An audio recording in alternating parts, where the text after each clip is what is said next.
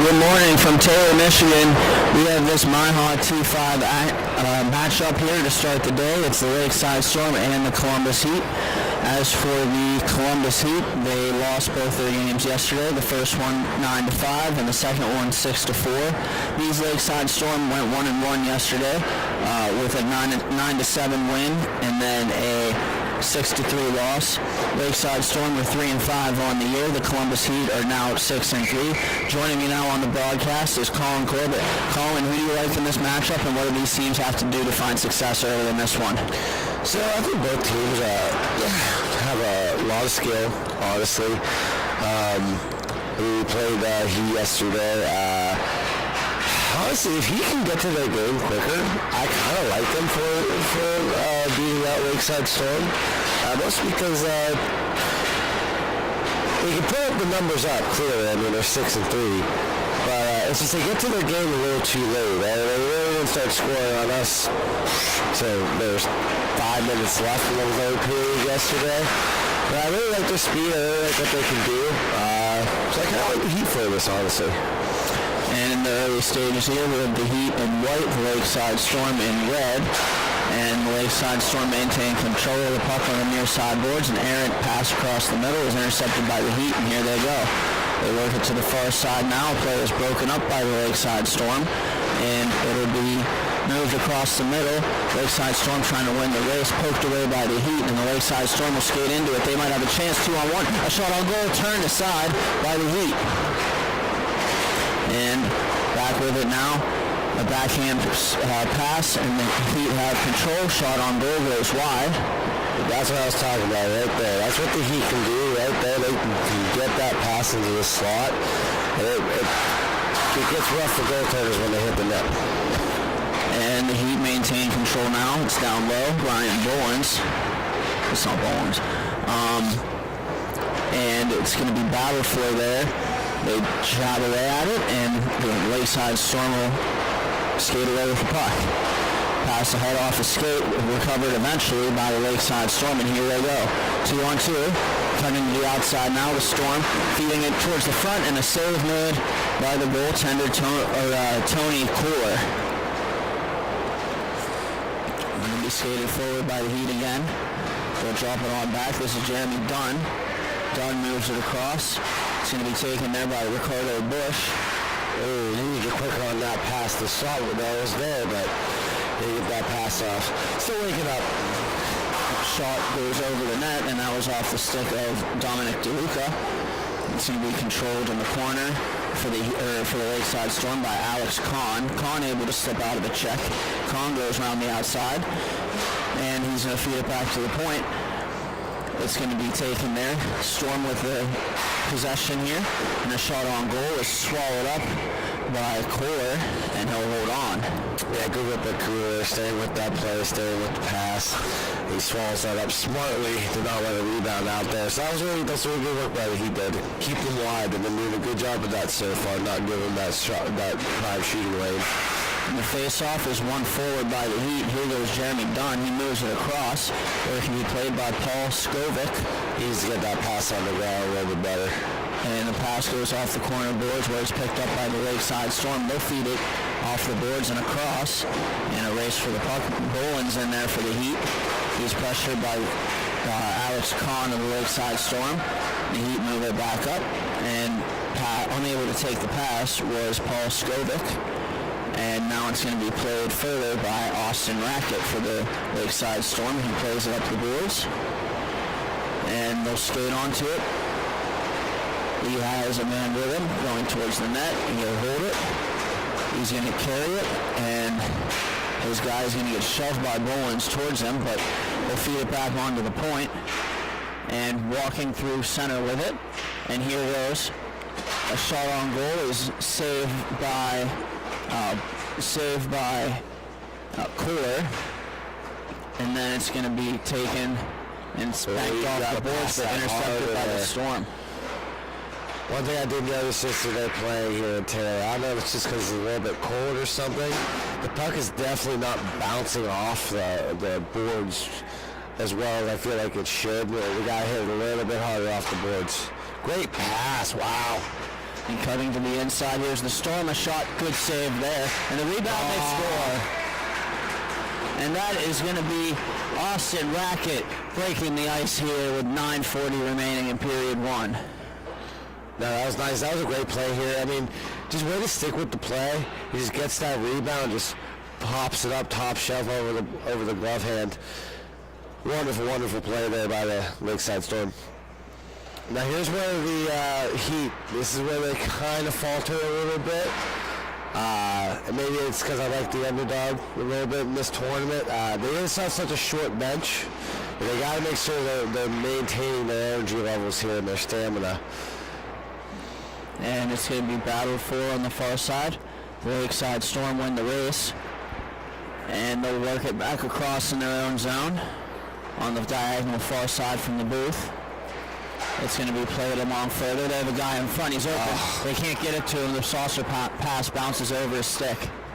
And a shot, or a pass attempt to the slot is going to be played further and on back for Lakeside Storm to control. And pressure there comes from the Heat, and the Heat steal the puck. They find Bolins. Bolins plays it back over. It's going to be Paul Skovic. Skovic pivots, and he's going to carry it down the boards, protects nicely on his backhand. It's going to be worked around behind the net, and they score. That was beautiful. Did he shoot that from behind the net? So yeah, he wraps around real quick. Okay, let's see if we can get the replay here.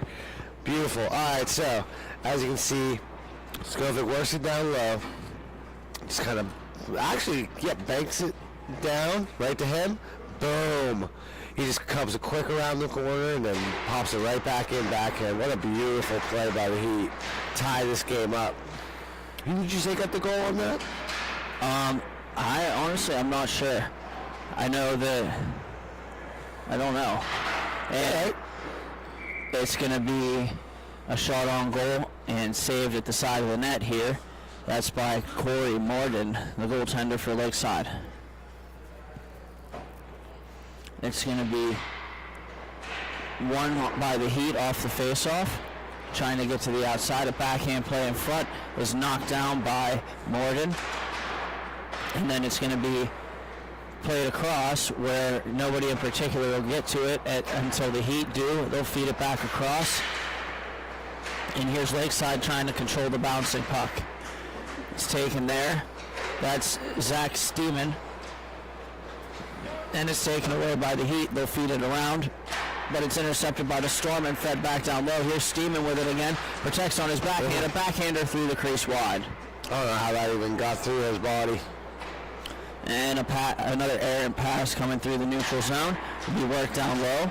Here's the Lakeside Storm with it. It's Hasselbeck Vasquez. And Vasquez shoots it. It goes around the boards. He's being a little more patient on that play. He shot that way too early. And then it's going to be taken now by the Heat. That was Josh Krenock. And it's going to be carried across the middle by the Heat. The button hook back and backhand pass cross point. Controlling now, the Heat trying to slow it down and get their opportunity. And a play stolen away here by the Lakeside Storm, however, momentarily, and a hand pass is called, and we'll have a stoppage. Good. Look no further than Bonus Accounting for all your tax and bookkeeping needs. They can help with audits, payroll services, tax planning for the upcoming year. Visit them at www.bonusaccounting.com. Bonus Accounting, the firm of the future. And play resumes here. It's fed around the boards. It'll be played by Skovic. Skovic can't get it out. It's going to be taken by the Storm. They'll work it back onto the point. And a shot from distance is going to be kicked out of danger by the Heat. And the Heat will control. Skovic moves it up. And a race for the puck. It's going to be the Heat, the first team to it. Stopping now, protecting nicely, feeding in front, and a good save by Morden. Yeah, that was a wonderful save by Morden. And he holds on. Way to stay with it. Sometimes we're both goaltenders. We know sometimes when you work it from low to up like that, it can be a little tricky shot to be in position for us. That was a great play by him.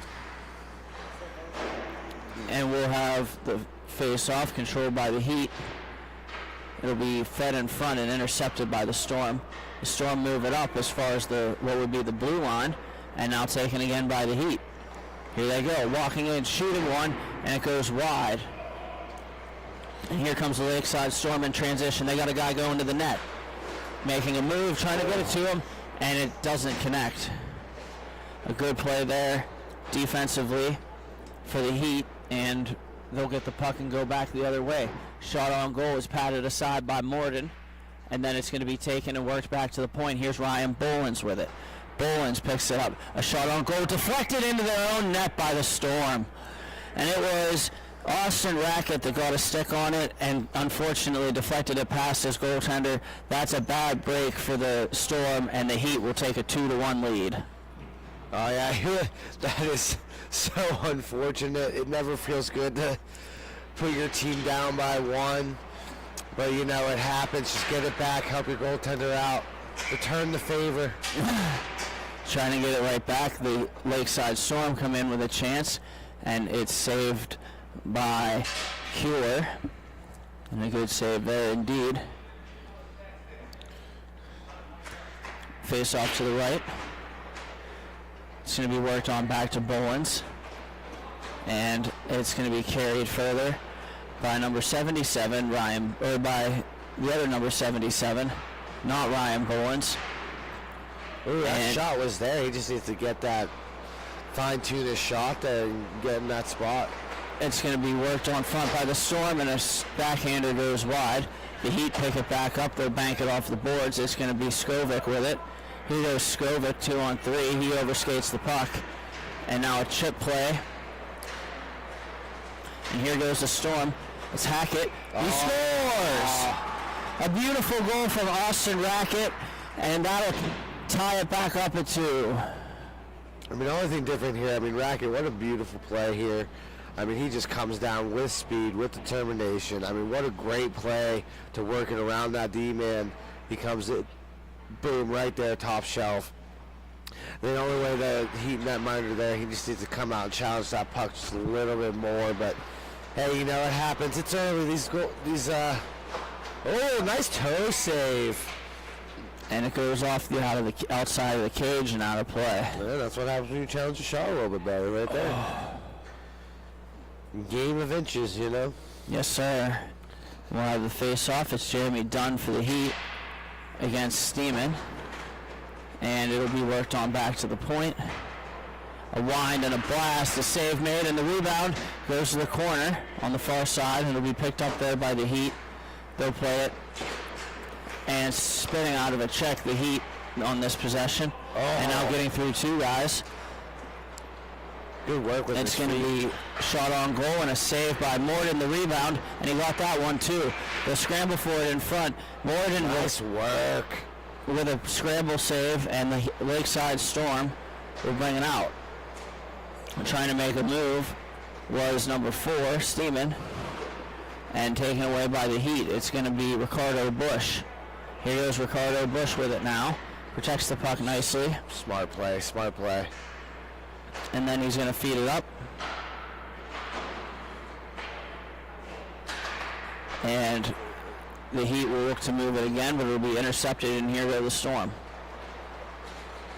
And a shot on goal for the Clips. Rebound loose in front, and he falls on it and gets the whistle. Great work, great work. What did you say his name was? It is Tony Cooler. Tony Cooler, great work by him to realize that he didn't have that puck and just lay down.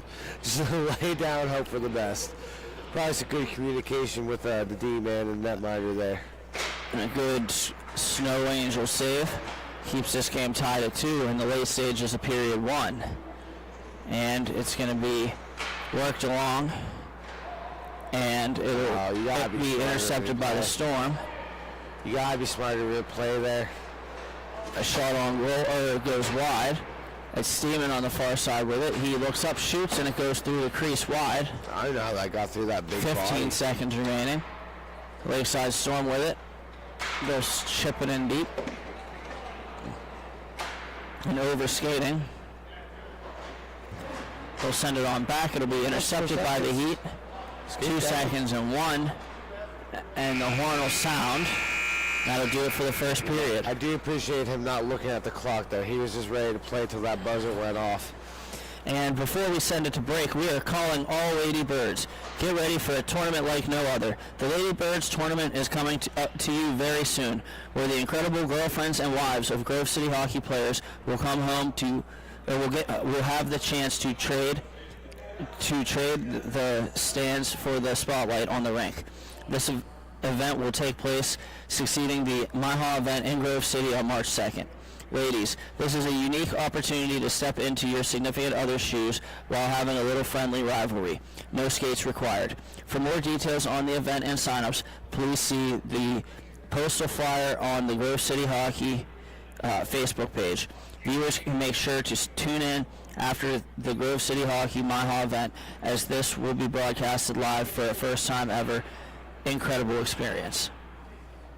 Beautiful, beautiful. Yeah, that's good. That should be fun. You're going to be there in the March tournament, right? Yes, sir. Heck yeah.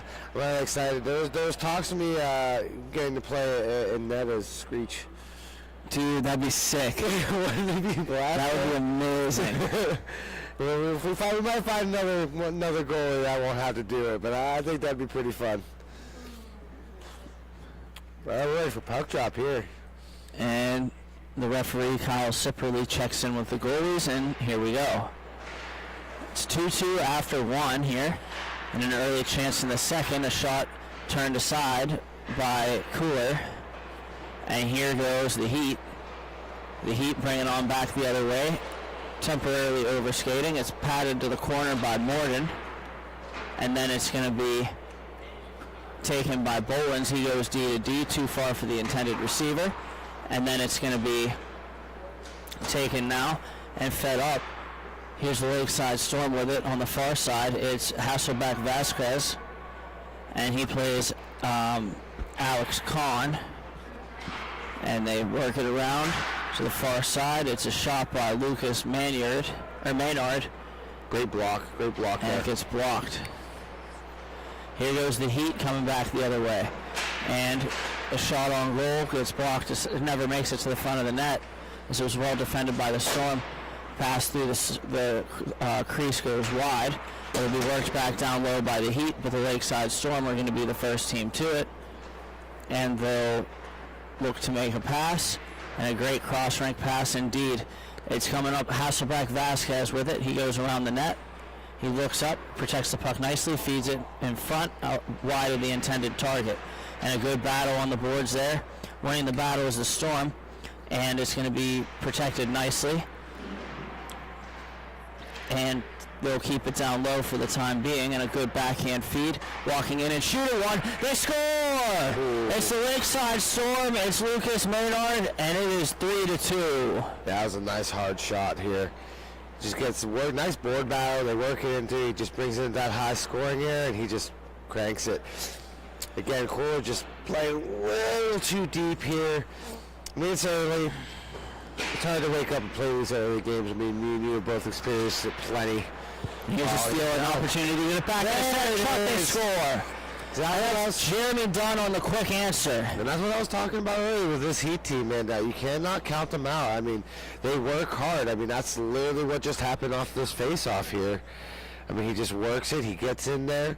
Nice takeaway. He just, boom, and he capitalizes on it. It was a beautiful play. Good, strong power forward move there. It's going to be worked on back. And the Lakeside Storm have it. They'll move it up and across. And here they go, a shot attempt. It goes off a stick of Ryan Bolins, and it'll be taken there. It's going to be moved up forward. And it'll be brought along. Curl and drag. They score. Oh, wow. A beautiful shot off the post and in. And that'll give the Heat. It's funny because he almost uses it. You see here in this replay. We'll let it get to the moments here. He almost uses his own player as a screen, and he toe drags it around his own player and shoots that into the back of the net. What a wonderful way to get the lead for the Columbus Heat here. Can they maintain it? A shot pass across, doesn't connect, and a couple guys battling in front of the net. And that's Krenok shoving Hasselback Vasquez. And we'll have a face-off to the right. Heat making a change. And it'll be skated across there. Here is the Heat. And they'll bring it up, pass it off the boards. It's Krenok with it now on the half wall. He goes cross point, but the pass is eludes the intended receiver. And back skating now, the Heat pick up the puck. And they'll send it off the boards. And they might have an opportunity here if they hurry. Cutting to the middle and trying to pass was the Heat. Nice block by number 66. Jeremy Dunn for the Heat there. And it's going to be taken now. Here's Ricardo Bush. He's trying to shoot one, and it goes high and wide. It was there. It goes off the corner glass, and the Lakeside Storm may have a chance. Backhand pass across, and to the backhand, they score! A beautiful feed and a patient play, and the Lakeside Storm tie it at 4. That was a beautiful play. I mean, you said it best. There was just so much patience on that play. He didn't panic. He let the goalie bite on the forehand shot and then went backhand. And it's going to be taken now. It's DeLuca. And they'll play it up the boards and back down for DeLuca. Bank pass. Back skating with it nicely now, and having it knocked away is the Lakeside Storm. Here goes the Columbus Heat coming back the other way. And a shot goes high and wide off the glass. And then it's going to be taken by the Storm again. Here they go, 2-on-1 if they hurry. And it's going to be a shot attempt. It goes wide of the net, and that was by Zach Steeman. And here goes the Heat. The Heat coming in. They got a 3-on-2. They feed the middle. A shot attempt, and it gets blocked by the Storm. They have a 3-on-1 in transition if they hurry. And here goes Austin Racket with it. He feeds it across, and unable to take the pass was a Storm. It's going to be shot on goal, and a good save there by That hit a little high, and he was kind of shaken up a little bit, but he's okay. He's fine. That's what we wear helmets for. This is true. Man, another close game to start this Sunday. Championship Sunday. I mean, all the games yesterday. I think there was only a few blowout games. The Thunderbirds were playing some really good hockey this weekend. There have been a lot of tightly contested games. Couple overtime games, more overtime games than mercies. Yeah, I think there was only one mercy yesterday, I believe. Yeah, that sounds right. It's kind of, sometimes you see a lot of them in a Saturday. And the Lakeside Storm here. They'll feed it diagonally cross point. And that's Alex Kahn. He'll feed it on back, and it'll be taken by Racket. I think smartly there to turn around there.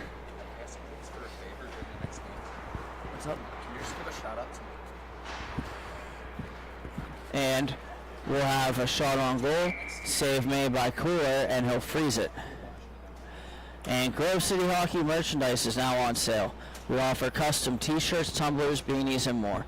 Reasonably priced and vary in all sizes. They are the perfect gift for your loved ones. Check them out at our sales table or message us on the Grove City Hockey Facebook page. And a battle off the face-off is sent cross rink.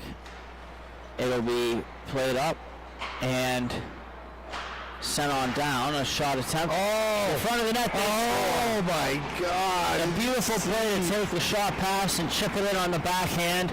And the Lakeside Storm are up once again 5-4. That was impressive. I mean, that was just popped up in the air. He just hand-eye coordination right there on full display. Bats it backhand in there. Beautiful play by Lakeside Storm to get the lead here. And it's going to be played up. Here's the Heat trying to make a comeback again. And a pass goes over the intended receiver.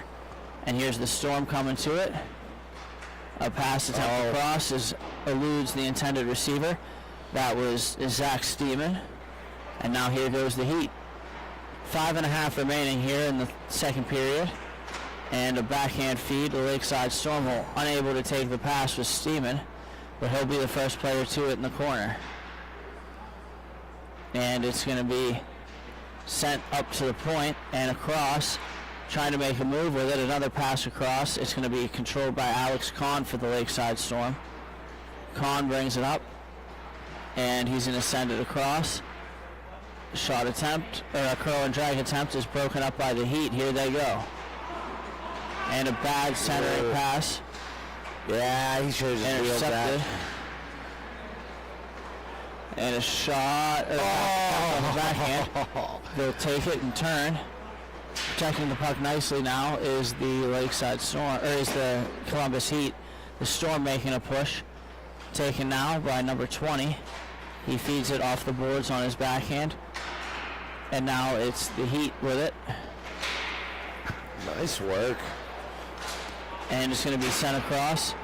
Here's Paul Skovic with it. Skovic leaves it on back.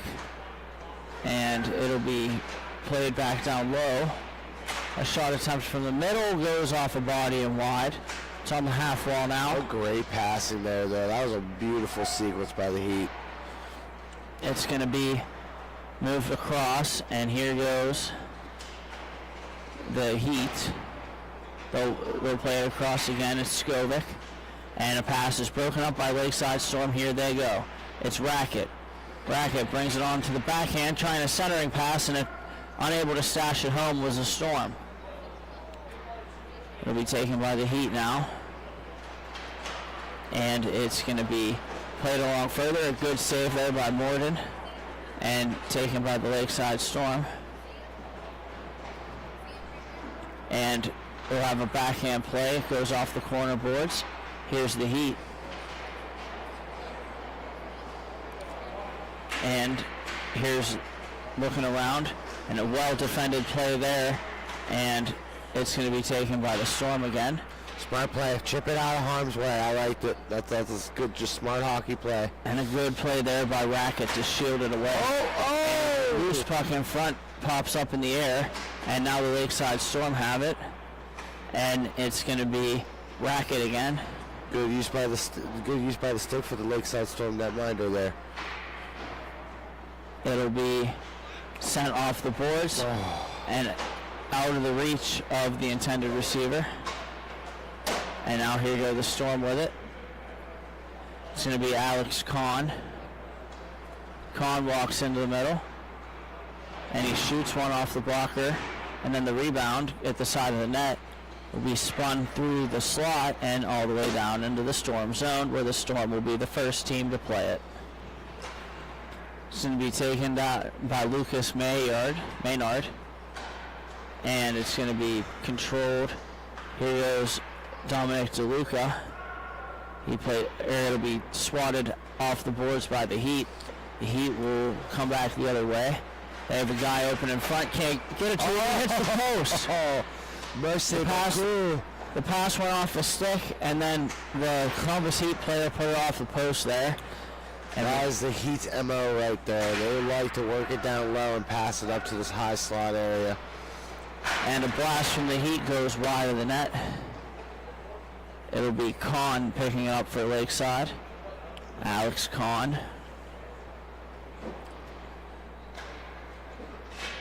And Kahn rewinds into his own zone. Smart hockey. I mean, Stops you got the behind the lead. net. It's a tough game. Why force an error play?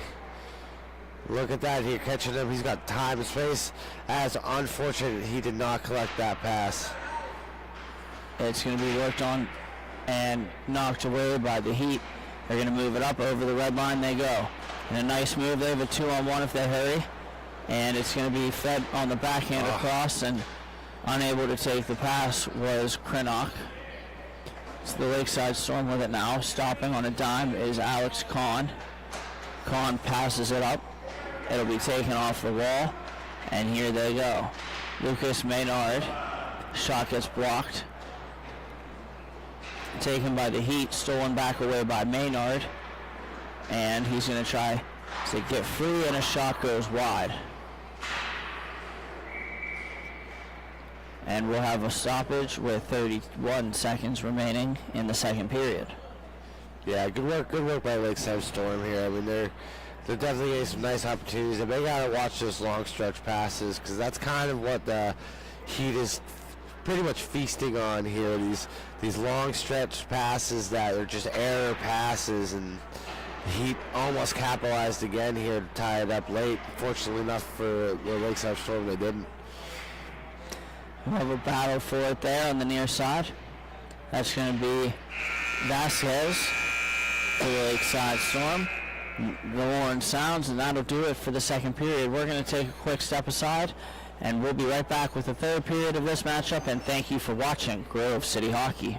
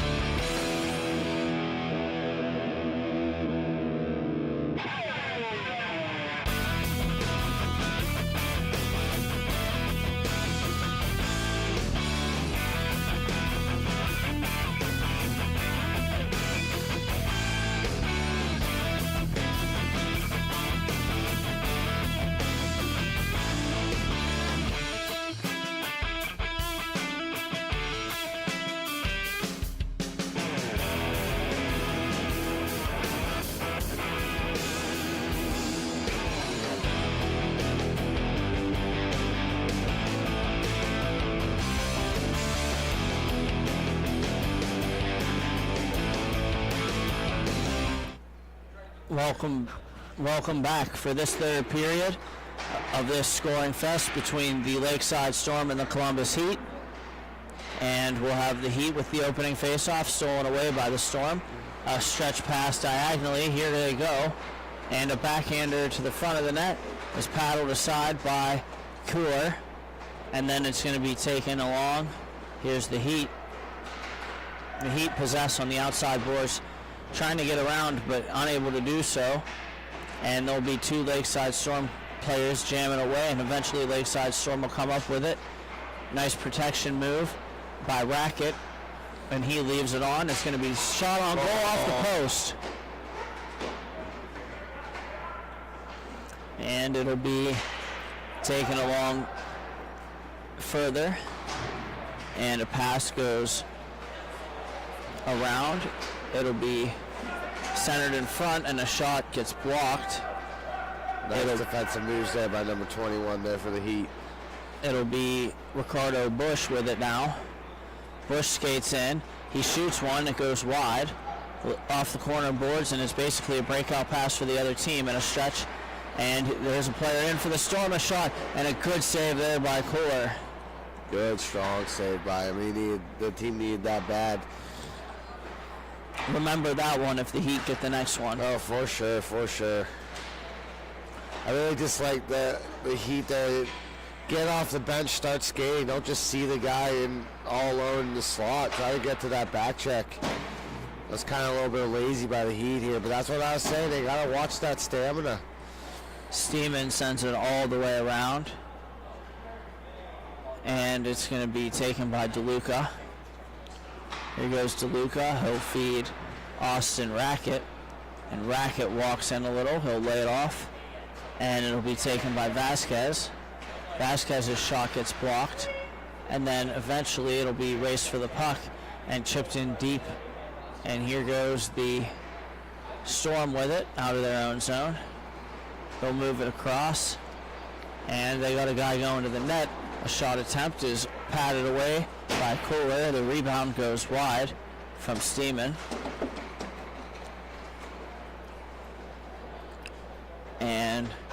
It's going to be played further by the Heat. Here they go. Ryan Bolins with it now.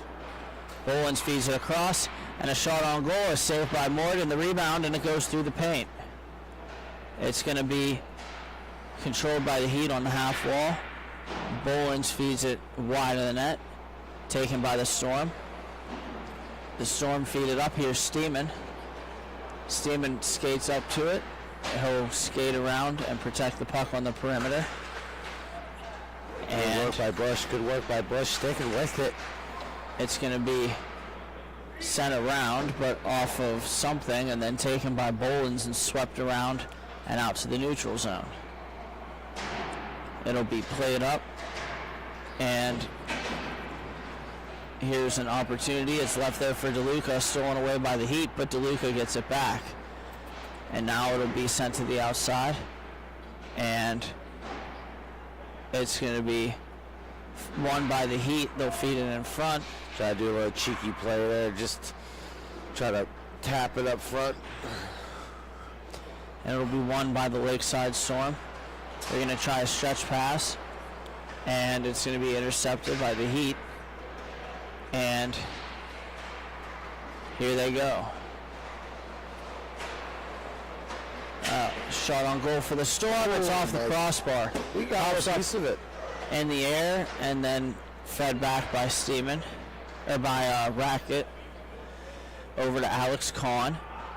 Kahn sends it through the paint wide, and then a shot on goal was turned aside by Morden, and the rebound scramble for it in front, and it'll be worked behind the net and out of danger temporarily, and then back onto the point and over. It's going to be shot off a stick, and then it'll catch the glass. And then here comes the Storm, 2-on-1 or 1-on-1, a shot attempt. It's going to be saved by Cooler, and then taken by Krinock and sent up the boards. It's going to be Jeremy Dunn with it.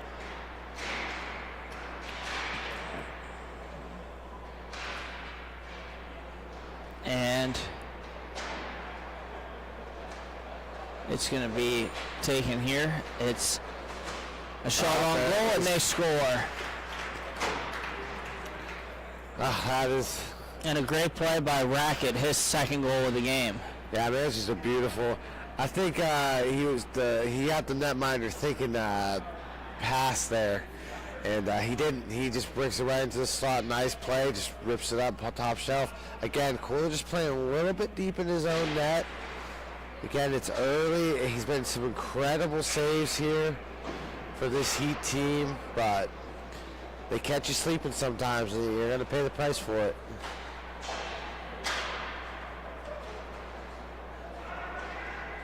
So plenty of time left. There it is. The Heat get it right back. Tic-tac-toe. Beautiful, beautiful play here. Get this replay going. Never mind, we had a little technical difficulty. It happens, but I mean, if you're watching, what a great play. I mean, just tic-tac-toe, working the point, working it back up, and then working it aside. It was a beautiful play there by the Heat. Keep this a one-goal game. And they needed that goal. And the Heat win the face-off. They'll feed the outside. It'll be taken by Jeremy Dunn. Dunn with it now. Walks in, shoots one, and it's knocked down by the Storm, and they'll feed it back towards center. And the pass unable to be taken by the intended target. It'll be sent in behind, where the Storm can be the first team to it. They'll feed it back. And it'll be taken by the Heat. Spun on the backhand by Ricardo Bush. And now taken by Evan Weiss. Weiss overskates the puck. The Lakeside Storm are on it. And battling for it there is Weiss. It's Steeman making nice a move. And a shot on goal goes wide.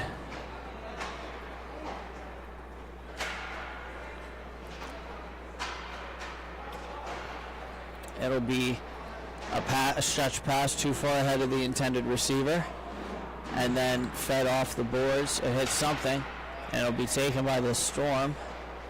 Here they go. And a backhand, a drop pass and a shot attempt. It goes off her leg and wide. It will be played further and back onto the point where the Lakeside Storm maintain possession.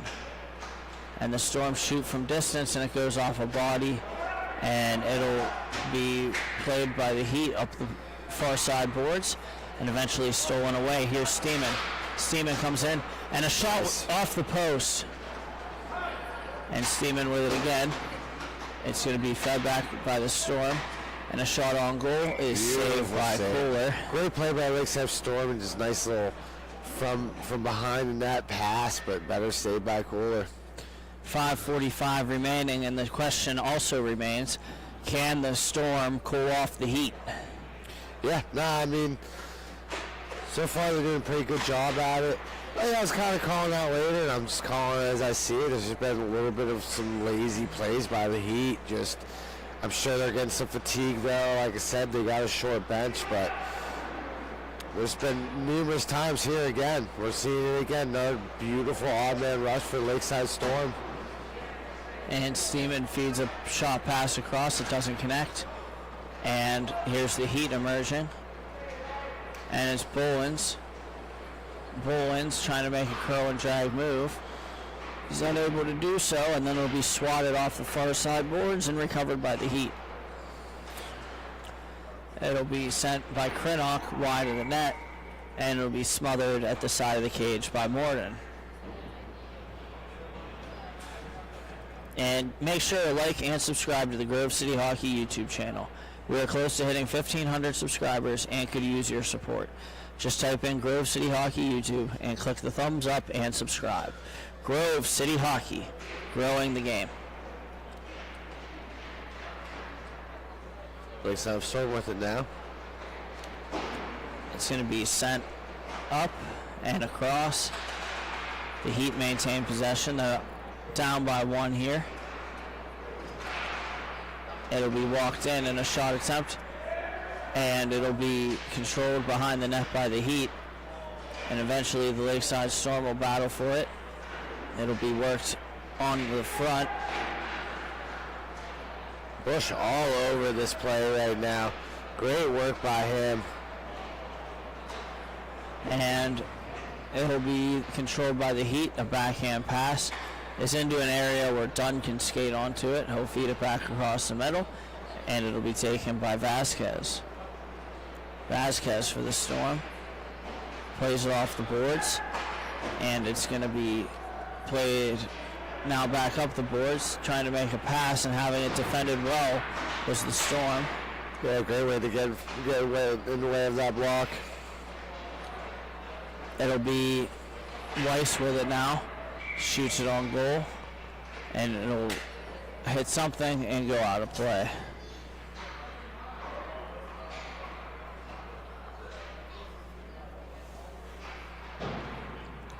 Face off to the left of Morden. Battled for there and sent across. It'll be played along the boards by Weiss. He stood up there by Vasquez. The puck is loose. A couple players go in for support. And it'll be a couple players tangled up. Both of the officials have their arms up, and we're going to have a penalty with just over 2 minutes remaining in this one. I want to say it'll be on Lakeside Storm there. I mean, this is a hard play out of the boards. You got to watch your stick. You know, you get it in the person's skate, they trip. This is a very unfortunate penalty for the Lakeside Storm, but a great opportunity for the Columbus Heat. See if they can capitalize on this, tie this game up. We're about at the 2-minute warning stop clock. Craig's it, great toe save by Lakeside Storm goaltender. Oh, he's getting a shorthand opportunity here. And he's gonna move. Just wheeling it, trying to kill that clock. This is well done here by Racket. Austin Racket for the Lakeside Storm feeds it across, and they'll go back under. It'll be worked along to the front and taken by the Storm.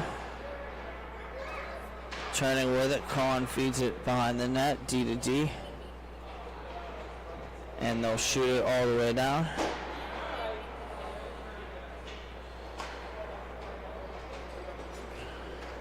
Here's Bolins with it. Bolins brings it up over the red line. He goes. Bolins passes it to the slot. A shot. Save made. The rebound. And it's loose. And they don't know where it is. There's a scramble for it. And the referee blows the whistle. That'll stop play with 1:11 remaining. Good work. Good work by Lakeside's strong defense from there. Get back there, helping that minder out, you know? Yes, sir. And it'll be taken now. Here it goes. It'll be sent all the way down. It'll be the Heat going in to play it. It's Skovic. Paul Skovic looks up. He carries. It'll be the far side now. It's Weiss. Weiss comes in and shoots. It's going to be saved by Morden. Extra man out. Trying to skate through people with it. It's number 45, and the puck goes out of play. We'll have a stoppage with 37 seconds remaining.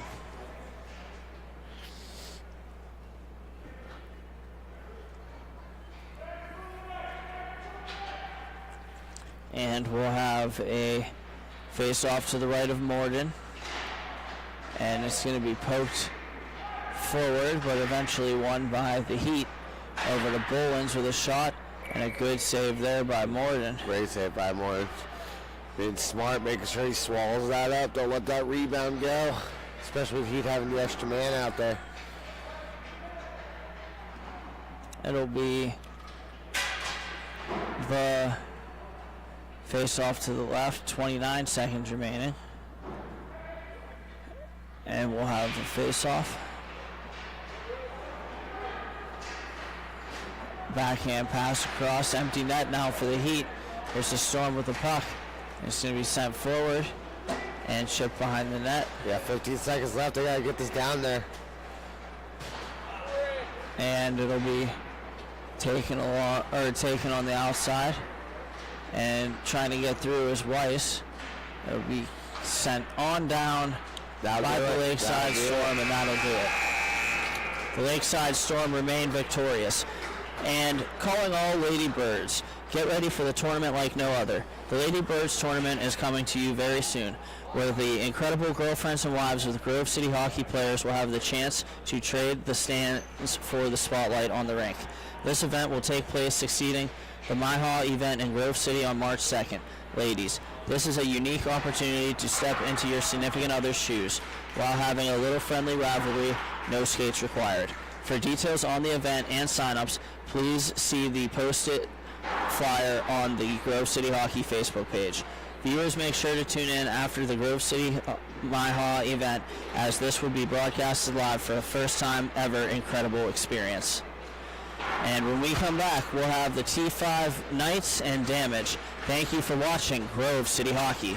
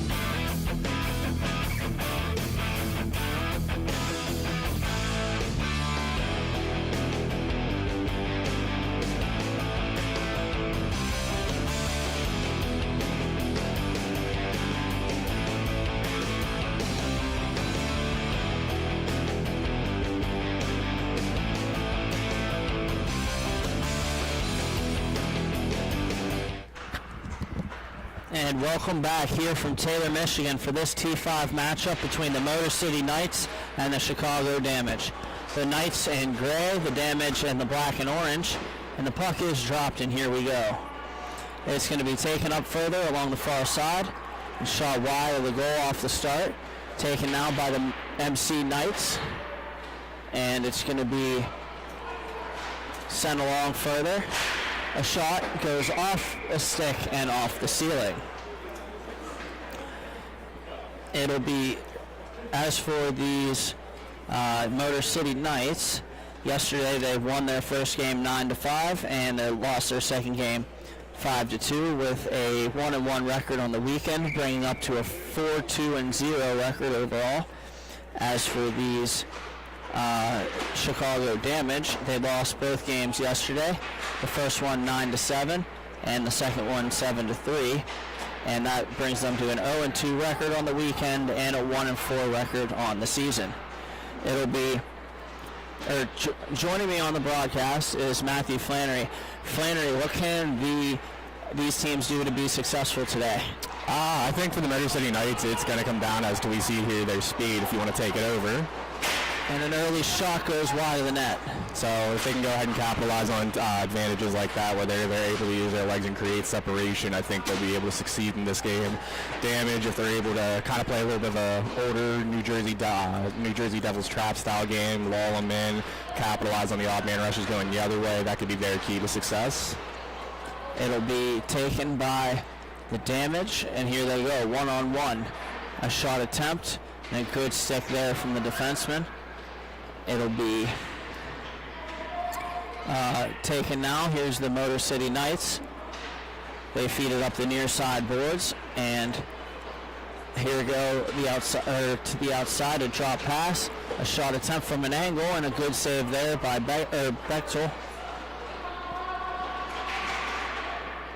And the other coming up the other way is the Chicago Damage. It'll be the Motor City Knights to skate away with this one. And an opportunity, a shot on goal, goes high and wide, and then the rebound off the glass and back out in front, where it can be taken by Bunyan. And here goes Bunyan. He winds and blasts. It's turned aside by the goaltender for the Knights. That's Brandon Ruffin. And the Damage will send it on further, poked away by the Knights. They'll send it back up, 2-on-2. Walking into the middle is the Motor City Knights. A backhand pass is intercepted. And here goes the Damage the other way. It'll be walked across the middle with it. And the Motor City Knights spin a pass back across.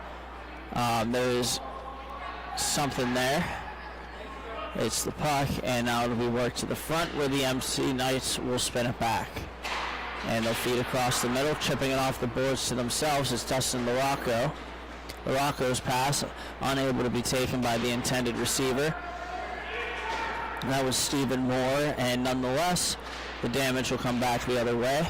A pass is knocked down by the Knights, and then skated into and shot high and wide by the Damage. And they're working on back. Sent across. And a stick-on-stick play there. The puck comes up, and the Motor City Knights will take it. D to D and up the middle. Here they go. And the Motor City Knights bringing it across.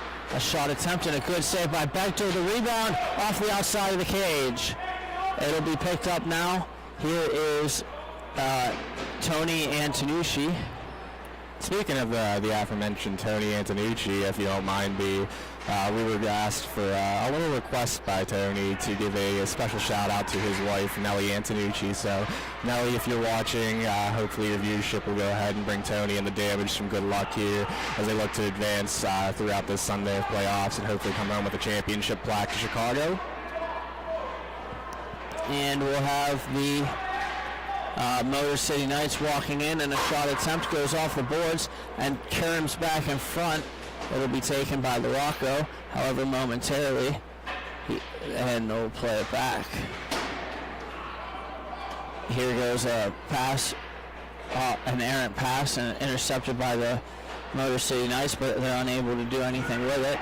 Another errant pass, this time 2 more errant passes, and eventually possession changes. It's going to be taken now and fed off the stick of the damaged player and through the crease. It'll be taken by the damage. They'll work it on across. And here they go.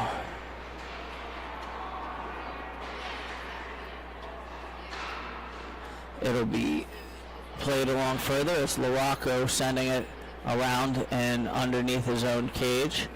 Larocco picks it back up and cuts to the middle. It'll be played up, and a shot from a bad angle goes off the outside of the net.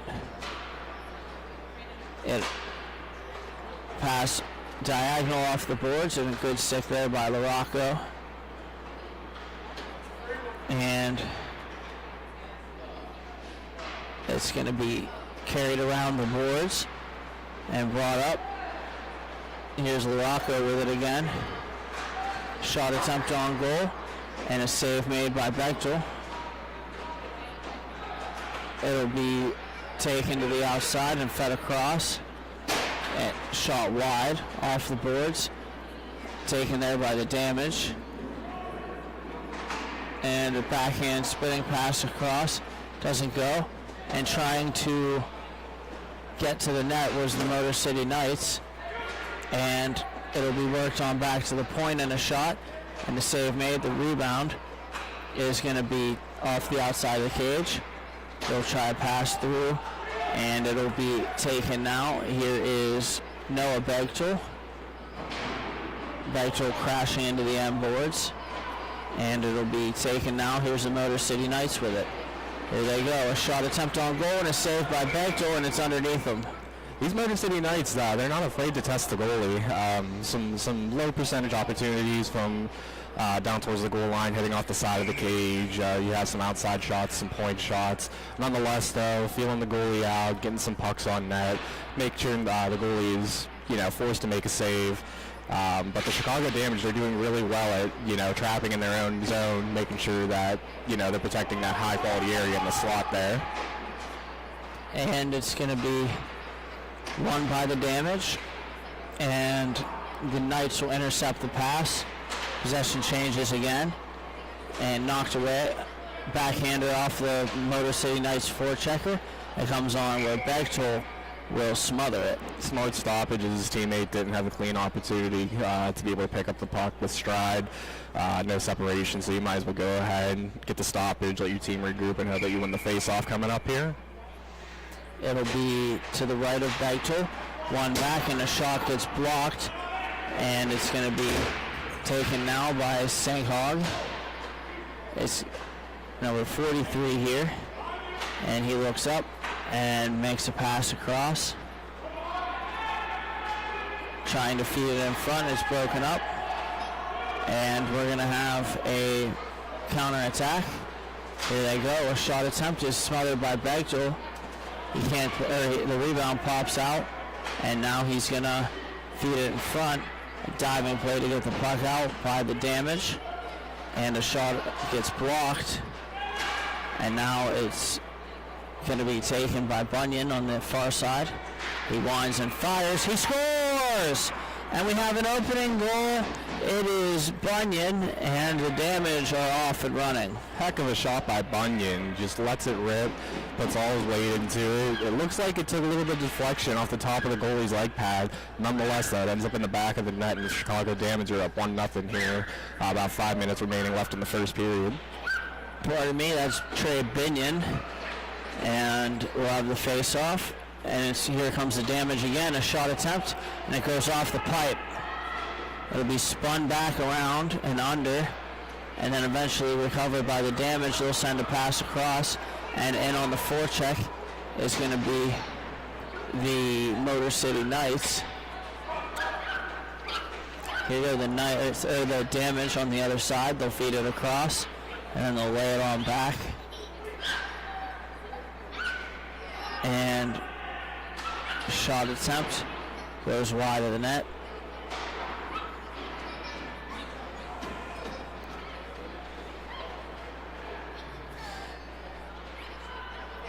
here goes the Motor City Knights with it. A pass across, and it's taken and fed up the same side boards. A shot attempt goes high and wide with Morocco in front looking for the rebound. It'll be taken by the Damage, cutting across the middle, and a shot attempt gets blocked. They pick it back up, pass it down low, and a shot again gets blocked, and it'll be Morocco coming back the other way. Motor City Knights just causing chaos in their own zone, making sure Chicago doesn't have any bit to work with. And Morocco with a shot, and it's bodied aside by Bechtel. The rebound is a good save there by Bechtel. It's a loose puck in front, it's cleared, and the Damage will skate away with it. And it'll be taken by the Motor City Knights. They're working on back. Here goes Morocco. Those are the shots you got to be careful about. They collect the rebound off the Motor City Knights wide shot, but you got to be careful. Those ring around the boards to the other team. That could be odd man going the other way. And a backhander by Morocco is covered by Bechtel. Although the Damage are up 1-0 in this contest, the tile seems to be tilted a little bit more in favor of the Motor City Knights in regards to momentum, opportunity, and chances. Nonetheless, though, Chicago's, they're taking this right now with a 1-0 lead, so if it's not broke, don't fix it. Morocco winds it around, and it'll be battled for there. Eventually won by the Motor City Knights. And a pass intended for Morocco. Morocco with it. He shoots. It's going to be saved by Bechtel. It'll be carried ahead, and it's Zach Singhas. It's taken away from him by the Motor City Knights. Here they go. And a shot by Morocco goes wide of the net. Yeah, that's one of those shots. It goes wide, creams right around to the other team. Speed the other way, shot. And we'll have a shot wide of the net. It'll be played over to Morocco for the Knights. Morocco trying to get the outside corner, and he maintains control of the puck, tries a shot, goes off a defender, and Morocco got a stick, a high stick there, yeah. And Morocco's going to need a second. So we are going to take a second to inform you that to like and subscribe to the Grove City Hockey YouTube channel. We're close to hitting 1,500 subscribers and could use your support. Just type in Grove City Hockey YouTube and click the thumbs up and subscribe. Grove City Hockey, growing the game.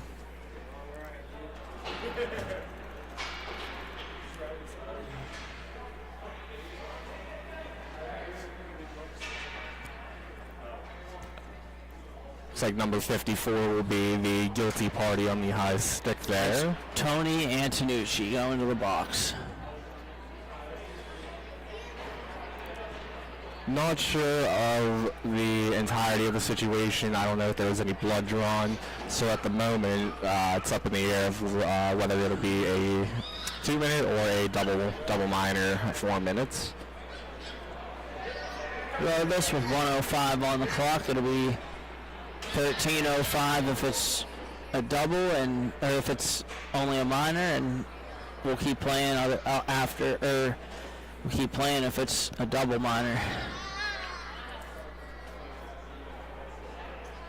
Looks like the refs are checking things out, making sure that they have things taken care of with the any potential bloodborne pathogens. And I believe that seems to be the case, as they'll make an attempt to clean up the floor a little bit. So while they do that, why don't we go ahead and step aside for a moment, and we'll be right back. Thank you for watching Grove City Hockey.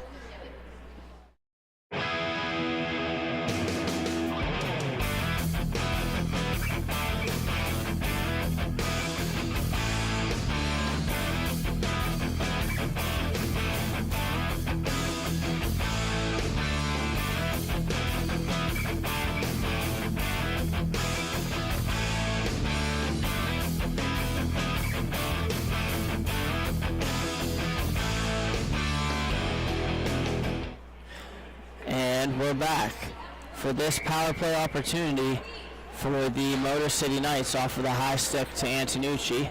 And off the face-off, a shot deflected home, they score. That took them no time. They saw an opportunity with some bodies in front screening the goaltender. Why not take that shot? It bounces off something. I'm not sure exactly what. I don't know if you had an eye on it, but nonetheless, it ends up in the back of the goal. The stick of 00, Jonathan Kemp, I believe, is what that hit. So it looks like Antonucci is remaining in the box. I believe it will be the double minor, so that should eliminate the first one, and we should only have another 2-minute minor remaining here. And they'll feed it up the boards. And back in front, and the shot attempt to save back toward the rebound is going to be taken and cleared around the boards by the damage, and a shot attempt on goal gets blocked. 8 seconds remaining in the period, and 6 seconds, 5 seconds. Shot goes wide of the net, and that'll do it. So we'll step aside and be back with the second period. Thank you for watching Grove City Hockey.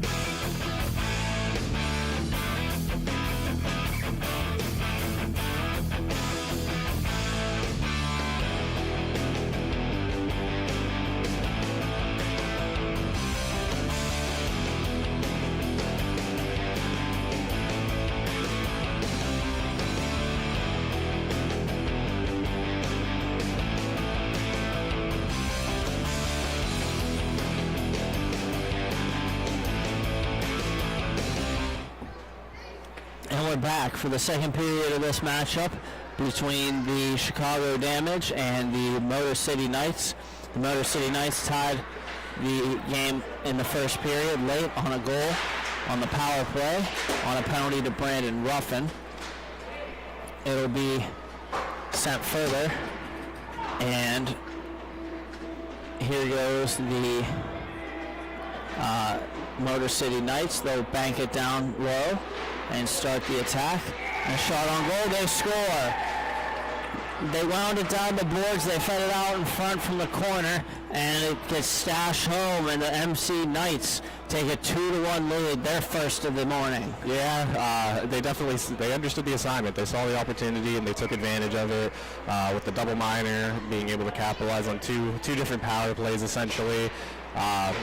Getting back in this game, taking advantage of it with the lead for the first time, 2-1. And it'll be swept around the boards here. It's the Motor City Knights with it. Bank pass, and it goes around. And it'll be picked up there and skated further. It's Tedeschi. He sends it. And stepping to the outside, it's number 13. Here he goes. This is Stephen Moore. Moore to the outside. Falls down, and now taken by the Damage, and here they go. That's the Damage trying to make a move, and it's going to be sent all the way down. Right idea, just happens to miss the defenseman on that with the goalie able to collect. And it'll be Begtor who settles it for his teammate, and now here go the Damage.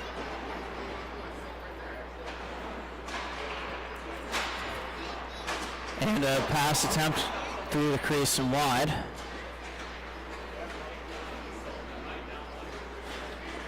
And it'll be I'm getting dizzy watching this guy. And a feed to the back door, and it goes off of the goaltender and out of play. Did about 360, avoiding two defenders on the near wall here to the booth, and he's able to get a backdoor feed across. Just happens to go high and wide, unfortunately, but heck of an opportunity for the Damage to try to tie things up here with about 11.5 remaining in the second period. And that was Brandon Ruffin on that save for the Motor City Knights. Actually, they ruled it went clean out, and they'll face off at center. Correct. I didn't see a deflection, so that should be the right call, throwing that out at center. And It's going to be sent wide of the net. It's the Damage playing it down low. And the Damage will backhand in front. Knocked away from Glow and by the Knights.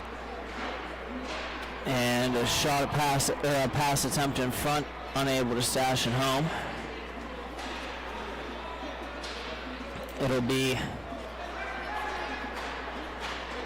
taken and fed off the boards. Here they go. It's the Motor City Knights. And it's Moore. He shoots it on goal and will be wide. Taken in front of the half wall. And it's going to be the Motor City Knights with an opportunity and a shot saved by Bechtel. The rebound, and he's got that one too. Bechtel standing tall in the early goings here, the second period after the unfortunate ending of the first period for them. And here goes the Damage with a shot. It's turned aside by Ruffin. They'll send it back across. It'll be played further. And here goes the Motor City Knights with an opportunity and a shot saved Bechtel. The rebound. And here goes. Here they go the other way. A shot attempt on goal, saved by Ruffin, and he'll smother it. And this action is brought to you by the Midwest Inline Hockey Association. Established in 2010, MIHA has been the growing travel league for top competition in inline hockey.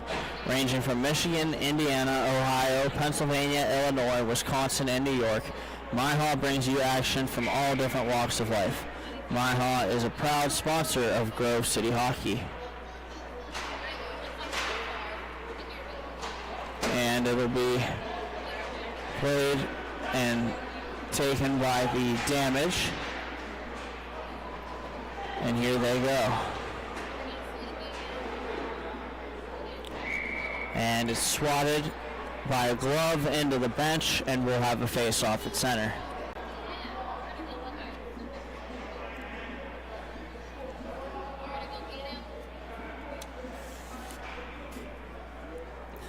And for these Motor City Knights, they won their first game yesterday 9-5 and lost their second 5-2 for a 4-2-0 record on the season. And it'll be played up and cleared away by the Motor City Knights. Damage pick it back up. And here goes the Damage, and a shot on goal. They score. A beautiful shot from Pierce Rowe, and that'll make it 2-2. Beautiful opportunity there, a pass to the slot from the far wall, high danger scoring area. Take that shot if you have it 100% of the time, in my opinion, and it pays dividends for him. Tie game here, 8 minutes remaining, about halfway through this contest. And it's going to be taken by the Damage, trying to pass, goes off a stick. It'll be taken here. It's Noah Bechtel, and he's going to throw it towards the net, deflected, and a save made by Ruffin. Shot on goal, comes to the paddle of Ruffin, and he'll smother it. Chicago Damage definitely picking the pace up here. They started off a little slow at the beginning of this period after letting up 2 at the end of the first period. Nonetheless, though, they were able to claw back and still continue to get some quality opportunities there following. And these Damage yesterday lost their first game 9-7 to the Storm, and then lost their second game 7-3 to D-Rev. Sounds like they're a Sunday team at the moment. Yes, sir. They look much better here today. And it's going to be Stephen Moore. He brings it up and taken away by Binion. Trey Binion intercepted by LaRocco. And LaRocco comes in. He shoots it, and a save made, and the rebound, and he got that one too. Good save there from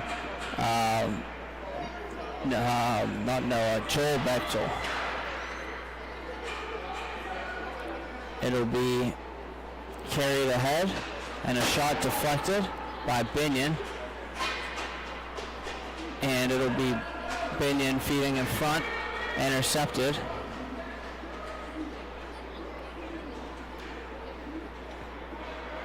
And It'll be carried around the outside by LaRocco. Shot attempt. And here it goes.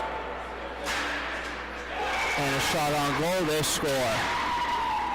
Gotta love what 71 did there, just to take a moment. He had no opportunity to get open as he drove the slot between two defensemen. He said, you know what, I'm taking these guys with me. We're going to make sure this goalie is not going to see anything. And his teammate did what he needed to, just making sure that puck got through. It had eyes, and it was able to make its way to the back of the twine. And a great shot there from Luke Hilty on a Binion kudos to Binion for busting his way to the front of net. It doesn't show on the stat sheet, but small things like that definitely make a difference. Even extending his arms as he goes to the net. And it'll be played diagonally and taken by Tyler Grow now. Grow feeds it across. And it's going to be shot attempt by Weeks. And then taken by the Motor City Knights. It's LaRocco. And LaRocco feeds it across. It'll be taken and carried now by the Damage. And the Damage walk into the middle, a shot attempt, and it goes wide. It'll be sent to the boards and then rewound, and LaRocco will take it. And here goes LaRocco. LaRocco brings it up. And a blast goes high and wide. And it'll be sent across, and the backhanded opportunity, and backhanding it wide was Glow. He will now send it around the boards, and there's a chance maybe for the Knights, and Bechtel sweeps it, covers it, and sweeps it out. And then it'll be fed across the diagonal point, and a shot attempt. Loose puck in front, and it's going to be cleared by the Motor City Knights. Played now, glove down by one of the players from the Damage in the neutral zone. And now it'll be taken here by the Motor City Knights. A pass intended for LaRocco. He'll pick it up on the outside. And he's going to throw it on goal. It'll get deflected wide. And then sent on back where the Knights can play it. It's LaRocco again. LaRocco brings it to the outside. And he's going to play it on down. It'll be controlled and then sent through the crease. Here goes here goes the Damage with it. And knocked away from them. The Motor City Knights will take it back. Motor City Knights move it up through center. It's LaRocco. LaRocco throws it, and it's off a leg. And then recovered by the Damage. And the Damage bring it back up. They look. Nice little move there. And now they'll feed it to the corner. It's Antonucci. And Antonucci feeds Zach Sinhas. And now it's Dustin LaRocco emerging for the Motor City Knights. It'll be shot on goal and turned aside. And then the Motor City Knights will get control. It's LaRocco. LaRocco feeds the center point, and a shot goes wide out the other side. It'll be thrown across, but hit a body and trickle on net, where it can be covered by Bechtel.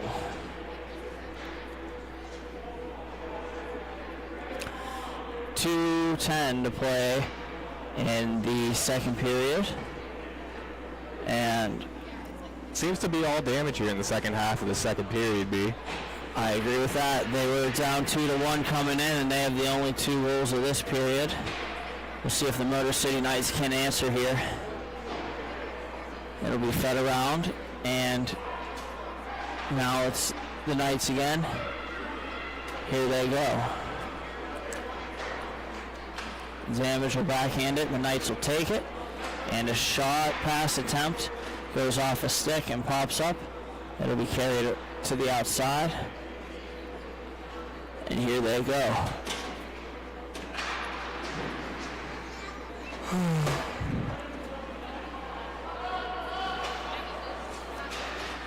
And pressure from the Damage. It'll be sent on forward. And the Damage just clogging that defensive end of theirs, not giving the Knights anything to work with. they collapse down low, and a shot hits the player in front of the net, and then it comes back across for Binion, and he scores. All day from the slot. Again, they've already scored from that position, so they know it works. They have that opportunity. He's there, no man's land by himself. Rip it and rip it. It ends up in the back of the net. And that'll make it 4-2 in favor of the Damage. We got 35 seconds left here. See if the Motor City Knights can't get one.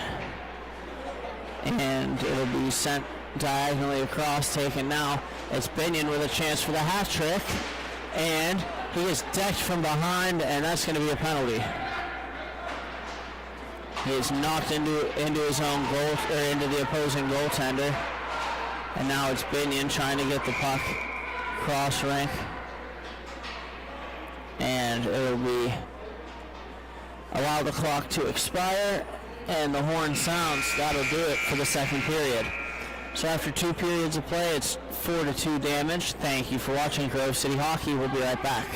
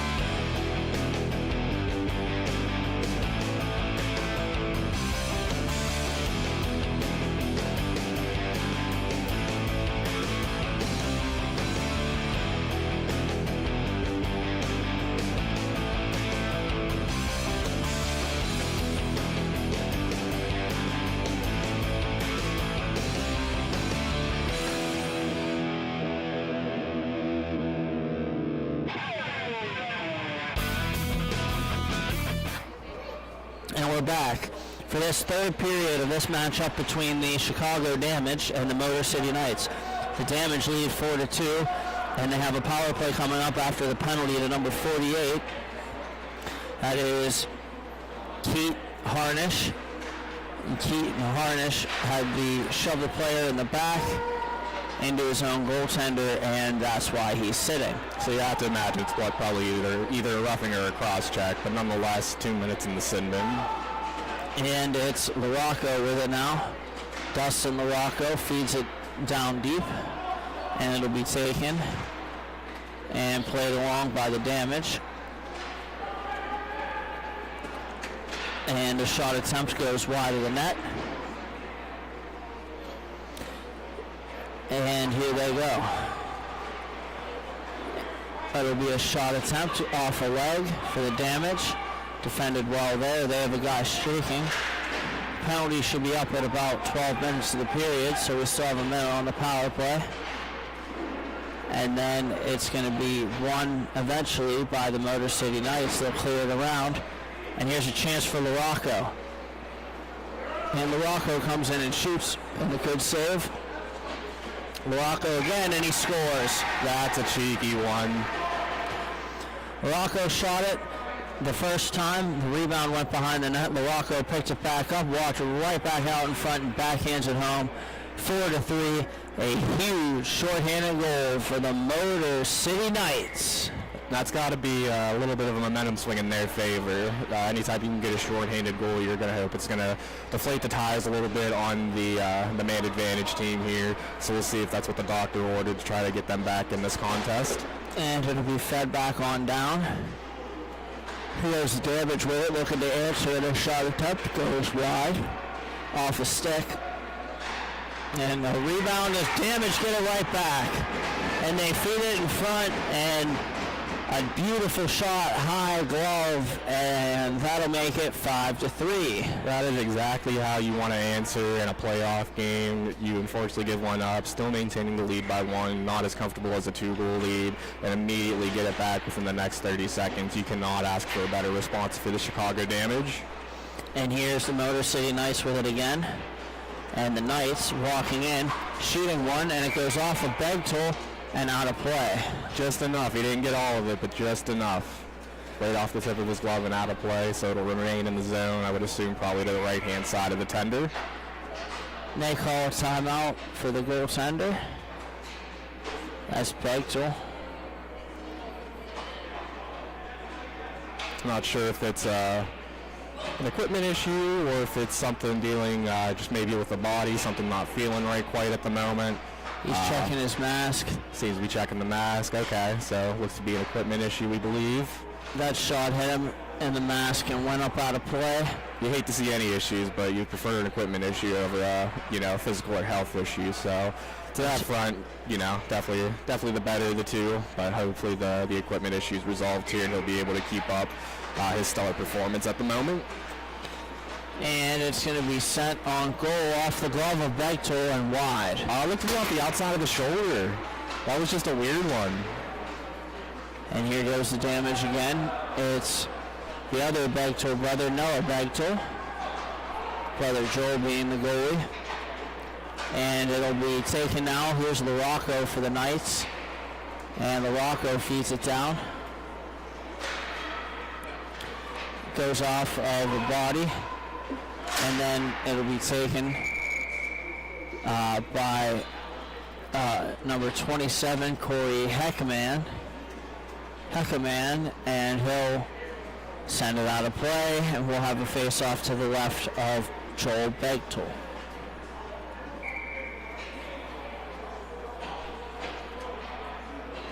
Noah Bechtel taking the face-off here. And that's going to be against Chad Hassan. Gotta wonder if the Bechtel brothers get some sort of power up when they're over there on the rink together. And it's going to be played up. Here's LaRocco. It's getting it. And LaRocco plays it off a body. LaRocco looks up. He shoots it. It's deflected and caught by Bechtel. He's giving a playoff type performance, that type of performance you want from a goalie on a Sunday in these types of situations. Unfortunately let a few in up to this point, but he's not letting that impact him and he isn't wavering. And it's Antonucci with it. Antonucci, here he goes, he's in. We got a 2-on-0 and a shot attempt, and he scores! Antonucci again, and it's 6-3 damage on a beautiful shot, and that'll put that's a backbreaker here for the Knights. The aforementioned Antonucci on a wonderful individual effort. He's able to sweep by the defenseman, get one past the goaltender. So we want to go ahead and give you another shout out, Nelly, if you're still tuned here at this point. Tony, your husband, he did deliver for you. We have a 3-goal lead in favor of your Chicago Damage at the moment. And a shot on goal by LaRocco is patted away by Bechtel. And it'll be played up. And here goes the damage. A shot attempt goes wide off the outside, or off the stick of the goalie. And it's going to be played around. And it's Binion for the damage. Trey Binion. And here we go.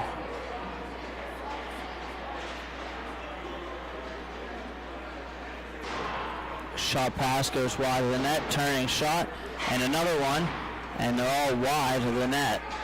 And another shot, save made, and Ruffin will play it back out. It's passed across off the boards, and then too far for LaRocco, and it's going to be Bechtel smothering it.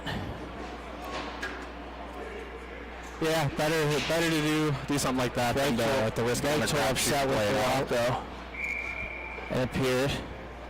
We got some good sportsmanship though, maybe an apology or something, but they seem to hug it out, and hopefully it'll just be all puck battles from here on out. And they went back onto the point. A shot goes wide. It'll be battled for there and taken by the Chicago Damage. Here's Trey Binion again. Binion skating up for the hat trick. He passes it across. And a stretch pass in front, knocked aside by Bechtel. And here goes Larocco with it. Larocco shoots and it's off the end boards. Larocco's not one to shy away from shooting the puck. Definitely not. And it'll be one back. Here's the Knights with it. And a shot attempt, and it's swallowed up by Bechtel, and he'll hold on. That glove hand's been key for him. He's made some pretty stellar saves with that hand so far. And we'll have a face-off here. It's going to be to the left of Bechtel. And it's won by the Motor City Knights. A quick shot goes wide. It'll be sent across. And it's Harnish. Harnish looks up. He shoots. Battled for it the outside of the cage, and Bechtel's able to find it first. And we have some chippiness in front of the net starting to set in. Well, if you're the Motor City Knights, you got to do something, whether if it's getting under the other team's skin or, you know, who's to say what that needs to be at the moment. But you need to try to do something to get the Damage off their balance here. And it's one to the far side here. And it'll be worked in front, unable to take the pass is number 18 of the Knights. And here's Tyler Glow. He's in on a breakaway. Glow to the backhand. He scores! Glow beats Ruffin on the backhand. 7-3 Damage. 5:20 remaining here in the third period. He sold it perfectly with a little bit of a fake shot leg pump. He got the goalie to bite and drop down, takes it to the backhand, and he just puts it in some wide open space. Further widening this margin, making sure that there's not going to be a stop clock situation at the 2-goal mark here in the third period. It'll be one on and shot. Here's Rocco. He throws it back through the crease and out the other side. And it's Noah Bechtel. Bechtel comes in, walks into the middle, and he shoots one. And now it's going to be played up. And shot off a stick. The Damage have it, and they score again. That's a way to make something out of nothing. Just, you know, a little bit of a shot on net. There was nothing else to really be done in that situation. Loose puck just squirts out to his partner right on the side of the tender. Easy peasy, lemon squeezy. And that was Noah Bechtel on that one for the Chicago Damage. And they have an 8-3 lead here over the Motor City Knights. It'll be spun back and taken now. Here's the Motor City Knights with it, trying to get something going. However, it might be too little too late. It'll be one back.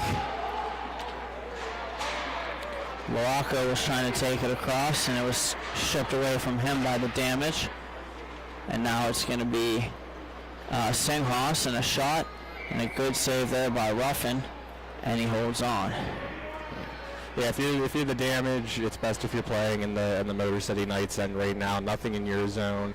Don't risk anything being near the goaltender. Heaven forbid if there's a turnover. If you're the Motor City Knights, you gotta get a couple quick ones here. And it'll be played further. And the shot attempt goes off the post. The rebound is smashed on or wide of the net off the end boards. It's going to be taken there, fed in front off the Bechtel. And then it's going to be taken here by Larocco. Larocco looks up, tries to feed it across, and it'll be battled for there. And a shot on goal. Bechtel freezing the puck, sarcastically skating it to the corner. I mean, whenever you're putting on a performance like this, I mean, you gotta be feeling good. Gotta have a little fun with it, that's for sure. It'll be Stephen Moore and Trey Binion in the face-off for their respective clubs, and they tie up. The Motor City Knights win possession, and it's Dustin Larocco Rocco brings it on to the inside. Rocco shooting, it goes wide. And it'll be fed back across diagonal for Rocco. He's unable to take the pass. And now he has it on the half wall. It'll be played on off of Bechtel and controlled by the Motor City Knights. Motor City Knights feed it across. It gets deflected wide of the net. And then it'll be taken and played further. Here's the damage with it. It's Binion. Binion looking for the hat trick. He stops on a dime. And he gets shoved off the puck momentarily before he gets it back. And they get him a penalty coming up here, I think. I could be wrong, but there's 1:20 remaining here in the third period. No, B, I don't think there's no penalties. We'll reign four side on this one. I must have seen something I wanted to see there. And it comes in, a shot on goal, a save by Ruffin. And here they go. Pass out of the reach of Rocco. And it'll be played by Ruffin.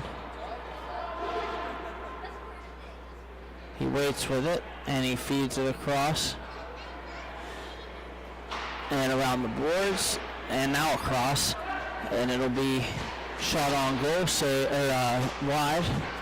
It's the Rocco with it. The Rocco comes around the net, backhander, and Bechtel smothers that one.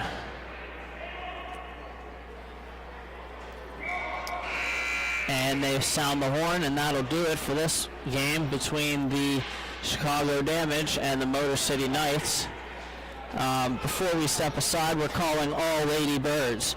Get ready for a tournament like no other. The Lady Birds tournament is coming to you soon, where the incredible girlfriends and wives of the Grove City hockey players will have the chance to trade the stands for the spotlight on the rink. This event will take place succeeding the MIHA event in Grove City on March 2nd. Ladies, this is a unique opportunity to step into your significant other's shoes while having a little friendly rivalry. No skates required. For more details on the event and sign-ups, please see the posted flyer on the Grove City Hockey Facebook page. Viewers may make sure to tune in after the Grove City MIHA event, as this will be broadcast for the first time ever, an incredible experience.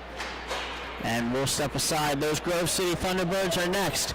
Thank you for watching Grove City Hockey.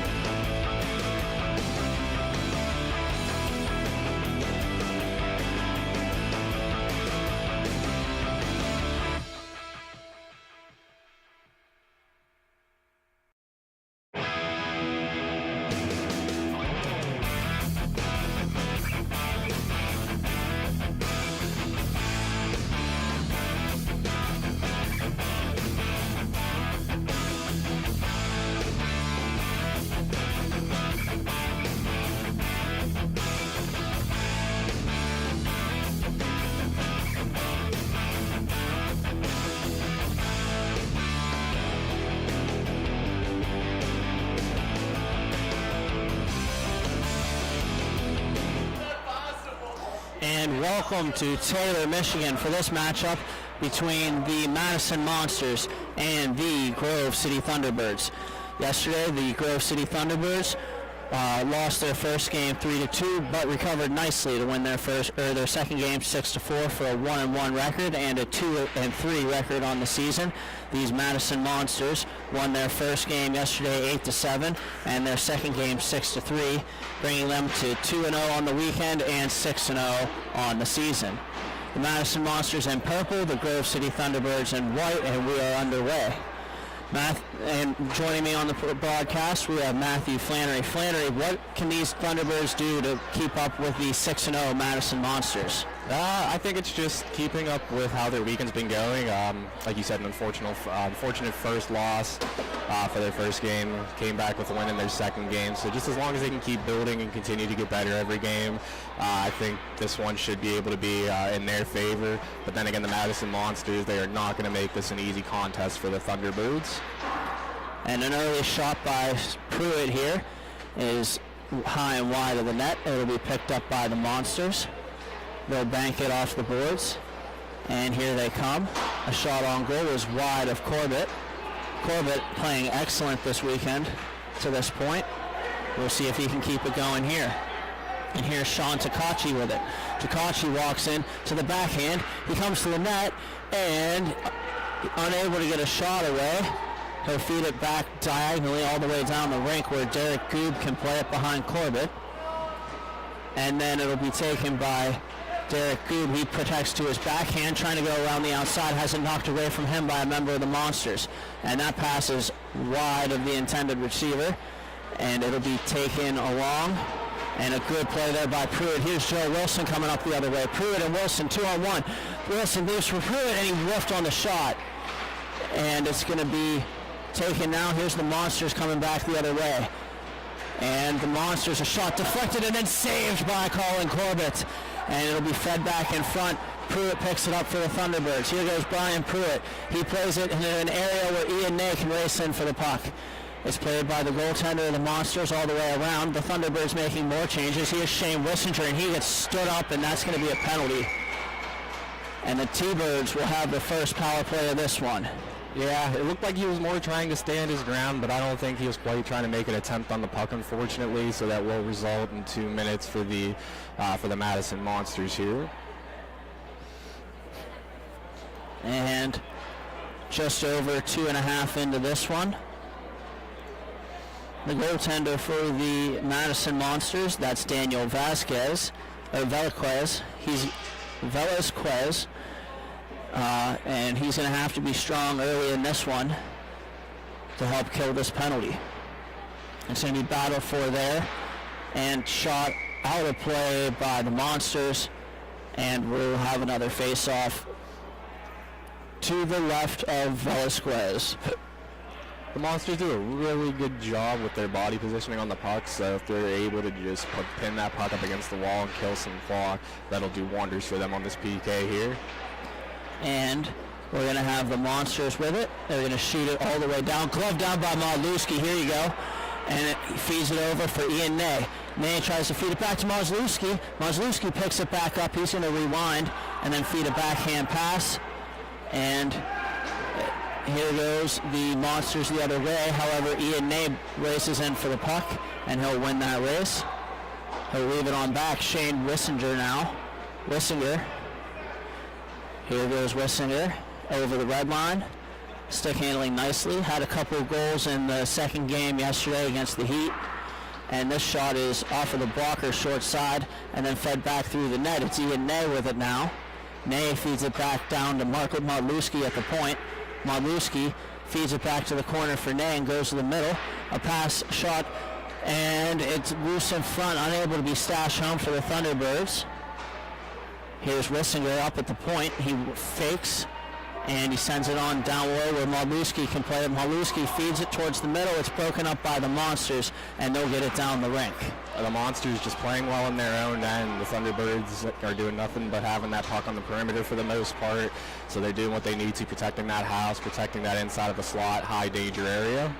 And here's Modlewski with it again, shorthanded. They're on the power play. Modlewski throws it high and wide.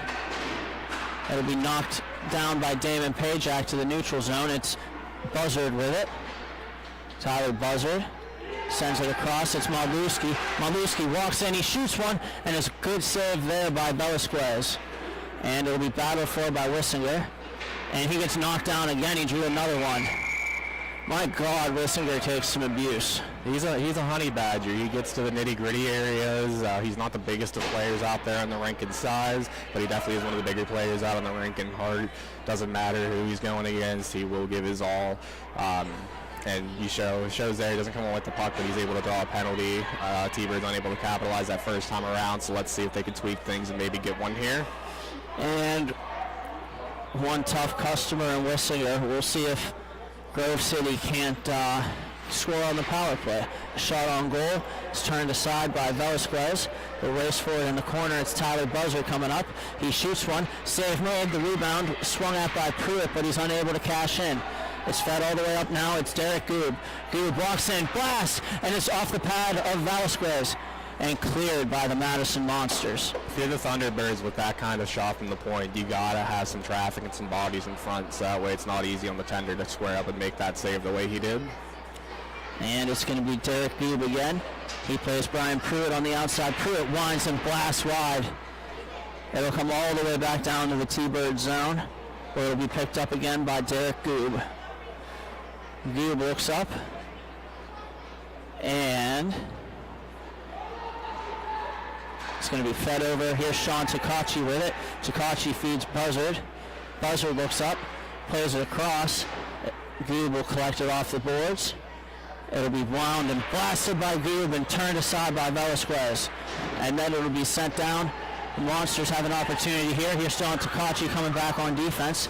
And it's going to be sent back, and it's off the stick of Tyler Buzzard. And here goes Buzzard and the Grove City Thunderbirds power play. Buzzard walks in, and he feeds it back to the point. It's Takachi. Takachi feeds it over to Goob. Derek Goob walks in, and he shoots one, and it goes off a body. Goob gets it back, and it's going to be carried around back of the net and sent forward as far as center. Takachi picks it back up. About 20 seconds on the power play. Takachi a shot patted aside by Velasquez. The rebound poked out. Goob blasts it. It's blocked. Takachi picks it back up in front of the red line. Takachi looks up, feeds it to the far side. Pruitt a shot. Save made by Velasquez. And then it's going to be battled for in the corner. The penalty's over. And Pruitt walks out of the corner trying to make a move to the middle. The Monsters take it away. It's going to be rekindled into their own zone. It's the Monsters, and that is Alex Kubiak. He feeds it off the boards, and it'll be taken there by Weston Newson. And a shot on goal is turned aside by Corbett, taken by Takachi. He'll bank it off the boards, and then it's going to be the Monsters picking it back up. First to the puck is going to be Derek Goob. Goob winds it around where Ian Ney can play it. Here goes Ian Ney. He's got some space. Ney coming in, and has it stripped away from him. Here is the Monsters coming back the other way. A shot shrugged aside by Corbett, and it pops up and goes to the corner. The Madison Monsters making a push here. Takachi wins a puck battle along the boards. He feeds it over to Marluski. Marluski picks his head up, chips it off the boards. He's got a step. Here goes Mark Marluski down the near side. Marluski coming in, passing it across to Ian Ney. Ney, backhand feed. It goes off a body and to the corner where the Madison Monsters will pick it up. And here they go, coming back the other way. 2v2, pass across. It doesn't connect. It's going to be poked up in the corner, and eventually the Monsters will recover. It's shot on goal, saved by Corbett off the arm. And then it's going to be taken and retreating back into their own zone, the Madison Monsters. Alex Kubiak with it, and plays it where Ian Ney can be in there battling for the Thunderbirds on the forecheck. Ney still going after the puck. He kicks it free. Mark Marluski has it.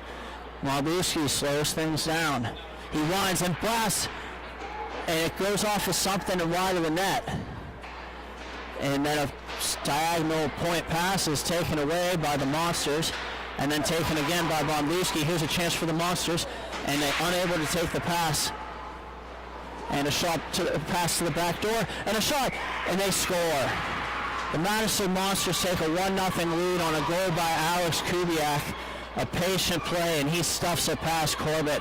and the Monsters are on the board. Very patient play there by number 55. He gets it on the back door with Corbett there sealing off the post. He starts to make his move to the inside, and as Corbett goes down, he just continues to carry it around him and pots it in a little bit of empty space on the far side post. And Wissinger in there.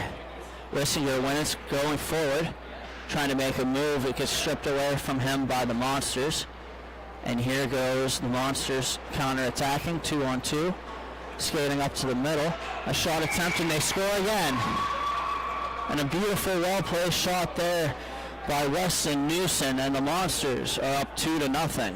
That's how you build momentum in a playoff game. 2 quick goals is enough to deflate any team, especially when it's 2 goals that put you up 2-0 here in the early goings of this game. About 3.5 minutes left in the first. So if you can finish out this first period the way you are for the Madison Monsters, you got some momentum in your favor. Damon Pajak calms things down for the Thunderbirds. They'll set up a breakout. Pajak plays Wissinger. Here goes Shane Wissinger. And he looks up, carries around the outside, and he's going to control it on the on the end boards. Tries a backhand pass in front. It goes off the stick into the corner. And here's a good pinch by Pajak. He has the puck. Pajak feeds it across Wissinger, and it goes out of play. It goes into the goaltender. Right idea if you're the Thunderbirds. This goalie is going to be hard to beat for the Monsters. Trying to get a move side to side like that. Pass from the far wall to the slot. Trying to get him off his angle, but the goalie's able to stand tall, do his job, keeping this a 2-goal game. It'll be Tyler Buzzard in there for the face-off. And it's speared to the far side. Fed back down. Wissinger in there, stepping. And here goes a pass intercepted by Takachi. Here we go. Takachi comes in. He shoots one, and it's blocked. Here go the Monsters the other way. And the Monsters carry it on. Pass goes off a stick. They pick it back up, and a shot is blocked aside by Derek Goob. And Goob picks up the puck. As the Monsters overskate. Here goes Derek Goob. Goob walks in. He shoots one. Glove down by Velasquez, and then the rebound cleared. It'll be skated on back by Takachi, and nice move to protect the puck there. He beats a man, and he'll feed it to the outside as Wissinger. Wissinger shoots. It's a pad save by Velasquez, and then it's going to be played up. Here goes the Monsters again. And a shot attempt, and a good save there by Corbett. The rebound speared through the crease, and 1:17 remaining. Wissinger picks up the puck. He has some space. Wissinger walks in. He shoots one. It goes wide. And here goes the Monsters transitioning, and a shot attempt on goal. They score. And Corbett's beat high blocker. It's going to be Eric Bennett on the goal, and that'll make it 3-0 Monsters with about a minute left in this one. And we'll have a face-off at center. It'll be Taylor. Monsters win the draw. They feed it back across. Buzzard in on the face-off for the Thunderbirds. And it'll be pitched forward. And now taken by Tyler Buzzard. Buzzard comes in. He shoots one. And a save there by Velasquez. He's got it in his glove. And maybe one more opportunity here for the Thunderbirds if they hurry. And it'll be one forward. Here goes the Monsters. 7 seconds still. And a shot blocked aside and then cleared up by Pajak. 2 seconds and one. And a blast. They score!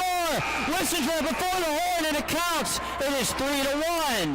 That's how you try to get some momentum back in your favor if you're the Thunderbirds. Anytime you can get a last-second goal at the end of a period, that's a way to build yourself some momentum going into the next period. And Before we go to break, we are calling all Lady Birds to get ready for a tournament like no other. The Lady Birds tournament is coming to you soon, where the incredible girlfriends and wives of the Grove City hockey players will have the chance to trade the stands for the spotlight on the rink. The event will take place succeeding the MIHA event in Grove City on March 2nd. Ladies, this is a unique opportunity to step into your significant other's shoes while having a little friendly rivalry. No skates required. For more details on the event and sign-ups, please see the posted flyer on the Grove City Hockey Facebook page. Viewers, make sure to tune in after the Grove City MIHA event, as this will be broadcast live for the first time ever. Incredible experience. Something different, B. And we'll have the opening face-off of the second period here in a moment.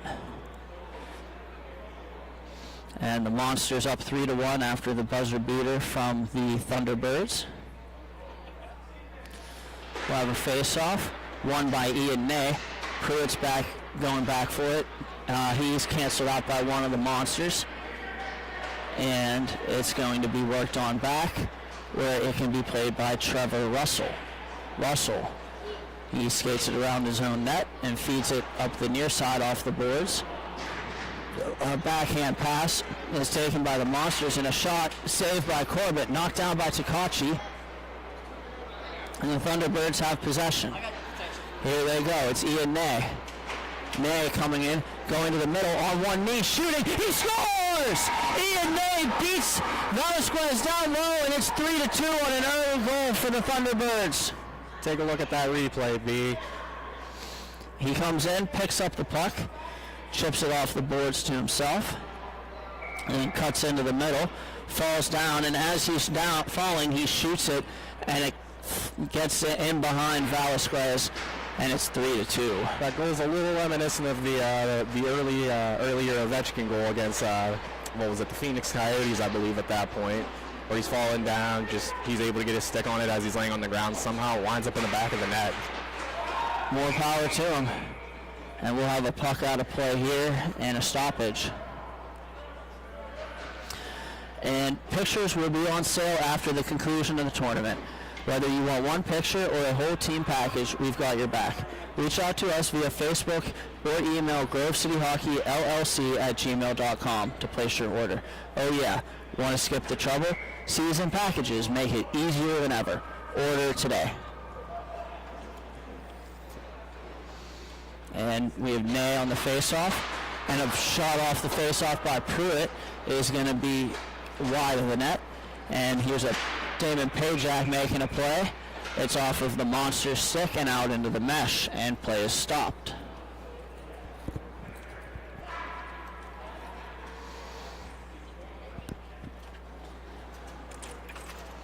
We'll have a face-off at center. Wissinger and Wilson coming on for the Thunderbirds here, along with Takachi and Pajak. And Takachi brings it up the boards. He plays it looking for Wilson, and it goes off a body and wide. And here's Wissinger with it. Wissinger, and he's harassed by one of the Monsters. They recover it, and it's going to be passed up the near side boards. They'll work it across, and shot attempt towards the net. Save made by Corbett. Rebound goes behind the net. And here's Takachi with it again. Takachi looks up, stops on a dime, and feeds it back behind the net, where it can be picked up by Pajak. Pajak's backhander across, and it goes past Takachi, but it'll lead him into an area, and thrown back towards the net. Takachi with it again. This time he takes the pass off the wall, and he'll feed it across and off a stick, and here go the Monsters again. The Monsters coming in, cutting to the middle, turning shot, goes wide, and then it's going to be taken away by Pajak. Pajak brings it up, and he'll play it to an area where Wilson can skate close to it, and it'll be stashed away by the Monsters. Pajak collects it, or doesn't collect it off the net, and we have a stoppage for play to halt. 10:17 remaining here in the second period. The Monsters up 3-2. The Monsters had the last three, the Thunderbirds the last two, and that's where we stand right now. Couple changes made for both teams. And we'll get play started back up. And here they go. It's going to be Keaton Newson shooting it on goal, and it's smothered by Corbett, who's been strong thus far. And Wissinger steps in for the face-off. They'll play it back towards the corner. Here's Derek Goob picking it up. Derek Goob comes in, and his backhand pass is played by Joe Wilson. Wilson comes in. Wilson looks up and feeds it on back for Goob. Goob plays it across. Mark Modlewski with it now. Modlewski feeds Joe Wilson coming through. Wilson brings it and feeds it back to Modlewski. It'll be pressured there by the Monsters. And then it's going to be taken by number 55. He comes in, makes a move, and a shot on goal. He scores. Alex Kubiak scores his second of the game, and the Madison Monsters will answer. And that's 4-2. If you see here on the replay, B, you'll see that Goob's going to get it caught a little flat-footed with a little bit of a fake shot. He tries to set up to block it. The Monsters are just able to just step around, just get one-on-one with the goaltender on the ground and in. And face-off is won by the Monsters. And pursuing the puck is Tyler Buzzard. Buzzard tries to get control, cross-bodied, and it's going to be picked up by Joe Wilson. Wilson feeds Buzzard. He can't take the pass. He was open too. And it's going to be Modlewski feeding it across. Derek Goob again. Goob plays Buzzard. Buzzard shoots it, and it goes wide. And then it's going to be Joe Wilson pressuring, and the Monsters have it. I believe that's Pruitt, B. That is Pruitt, you're right. It's going to be taken now by Steve Knudsen Jr. Knudsen Jr. comes in and shoots, blocker aside by Corbett, and here goes Pruitt again. Pruitt and Buzzard, 2-on-1. Pruitt has the puck, settles it down, dusts it off, shot over to Buzzard, and a save made by Velasquez. Beautiful opportunity by the Thunderbirds, but even more of a beautiful save by the Monsters, Tendy there. Derek Goob has it, and Goob carries to the outside. Grove City Thunderbirds make a breakout. Good support. Pruitt feeds it back for Goob.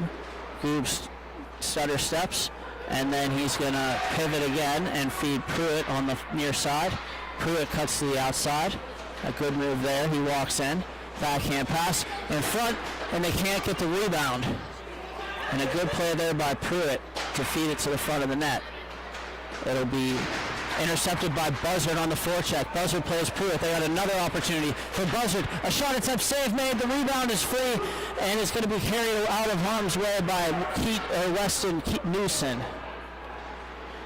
And it'll be played along where the Monsters will carry it around and brought on all the way back. It's Eric Bennett playing it up and across. And here goes Weston Newson with it. Newson comes in, shoots it, it's blocked. And now it's picked up by the Monsters. They'll feed it on back. Wissinger goes into pressure. And a give and go. It's Ian Ney pressuring for the Thunderbirds. And with the puck is Kubiak. He fans on a pass. Here's an opportunity. It's Wissinger. Shane Wissinger curls and drags. He scores! Wissinger on the 2-on-1, and the Thunderbirds pull back to within one with 6 minutes remaining in period 2. He's been a catalyst for them this weekend. If they're going to have some success today, it's got to be with his contributions for sure. Wissinger had 2 yesterday against the Heat, and now has 2 today against the Monsters. And it'll be popped up off the faceoff. Ian Ney has it. Ney trying to walk through. Still pressuring the puck, and a board battle there by Ian Ney. Puck support coming from both teams. And eventually it squirts free. And it'll be dumped in by Pajak. Ian Ney on the forecheck. It'll be carried around the corner. And a good pressure from Ian Ney, and wise to withstand that pressure was the Monsters. It'll be sent cross rink, 1v1. A shot on goal is turned aside by Corbett. It's going to be Coming to the net now, the Monsters, is Kubiak. He feeds it in front, and it goes off the crossbar. I don't know what that hit. And Takachi with it now. He'll spin it back over for Pajak. Pajak looks up. Damon Pajak is going to use the open space in front of him. He looks up. Finds Wissinger. Shane Wissinger, here he comes. Cutting to the outside and getting pressured there. And he'll send it back up to where Takachi can play it on the point. Takachi feeds Ian Ney. Ney walking into the middle, trying to make a move to the outside. It's swatted away from him, and now it goes off of Wissinger. He's on the outside. Wissinger tries to make a move to the middle, gets jammed up by one of the Monsters, and then it's going to be fed across. There's an opportunity for the Monsters, and a good back check there by Pajak to get in the way of that one. It's Ian Ney pressuring the puck, and he's going to go to the box for a trip, as taken down was number 2, Weston Newson. And Thunderbirds are going to be shorthanded for the first time in this one here late in the second period. And Grove City Hockey merchandise is now on sale. We offer custom t-shirts, tumblers, beanies, and more. Reasonably priced and vary in all sizes. They are the perfect gift for your loved ones. Check them out at our sales table or message us on the Grove City Hockey Facebook page. And a face-off to the right of Corbett. It'll be poked on back. Pruitt's pressures for the Thunderbirds. And the Monsters set it up at the point. Walking in with it now, it's Eric Bennett, and a shot, he scores. Eric Bennett beats Colin Corbett, and that'll make it 5-3 on a huge power play goal for the Monsters. I mean, that's just nothing more than a perfectly placed shot, B. Unfortunately, Colin sinks down just a little too much into the butterfly position whenever this shot comes in, right over his shoulder, top of the net, and the Monsters will go ahead and bring back their 2-goal lead, now 5-3. And we'll have a line change here for the T-Birds. The face-off is won by the Monsters. We'll battle for it there. And the Monsters still have it. It's going to be worked around the boards. And then picked up by the Thunderbirds. Here they go. Here comes the Thunderbirds down the rink. It's crossed. They work it to Wilson. Wilson protects the puck nicely. Tries the centering pass. Nobody home. And then it's going to be played by Takachi. Here's Takachi coming back the other way. Pruitt going to the net. Takachi is shot and goes off the glove and wide. Wilson picks up the rebound, spins to the outside. He sheds a check, and a shot attempt goes off a stick, and then ducking at it is the referee on the near side. And it's going to be taken now by Alex Kubiak. Kubiak passes it across. The shot misses the cage. And then it's going to be picked up by Derek Goob. Goob brings it up and slows things down. He feeds it across. It's Wilson. Wilson shoots and it goes wide of the net. The rebound swatted into the net mouth by Pruitt, and it bounces away, and it'll be carried by the Monsters. And here's Pruitt now picking it up for the Thunderbirds on a back check. He gets stripped of the puck by the Monsters. And it'll be played on. Here is number 79, Chris Chowders. And Chowders shoots it. It's on goal. The rebound goes wide. They'll work it on back. Under a minute here to go in period number 2. It's going to be a line change here, as stepping on is Buzzard and Wissinger. It'll be the Monsters working it on up the rink and trying to make a move. They'll pass it across towards the middle. And Wissinger thought Buzzard was going to be there and turns it over. It'll be fed off the boards by Eric Bennett. And here's the Monsters with possession. 15 seconds remaining. They might get one more opportunity here. And it's going to be taken behind the net by Derek Goob for the Thunderbirds. He spins off a check and then it's going to be fed across and towards the corner.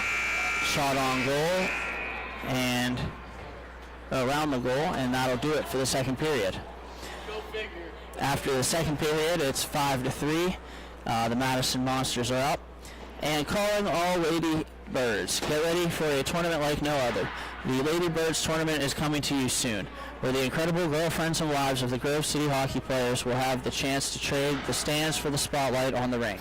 This event will take place succeeding the MIHA event in Grove City on March 2nd. Ladies, this is a unique opportunity to step into your significant other's shoes while having a little friendly rivalry. No skates required. For more details on the event and sign-ups, please see the poster flyer on the Grove City Hockey Facebook page. Viewers, make sure to tune in after the Grove City Hockey MIHA event, as this will be broadcasted live for the first time ever. Incredible experience.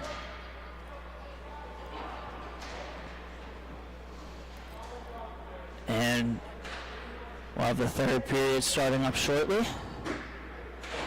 It'll be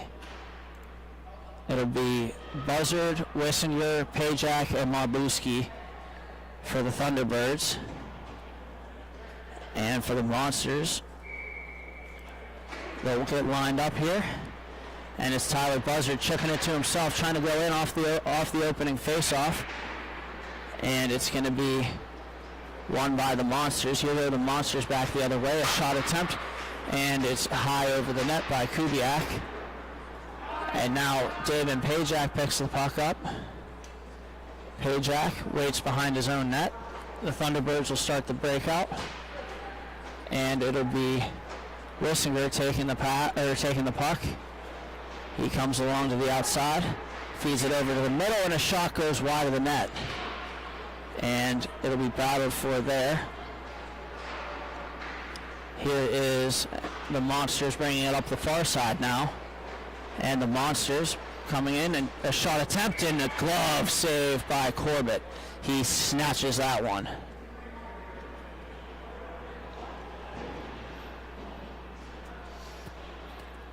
And in the early stages of the second, we'll have a face-off to the right of Corbett.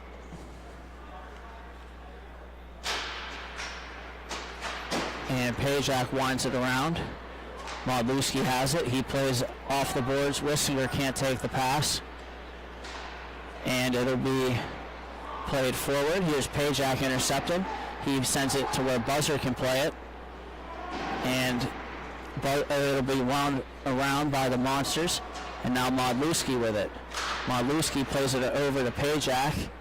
And Pajak plays it off the boards. It's too far for Buzzard.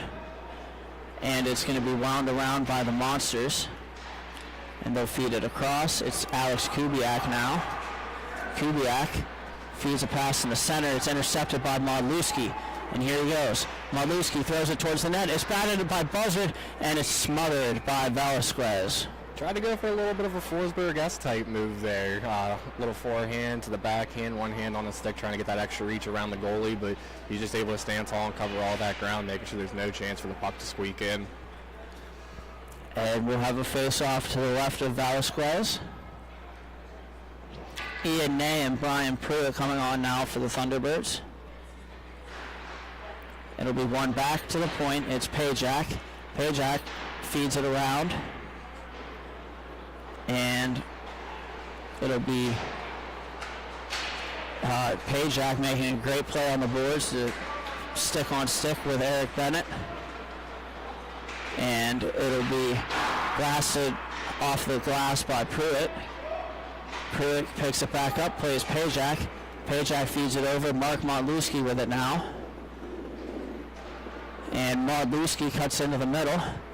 And Mabluski with a shot, or with a pass towards Pruitt. He's unable to, or he collects it off the boards rather, and then it's going to be speared back to the neutral zone. And here go the Monsters, and it's going to be fed to nobody in particular. Thunderbirds will pick it back up, and good play there by the Monsters on the steal. They take it off the wall from Pruitt. And shot goes wide. It's Mabluski picking it up. He might have an opportunity if he hurries.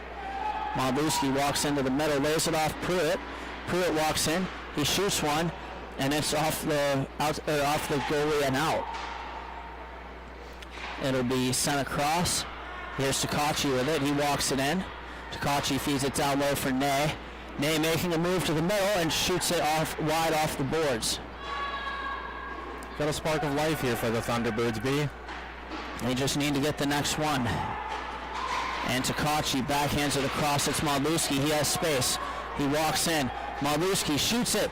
He scores! Take a snapshot of that one for Mark Malduski. The Thunderbirds pulled within one. I mean, what more could you do on this one? He's able to drive the lane. Defenseman steps up, perfectly uses it as a screen. I believe went right through the wickets of the defenseman, and then just right over the glove hand of the tender there. And a great shot there by Marky Moe. 5-4. Still 9.5 to play. Plenty of hockey left, B. Looks like we'll have an equipment timeout here for the Monsters. Tendy has his helmet's off, and it looks like he's attending to his leg pad, I believe. Ooh. Yeah, he has that leg pad all the way off. So we'll call all Lady Birds again. Get ready for a tournament like no other. The Lady Birds tournament is coming to you soon, where the incredible girlfriends and wives of the Grove City hockey players will have the chance to trade in the stands for the spotlight on the rink. This event will take place succeeding the MIHA event in Grove City on March 2nd. Ladies, this is a unique opportunity to step into your significant other's shoes while having a little friendly rivalry. No skates required. For more details on the event and signups, please see the posted flyer on the Grove City Hockey Facebook page. Viewers, make sure to tune in after the Grove City Hockey MIHA event, as this will be broadcasted live for the first time ever. An incredible experience.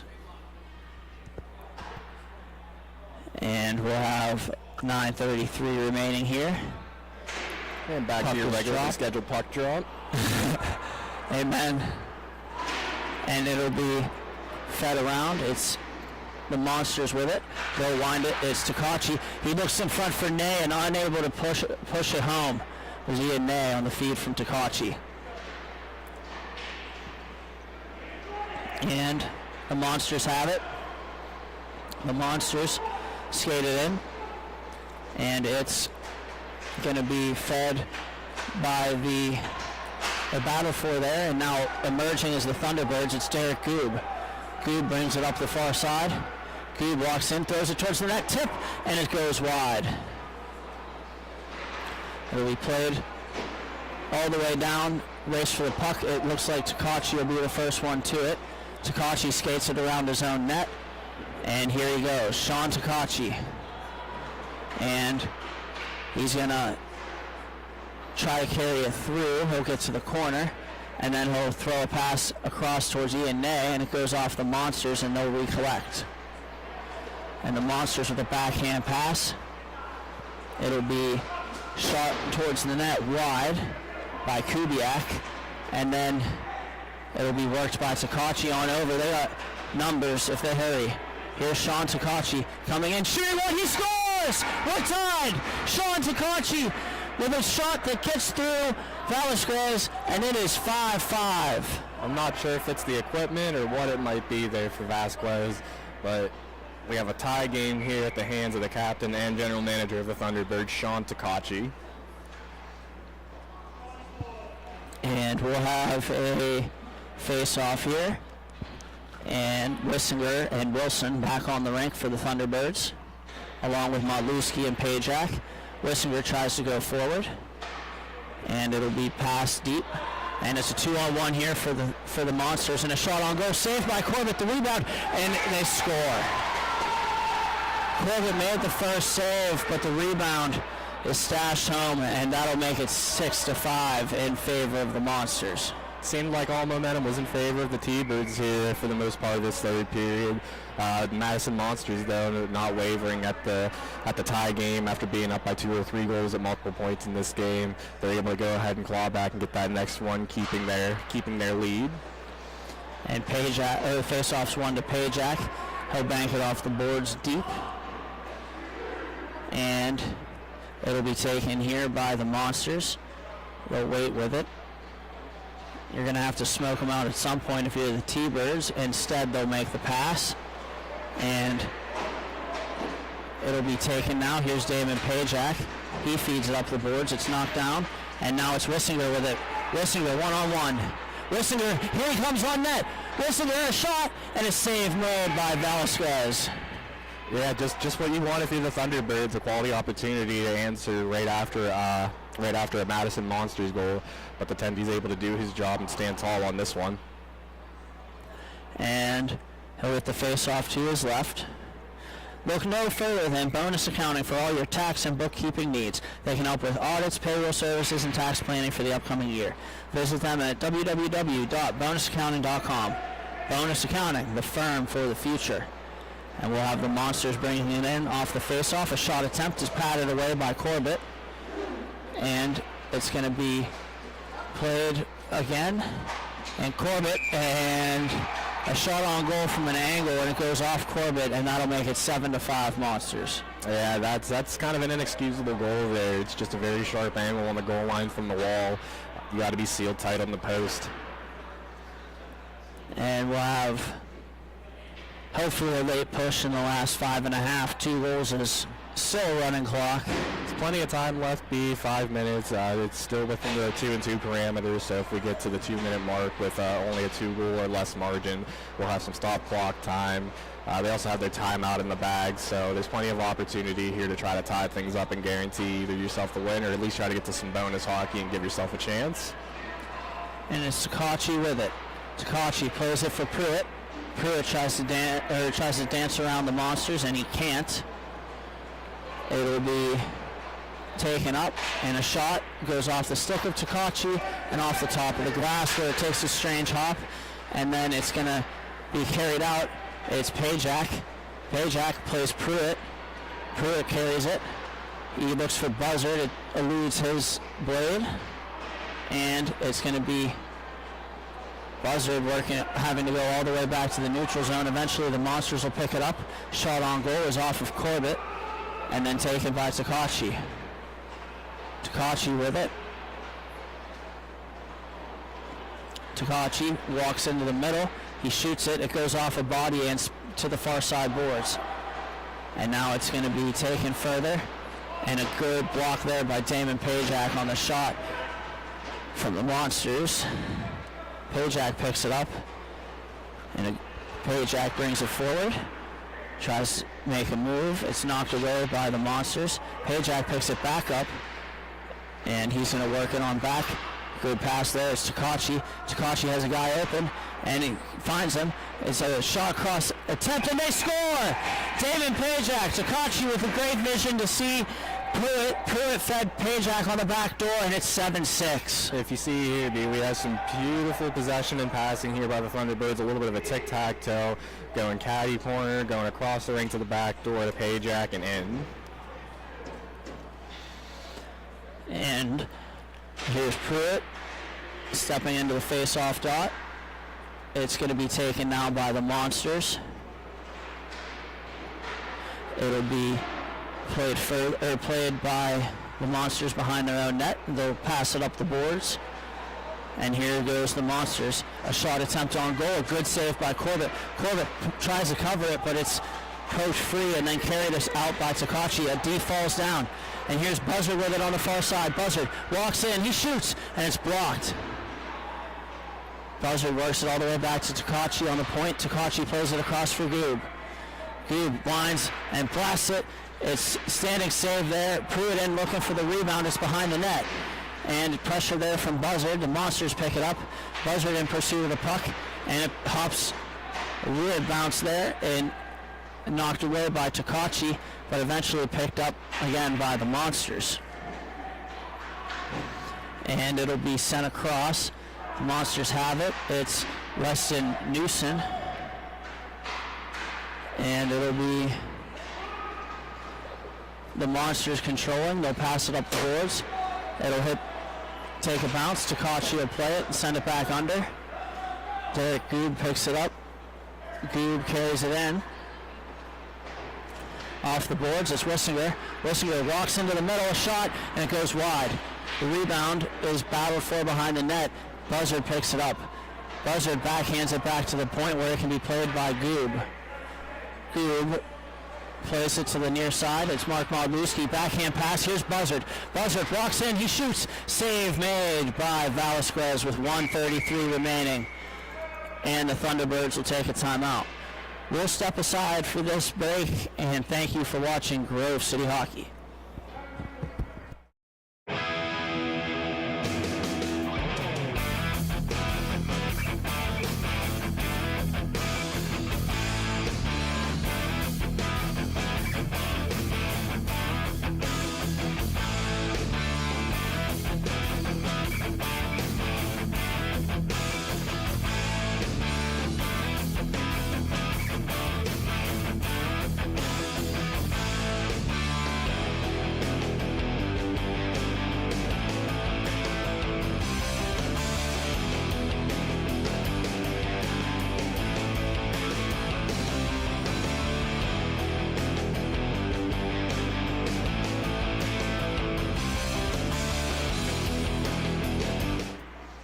And we're back for the conclusion of this matchup between the Madison Monsters and the Grove City Thunderbirds. And what has been a back and forth game, the Madison Monsters have the lead 7-6. 1:33 remaining. Face off to the left of Velasquez, who in spite of giving up 6 goals has looked strong for much of this game. And it's taken forward by the Monsters. They'll lay it on back. It'll be sent across D to D. And then moved across the rink. Modlewski picks it up. Gets knocked off of his blade. And here goes a chance for the outside. And it's wide of the net. It'll be raced in for the puck. It's Wissinger. And picked up by the Monsters. Wissinger with pressure. And Wissinger able to escape with the puck. He's battling for it behind the net.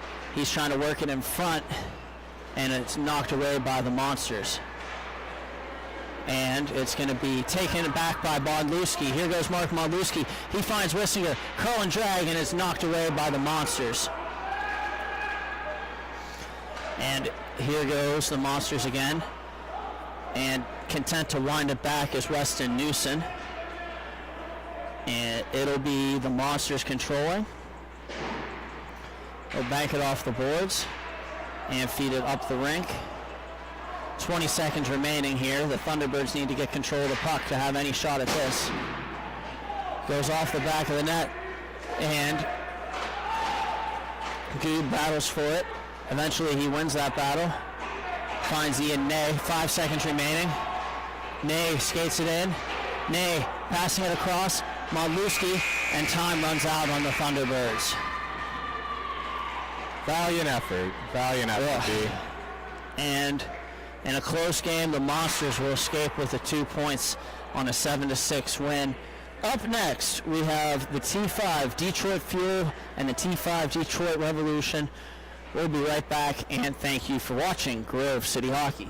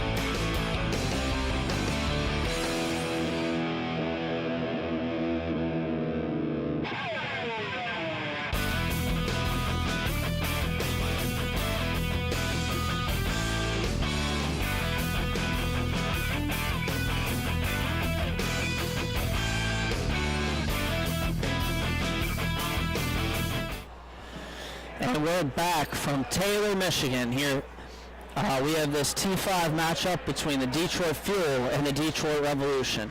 My money's on Detroit to win this game. And it's going to be Jay Holland with the puck in the early stages of this one. He'll bank it off the boards. It's intercepted by the Fuel.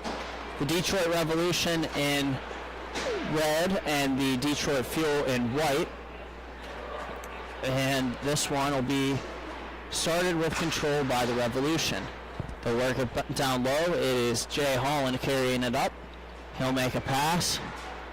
And it's going to be carried forward and a shot attempt on goal. Hits something and pops up into the air. And then it's battled for there. A couple players cancel, and here comes the Fuel up the rink. Walking into the middle of the Fuel, a shot turned aside by Justin Morrow. I believe that hit the knob of the goalie stick.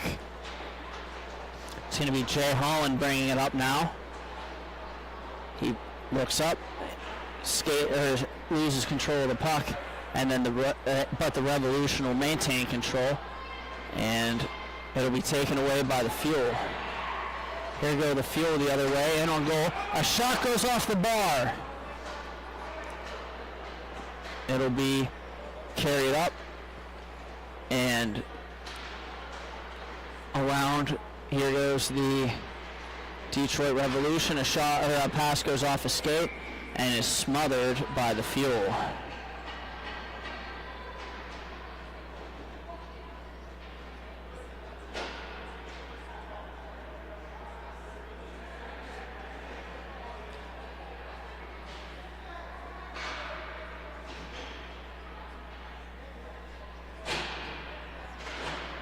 Face off to the left, or to the right of the Fuel zone. It's taken by Steve Snell for the Revolution. He'll play it deep. And then it'll be the Detroit Fuel picking it up, trying a backhand pass, and now protecting the puck well is the Fuel. And a bank pass off the boards.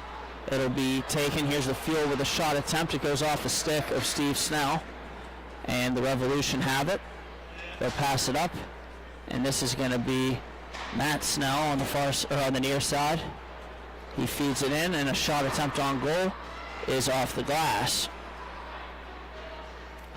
It'll be fed back. Snell works it over, and Chris Cumming picks it up. He tries a shot. It gets blocked by the Fuel, and now Chris Cumming will pick it back up, skate it around his own net, backhand it to the near side, and it'll be played by Matt Snell. His pass gets knocked down by the Fuel, and they'll move it across. A shot attempt is blocked by Matt Snell. Number 21 picks it up for the Detroit Revolution. He'll send it on back. It'll be played up. And here goes Chris Cumming with it again. Cumming waits, looks, and tries to feed the slot. Gets it back in a shot. They score. Chris Cumming, his pass didn't work. His shot did. High, short side, and the Detroit Revolution are off and running. An impressive display there to start the game. These teams are going to be tightly contested. Yesterday, the Detroit Fuel won both of their games. The first one 3-2 and the second one 5-2 to bring their record up to 6-3-1 on the season. As for the Revolution, they lost their first game in overtime 8-7 and then won their second game 7-3. That brings them with a 1-0-1 record on the weekend and a 5-3-2 record for the season. And it's worked around. It'll be played across, intercepted by Jay Holland. And it's going to be fed over. Here goes the Fuel. And the Fuel come up the rink.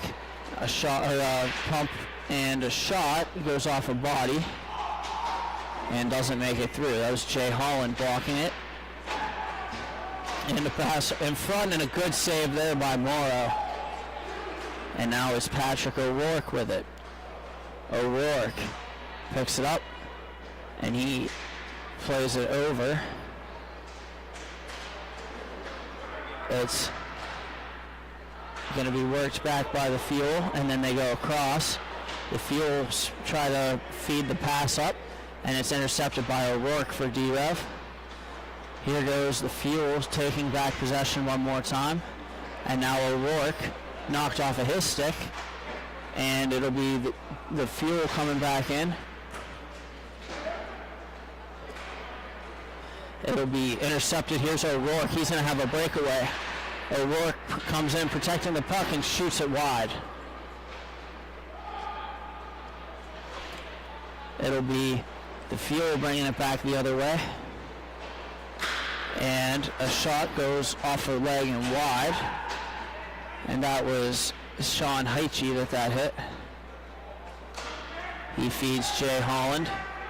Holland brings it over. And it's going to be Jake Imig trying to shoot it and goes wide. Here goes the Fuel with it. The Fuel pass it off of a leg in front, and then it's going to be taken again. Here's Jake Emig. Emig over skates. Here's the Fuel. They'll feed it back across. And a shot attempt is saved by Morrow. The rebound goes to the middle where it's picked up by the Revolution. And you got to be careful here. They did call it. Too many men on the rink. And the call is going to give the Fuel the game's first power play.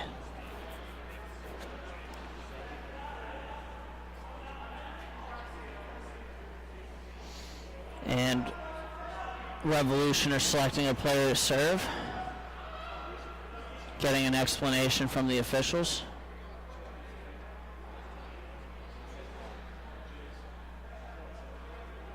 Unless they said it was out of play. They must have said it was out of play. And we'll have possession by the Fuel. They'll work it back to the point. And then it'll go across. A shot. And a good save there by Morrow, with Hall standing right in front looking for that rebound.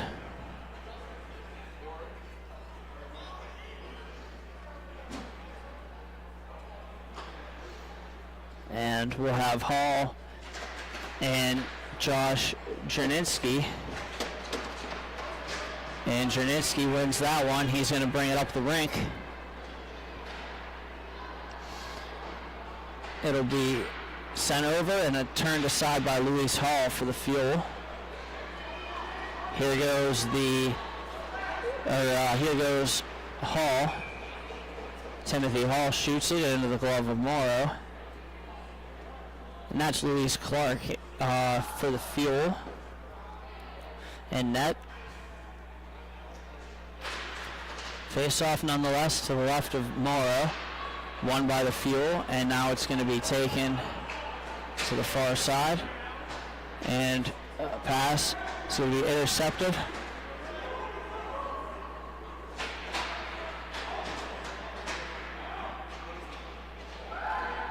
And here goes a turnover, and the Revolution pick it back up. They have a 3-on-2. The Revolution walk in, and a shot goes wide of Clark. It's going to be worked on back, and here goes the Revolution. It'll be worked to the far side, now down low, and a shot attempt goes wide. Blast on the rebound, gets blocked. It'll be taken now by the Fuel. The Fuel comes in. It'll be the Revolution picking up the rebound off the boards, and they'll get going north.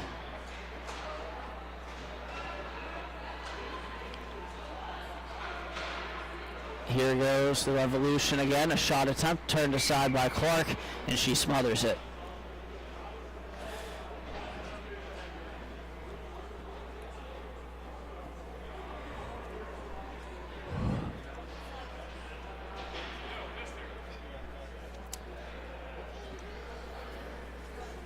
make sure to like and subscribe to the Grove City Hockey YouTube channel. We are close to hitting 1,500 subscribers, and could you use your support? Just type in Grove City Hockey YouTube and click the thumbs up and subscribe. Grove City Hockey, growing the game.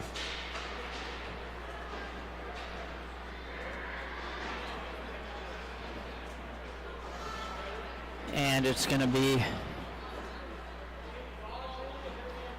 sent across, turning out of a check. And going up the rink now, it's the Revolution. Racing for the puck, they'll be in ahead of it. It's Heike. And then here goes the Fuel. Number 21 with it now, that's Greg Izik. Will be worked across. And picked up by the Fuel. Chip it off the boards. And here goes the Fuel. A shot attempt is turned aside by Morrow. The rebound, Morrow gets a stick on that. Sean Heitche with it. Heitche plays Holland. No play catch with it behind their own net. Here's Holland. Holland brings it up. It'll be played on and then fed back, and the Revolution will have to recoil into their own net, or into their own zone rather, to get the puck. And here's Sean Heitche with it. He feeds it across, and it's Emig. Here goes the Fuel, and they turn it over. And it's going to be taken now. Here's Heike. He has it stripped away from him. The Fuel bring it back the other way. And here go the Fuel. Shot attempt, and it scores. It leaks through Justin Morrow, and Greg Izik has the Fuel in this one on the board.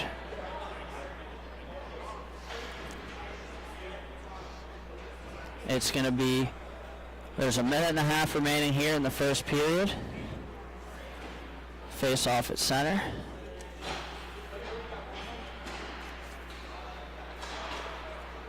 It'll be fed across. Here's the Fuel with it. Here's the Fuel. We'll rewind on back and slow things down.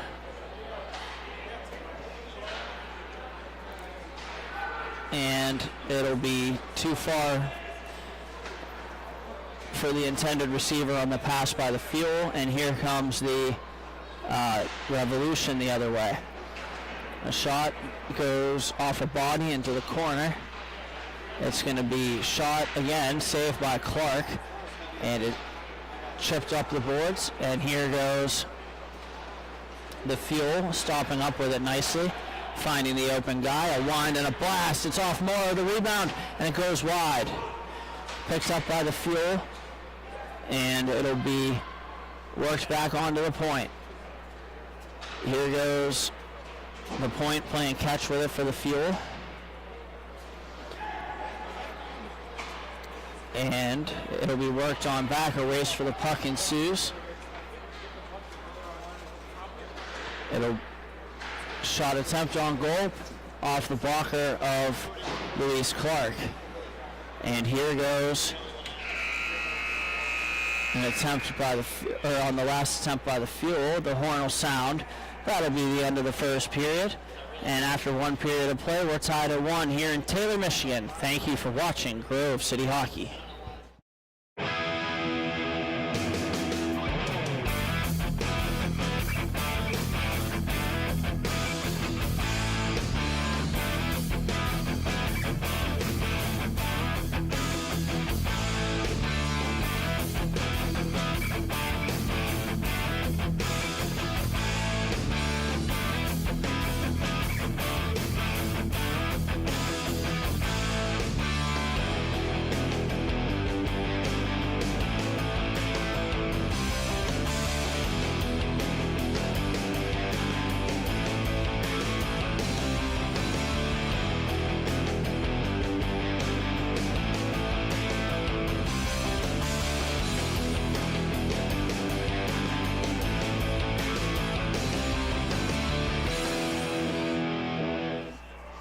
back for this matchup here between the Detroit Fuel and the Detroit Revolution. We're tied at 1. The Revolution in red, the Fuel in white, and some of the top scorers in the league in this one, including Patrick O'Rourke for D-Rev, Dave Simini from D-Rev, Matt Snell from D-Rev, Jay Holland from D-Rev, and John Venata from the Fuel. And here we go. The Revolution pass it off with the opening possession. They're going to feed it across, and here goes the Revolution in. They overskate the puck, and it'll be played on back into the Fuel zone, and spinning it back is Ezek. Greg Ezek is the goal scorer here for the Fuel, and it'll go forward. He'll bring it up. Shot attempt scooped up by Morrow, and he'll freeze it. Face off to his right. And it'll be the Revolution making some changes. Make sure to like and subscribe to the Grove City Hockey YouTube channel. We're close to hitting 1,500 subscribers and could use your support. Just type in Grove City Hockey YouTube and click the thumbs up and subscribe. Grove City Hockey, growing the game.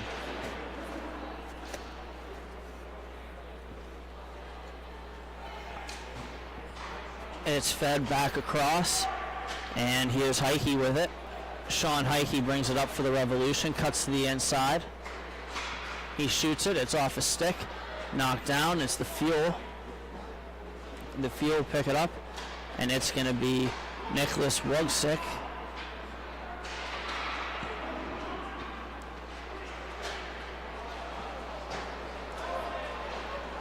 The Fuel will bring it around. Nice move there to beat 2 Revolution. And here goes a pass up. The Fuel will continue possession until now, where it'll be taken by Jay Holland. And a play for the Revolution, and a shot goes wide. And the Revolution pick it back up. Here goes the next possession from the Revolution. Here's D-Rev. They'll work it back around the boards to Holland. Jay Holland picks it up. He'll saucer pass it across. And it'll be shot off a stick and then glove down. And it's Ezek. Greg Ezek here. He feeds it up the near side.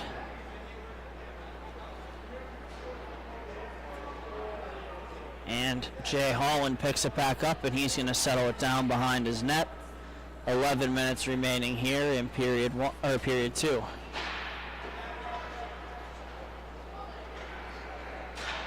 And a pass intended for Holland. He knocks it down and sends it across. Stick handle, and a shot blockered aside by Luis Clark. It'll be played up. And here goes number 5, Nicholas Wugsick. Here's the Fuel. He shoots it. It goes off the post. And here's the Revolution trying to bring it back the other way.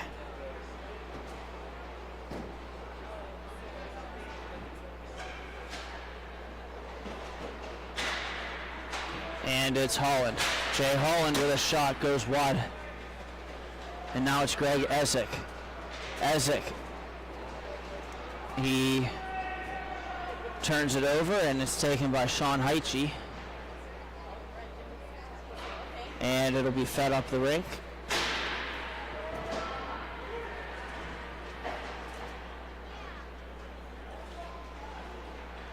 And a rink-wide shot goes wide. The Fuel pick it back up. And a shot by Ezek is gloved down by Morrow, and he'll hold on. Just snatches that one calmly.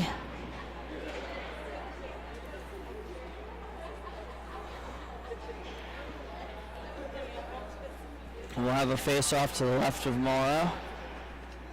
Morrow coming into the weekend was a 4-3 record with a 511 goals against and a 786 save percentage. And here's the Fuel.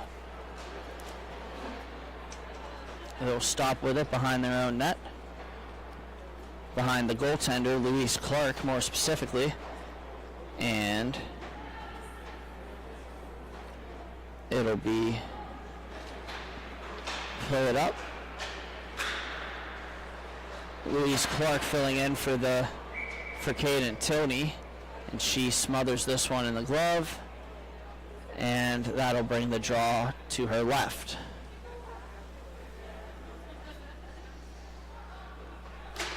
And a face-off is won by the Fuel. Here goes the Fuel the other way. They'll carry to the outside, bring it around behind the net, and try a pass that's intercepted by the Revolution. It goes to the corner, and the Revolution will be the first people to it. It'll be brought up now. This is Patrick O'Rourke. O'Rourke shoots it and scores. O'Rourke over the glove of Clark, and D-Rev back on top, 2-1. A beautiful shot that was by O'Rourke, and he shows why he's the leading scorer of T5.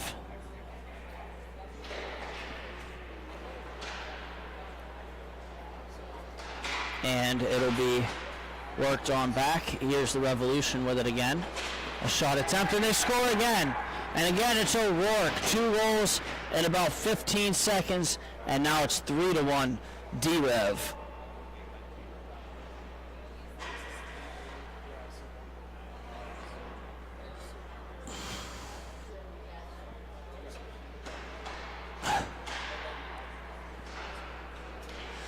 It'll be won by the Revolution. They'll send it back up.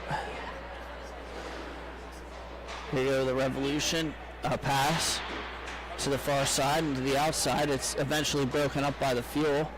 It's Isaac with it again. We've called his name a lot today. And 2 members of the Revolution fall down, allowing for the Fuel to take the puck. And here goes David Nowodowski. A shot goes wide of the net for the Fuel. And here goes an attempt. It's the Revolution getting the puck and bringing it back the other way. And who else but O'Rourke, the man of the minute. It's going to be worked on back. Backhand pass across, intercepted by the Fuel. Here goes the Fuel trying to make a move to the outside. They'll battle for it behind the net. And it'll be passed up.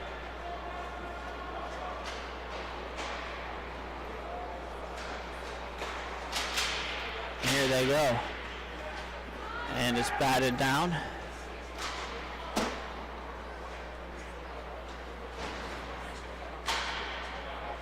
Here goes the Fuel with it again. They move it across. This time it'll be carried by Doug Hall. And here goes the Revolution picking it back up. And we're going to have a penalty coming up. The call is going to be a slash, and the Revolution are going to go to the power play. It's going to go against Doug Hall for the Revolution. The first power play of the game. And this power play is brought to you by the Midwest Inline Hockey Association. Established in 2010, MIHA has been the growing travel league for top competition in inline hockey, ranging from Michigan, Indiana, Ohio, PA, Illinois, Wisconsin, and New York. MIHA brings you hockey from all different walks of life. MIHA is a proud sponsor of Grove City Hockey. Here's Holland with it. A shot pass goes off a body and wide. The Revolution have it. They'll set up a shot saved by Clark. The rebound worked as far as center. Here's Holland with a blast. It's blocked. Here's Izek. Izek might have a shorthanded opportunity. Izek walking in to the backhand, and he goes off the post. Now it's Holland sending it all the way down where it can be played by the Revolution. And the button hook back up top and cycle. Here's Heichi walking in. A shot is saved by Clark and then cleared by the Revolution. That was, or by the Fuel. That was Ezek on the clear. And it'll be Jay Holland bringing it up. Holland plays it over for Heichi. Heichi for Holland. Taken away by Izek. Taken away by Izek, and then he'll clear.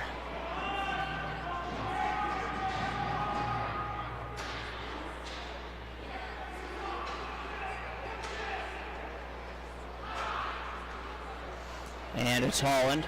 Holland works it on a cross. A shot is blocked, and the battle in front. And Luis Clark is able to get a paw on that one.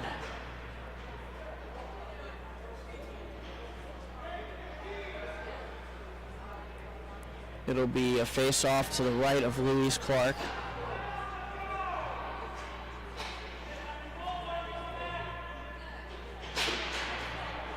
And he'll work it all back. Penalty is over to the Fuel. A shot attempt is wide, the rebound, and it goes off the outside of the cage. And here's Heike with it. Heike trying a shot. And then it's going to be taken by Ezek. Ezek and Heike battling for it. And eventually it's poked forward or backward, depending on how you look at it. And it'll be played by Holland. Now it goes up. The Revolution have it, and a shot attempt doesn't connect.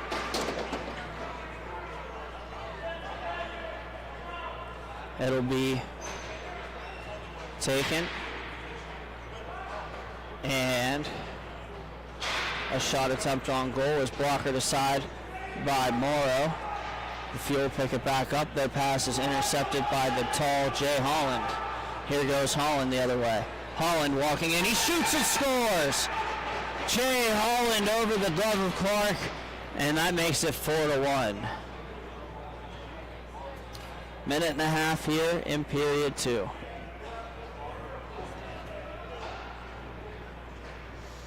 And we'll have the Fuel and the Revolution squaring back up. And it'll be taken here by the Revolution. They look up. Inside, outside move. Back to the inside, broken up by the Fuel. Here goes the Fuel. And a blast, and off the glass. And here goes a shot attempt on goal, and the rebound is smothered by Luis Clark.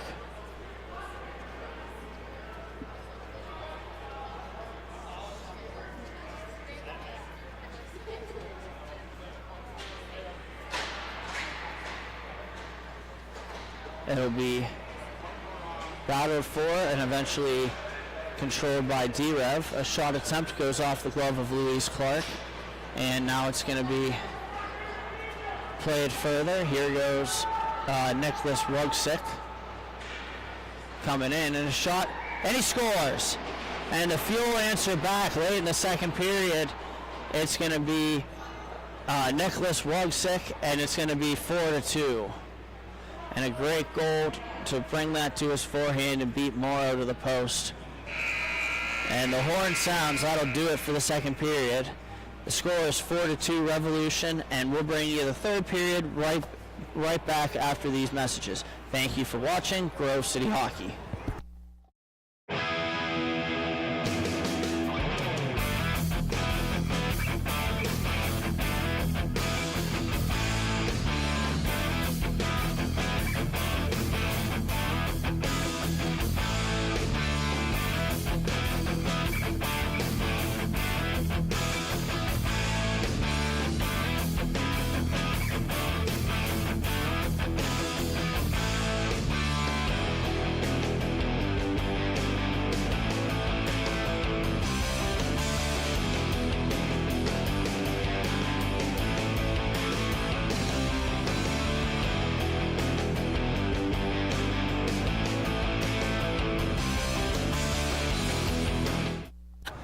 And we're back for the third period of this matchup between the Detroit Revolution and the Detroit Fuel.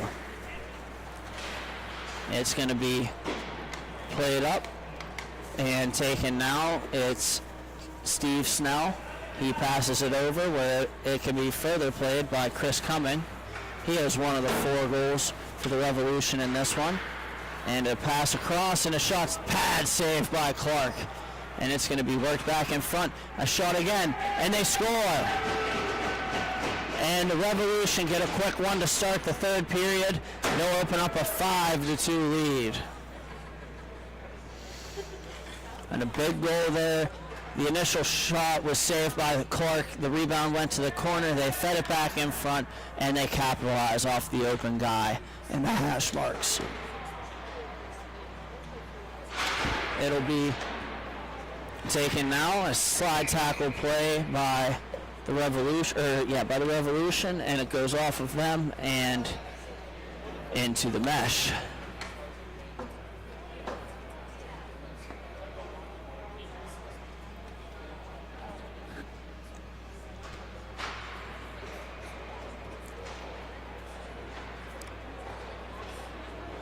It'll be the Fuel controlling this one. They'll work it into the middle. Here they come. A shot attempt on goal, and it's caught by Morrow right into the breadbasket. Face off to the left of Morrow. And we'll making a couple changes. And then it's going to be taken by the Fuel. Here they go. A shot attempt goes wide of the net. And it's going to be fed back through the crease. And it'll be worked on back to the point. Here goes a centering pass in front, wide. Shot goes wide. And now we have a pass back in front, and they score. Similarly to the Revolution's goal, the Fuel answer back, feeding a pass in front to the open guy, and he buries it past Morrow, and that'll make it 5-3. 11:23 remaining here in regulation time. Live from Taylor, Michigan.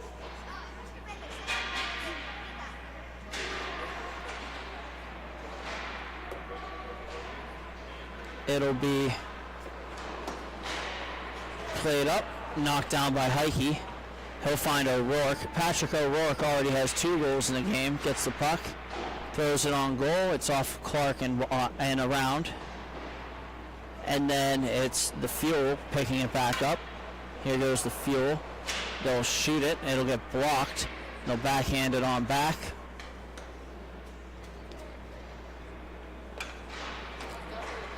And here goes the Fuel with it. A shot attempt on goal. Good save there by Morrow, getting a leg on that one. Knocked down. It'll be played by Jay Holland. Holland passes it across to Heike. Heike skates it up. And he's pressured by the Fuel. Heike maintaining control of the puck. And he'll look up and find Holland. Pass too far for Holland, taken by the Fuel. And now the Fuel will bring it back the other way. Here goes the Fuel. Walking in, and a shot gets blocked. And here's Patrick O'Rourke. O'Rourke brings it in. And a shot goes stick side on Clark, and she turns it aside. Jay Holland rewinds into his own zone after the rebound was cleared. Sean Heike with it now. He'll bank pass it off the boards. And it's going to be Jake Emig. And they'll turn it over. The Fuel have it. Skating nicely. They'll play it back up. And here goes Nicholas Wogsick trying to curl and drag around Heike, but he can't do it.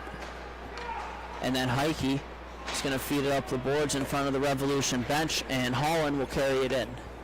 Holland carries the mail, passes in front. O'Rourke And it goes in. I believe that hit O'Rourke on the way. And that'll make it 6-3 Detroit Revolution nevertheless. We'll have a face-off. Teams are going to change up. And make sure to like and subscribe to the Grove City Hockey YouTube channel. We are close to hitting 1,500 subscribers and could use your support. Just type in Grove City Hockey YouTube and click the Grove City Hockey on YouTube and click the thumbs up and subscribe. Growing the game with Grove City Hockey. It'll be worked on and a pad save by Clark. The Fuel try to get the rebound. The Revolution do, and a shot is saved by Luis Clark.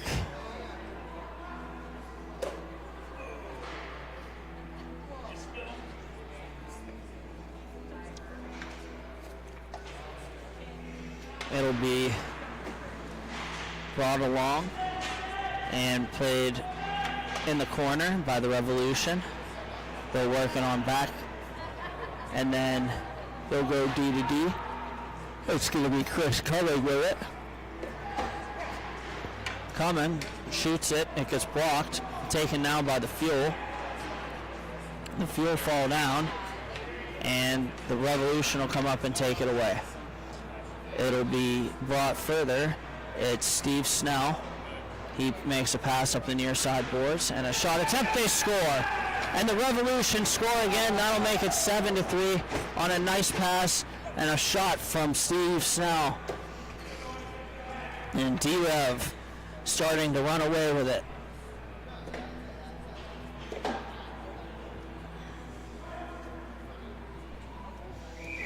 Here, we'll have a timeout taken by the Fuel, and we'll be right back after this 30-second break. Thank you for watching Grove City Hockey.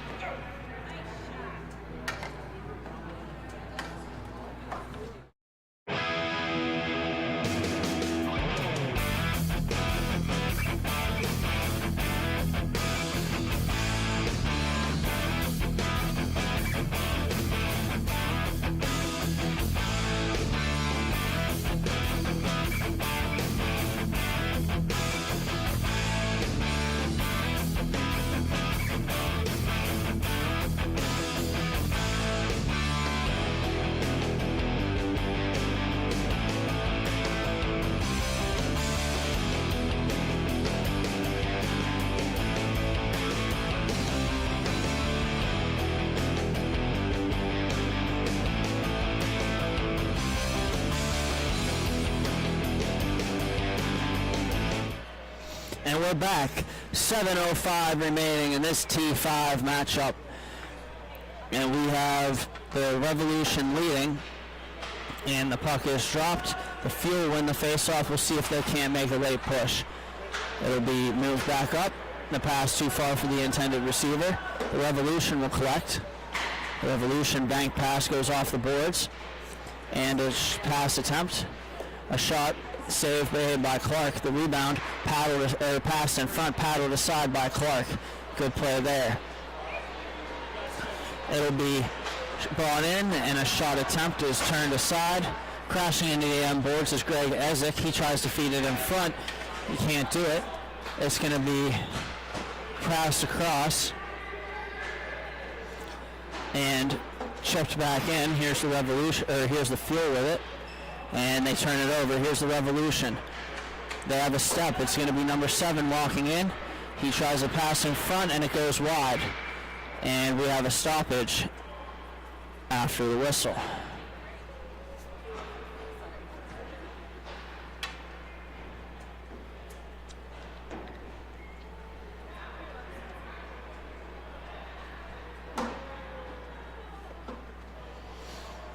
And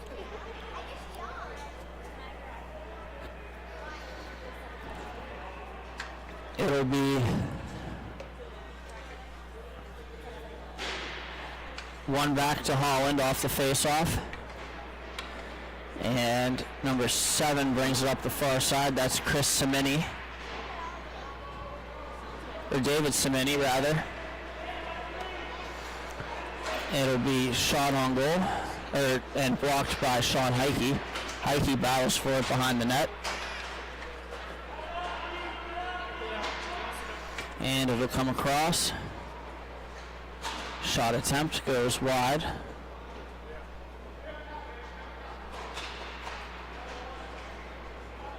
And here goes the Revolution, trying to make a push after they fell down. Here comes the Fuel, and the Fuel will bring it over. Shot attempt towards the net goes way high. And now it's going to be played towards the net and knocked away by Heike, who picks it up from the corner. And here goes Sean Heike. Brings it to the outside, looks up, and now it's going to be Jay Holland in his own zone. And Jay Holland gives to Heike and gets it back. Those two are going to play catch with it. And Heike brings it behind his own net. Over to Holland. Holland brings it across.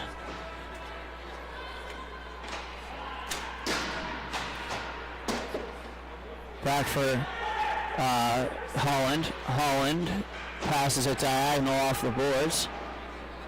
And the Fuel are eventually going to take the puck from the Revolution. The Fuel come in and shoot and score. 3:40 remaining. It is now 7-4 on a beautiful shot from Nikolai Kuzmak. He beats Morrow to the glove side. Ding, off the post and in. And it is 7-4. And we have 3:20 remaining here in the third period of this one. And taken now by Patrick O'Rourke. O'Rourke plays it around. Holland plays it towards Heike on the far side. Pardon me, that's Josh Cherninsky. And they shoot it back on goal. Clark makes the save, the rebound, they score. And the Revolution answer back, taking 8-4 lead in this one. Time may be working against the Fuel here.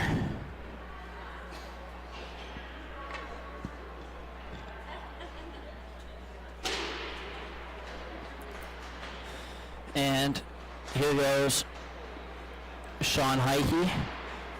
Passing it for O'Rourke. It's stolen away by the Fuel. Here goes the Fuel. A shot, save made by Morrow, and the rebound is held. And we have 2:12 remaining here in regulation. And it's going to be tie up off the face-off. O'Rourke picks it up. O'Rourke chips it off the boards. And here is the Revolution with it. No pass it across. It'll be Steve Snell looking for Chris Cherminsky. And here they go. And it's going to be battled for there.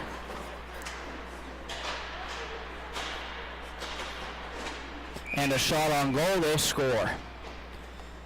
And that'll make it 8-5 with 1:17 remaining here in regulation. A shot beats Morrow from behind the net. It was fed out in front, and they capitalize on that chance, which will make it 8-5. And 1 minute left in this one. They feed it across. It's going to be back one more time. The Fuel trying to make a push. They can score and get a stop clock, but the shot goes off the stick and out of play.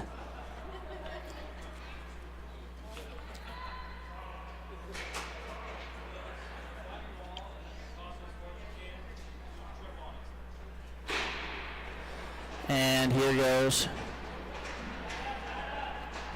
It'll be the fuel, trying to feed it across. It's Ezek sending it around, and then it'll be worked on to the point.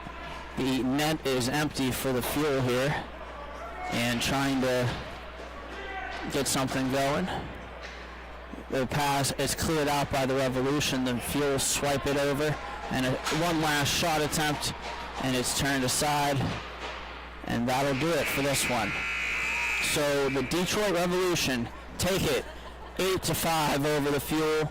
We'll be right back with more Grove City hockey featuring the Growlers and the Detroit Fuel of T4.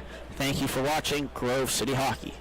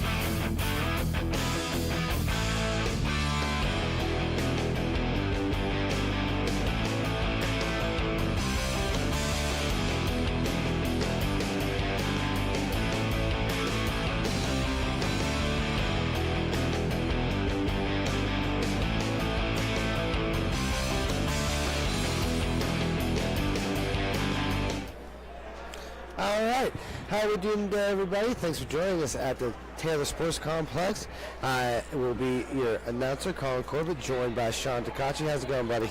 Oh, it's going well. Thank you for having me in here. It's we got a good matchup on hand here in the T4 division. Yeah, we got Growlers versus Fuel. These teams have met each other quite a few times, so we got this face-off drop, and we are on our way. Growlers with him now. He's going to work it back. They're going to try to go for the outlet pass. He does not get it. Nice save by Enders. Try to get the pass over. It does not work for the Fuel. Fuel still with it, trying to stay on it. Nice work by the Growlers to get that back in their own end. Pushing it down forward to the neutral zone. He's going to try to cut into the slot. He's going to think better of it. Pass over. And a nice work. Good shot, but better save. Looked like the defenseman might have helped out the goaltender there. Nice work by the Growlers to get to that battle. Pass over to the slot. He doesn't have a great control of it. The Fuel will take that. Try to shoot it up. He'll skate into it. Trying to work his way down. He'll just chip down to the corner. Fuel with it now, number 25. Fuel's going to work it down. He's looking for his options. Decides to wheel it. He's looking for that shot. He's going to pass it back. Good work by the Growlers to take away that shot lane. He's going to rip it. Shot wide. Growlers with now behind their own net. He's got pressure. He's going to work it back. Growlers trying to work it up. Here coming wide. He's going to take the shot. Great save by Timothy Hall. Hall with it. He's going to try to play it out. He does. Fuel with it. I do want to apologize ahead of time. Sometimes we get glitches in our system or something happened with our roster. I do not have all the players for the Detroit Fury, but I will do my best to call it as I see it. So what do you think is the hot takes for these both teams? You watch these teams pretty much every broadcast. So what do you think are the keys for these teams to win here? I mean, first off, both teams play very similar styles. They play puck possession. They're going to pass it. They're very smart. They're not as physical, so I think whoever can maybe incorporate that into their game and get in those dirty areas, it's probably going to come away with a victory in this one. Both goaltenders are solid in that, so they're going to need to at least get some scrappy goals. I definitely agree. Anders is one of my favorite goalies to watch. He always pays homage to the old goalies of the old golden days, so he's one of my favorites. He never gives up on the play.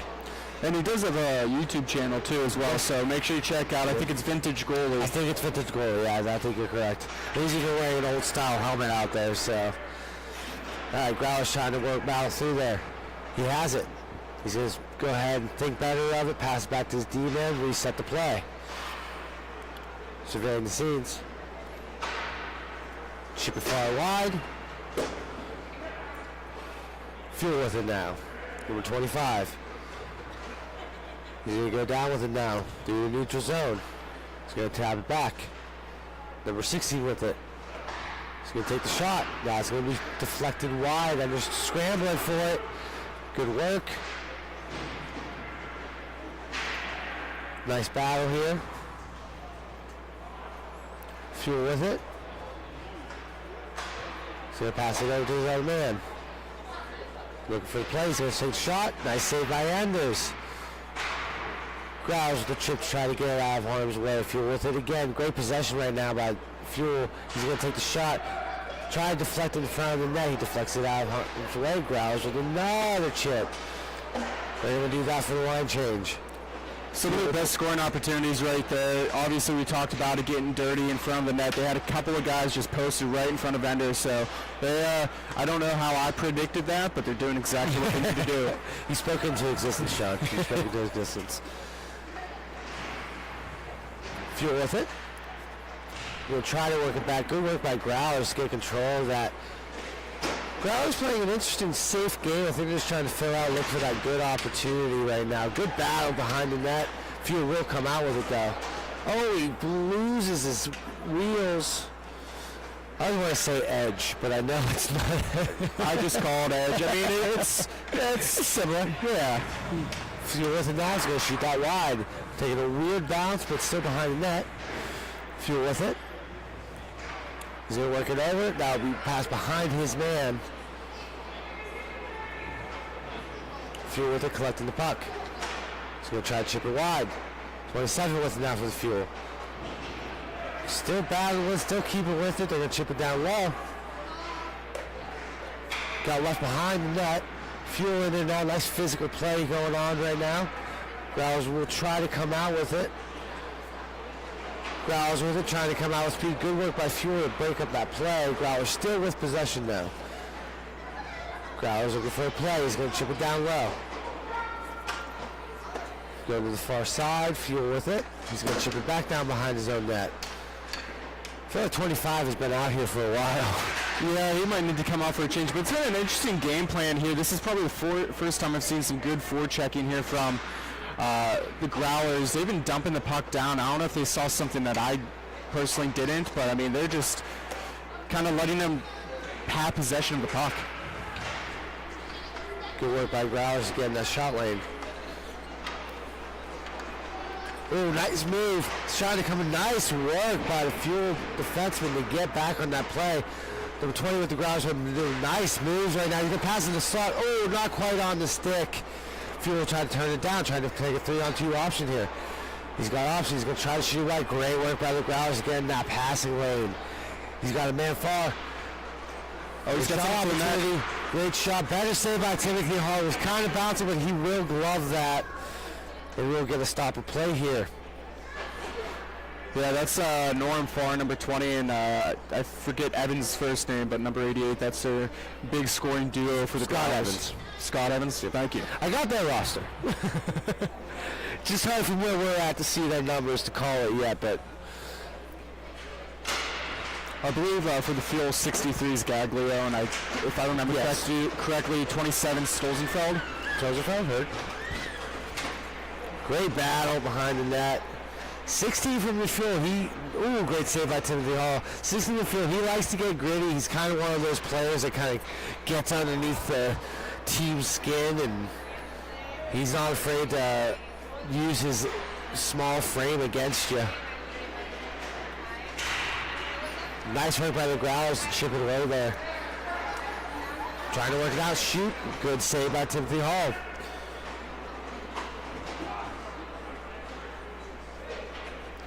Good opportunity there by Steele, number 12 of the Growlers. Growlers still with it. Don't know exactly where he was passing that to. If he was taking, he's got a good opportunity here. Great little pass aside from Enders. Growlers with it again, a little one-on-one. He is trying to slow it up, look for an option. He doesn't have it. He's going to dump it back. Oh, I like the play, but just held on a little too long. Steele's going to try to go ahead and pass that back into his own end so he can set something up here for the Growlers. Yeah, there's a scoring opportunity on that back end. I think he could have passed it for just a little touch pass one-timer, and it would have been an easy goal. Yeah, I think they're just trying to play it safe right now. They're trying to fill out this Fuel team. Fuel with the puck now. Surveying the options, just hold on to it. He's going to work it far side, try to work into the slot. He does get there. Nice work by the Growlers. I believe that's number 19, Van Dalen.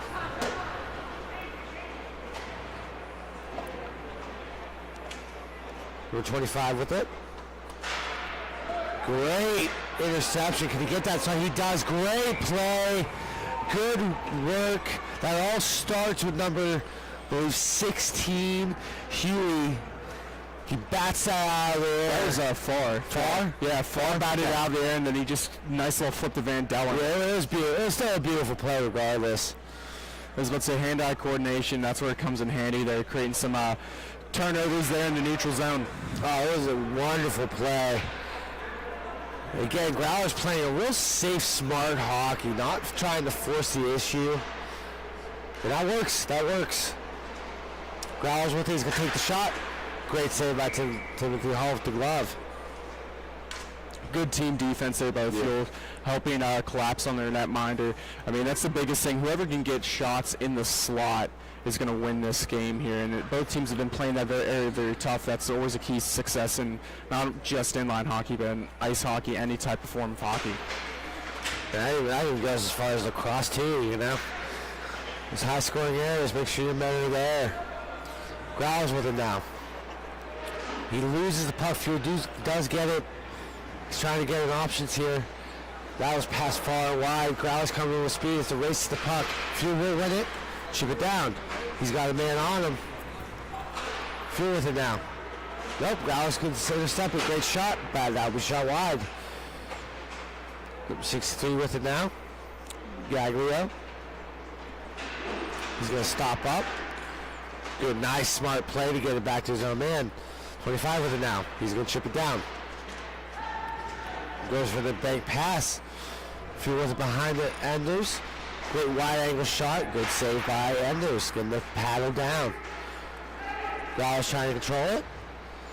They're going to work it down out of harm's way. It's failing to see. Look for the options.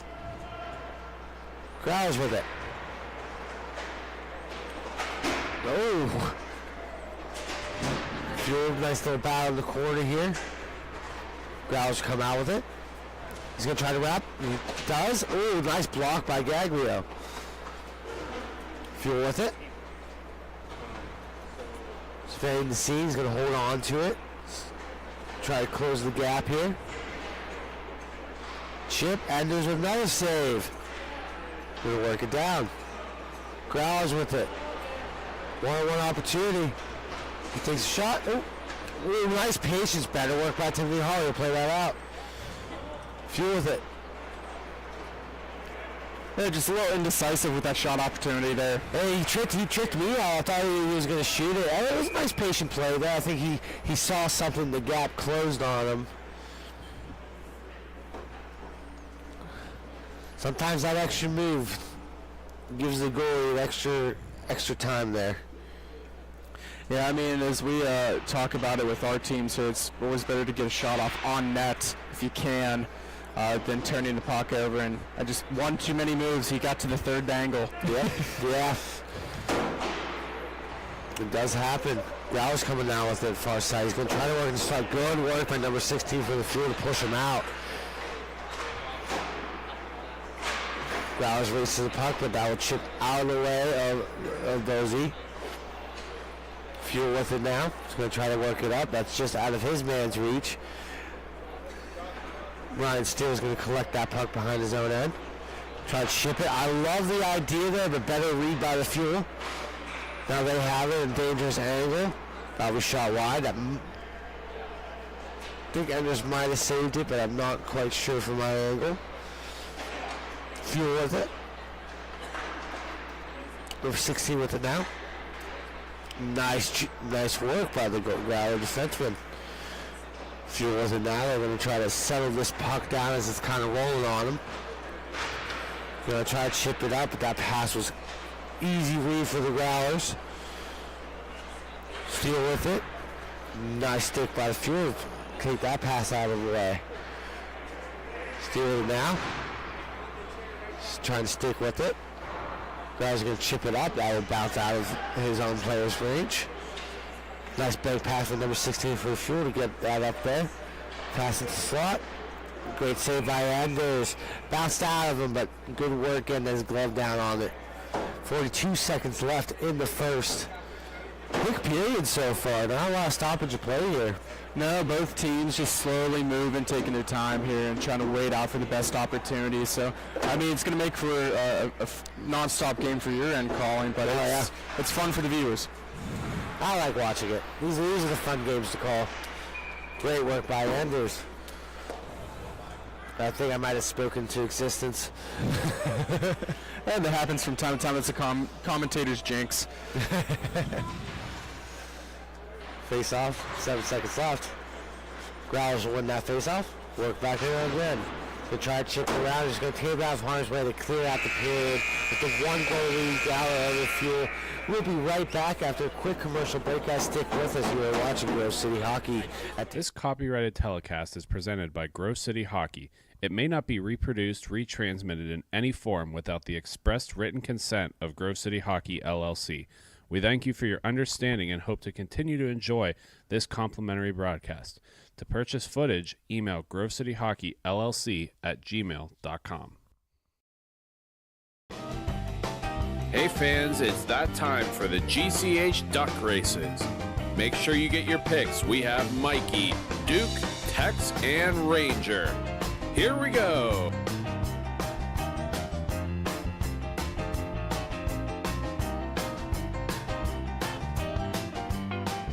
And your winner is Tex. Thank you again to Bonus Accounting for sponsoring the GCH Duck Races. All right, we are back. Second period, 1-0. Growlers over to Detroit Fuel. Seeing a nice, hard-fought game here. Really can go any way. I mean, it's smart hockey. Maybe want to see a couple more chances taken here in the second period. This is playoff Sunday. Got to go out and earn it and win it. But, I mean, you can't argue why they're doing the things they're doing. It's a very close game. Yeah, it's a win-or-go-home situation, you know, so. They're dealing with it now. Tries to take the backhand shot. Timothy Hall with a big save. He'll try to chip it out. Growlers will keep it. He's going to work his way into the saw area. He's going to take the backhand shot. That will be lost. He's going to try to wrap around. He couldn't quite control that, but he gets the shot. I think that went off the mask. Yeah, Timothy Hall, that hurt. I think we're going to get a quick timeout here. Timothy Hall, unfortunately, took that high. You could hear the ding from here. See how he bounces back from that. It's hard. You know, I'm a goalie, too. It's never fun getting hit hard in the mask like that. It can kind of rattle your brain a little bit. I mean, that's typically how you get a concussion there, and it's always a dangerous play. Just glad to see that he's okay.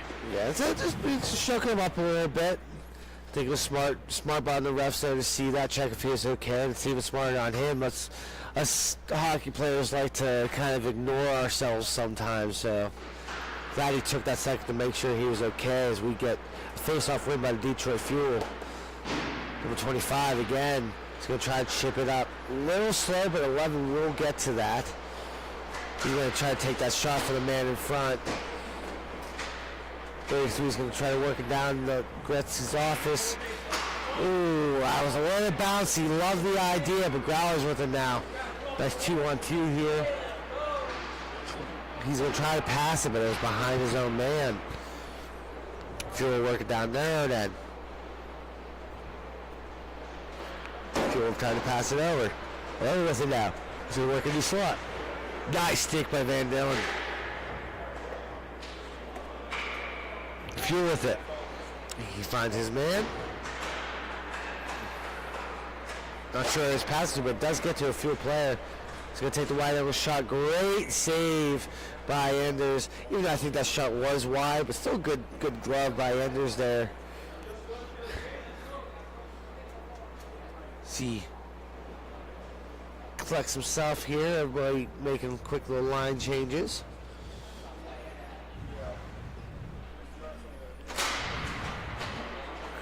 Fuel with it.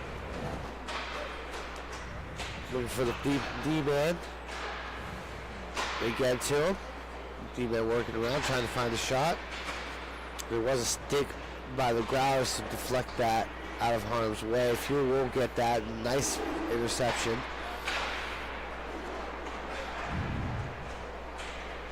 Oh, nice work by number 12, Steele, because he works it over to Mosey. Nice shot, but better save by Timothy Hall.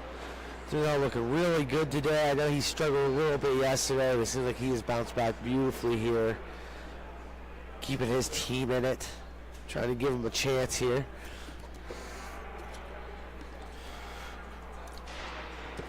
Just a couple minutes have gone by. Both teams still slow moving at this point here, very methodical with their movements, so might have a low-scoring game on our hands. Maybe the next 1 or 2 goals might be able to win this game. He is not happy with that whiff pass, as it almost turns bad. Good work by Growlers, number 23, to get back there and help out his man. Fuel trying to work it. Tries to get out of harm's way. He does. Fuel with it now. He's looking for his option. He's going to hold on to it for a little bit. Nice work by Huey there to take away that shot. Lane made him think better and skate back. Fuel looking for an opportunity here. They have that. Take a shot. Nice stick on puck action there. Good work by Grouse. Get that out of harm's way. Fuel will come out with it though. Ooh, bouncing puck. We'll work it back.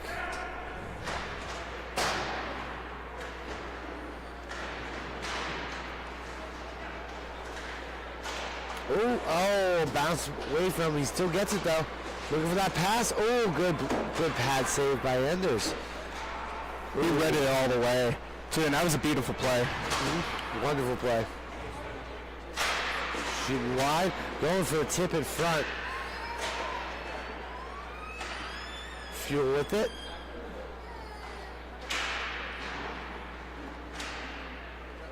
He's going to collect it, work back in their own end.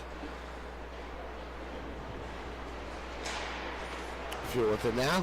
He's going to try to work in between his legs. Love the idea. Good work. 2 men on one player. Kind of dangerous to leave a man alone, but they did a good job there to make sure that pass didn't go through. He takes a shot. That'll be shot wide. Fuel trying to collect it now. Oh, little misplay. Growlers will make an opportunity of that, but better saved by Hall. Hall having a wonderful game. That turnover was very dangerous right there. I mean, most times you're going to probably bury that goal, but Hall's been up to the task. Good work by Enders getting his elbow on that play. Growlers picking up some speed here. Good shot, better saved by Hall. Fuel with it now.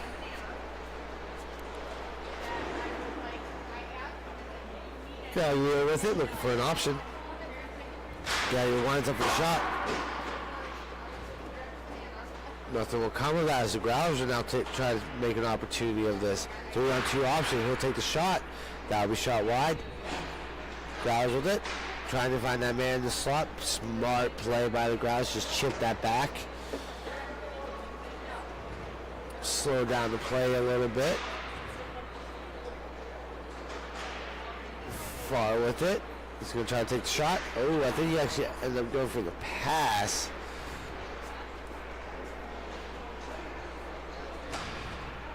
Growlers with it.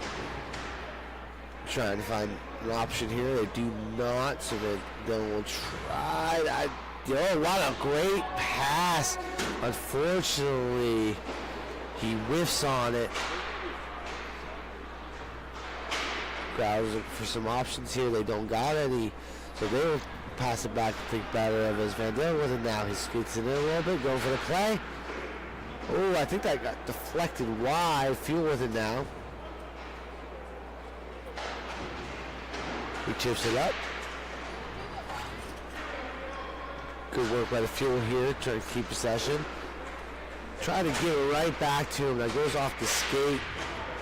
Whacking and slashing at the puck right now. Ooh, nice finish of his check there. That'll squeeze out to a Fuel player. Fuel with it now. Trying to, I think he's looking for that pass. We'll go ahead and pass it back because the slot lane did get clogged up there. Ooh, nice little tip play. Better saved by Enders though. Oh, well, another great play by Enders. What a save. He is coming up big to keep his streak alive here. I don't want to say the words. I don't want to say the words. Just stop. I don't want to say the words. We still got a whole third period. Whoa! Great play by Hall there. Both goaltenders just playing beautifully right now. Fuel with it. Another blocker saved by Enders. Yeah, I mean, he's been very aggressive. I mean, the Fuel have had plenty of opportunities. They've kind of dominated the pace of play here in this last about 2-3 minutes here. And maybe they'll get one on. And here's another great play. Oh, that's squeezed in. What a goal, and dude, what an effort by Enders. Enders went for it. He tried to windmill over there. Sometimes that is the problem with the windmill. It's you can leave that bottom open sometimes, and it can squeeze in on you. But it was still a great effort by him. He didn't give up on it. Great patience by the Fuel player there. I mean, just an excellent give and go concept there, and able to create an opportunity, and then just following up on your rebound. I mean, that's half the battle is just that mental aspect and just. I mean, you also called it. You know, Fuel has definitely been dominating the play here. Not for lack of effort by the Growlers. They're playing wonderfully defensively, but Fuel is just being super aggressive on the plays here. Kind of keeping the Growlers in their own end, but they will work it through the neutral zone. Great pass in the high slot there, but that'll be shot wide with nice back pressure by the Fuel player. Growlers with it now. He's going to work it behind that to his own man. He'll try to work it up to the point. He does get it. He'll take the shot. Oh, what a play by Van Dalen to shoot that on net. I believe they got tipped in. I'm not quite sure who got the tip in there, if he for sure got it, but wonderful play by the Growlers here to get back that lead. Again, this is great two styles of hockey clashing in a wonderful battle here. I mean, that's just the mental game of it. I mean, you're like quick response, you forget about giving up that goal, and you go out and get the next one. Take the shot, that'll be shot wide. Fuel with it now. Ooh, great pressure back check here by number 88, Evans. He's going to try to chip it up. He does get it. The man's all alone. Number 10 here for the Growlers. Oh, he went for the extra move and lost control of the puck. He had all the time in the world. Growlers with it now. Yeah, you're not going to get many opportunities like that. You got to get a shot off. You got it. Great work by Fuel there to step up on the man. Don't let him get the shot off, and that's just an easy save by Timothy Hall, who again is playing, both goalies playing excellent here. And both teams have had a lot of good chances here moving forward, trying to get in that, again, we mentioned earlier in the broadcast here, that dirty area, that slot area, getting people in front, causing chaos. Great work by the Fuel there. That was a dangerous scoring opportunity. They get to the play. Give and go here in high slot. Good back check by number 23. I want to say, correct me if I'm wrong, Beltzer. Yeah, no, that's correct. And here comes Farr. Oh, great save by Hall. Farr's got a little spring to step Yeah, right he is all over this play. He lost it. Unfortunately, now Fuel can take away now. He's going to work it over to the far side. They're going to take the shot. Great save by Enders. I think that was tipped in front by 33. He was crossing right at the last second. Great. Easy save for Hall. He had clear line of sight on that. Good shot, but nice glove. Yeah, I mean, you're just trying to throw it on net right there. Very easy save, but, I mean, excellent. You're not going to beat a goaltender like that. You're hoping that maybe he slips up and gives up a rebound in that instance. 100%. Growlers with it. He's going to work the points. He's going to wind up. Oh, great save by Hall. I'm not sure he actually saw that one. Fuel with it now. He's going to work it back in his own end. Try to save the play here. Not sure who he was passing to there. I think his target was 33. He does recover the puck beautifully. He's going to try to chip it wide so his man can skate into it. He does. He's going to work it down low. Take a shot. Better save by Enders. Rebound is loose, but great work by the Growlers. Now they're going to turn around. We got 2-on-1 opportunity unless nice work by the Fuels defenseman to get back. I believe that goes high and out of play. That looked like it hurt. I think we're going to give this a second and go to commercial break because he is down. He is straining himself. So we'll be right back after this, guys.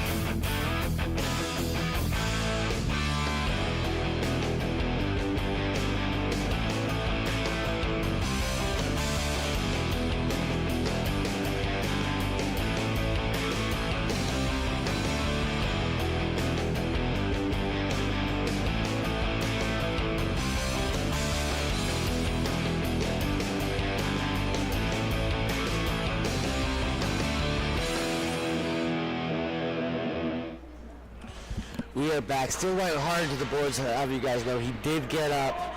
There was some laughing, so he seems to be okay. It was just a nasty slide into the boards. But we are back. Growlers with it. Only 46 seconds left in the second period. 2-1. Growlers. Oh, that was almost a steal off the goalie by the Growlers, but fortunate enough for Fuel, they do not come up with it. Been down with it, looking for that slot pass. Great work by the Fuel player to get in the way of that as they get an opportunity now. He's going to go in the high slot area. Ran out of real estate, so now Growlers will come with it now. Far with it, he's going to try to work his way around. He does get it. He is a man with a mission today. He is not trying to go home. He's been outstanding so far in this game. As Fuel comes around, that's all on. Whoa! Ran out of time for the Fuel to tie this up. And hey guys, we will be right back after a quick commercial break. Thank you for watching Grove City Hockey.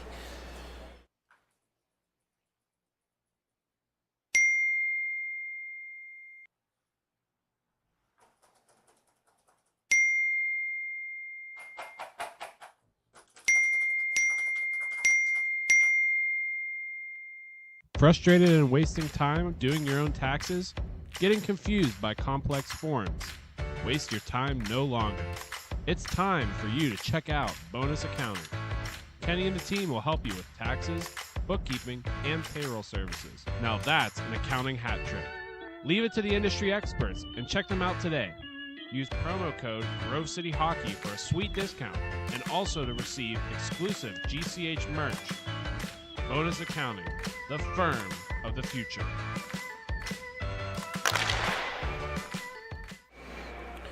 We are back, ladies and gentlemen. 2-1 game. Growlers over Detroit Fuel. Don't go anywhere. This is a close battle here. Both teams playing wonderfully. Both netminders playing wonderfully. I think you're going to want to watch this one to the end. What do you think, Sean? Yeah, I mean, both teams have gotten some great opportunities here. I think the player to watch here in his third period is going to be Norm Farr, number 20. He's starting to pick up some steam here in these last couple minutes. All over the place. Growlers, great work there to take away that puck. Trying to make something happen here. They do, far side. Fuel, nice work by the Fuel player to get in there and win that base of the puck, though. He's still getting bodies all over him. So the wind up number 23, that'll be shot high and wide. Enders will still go ahead and try to glove it out of harm's way. Growler's going to try to chip it out. 83 with it now. Oh, that's a clear as day penalty for the ref on number 10, Jim Bose. He's going to take 2 minutes to cool down for a little bit. As Fuel will get the first power play opportunity of this game. Goes to the Fuel, and they definitely need to come up big here. Yeah, I mean, we'll see how this goes, and this is probably the best opportunity more than ever to get an opportunity to tie this game up. Well, absolutely, absolutely. The lineup for the face-off here.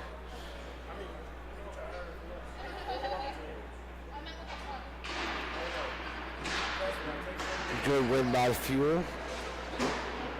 As long as they have harm's way, sometimes it's nice to get that space to set something up.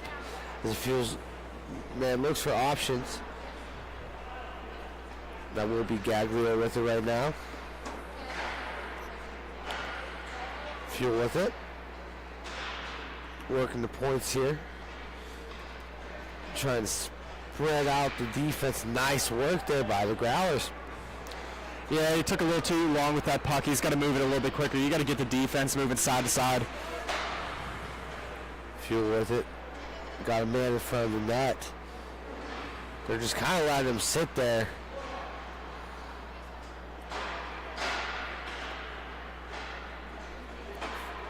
Fuel with it now. Pass it over. Fuel taking their time, looking for that perfect opportunity. Still got the man in front screening Enders. I'm surprised they're not just ripping it. Yeah, and they're just not getting good looks here. I mean, it's good defense here by the Growlers. They're just letting that man be free down low and just taking it, making it 3-on-3 hockey instead of 4-on-3. Yeah, absolutely. Nice save by Enders. Oh, wow. I'm not sure how that stayed out of the net, but it does. Call come out to settle down for his man. Gaglio with it. Gaglio looking for the play here. He's going to take the shot. He'll shoot that wide.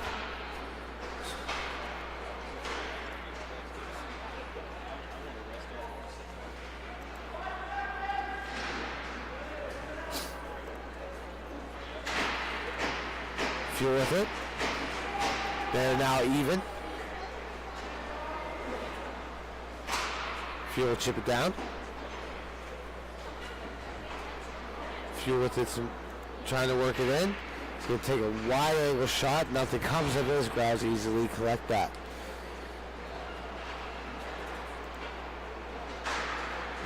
Oh, almost a dangerous play. Not.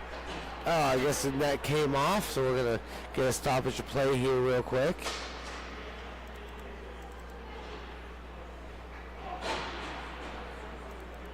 We got a player fixing his wheel.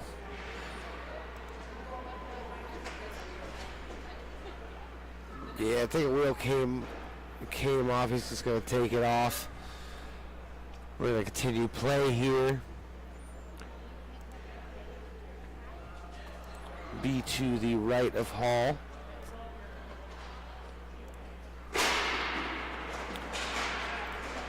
Growlers try to step into that. Steele does get it. Evans with it now, looking for a safe play. Again, Growlers doing a really good job here, being patient with their plays, making sure it's good opportunities only. Growlers with it, he's going to try to chip it up. Great shot, better save by Timothy Hall. Great work there. We'll slop this up. Wait for the puck drop here now. Good face-off win by the field. Try to chip it up to his man. Number 17 with the field now. He's going to try to walk it over. Field with it now. He's going to take the shot. That'll be shot wide.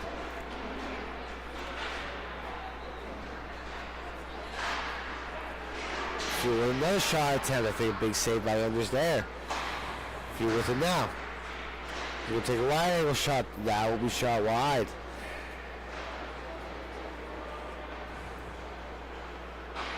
Growlers trying to chip it up. Just out of the reach of Evans. Number 25 of the Fuel will collect it. He chips it over number 16 for the Fuel. Fuel working his way through the neutral zone. He's going to chip it over. He's going to take the shot. Oh, nice work by the Growlers getting the way of that. I think that was just a little quick shot pass. This Fuel will take the wide angle shot.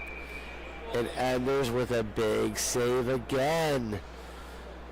Sorry, I do apologize not being able to commentate on the last couple minutes here for you. We had a little bit of a scoreboard malfunction here. So I noticed. I noticed. I wasn't saying anything. Well, I figured I'd just maybe give you a quick mention here and give you a quick timeout. It was A-okay. Well, we're back up and running. We're all set, though.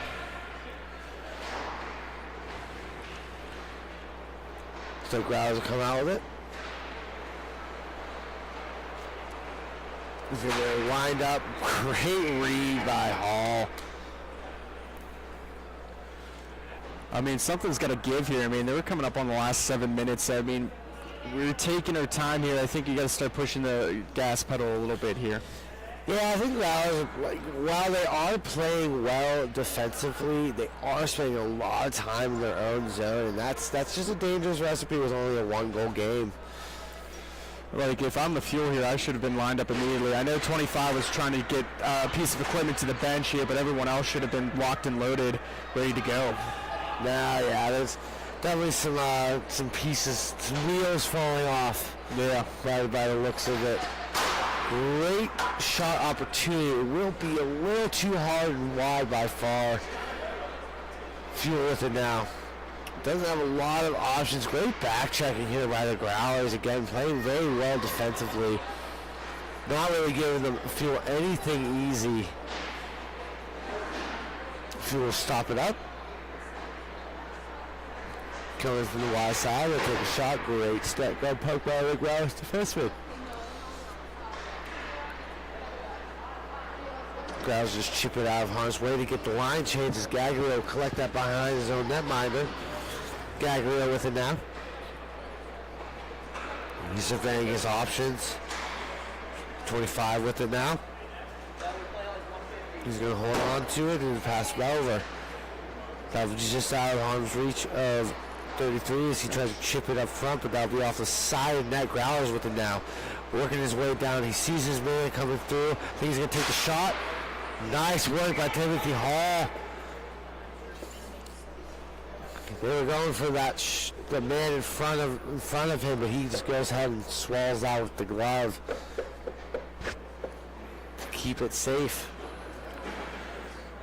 Yeah, we're down to here 5 minutes, still 1-goal game. And this next one, if there is a next one, is going to be huge. It's going to be a great game here. You can't be on in here, buddy. We still got plenty of the day left. Yes, oh yes. I do apologize for that, guys. I do apologize.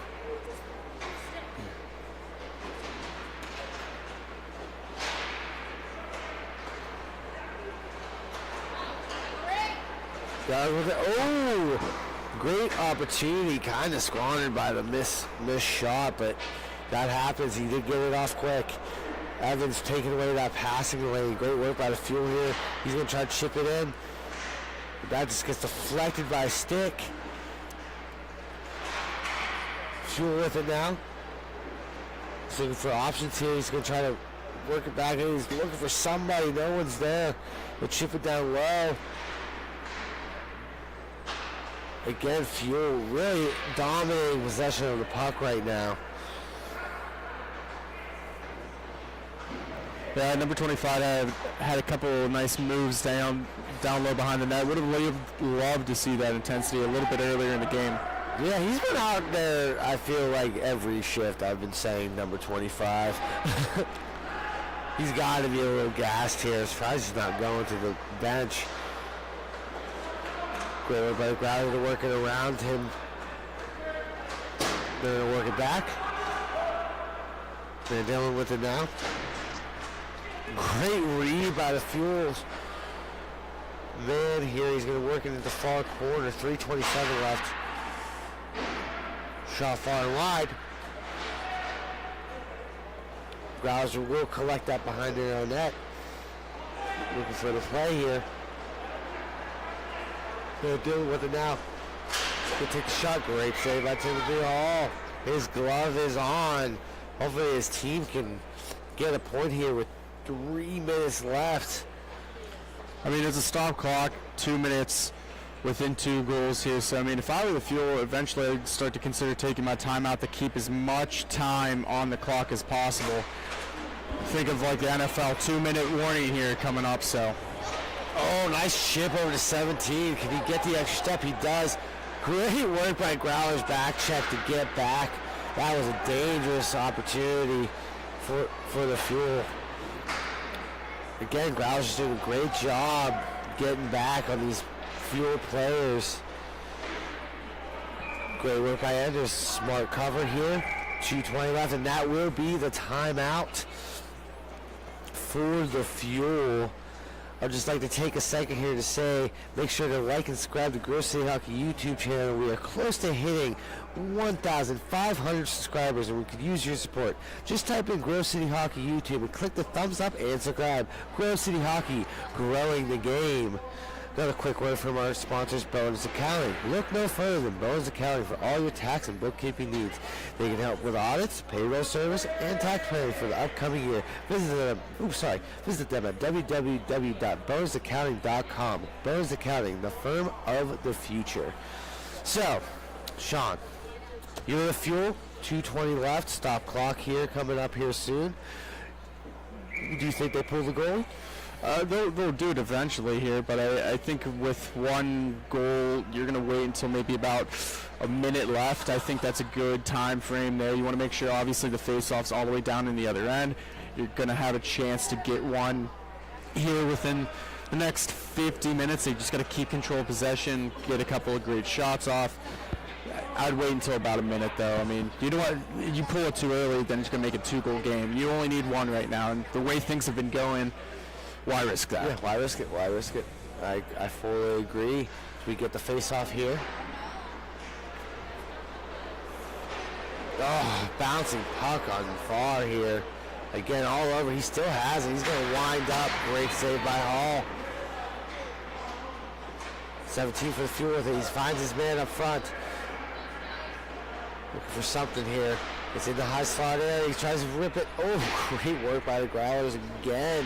Just clogging up that slot area. Fuel, he gets the opportunity. Great work by Van Dalen. Not letting them get the shot off. Not necessarily possessing it, but not giving the easy opportunity. Can they step into that? Oh, he'll shoot it far and wide. Fuel with it. Playing with some passion here. Not trying to go home, but Growlers with it. Fuel with it. Tries to work it to the far side, try to pass it up to high to Gagler. Gagler doesn't quite get it. They'll get possession. The goalie is going. Hall is goalie. Tries to pass in the high slot. 11. Ooh, nice work by the stick. He steps into it. Great save by Enders. He goes for it. He goes for it. He goes for it. Oh, that'll be wide. Just couldn't quite settle it down. Gagler's going to try to work it down low. Still got a minute. Don't rush it. Oh, they're rushing it though. You gotta rush it, but don't do a quick up and miss like that. There it is. You called a great stick. Hometown here. You can hear the fans trying to cheer on their men. They just need one more to tie us up before it's the overtime. Detroit Fuel with it now. He's gonna pass it back. They still got 38 seconds. Great stick by Evans. There's the chip. Oh, it'll be wide. 16 coming back with 30 seconds left. Can they get it down? He's going to try to ship it down low. Over to the far side, just outreaching number 11. They're going to shoot for the wide angle shot. Easy save by Anders. 17 seconds left. Growlers with it. Going to go for the empty net. And now it'll be wide. 10 seconds left. We're trying to work it down. Growlers with it. He's just going to dump it down. That should do it for the game. 3, 2, 1, and that will be Detroit Fuel with the loss. Growlers moving on. Great work, great game. Both teams played hard, but Beer City Growlers will come up with the winner. Detroit Fuel will move on. Thank you for watching Grow City Podcast. Stay tuned. We got more MIHA action on the way.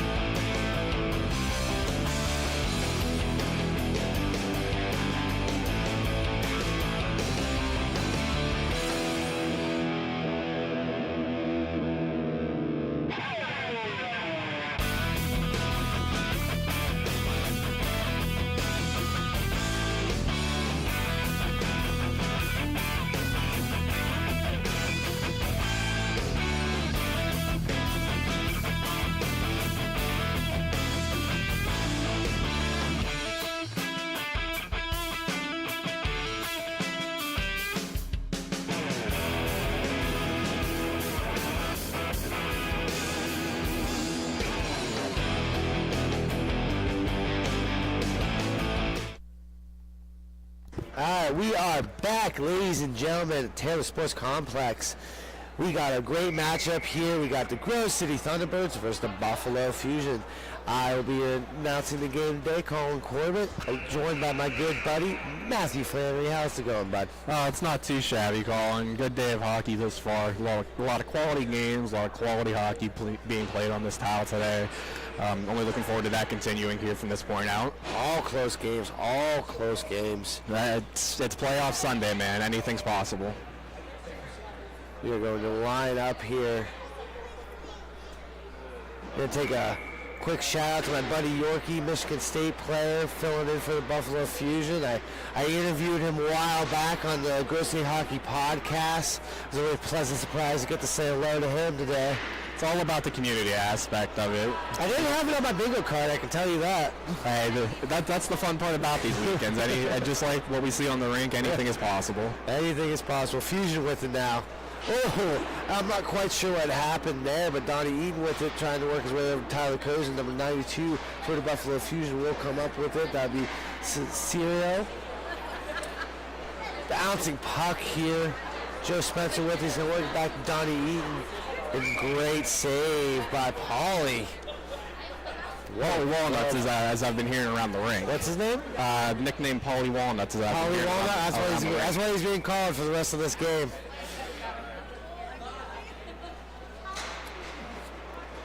Aaron with it. Oh wait, no, that is not.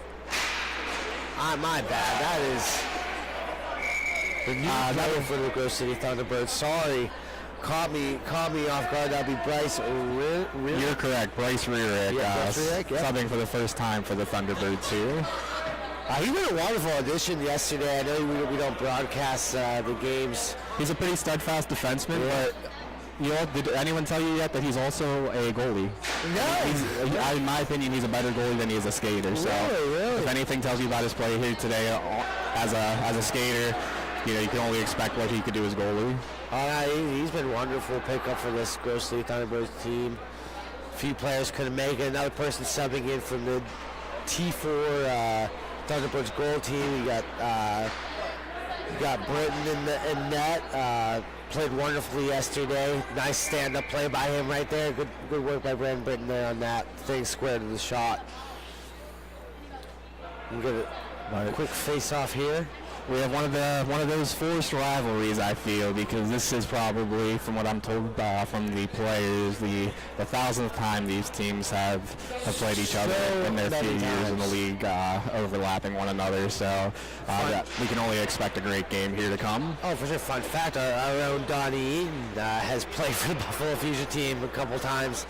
Yeah, he's filled in as a substitute, and then they just asked him to hop on for the rest of the year, and Mike Johnson with it now. He's going to try to work it up. He's trying to find that start. Great work by the back check. Better shot. Wonderful job by Mike Johnson here. Staying strong on that play as he gets that shot 5-hole off. Take a look at the replay here. Ignore the rear end of the stripes here as we have a camera cut. But, he's coming down the middle between a couple defensemen, a couple sticks on his, but he's able to keep the puck with his speed and goes 5-hole back of the net, putting them up 1-0. No, wonderful play, just a strong play. And that's what you like to see out of him. He's one of those players that he can make that happen. He's got great speed. As another man with a great speed as Zacho gets edged out there. But I'm not quite sure who that is yet. I want to think that I'm not quite sure who's actually on this Buffalo Fusion team and who's not. I got rosters, but I'll say some names based off the numbers. If it is not that player, I do apologize. I can only go with what's in front of me. So I'm going to say right now, I even got 2 13s on it. We're just going to go by numbers for the Fusion here, guys. As Dash comes out with it, he takes the wide angle shot. Number 2 for the Buffalo Fusion here. Nice work by Ermic for the Thunderbirds to chip that back in. Number 2 for Buffalo Fusion has it off to 13. He has it now. We're going to go for the wide angle shot, but better work by the Thunderbirds there to keep it out of harm's way. Dash will collect that up into his own end. He's going to try to chip it up to Zacho. Zacho's going to beat through it. He's got great goal play. nice work by number 28. That'd be Zatora. Zatora with it now. He works it over to, let's say, Konetsky as he shoots it and gets it through Brandon Britton. I mean, that's just one of those plays, one of those shots you'll see here on our instant replays. He's coming down the left-hand side. He gets that puck down to the right-hand side. You get the goalie shuffling. That's a hard save for him to make. And unfortunately, it looks like Joe Spencer was a little flat-footed there. Didn't quite stay on the man. It happens. Shake it off, boys. Get the next one. Rice with it now. He's going to chip it up. He's going to try to stick with it. Great work here in the battle here. Donnie Eaton battling hard. He's got his man help clear, but Buffalo Fusion will come out with that. But he still got pressure by Tyler Kozin. First time in this tournament wearing the A. And I feel like he's been wearing it pretty proudly. He had a great game last night.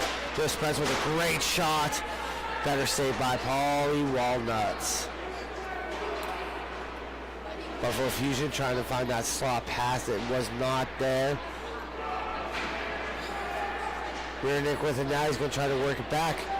Back to Bryce. He's going to try to work it. Oh, he does get shot wide. He's going to stick with it, though. He's going to hold on to it. Nick will pass it back to Joe Spencer. Joe Spencer going to try to shoot. Kind of force it down low. Great work by the Buffalo Fusion trying to keep it out of harm's way. The chip up just out of the wheelhouse of York as Tyler Kozin gets it. He's going to try to work it over to Bryce. Bryce takes a shot. I think there was a stick by the play. I got the referee kind of in front of my angle here. I'll do my best to call it off of my screens. Number 2 with the Buffalo Fusion. I want to say that's Kavinsky. Donnie behind low. He's going to work it out. Just out of the reach of Tyler Kozin. That'll be number 92 now with Buffalo Fusion. That'll be Cicerio. Cicierio's going to try to take the shot. That'll be sticked wide by Joe Spencer. Try to get the breakaway pass. It does not happen. We're going to work it down low, and the Thunderbirds area. Joe Spencer down to retrieve it. He's going to try to chip it out wide. He does get it out of harm's way. Now go for the line change with T-Birds. 0-0 Newman with it now. He's going to try to survey the scene. Let his mans get open. Newman's going to pass it off with the breakaway for number 2. And we're going to try to pass back. Number 2 beats it to pass. That'll be shot far wide. Number 2 for the Buffalo Fusion has it. Fusion has it again. Back to Newman. Newman's going to slow it down. He's going to chip it down low. Konetsky with it now. Be out of harm's way. Johnson with it now. He loses it. Weird bounce with the puck. Newman with it again. Over to number 2. Newman's going to try to chip it over to his man. Buffalo Fusion within their own end. They're going to work it through the neutral zone. Oh, nice work by Airmick to break up that pass. They co-play with it now. He's going to go over to Skyler. Buffalo with it. Nice work by Johnson to get in there. Great forecheck here by Hetrick.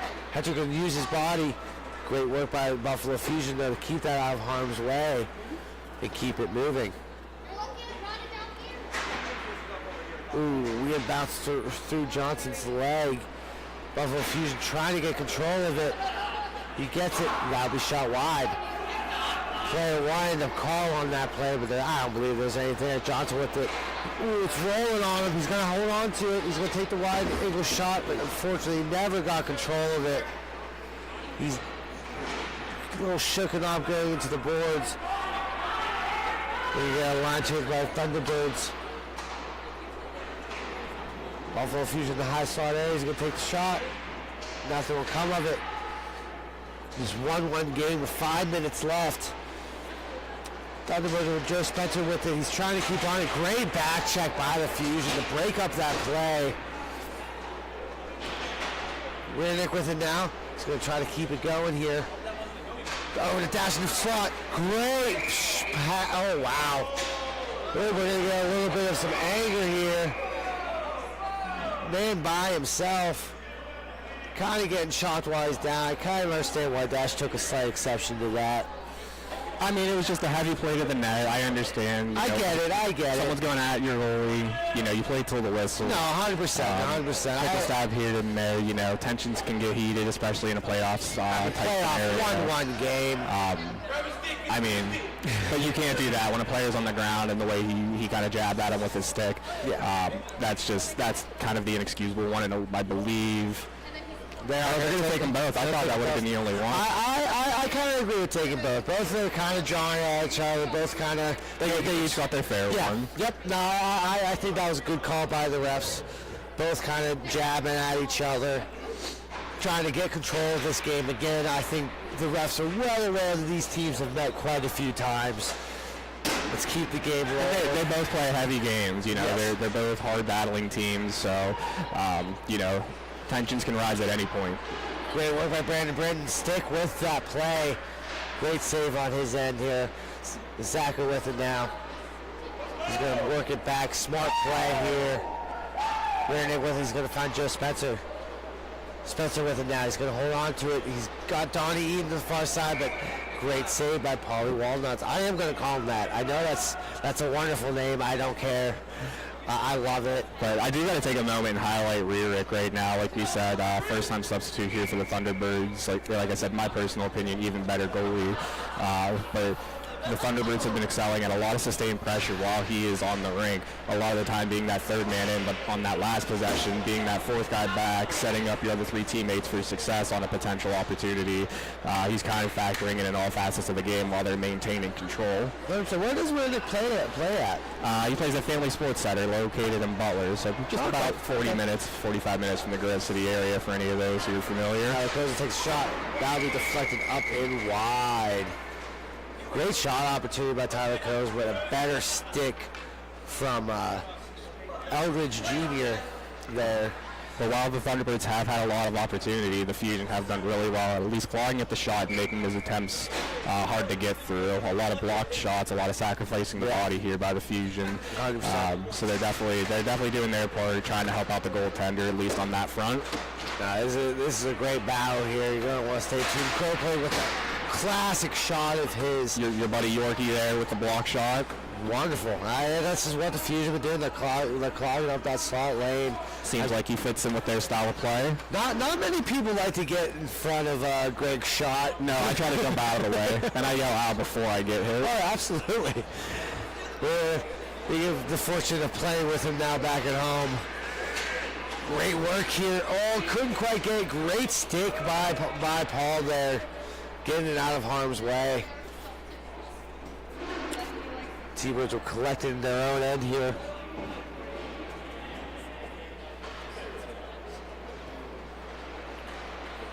Skylar Hetrick with it now. He's going to try to work it in deep. Zaka with it now. Trying to find Hetrick out front. He doesn't quite get it.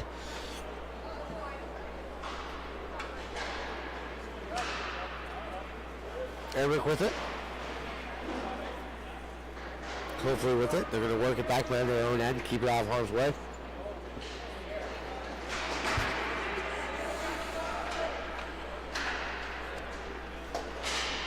Buffalo Fusion York just going to chip that out. They're working around to York.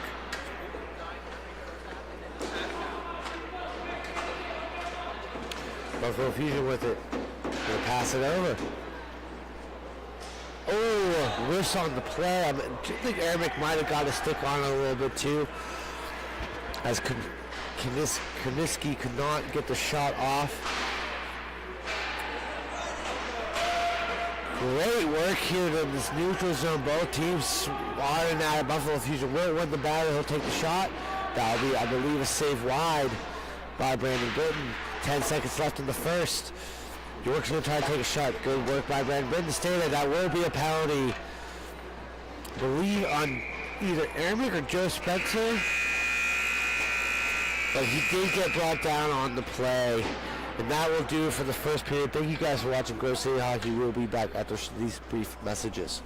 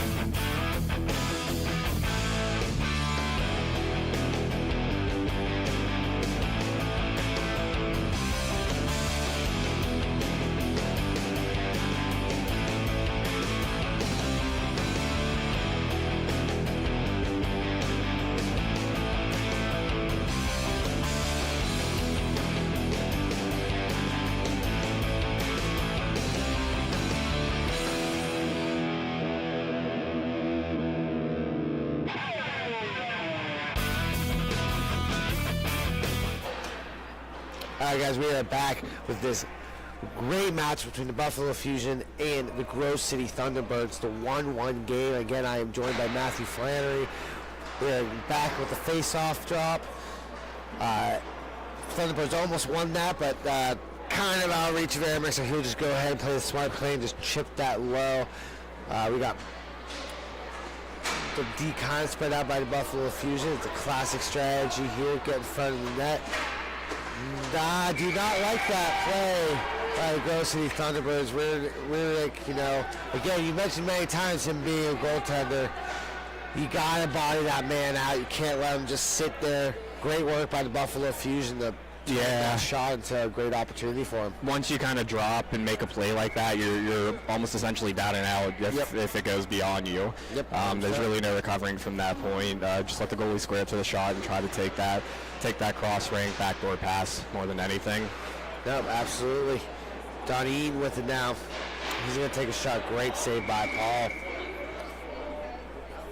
Paulie Walnuts with the save. But I gotta say, the towel seemed tilted in favor of the Thunderbirds for the majority of the first period, but Buffalo, they were able to respond. I have the score incorrect here, as I'm controlling that as well, so my apologies.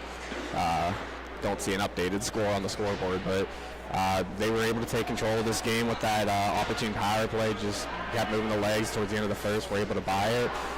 They put themselves in control at this point.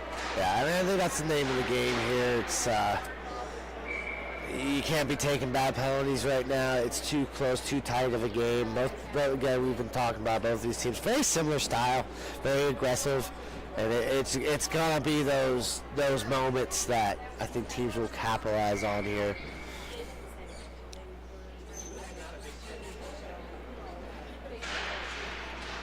Fusion would leave the face-off with, but great work by Donnie Eaton to go ahead and steal that puck back.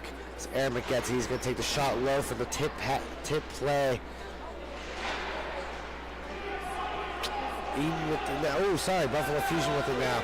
He's got the shot. That'll be shot wide. It bounces out wide. Fortunately, no one there. Aaron's going to chip it up. Tyler Cozen trying to settle it down. He does. He's got a man on his back.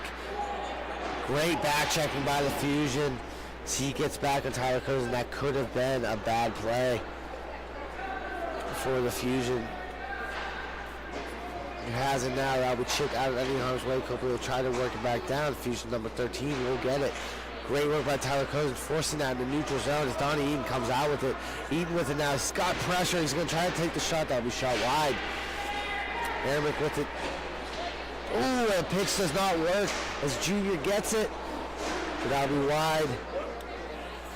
Buffalo Fusion looking for the weird angle pass. Cheeky cross crease pass. I like the idea there. Good work by Airman to get in the way of that. That could have been, actually in my game, that actually worked against me. He shot it off my butt and in.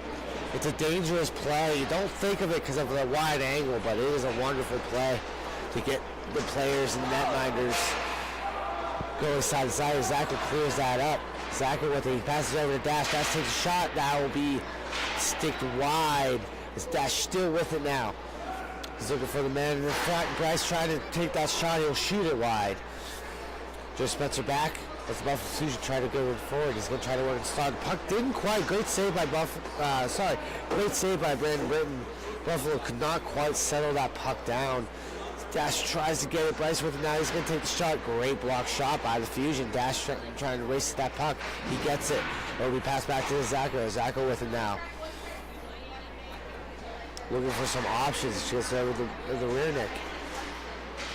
Back to Zacco. He's got those hands. Can he get him working? He does. He's in the slot area over to Dash. Dash takes the shot. Great save by Paulie Walnuts. Coming up big again.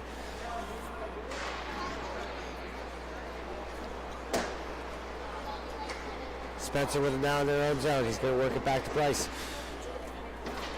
Rearick with it now. He's going to try to slow it up here to go over to Zacco. Zacco gets to the far side. He's looking for Dash. He's going to think better of it. Back to Rearick. Rearick's going to take that wide angle pass shot. Great work by the Buffalo Fusion to block that pass.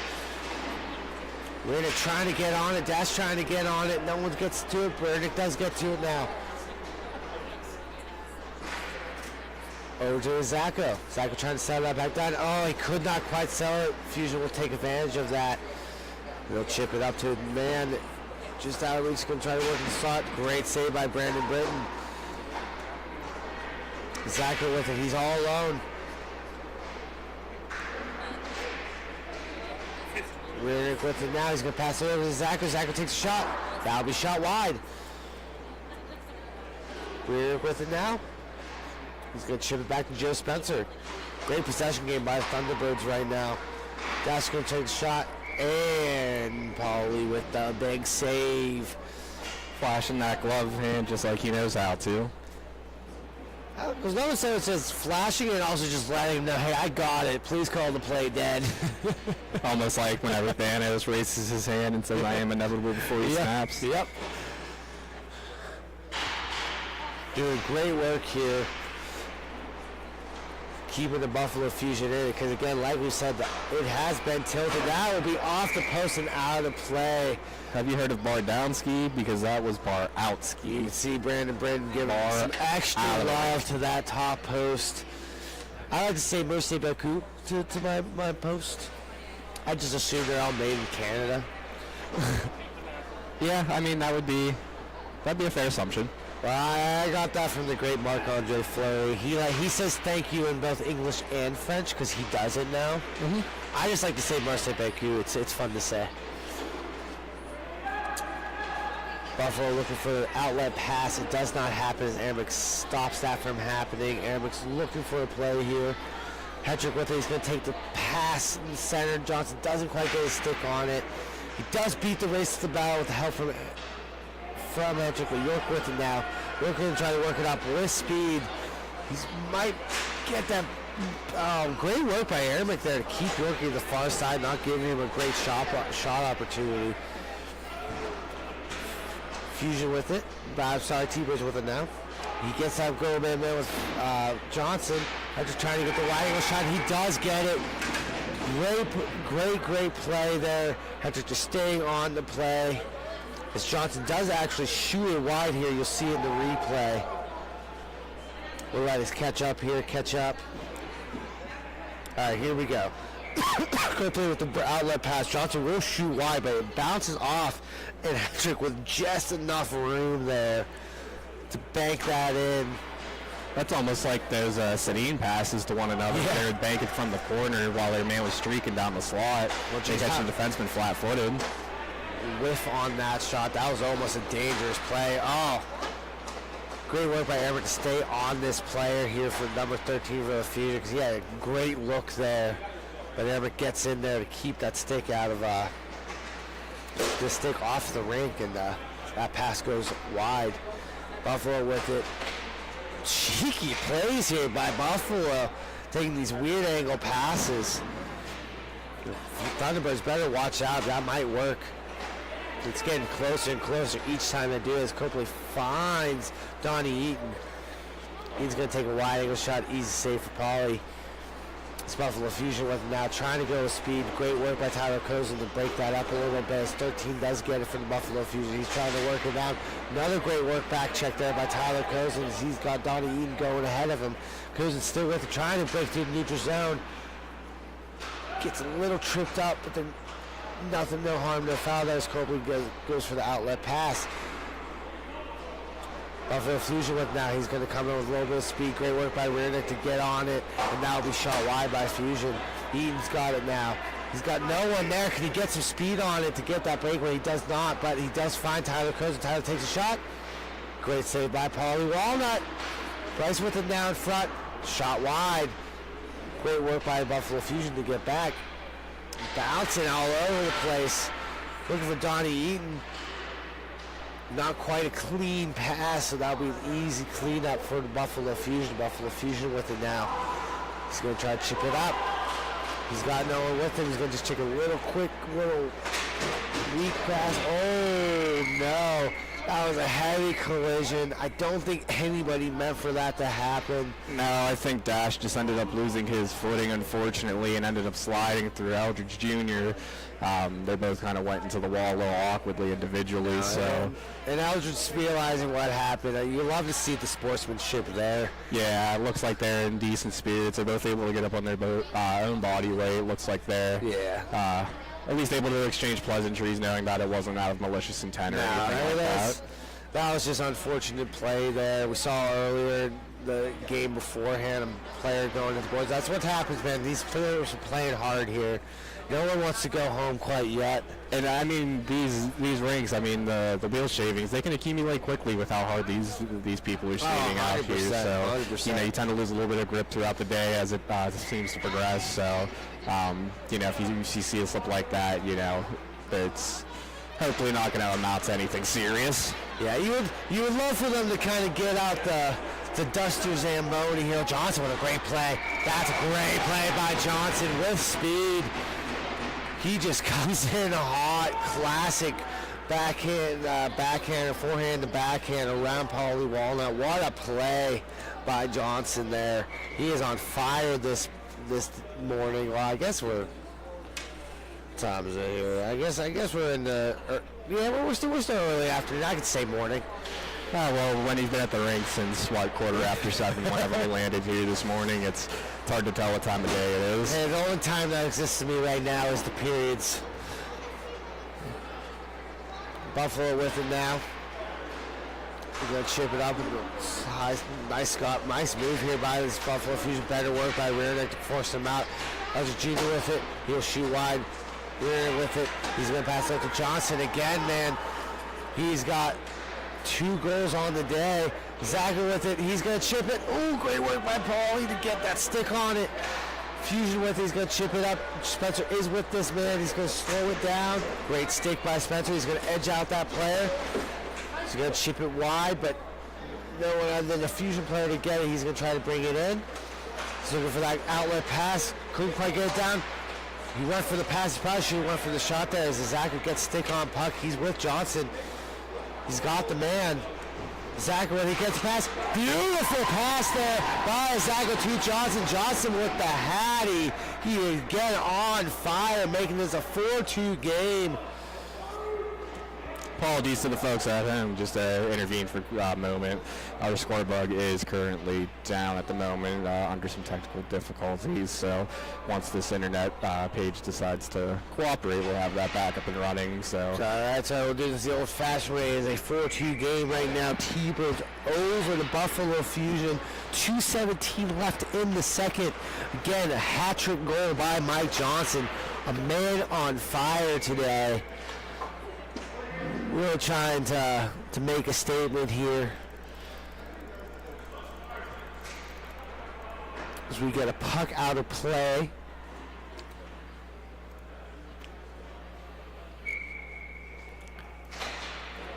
Great win by Hedrick on the face-off.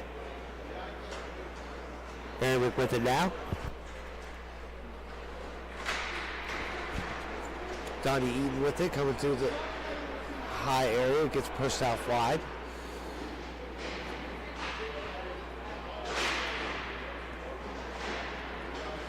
Great battle here in the corner here. Buffalo Fusion will come up with it. Trying to chip out Barbara Hedrick with the collection here. Can he make the move around? He does not. 13 for the Buffalo Fusion. He's going to try to come in with speed. Eric with him. Pass behind the player. Kind of seeing Fusion making kind of some quick plays that just, great save there. Just kind of not taking their time with it. Just kind of feeling the pressure here with a minute left. Trying to go for that pass. Great work by Copley. He does get the body in front of that. Buffalo Fusion with it now. yeah, for the Buffalo Fusion, your biggest concern right now is making sure you don't let up another goal by the end of the period at this point. You definitely want to at least try to get one. Definitely want to get some momentum back in your favor. But best case Ontario, you're definitely not letting one up, then taking a 2-goal margin into the second. No, for sure, for sure.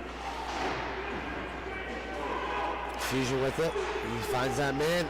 Bouncing puck. He's going to go for it. Again, the Fusion getting close with these wide angle passes, but not quite getting it tape to tape. Fusion, they got 8 seconds left. They got a man out there. Can he get it over? He does, and that will be a great save by Brandon Britton, sticking with it. Wonderful save by Britton there, bailing out his boys as we will go into the third period. 4-2 Grove City Thunderbirds over Buffalo Fusion. You are going to want to stay tuned for this after these quick messages.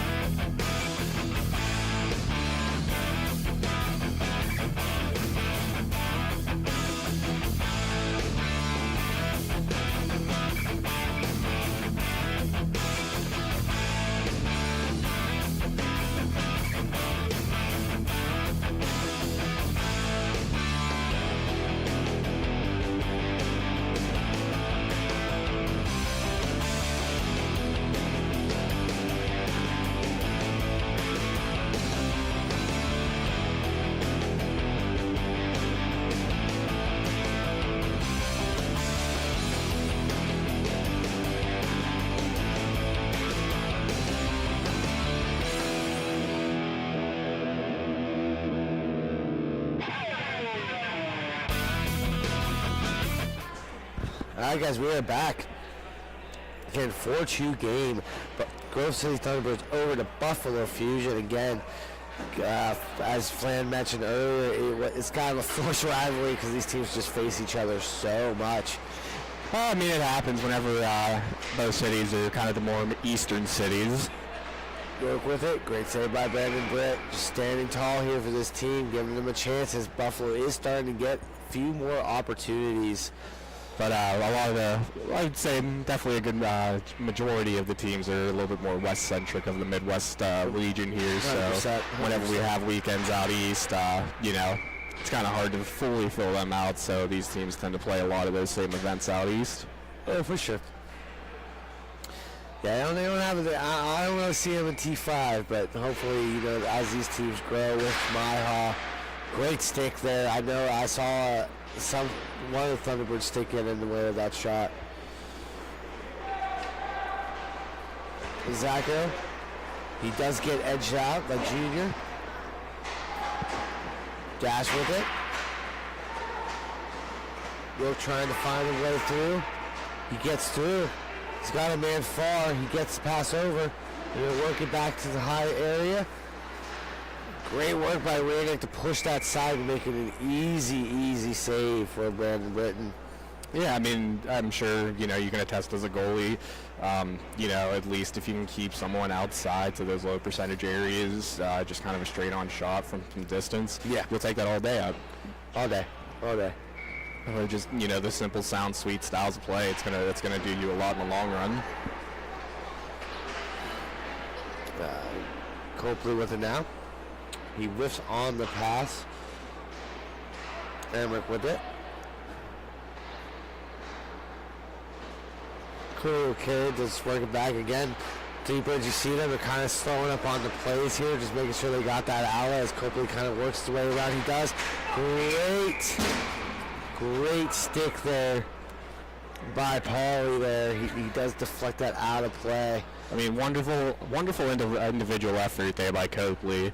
But I mean, just all throughout, pretty good breakout. Just everyone did what they needed to, from the defenseman getting it up to Copes, and then Cozen being parked near the net for any potential rebound. Those are the things that are going to drive you to getting those potential opportunities. Emmerich fighting off the player here. That'll be a hook. It was a light one, but the ref did see what I saw, and he did kind of pull him back a little bit there. Nice work by Emmerich to stay strong on that puck and draw the penalty. Maybe try to get this out of the 2-goal range and get it out of the stoppage clock at the 2-minute mark. Because again, for those of you at home not familiar, especially in the inline, I think most leagues that have the running clock, when it's a close game and there's 2 minutes left, there is a stoppage of play, stoppage of clock. Copley with it. He's going to work it down low. That will go just out of the reach of Greg Copley, but he collects it quick here. Fusion with it now. Still there. Oh, what a good play with the skate there by number 13. He's going to try to work it down, try to kill some time off. He's being very successful there. Yeah, if you're the Thunderbirds right now, you have to man up. If you have a man advantage, you have to do 2 on the puck and then man up on the other 2 people, so that way they can't do something like that where they're killing time. There's plenty of time left in this contest, so if they can go ahead and get out of this penalty kill with only a 2-goal deficit, they might be able to gain some momentum and change the outcome of this thing. Oh, 100%. I mean, you gotta kill this PK here for the Fusion, like you just mentioned, and Thunderbirds need to tighten up a little bit there, because great work by the T-Birds to get back, but that could have been a shorthanded opportunity for the Fusion. Great work by Zacco. Letter saved by Pauly. Tyler Kozen with it now. He's surveying to see. I think he's gonna pass over to Zacco. Someone that lost the glove in front looks to be the Fusion player. Great work by Skylar Hetrick there to cause that commotion in front. Rudnick's going to collect that puck now. Yeah, only about 15 seconds left on the power play here. If I'm the Thunderbirds, I don't know if I necessarily go back to do a full breakout. That way you have bodies up in the offensive zone already to maximize on your time. Great finish there. Zacco with it now. He's going to... No way he doesn't take the shot. Yeah, that's a goal. That's a goal, clear as day. It was the top corner. It bounced right out, but great work by Zacco. I mean, he's got that shot, man. He's a nasty goal scorer. Yeah, if we take a look at the replay here, we'll see that Sam's coming down the right-hand side, gravitates towards the slot, able to make space as his player battles on the boards, kicks it out to the defenseman. He's all by himself, and then top shelf, just where Mama hides the peanut butter. Yeah, it was a wonderful play. I mean, I don't know what you can really do. I mean, goaltender just was facing all that commotion on the other side, just couldn't quite get back and square up to that shot. Wonderful play by the Thunderbirds there. And it was right as the penalty kill was expiring, so they were just getting their personnel fully out on the rink. So getting caught down low with those kinds of numbers, it was still the kind of the power play-esque type situation. Okay, now this is very familiar with these games between these two teams. Well, that's a great answer if you're Buffalo. Yeah, you need that. You need that 7 minute. Well, we got about 8 minutes left here. I mean, 2 goals in 8 minutes isn't outlandish. Making sure that you keep yourselves within that 2-2, like you had mentioned a little bit ago. If we get to the 2-minute mark with no more than a 2-goal deficit, any freeze, we will have a stoppage in clock. So that kind of gives you a little bit more time, to get back into things and change the outcome. Can't get complacent into the T-Birds here. It goes for the wraparound shot. Oh, can they break it out here? Dash got some time and space. He's got Donnie Eden with him. Oh, couldn't quite get the stick on that. Looked like it just went off the heel. Copley with it. He's going to work it down Donnie. He's got nobody with him, so he's going to take the shot, but that was shot wide. Maybe a little bit intentional there as Aaron comes with it. He's going to work it low, try to get that slot pass. It doesn't work. It dash skating hard. Beats the Fusion to it. He's going to work it back down. Again, if you're the Thunderbirds, just play smart hockey here. No sense in forcing it. It's a 2-goal game. Donnie with it now.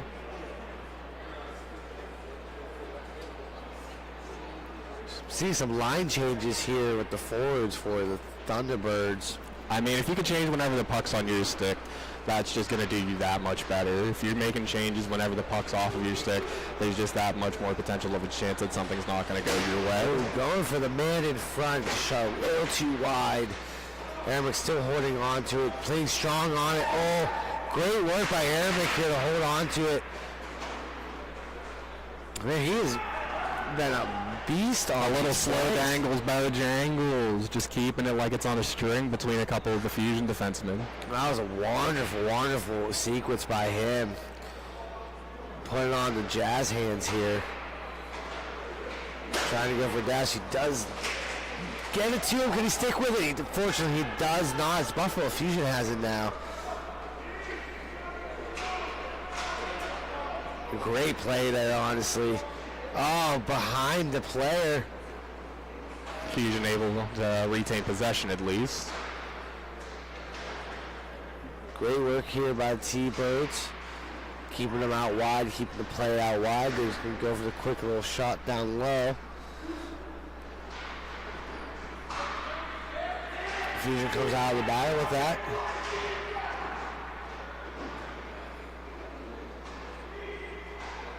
.5:12 left here in the third period. Jared Ermick with it now. He's going to hold on to it, just slow it up. He's going for Sam Zacco. Sam Zacco with a great shot, almost bounced off to Tyler Kozin.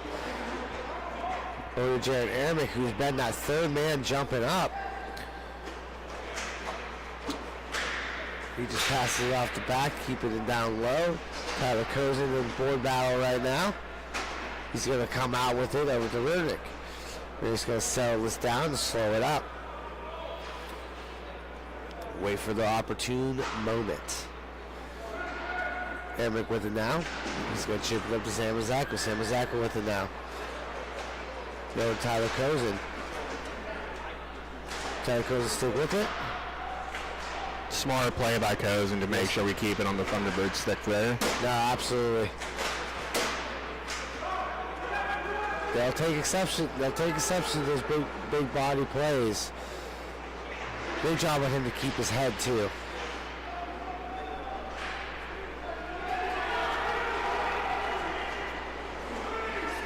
Over to Bryce, over to Sam Zacco. He's going to hold on to it. Over to Tyler Kozin. Tyler Kozin just misses it.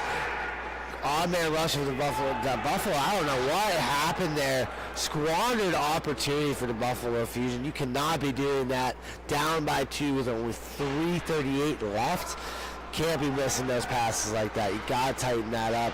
Any shot of getting back in, especially with Sam Zacco breaking free. He does shoot it wide. Buffalo Fusion with it now. He's going to slow up. Try to find that extra man. Great work by Zacco on the forecheck to kind of lay that pass. Again, killing crucial seconds off. Again, we have seen weird things between these two teams in the past. A comeback's not impossible here, folks. No.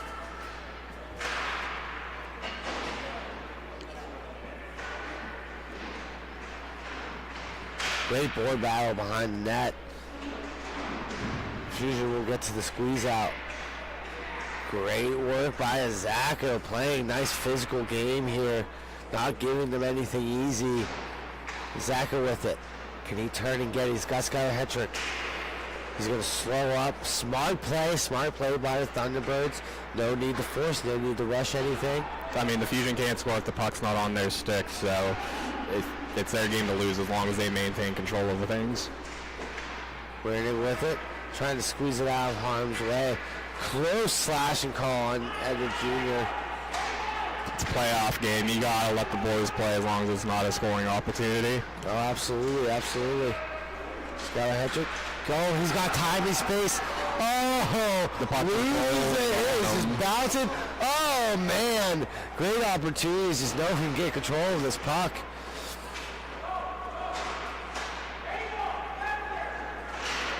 Buffalo, 151 left. And that will be it. They went for the extra man. They don't get to it. Thunderbirds go ahead and clean it up. That should be the dagger for the rest. Yeah, they'll prevent that 2-2 rule that we had mentioned earlier, so there won't be any stoppage in clock at the moment. I completely respect the thought of, pulling the goalie. There's nothing wrong with that move there. I mean, it's win or go home. Yeah. You might as well try. No, nothing wrong with that, but that's kind of what happens. You got to make sure you have possession when you go to pull the goalie, because you're just gonna pull him way too soon, apparently. But hey, it happens. Again, I don't hang your head. You're a Buffalo Fusion player. They play heck of a game here. I mean, with a little bit of a throw-together team with the amount of subs that they have, no, this weekend, 100%. they definitely put up a fight. So you can't knock them for what they've shown here today. No, it's just you got a Thunderbird team. A lot of these players. I mean, we play in leagues back home. A lot of these guys. I mean, it's just you can see the chemistry just going. I think they may just call the game. Yeah, they're just gonna call the game here. 7-3. Great win by the Thunderbirds. I mean, you can't expect much more of that. Great game by Brandon Britton. He came up big on some breakaways and really turned the tide here. I mean, great work all around. Good game. But yeah, guys, we will be right back. Thank you for watching Grove City Hockey again. We're going to take a quick commercial break, and we'll be back for some more MIHA action. Till then, guys.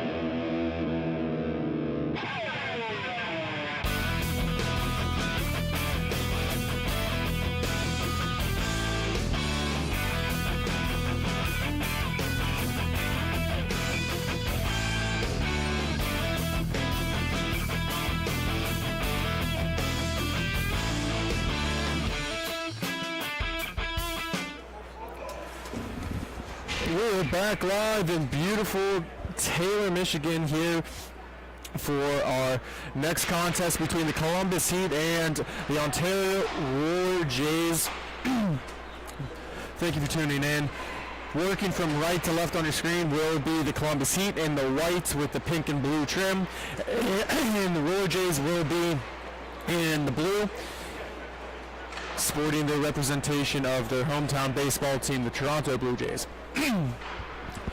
Just a couple minutes gone by here, starting in nets, Cassandra Pione for the Roller Jays, and then Thavon Warmter for the Heat. Scoring opportunity, looking for a redeflection. The recovering save there as Warmter has to pin it between both of his legs as the puck was loose for just a brief moment. That scoring opportunity created by Nicholas Hardy, number 22. Face off to the left of Warmter. Won back by the Columbus Heat. Now Steele's going to step up there. Hardy with an attempt is forechecking very aggressively behind the net, trying to get a stick lift. Can't come away with it.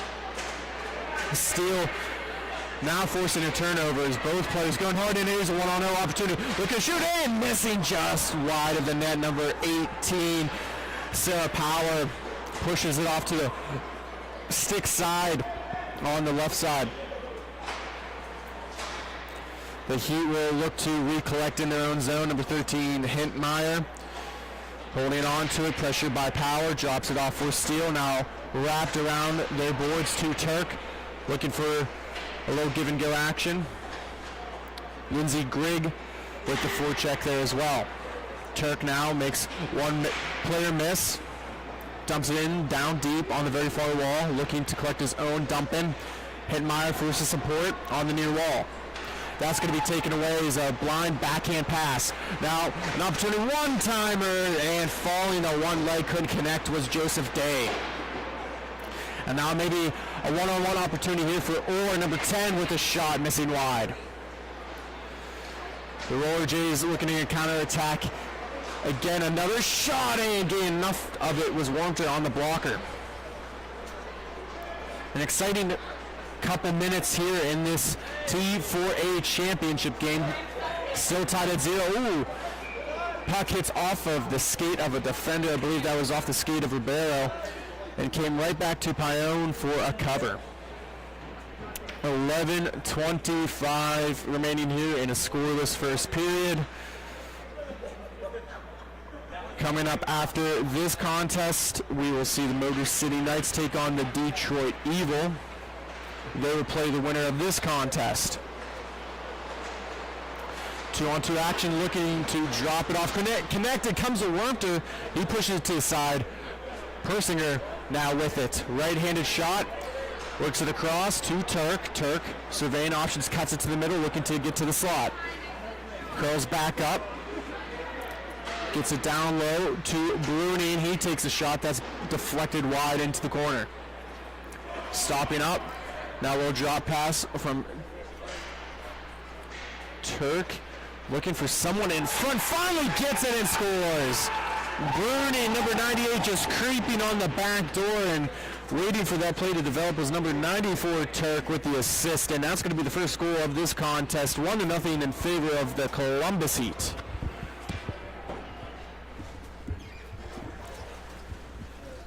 Face off down at center.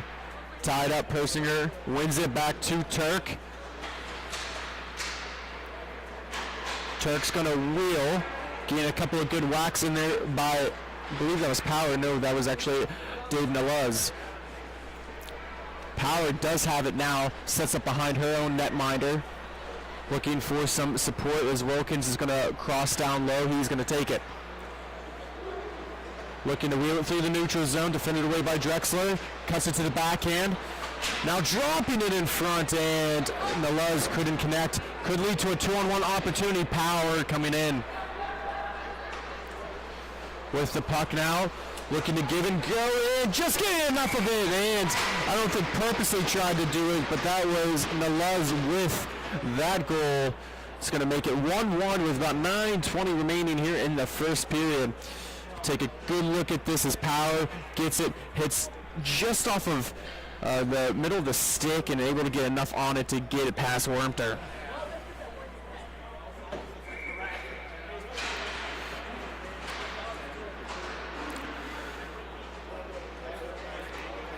Persinger plays it back. Set up behind the net. Long bank stretch pass to Orr. He stops up. He's going to get it to the slot, get it right on the chest of Pione for a cover.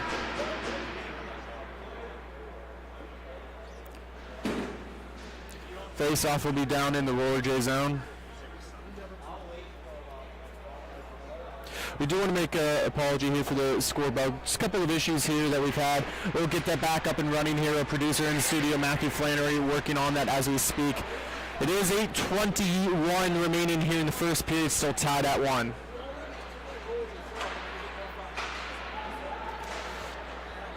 Or holding on to it, looking to go across. Couple of players collide. Puck still loose in the Roller J zone and just dumping it back down as Wilkins. Going to set the puck up for Grigg. Grigg, little curl drop pass. Now has some space. Surveying the options is Hardy. Hardy's going to carry it in through the neutral zone. Has a couple of players crash into the net, and it gets its way through. I believe that hit off the stick of one of the Columbus Heat defenders and redirected it behind Wormter. As Hardy pretty much is going to get credited with that goal, going from coast to coast all the way down. Just light forechecking there, and that did hit the stick of Turk for a redeflection goal on his own netminder. So it'll be 2-1. The Roller Jays take their first lead of the game, 2-1. Carson Steele, long stretch pass, feeds it through 1-on-0, and what an excellent save by Pione. Was not fooled by Mark or his movements.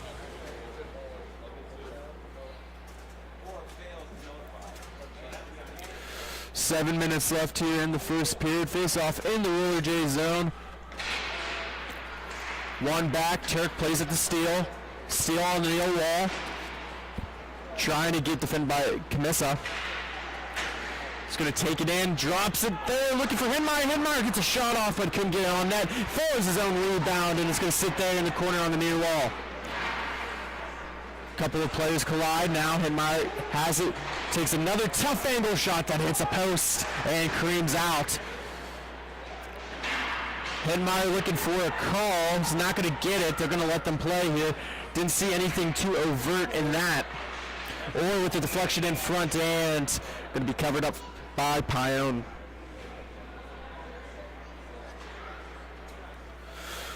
Well, we have a minute here. We'll talk a little bit about our great sponsor, Bonus Accounting, located in Butler and Chicora. Make sure you go to www.bonusaccounting.com for your tax season to get the best refund possible moving forward. Steele looking to feed one down low. Grigg's going to pick it up. Going to decide to slow the play down. Right-handed shot. Drops it off.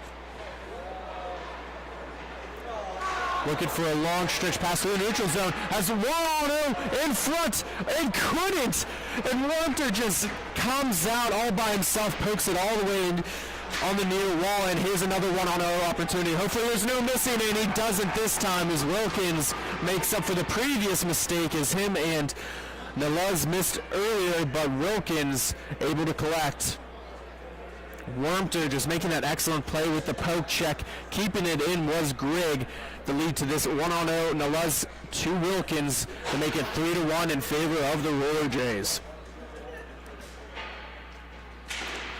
Face off down at center. The goal scorer Wilkins now drops it back for Grigg. Less than 5 minutes to go here in the first. 3-1 is the score. Wilkins has the puck on his stick again. Has two players defending him. Usually is one person open free, then in that instance trying to feed it to the slot. Bruni now is going to carry it. 2 forecheckers. Works it across to Turk. Trying to get it in deep. Getting defended away by Wilkins. And looks like we'll have a stoppage in play here as Turk looks just a little bit shaken up here, but he gets on his own feet. Going to head back to the bench. Thankful we get to see him get up from that. We'll get the face-off down in the Heat offensive zone.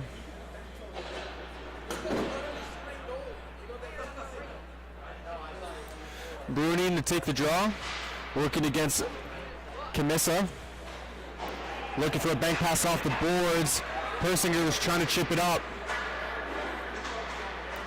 Long stretch pass by Persinger, able to connect with Drexler. Searching for it. Bruning jumps up in the air with one hand, gets it out, and Pione's going to jump on it for a cover.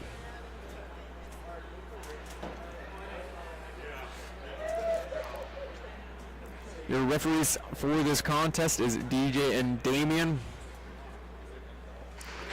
Scorekeeper is Dean Hinley, head of officiating. Drexler on the far wall, dumps it. Nice little pass to Bruning. Bruning's going to come up past the face-off dot. Soft pass to Steele. They switch places. Steele now carries it in at the face-off dot. Poked away by Power. Power trying to pin him up. Comes to Pione and gets another cover. Will redo it again in the offensive zone for the Heat.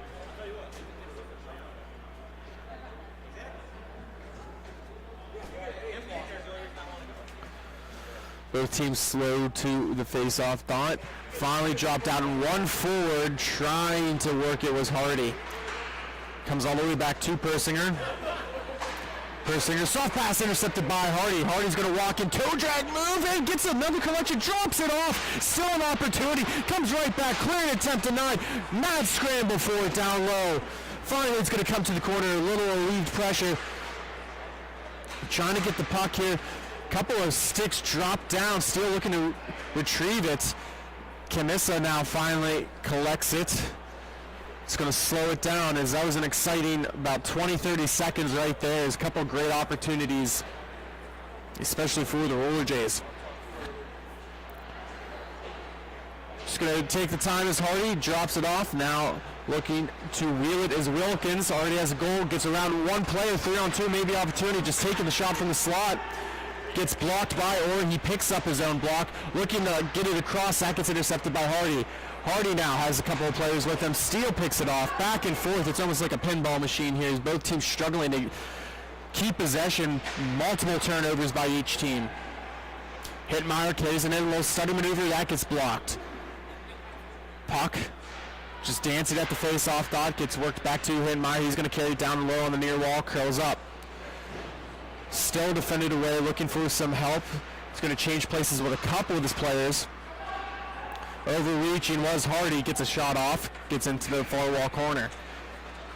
Or forechecking, works up to Wilkins. Wilkins trying to settle it down, does. Has multiple opportunities here, works it to Hardy, cross rink. Wilkins able to pick up that puck, going to carry it around, looking for a wrap around, and it's sitting right in the legs of Wormter, and he covers it up. Right on the left leg, those wheels for Wormter, covers it up 5-hole. Less than a minute to go here, about 42 seconds exactly. Face off down in the Heat zone, one back, Steele works it all the way across to Turk. Day on the forecheck, Turk slows it down. 30 seconds left, Turk works it around Day, gonna carry it up. Hardy now forechecking, looking for the toe drag, couldn't connect. Area pass, gets it all the way to Hardy. Hardy drops it off and just off the skate of Wilkins with about 14 seconds remaining. Maybe one last rush here in the period for the Roller Jays.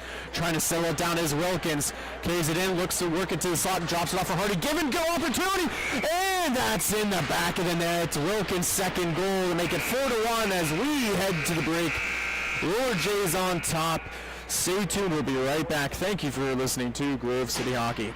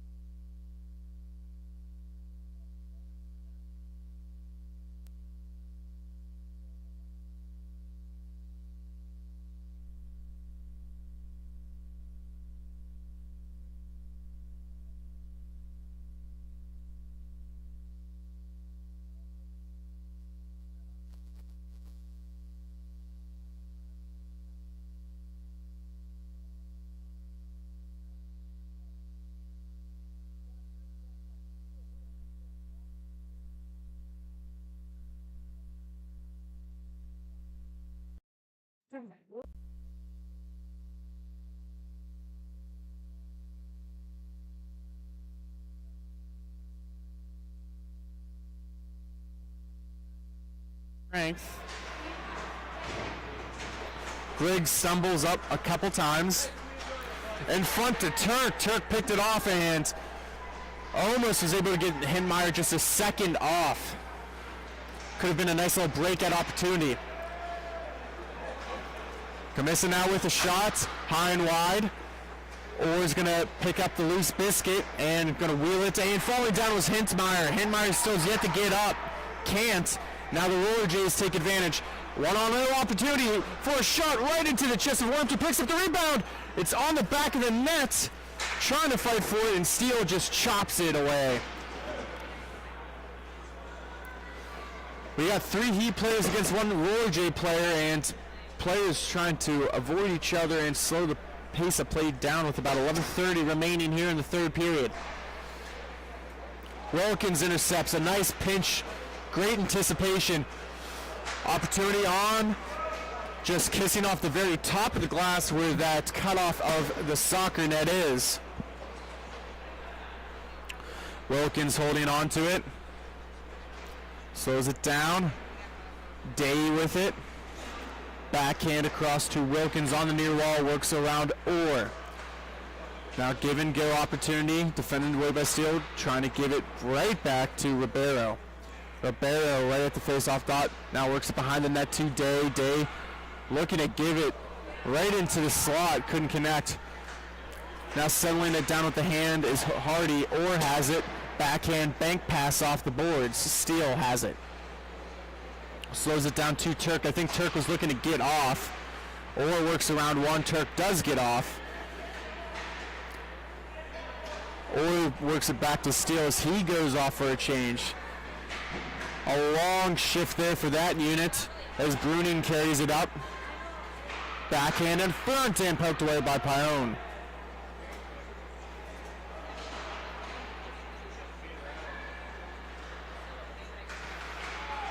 Heat with some offensive zone time, works it in front, trying to get a shot off, and he does, but just off the glass. Hardy now caressing it, overskates it. Now Hintmeyer chops all the way back to Bruning, but Hardy works around both of them.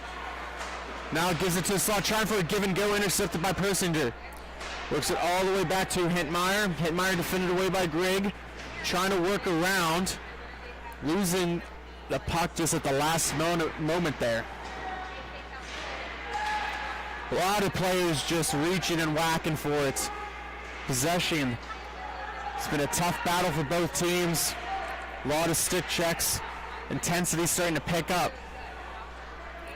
Bruning left-hand shot. Carries it all the way back to center. Persinger has it. Slows it down. Area pass off the boards to Hintmeyer. Hintmeyer now has it. At the face-off dot, works it back to Persinger. Gets down low to Bruning. Across. Steele shoots it. And that goes in the back of the net. Hits off a skate of a Roller Jays player. And it's going to make it 6-4.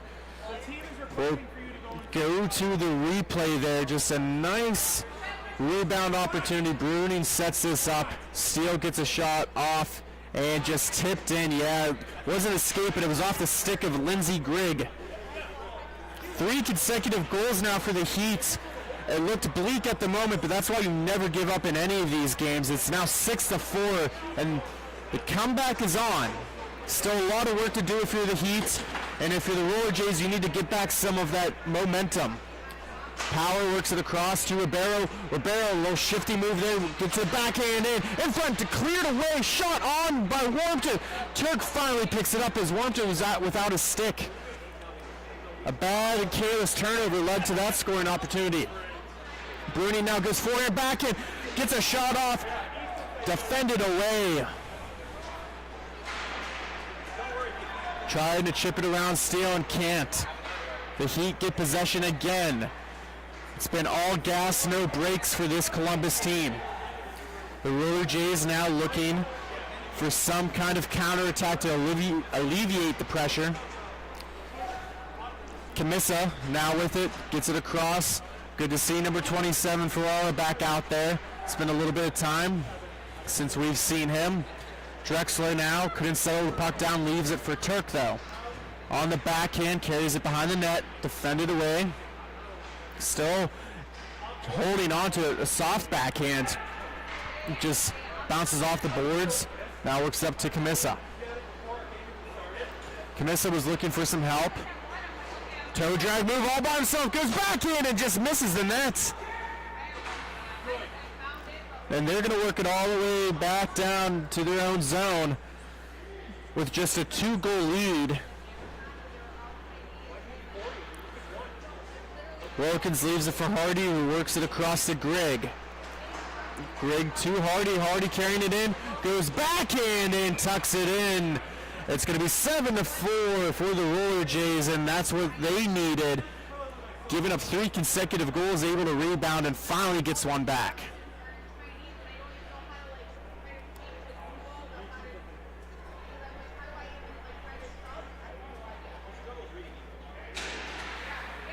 Face off down, 1 back. Looking for a long stretch pass to Orr, that's intercepted. Turk now trying to pin it up against the boards, gets it to Orr. Orr's going to carry in, lets it shot off, and Pione going to go for a cover.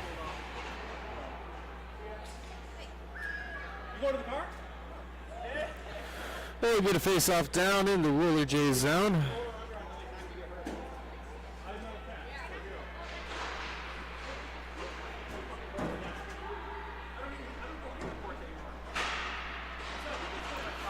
Face off right at center rink. Puck was right at center rink. Turk now has it.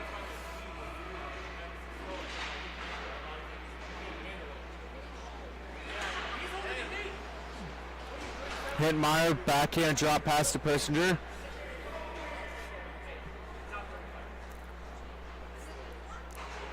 Persinger, long stretch pass, able to connect with Hintmeyer, or going right to the net, drops it off for Turk. Now Luz defended away on the near wall in the corner.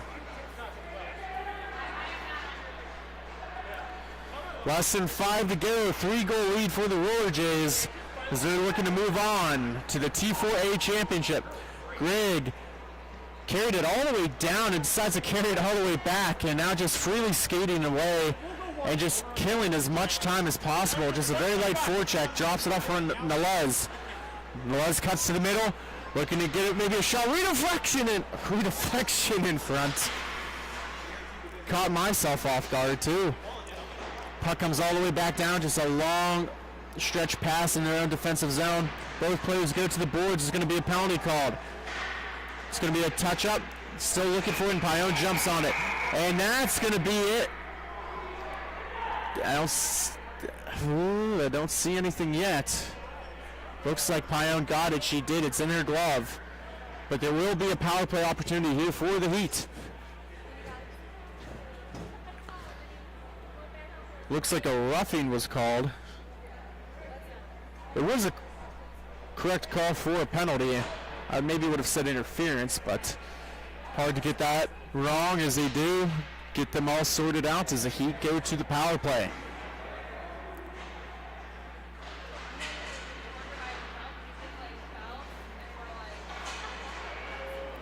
Turk now at the top, at the point. Gives it to Drexler, looking across for steal, trying for the backdoor play. Day now trying to get it out, didn't get enough power on that clearing attempt. Bruni now drops it in down low, looks to cut across. Still down low, work to steal. Puck rolling on an edge, gonna slow it down there, decides to pass it while it's on its edge. Finally it gets settled. Steele now at the top, drops it off for Turk. Shot off, and that hits a Roller Jays player down low. That's Wilkins, able to get back up. It's the price you have to pay to win games sometimes with those big block shots in front. Steele has it, works it across in the skates, and that's going to get taken away by Wilkins. Wilkins going to carry it in. Wilkins is capped, so just going to carry it and clear. as much time as possible. Works it all the way back. Gives it back to Wilkins. They're going to play possession here with about 2:28 and a 3-goal game.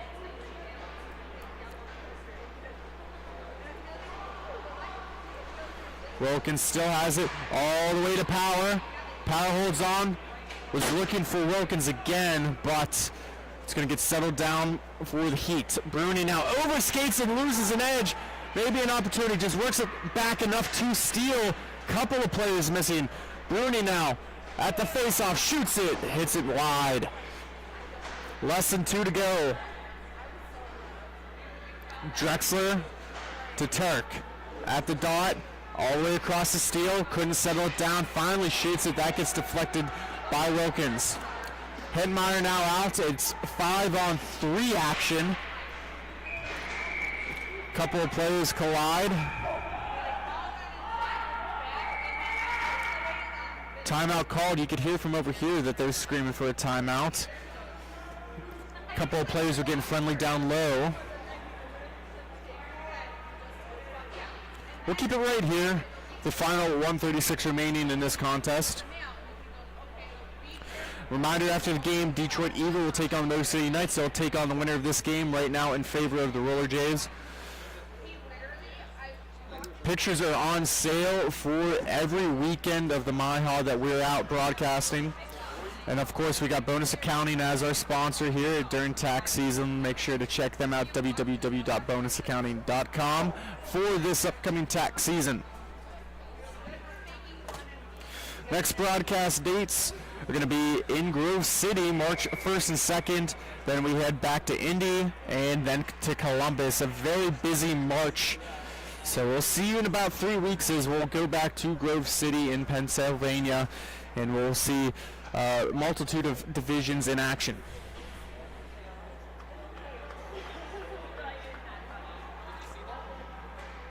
Hardy for the draw. Drexler looking for a shot off the face-off, couldn't connect. Steele picks it up, still 5-on-3. Deflected away by Pione.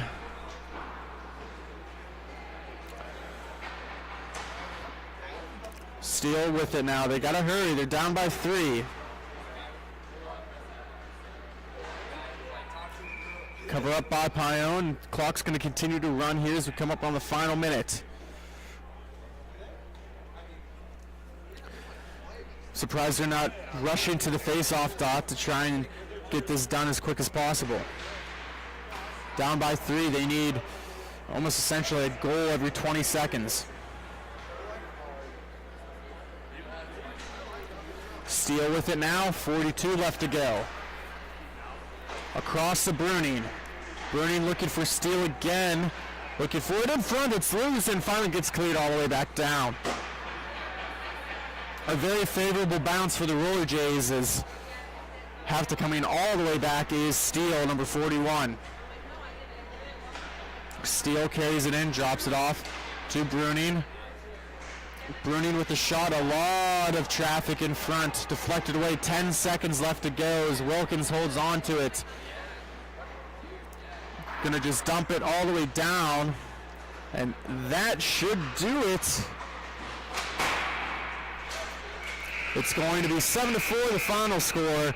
The Roller Jays will move on as they will take on the winner of our next contest between the Detroit Evil and the Motor City Knights.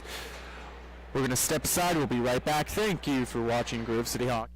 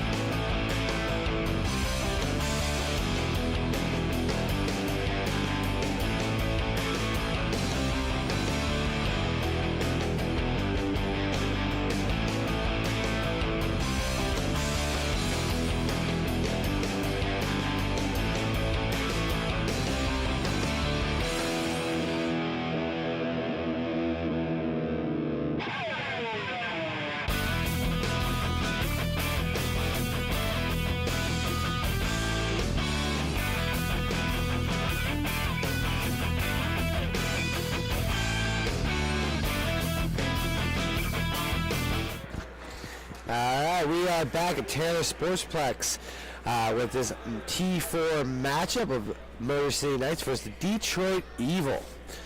We've had a lot of great games today. We're going to carry on here, guys, as the puck drops. Detroit Evil with it. They were trying to pass it over. No one there to receive it, so the Knights are going to take it.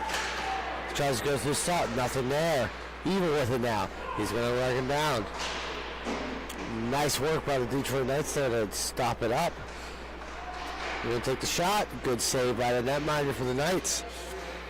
That'll be Jason Houston in net. And we got Matthew Moroso for the Evil. Moroso. I want to say Moroso. I'm sorry, guys, if I say it wrong. If I do, just say it in the comment section. We can all laugh at my expense. Evil with it now. He tries to work around. He's going to get that high slide area. Nice work by that nice stick to knock that out of the way. And that will be out of play.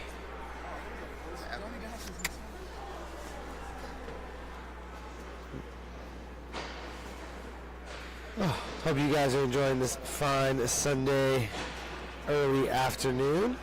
We got another thing going on over at the Big Boy Arena in Fraser, Michigan. Just wanted to plug in a couple of the games going on over there. We got the Fresh Coast versus Detroit Smoke in a 8-4 game smoke over the Fresh Coast. If you are following the MIHA action today, we do not obviously broadcast both events, but just wanted to tune in with what's going on over there real quick as Evil wins the face-off. He takes a shot. That we blocked. Evil still with it. Trying to come in for a lighting a shot. That was a nice save by Houston. Evil with it again. Still working this point. Works in this slot. He'll try to get it over to the far corner. He's with it. He's going to toe drag it. That's going to be shot wide. Evil in a race to the puck. Evil with the puck. He's going to work it around. He's going to slow it up. He'll chip it down. That'll be a bouncing puck in the hands now of the Motor City Knights. Knights with it. He's getting some pressure. He's going to just try to chip it out of harm's way with the good back check from the Evil. Evil with it now. He's going to try to work around to his man. He gets to it. He's going to try to chip it up to number 68. He'll pass it over. He takes a shot. Great save by Houston. Puck picked up by the Evil. Evil with it. He's going to try to work it into the high slot. He's going to take a shot, and that will be a goal. Beautiful play for the Evil there. Had some interference of the ref in my view, so I can't say for sure. Let's take a look at this replay. He's going to work in from the side. He's going to try to move in. He passes to the slot. Great play. What a beautiful pass. And a great finish by number 41, Derek Ricoeur.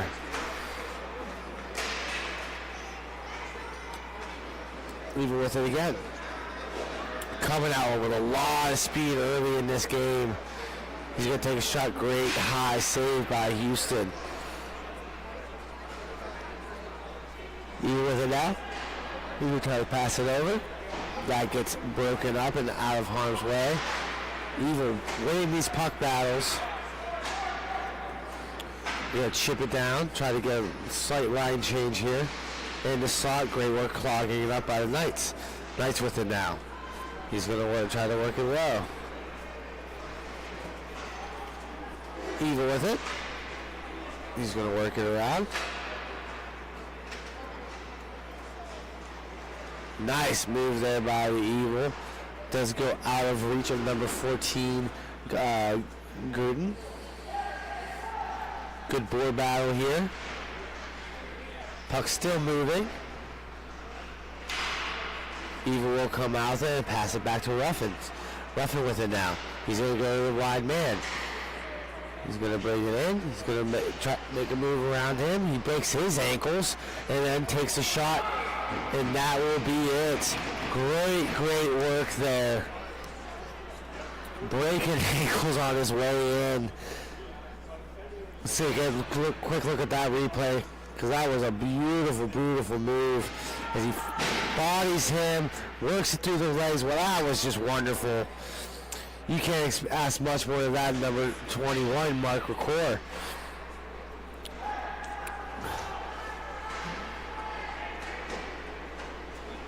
Knights with it. He takes a shot. Great save by Moroso. Evil with a great chance.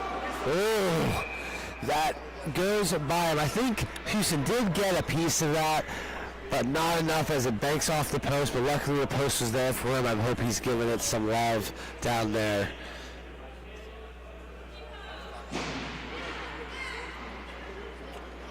Knights with the win. He's going to work it down to the neutral zone. Looking for options. Gets it over. Nice shot. Better save by Moroso. Nice work by Ruffins there to be in the way of that pass, because that was a great shot opportunity if he wasn't there. Ruffin takes a shot. And the work here by these Detroit Eagles defensemen all around. I mean, Ruffin's just with force coming down the center, the power move into the saw area, and just, man, what a play by Ruffins. Coming out hot and strong here. I think they might have just called a timeout, and the Detroit Knights might need to take that early timeout, because it right now is all Detroit Evil going 3-0. We're getting a little quick fix on the time here because of the early timeout. So there's 7:46 left in the first period, 3-0 right now. So far, do not count anything out. These games have all been close today. By the way, guys, again, we want to say we appreciate everybody watching. It means the world to us that you come and support us. So please make sure you're sharing us on Facebook. Everyone, get the word out. This is a wonderful sport we are a part of here. We want to keep growing this game as much as possible.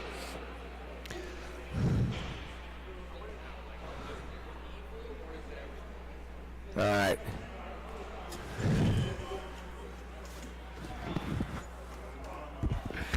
Face off at center.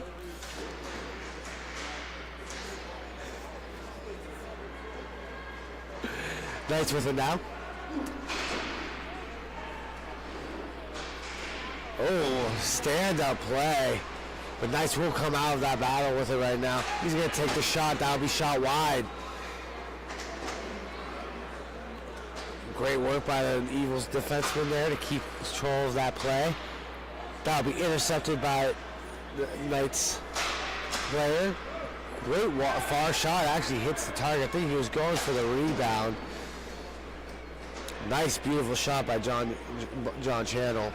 Evil with it now. He's going to try to work into the slot. Great work by the Detroit Knights getting in the way of that pass. Beautiful back check as he's trying to come with some speed. He's trying to look for that pass. He does get it. It bounces a little bit. Unfortunately, not clean. He's got the man behind the net to work it to. Not quite hard enough pass. Number 25, Dean Gudit gets to it. He's going to chip it around.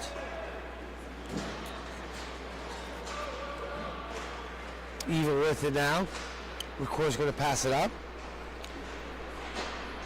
Number 14 with it now. He's going to try to work his way. He does get pushed wide. He loses it behind the net. And Knights come out with it. Knights surveying the scene, trying to find an open lane. Puck rolling. It's right there. He takes a shot. That'll be shot wide. And Moroso will go ahead and play that puck to his man. Whiff on the pass.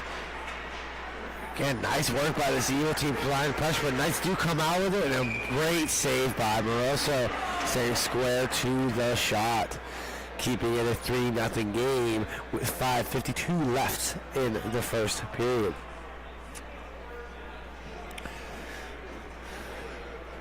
Knights trying to come up with a strategy here to get on the board. Record at the face-off dot for the Evil. Number 19, Motor City Knights will try to win that. It'll be loose and Ruffin with his power moves going up to it. Great passing here as he shoots it wide. Sorry, correct myself, pass it wide. Back to Record. Record almost loses it, but does get recovered by his man. Ruffin getting back for it.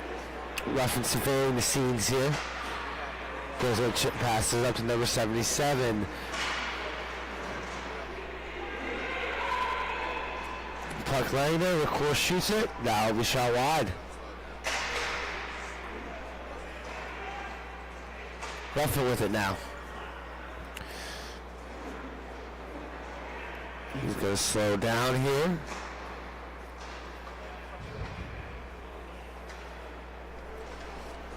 Even with it. He's going to take the shot. That'll be shot wide. That rolls around the reach of the Eagles player, and the Knights will come through. Nice save. Tries to get to his own rebound. It does not work out. For Shamel. Eagle with it. He's going to pass it over to no one, but his man will get to it in time. He was going to try to wrap it around the boards. Knight with it. No, he does not get the move around the man, the big body of Record.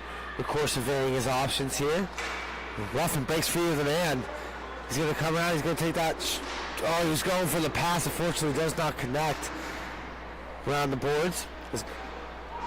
Unit gets to it. Look at the options. Takes a quick shot. That will go wide. I do believe that right off the body of a defenseman for the Knights. Tries to chip it up. Record with the stick. He gets it. He's trying to get it around. He loses control of it. Oh, nice passing play. Unfortunately, could not corral that. Then the Eagle will go ahead and ship it back to Boston and collect themselves. Ruffin's going to slow it down here, let his men get the change, get fresh bodies out. Eagle with it, he's going to try to work it back. Takes a shot. I believe that was saved by Houston. Oh, what a play. What a play. I know you saw that at home, folks. Number 41 putting it away, Derek Record.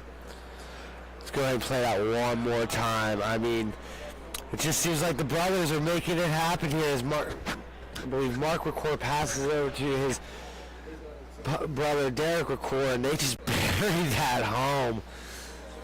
I mean, it's been all evil. I mean, give it to the Knights a little bit here. They're getting some solid opportunities, but I mean, the Eagles just playing with such speed and tenacity right now. This is a hard team to play against. This is what they're kind of known for here. I mean, living up to the name Detroit Evil here. And that would be another one for the Detroit Evil. That happened so quick. I'm really loving this new replay thing we have here. Man, I understand the frustration of number 4 there. Wozniak, he thought he had that passing lane, but unfortunately, it just goes tape to tape. I believe that'll be number 2 for Derek Record. He was going to try to slow it down here. With pass it over. Kind of a lazy pass. Let's trying to put on some work. That will get him a shot wide. Oh, nice move here. Oh, that was a nice stick by Moroso.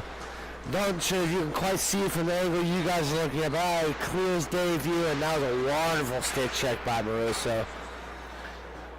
Even with it now. He's going to slow it up 5-0. No sense to push it or anything crazy. Ruffin's going to try to pass it over. It connects. Record's going to try to pass it up. Ruffin's there to collect. He's got a man in front. Over to Record. Oh, nice save by Houston. We get a quick line change for Evil as the Knights try to set something up here. Oh, to not his man. Oh, he whiffs on it. He still has possession. He's trying to make something happen. Great save by Houston. Another shot. Unfortunately, the Knights are not able to clean that up. frustration is building here for the Knights. Hopefully they can clean this up as it goes. I mean, I don't know how much of a chance Houston had on this. His defense has to help out on these rebounds. He's almost getting smothered by his own man, number 25, Chanel. You got to kind of feel for Houston here as he unfortunately is struggling. And that will do for the first period. We got a 6-0 game, Detroit Evil. Keep on watching, guys. We're going to take a quick break, commercial break here. Thank you for watching Grove City Hockey. Fans, it's that time for the GCH Puck Shuffle. Just like in the arena, we bring the fun to you at home. Follow the puck.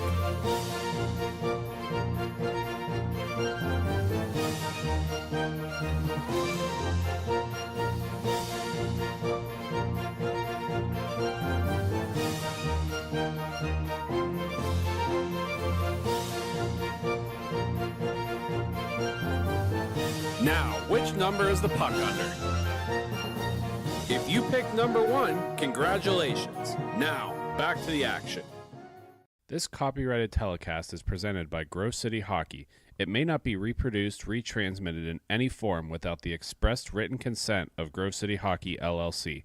We thank you for your understanding and hope to continue to enjoy this complimentary broadcast. To purchase footage, email Grove City Hockey, LLC. All right, guys, we are back. 6-0 Detroit Evil over the Motor City Knights. Hopefully the Knights can collect themselves a little bit. They are struggling a little bit to get anything going. I mean, they've had a couple quick looks, but unfortunately they are up hitting a wall here that is Detroit Evil.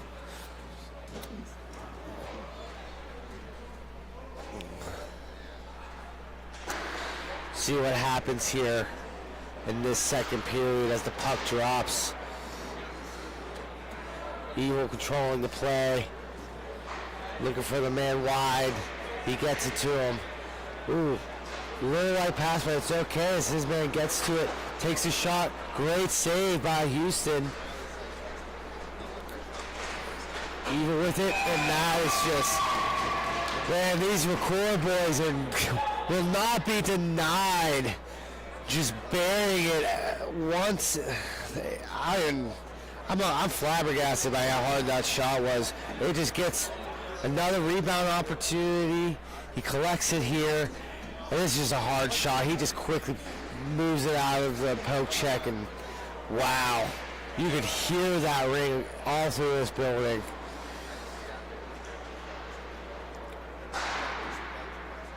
Nice save by Maruso.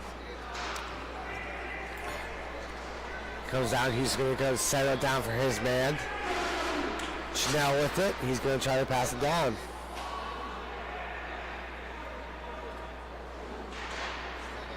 Going to try to chip it, not hard enough as the Detroit Knights get it. They do have the man in front. Maruso with the quick glove. I mean, you got to give it to Maruso. Every shot he is facing, he is saving. The Knights have to get one here.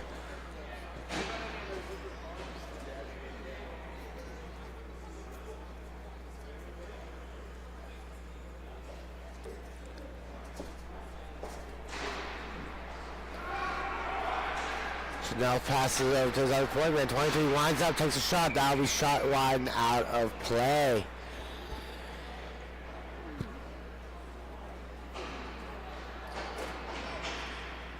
We get another face-off now to the left of Maruso.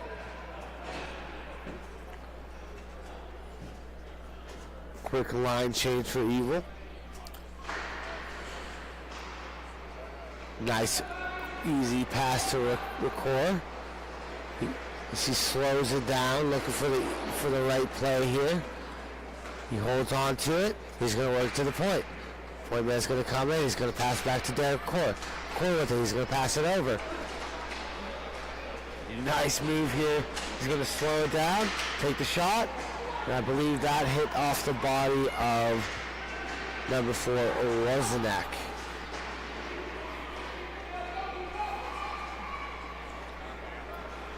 Evil with it now.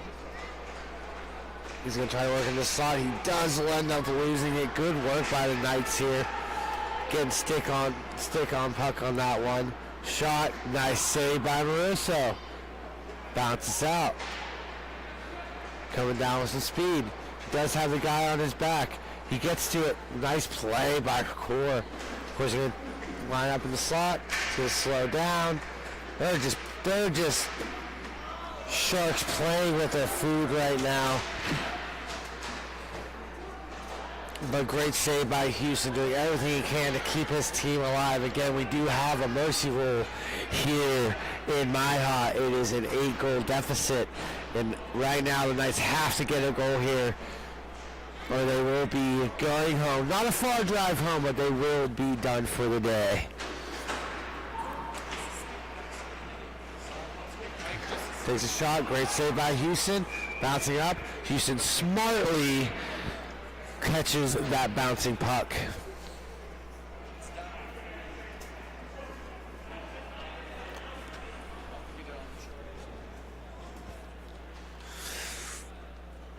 Line up for the face-off here.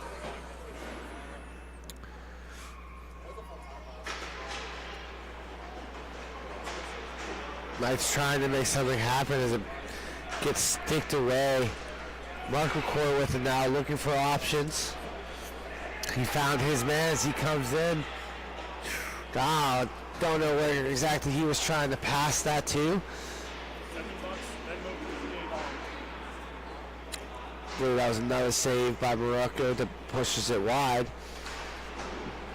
A little too hard to pass for a stick tape from Evil. Oh, Mark McCoy trying to get it off of neutral Knight stick, but that bounces just out of reach.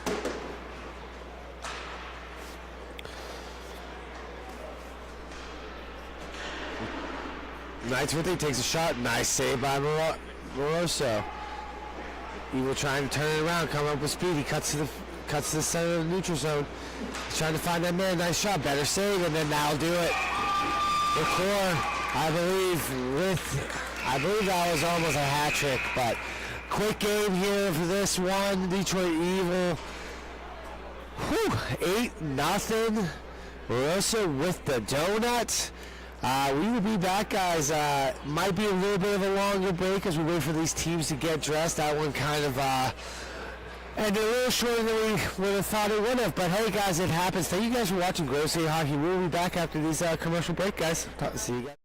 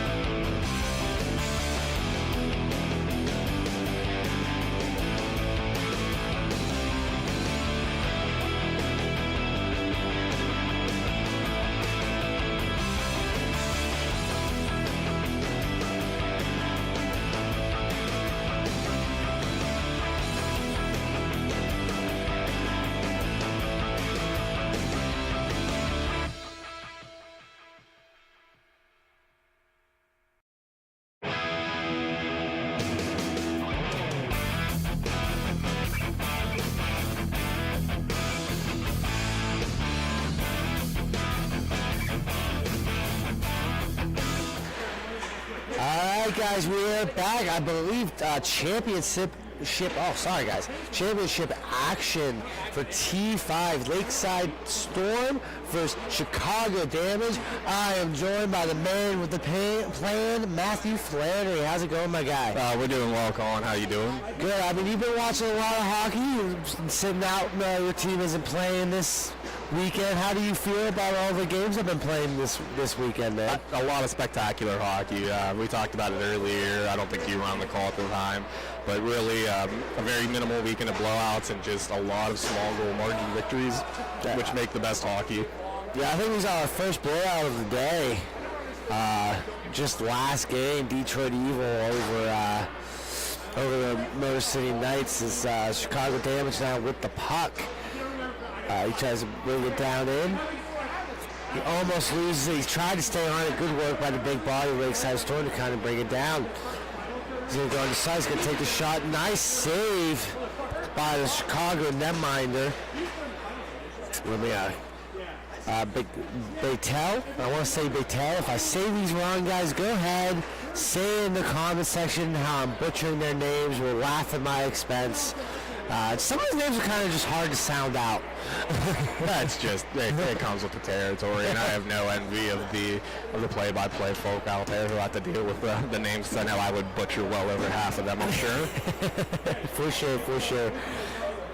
I do got to give a quick shout out and an apology to the score bug here. Our website's giving us a little technical difficulties, so I'll try to get a little bit more radio style in the commentary with the time on the clock and the score. So yeah, right now we're looking at 12-11 in the first period. Still not 0-0 game.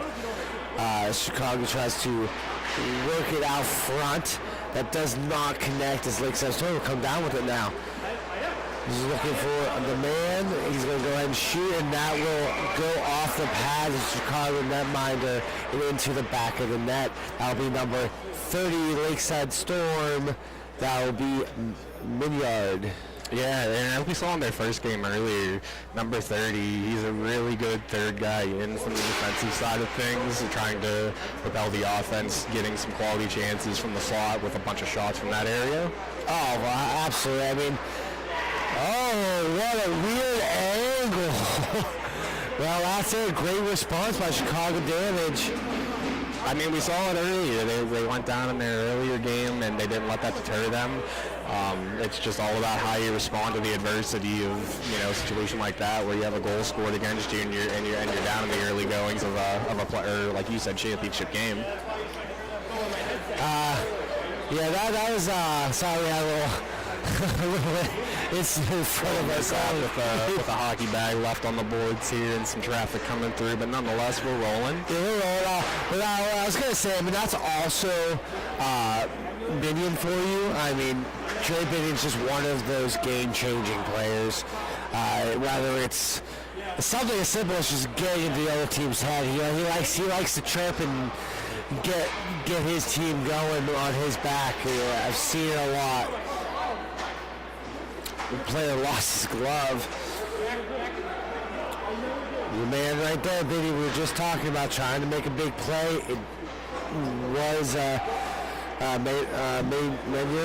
want to say that right again. I apologize, guys. With the big play here. It's 43 for Chicago. Zigas with it now. Look at that flow. He gets to the open man. Just strip it down. No one there. Number 43 for Chicago is going to have it again. He's going to try to work it back down low. Nice stick by the netminder for the Lakeside Storm. That would be Morden.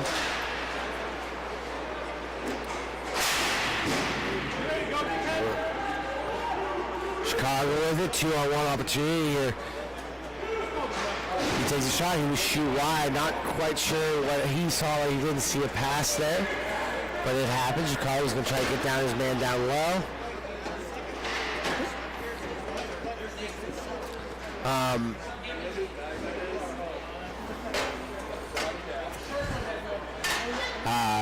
Sorry, guys, again, a little commotion here in front of us, but Chicago with it now. He's going in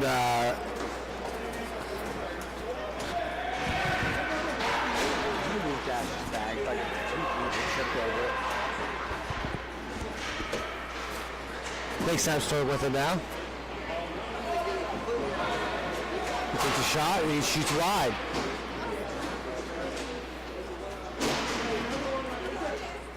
Chicago coming out with it.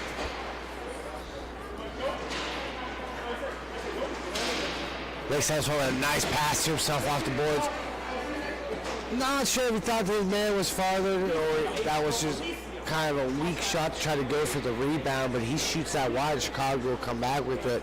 He's going to drop it down for his man, take the shot. That'll be shot wide. Chicago with it again. Trying to make something happen here. Nothing will come of that. Chicago with it now. They'll try to pass it back. Nice work here by number 27. Chicago's going to take the shot. He will shoot it high and wide. That is staying still behind the net. Number 6 for Lakeside Storm with it now. DeLuca. He's going to pass it down. He finds his man trying to control that bouncing puck. It's a little bit out of his reach. He still sticks with it. Great shot. Better save by Joel Batel. Chicago damage now. He's going to try to control that rolling puck. He still has it. He's in the side. He's going to work it back. Shot wide. A lot of wide shots early in this game here, Flannery. Yeah, and you got to be careful about those wide shots because if they are careening around the boards in the corner of the other team, it could be odd men the other way. Just like that. Just like that. He spoke into existence. I mean, good work, though, by Lakeside Storm to make something happen with that wide shot there.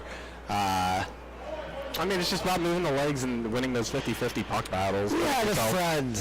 Putting yourself in a position to succeed, you know, before you get to that situation and playing off the puck. Yeah, the friend. Who was our English friend? He called Pasco. Yeah, he called it the Polish breakout. The Polish breakout. The Polish breakout is what he called it. Don't know where he came up with that from, but ooh, a nice attempt there by Lakeside Storm. Chicago with it now, trying to find his man. He does. He's going to take the wide shot. Great save by Morton.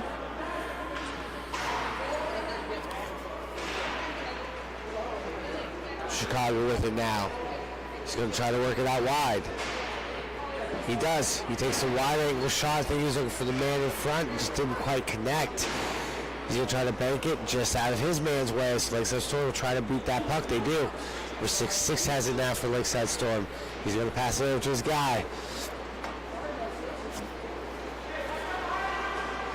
He's going to go shoot for that shot for that pass.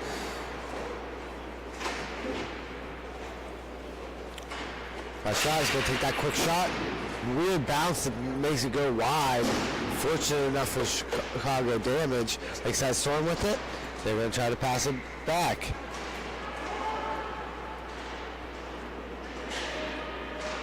He tries to find his man far side. He connects. He's going to slow it down. Make that pass across.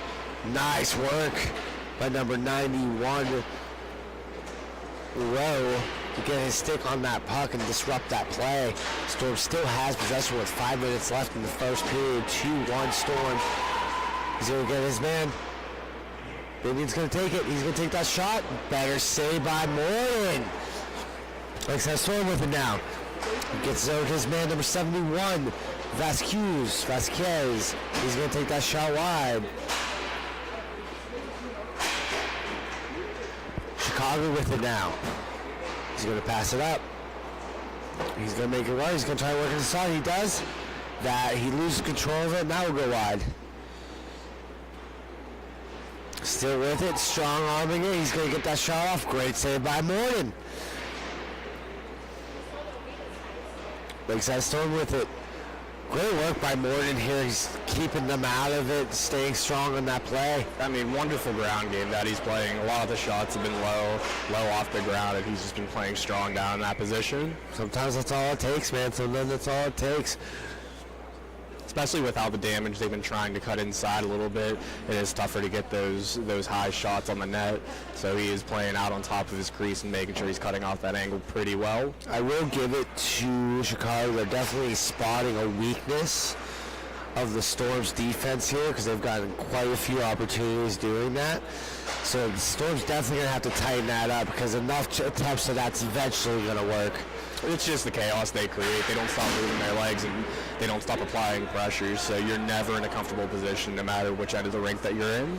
No, they do not stop skating. I've played Chicago Damage a couple times myself in this T5 division, and they're a team you cannot sleep on. I think last year we were up 7-1. They closed the gap pretty quick on us, so keep your eyes out for them.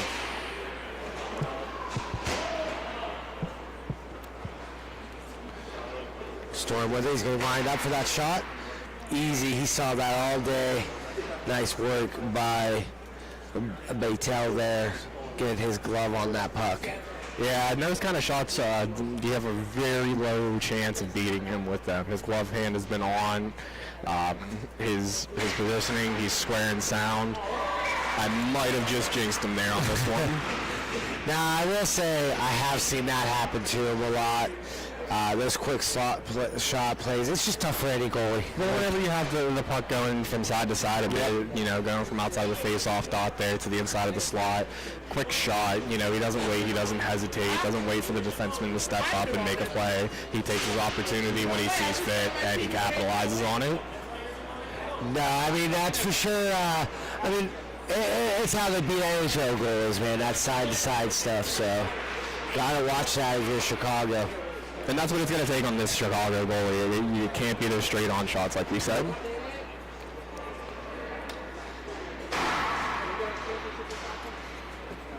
Chicago with it. Oh, great play, but that shot wide. Again, Chicago just... Honestly, I feel like... Oh, no. There it is. Yeah, I think we're going to have some contact with the goalie. They're not going to give that. That was rough. Him from being able to make that save. No, that was rough. I mean, you saw the glove come off, and yeah, his hand's hurting. I completely get it. That's a lot of pressure coming from the stick. Then we're going to go ahead and go to commercial break here, guys. We're going to see how this unfolds here, and we'll be right back with 1:33 left in the first.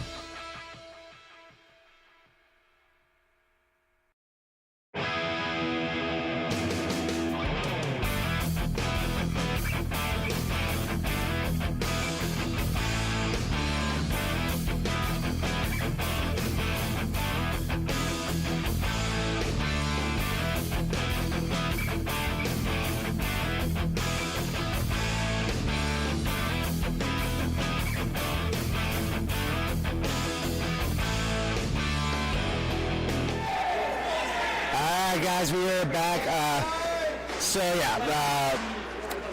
Baytel, unfortunately, he did get a nasty injury to his hand, but fortunately enough, we have a great community here in this MIHA world, and Roughing is going to fill in for the remainder of the game for Chicago Damage, which is a nice little warm-up for them, because they do have, I believe, a championship game coming up, so get that extra rep in. Yeah, but it is unfortunate because Bechtel was pitching a heck of a weekend up until this point. Again, I think we said it time and time again, he's been a catalyst for this team. But we'll see what will transpire here with his successor, and hopefully he'll do his predecessor some justice. That's the name of the game, baby. Chicago with it now. Puck just stays there. Good work by Chicago Damage. 30 seconds left in the first. Shot wide. Chicago. Lakeside Storm gets a hold of it. Nice save. And that will almost do. We might get one more puck drop in this first period. 5 seconds left. And that'll do it right there for us, guys. All right, there's 3-1 Lakeside Storm. Stick with us. We will be right back after this quick commercial break, and thank you for watching Grove City Hockey.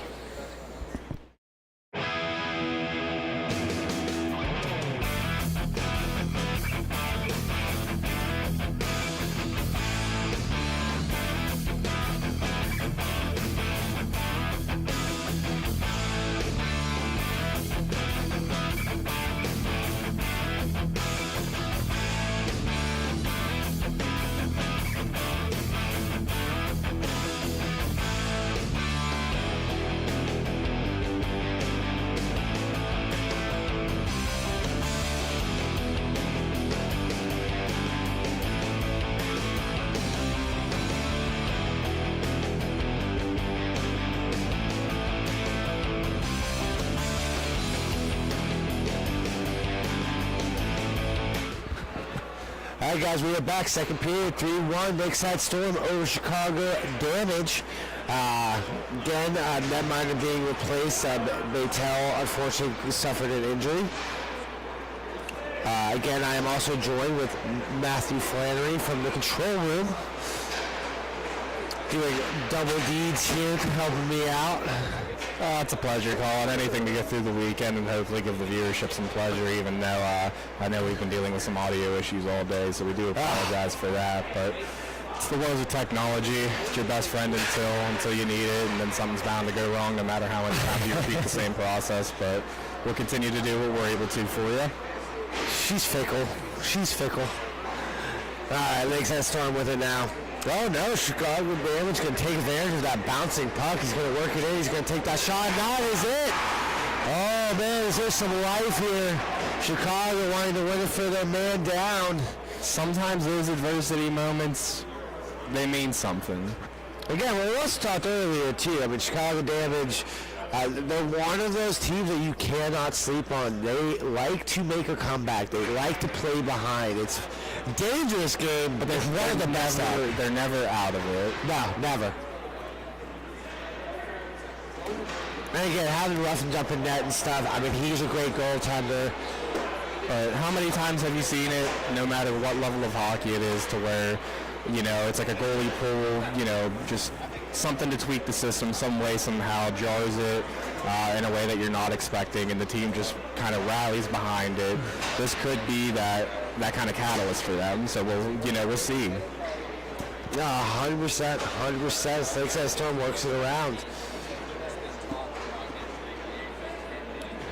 Almost lost control of it, but he does gain it back. He's going to try to find that Sawyer. A little too hard of a pass, but he's going to work it back to the point. He's going to work it down low. Still trying to make something happen here. Paul with it. Shot to save. Trying to make something quick happen here. The Lakeside Storm will get to it. Nice work here by number 6. Oh, Noah Magtel, so must be his brother. Yes, you are correct. At least that's what Brandon said earlier on the call, that they are brothers. So Yeah. we'll go with what he said, and if he's wrong, it's not our fault. We had our guy. I love it. I love it. Tell you what, the one thing I know about those guys already, I can see it. I should have known they were brothers. Because I was going to say, does that almost give the brother a chip on his shoulder? And you have to win it for your brother. that kind of... Yeah, you have to. He'll be a pivotal player in this game, do you think? I think so. I mean, I tell you what, for a little guy, he is not afraid to use his body. And what I was about to say is I've seen Joel many a times take matters to his own hands in a game, so it must run in the family. I mean, it's really about the size of the player, not physically, but, whether it's mentally, the heart, emotionally, it's there for him, and Yeah. he shows it. Absolutely, absolutely. That would have been an easy high stick if he would have tipped that in. I mean, I guess it's easier for us to call it than out there, though, but Lakeside Storm trying to make something happen. That's the other thing, too, when you got something that happens, just long breaks, great shot off the post. Morton knew he was beat there, too. He gave up on that. Yep. I just called it. I saw it. I don't know if we caught both of those instances with the post. I think we just caught the tail end of the post as they collect the rebound there and get it into the slot. Yeah, so we missed that first one, but yeah, when that first initial shot, I mean, you gotta watch out. Again, a lot of craziness has happened in this game. It's easy to be off your mindset, especially as a goalie. I'm one. It's difficult, but These Storm players, they're pesky. So, he's. The towel might not be tilted in their favor at this moment, but I'm not necessarily counting them out. Oh no, not at all. They still had some great opportunities. Nice work by Morton there. Didn't give up on that shot. Still standing He's got a tall. battle for the puck here. Low race. Oh, diving play. It doesn't quite work. But he's coming with too much speed. Couldn't make anything out of it. Nice work. Love to see a foot race. That's a respectable effort, though. Trying to rebound after a couple quick goals against. That's what you want to see. You want to see the legs moving. You want to see an opportunity. We'll see if they can go ahead and carry this and try to take back over. Nope, you love to see it. Chicago surveying the scene. Takes a shot. Wide, a little wide, but Morton is there for the save. Number 43 for the Lakeside Storm with it now, trying to settle down. He does. He's trying to make a play here. He's going to go into the slot. He's going to be over to his guy that doesn't quite go tape to tape. He tries to throw to the front of the net. Lakeside Storm will try to ship it back into the out of harm's way. Nice work by the Storm to get control of this play. Number 30 with it now. He's going to work it wide. He's going to work it around the back of the net. He's going to try to find his man in front. No one home. Lakeside Storm's going to come to collect this puck. Number 45, Shaw. He's going to try to chip it down to his man down low. Back to Shaw.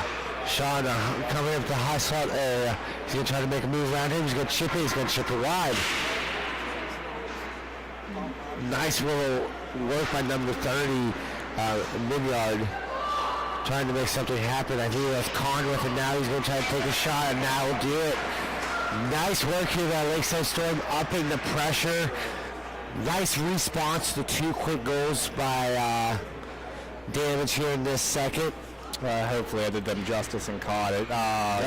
Unfortunately. Just the very tail end. My apologies to the Lord. That's okay. I can describe it. Con, with a wonderful read on a play, picks it back up for his team, works it into a nice prestige scoring opportunity for him. I was sleeping on that. I didn't have my guy. My apologies.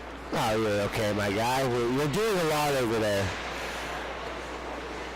That game with it. Great shot. Better saved by Morton. Con's going to chip it down low in his own zone. Not quite sure why you're not going to race to that. He's going to bring it out wide. Great save by Morton. He's responding well since those couple quick ones. Guys, got to put your head up. Well, a couple saves can get you back into it, you know? It's like Rafiki said, it's in the past. Right? Yes, Something like that. That is the truth of it. Won't copyright us YouTube. I think so. Hopefully the muffled audio is enough to jam the system. It's not trackable.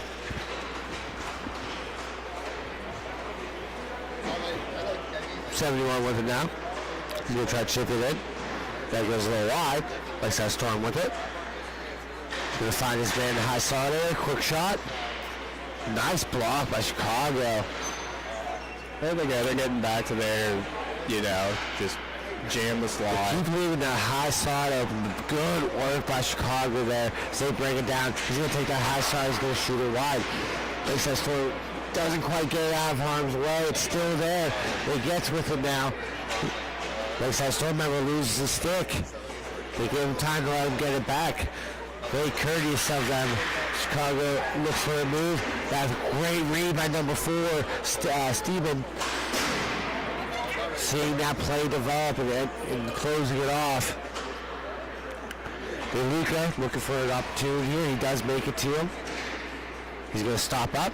He's going to go in. He's going to try to get that pass over. Great read by Damage. Damage doing a good job reading these plays, turning it around. He's going to come in with it wide. He's going to bring it in. Ooh! Good work by Morton to kind of challenge that play. And that'll be shot deflected wide out of play. Should be on Chicago. Damage. We'll see a face-off down in their end with 5 minutes left to go in this second period.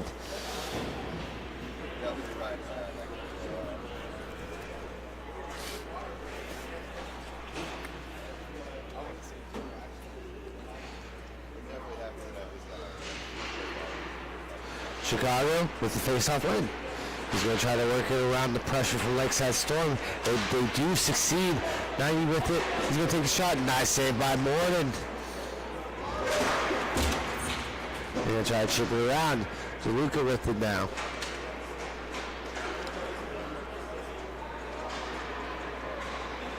A little hard off the skate. He's going to hold on to it though. Try to find some options. Stay at the top. Nice slap. Good work by Damage with this pressure here. He's going to find him. He's going to take that shot. He's going to shoot it wide. Smartly covered up by Morton, because that could have been rather dangerous. I would say.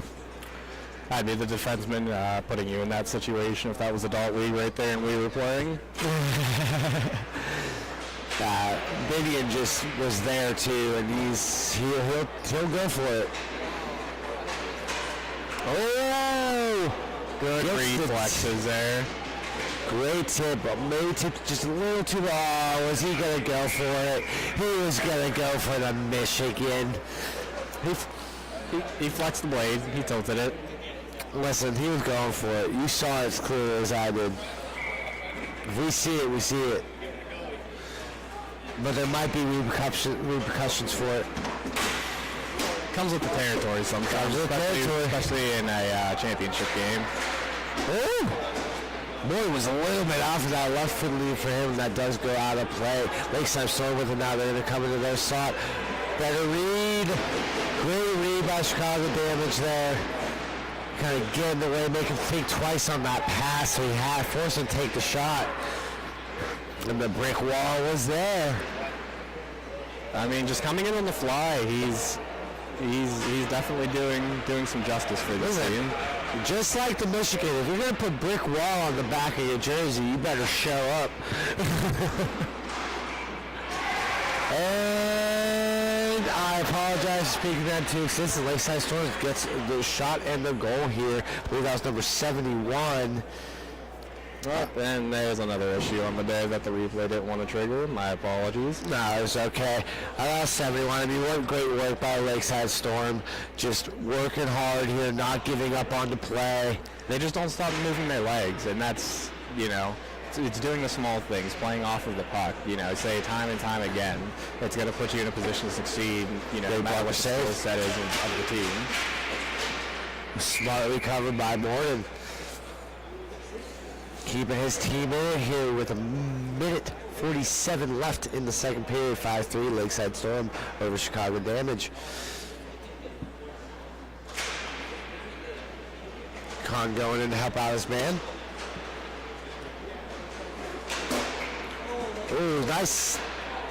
That was a big stand-up play by number 4, but they are going to call him on that. We got a delay penalty. Yeah, you have to make an attempt to play the puck. You can't just fully play the body through that type of contact. Oh, for sure.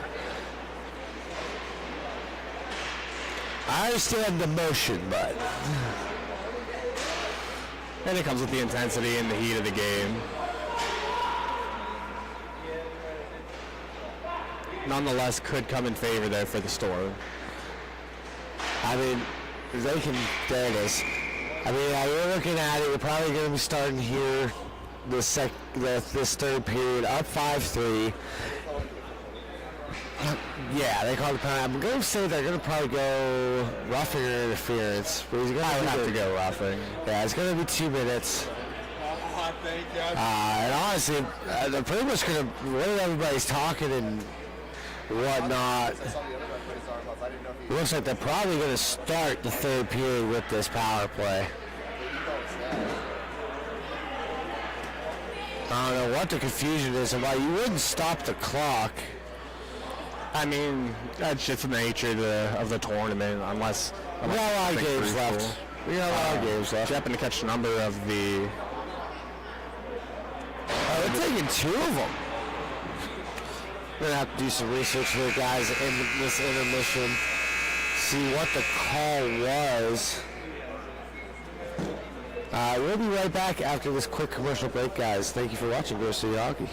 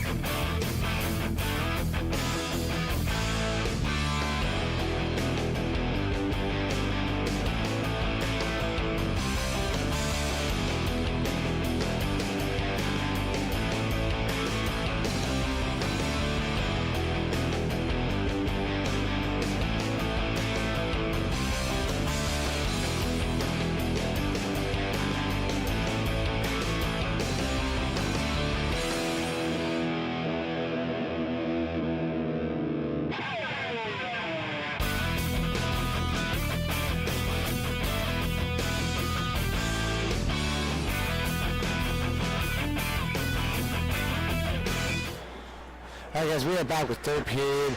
MIHA championship action. Lakeside Storm versus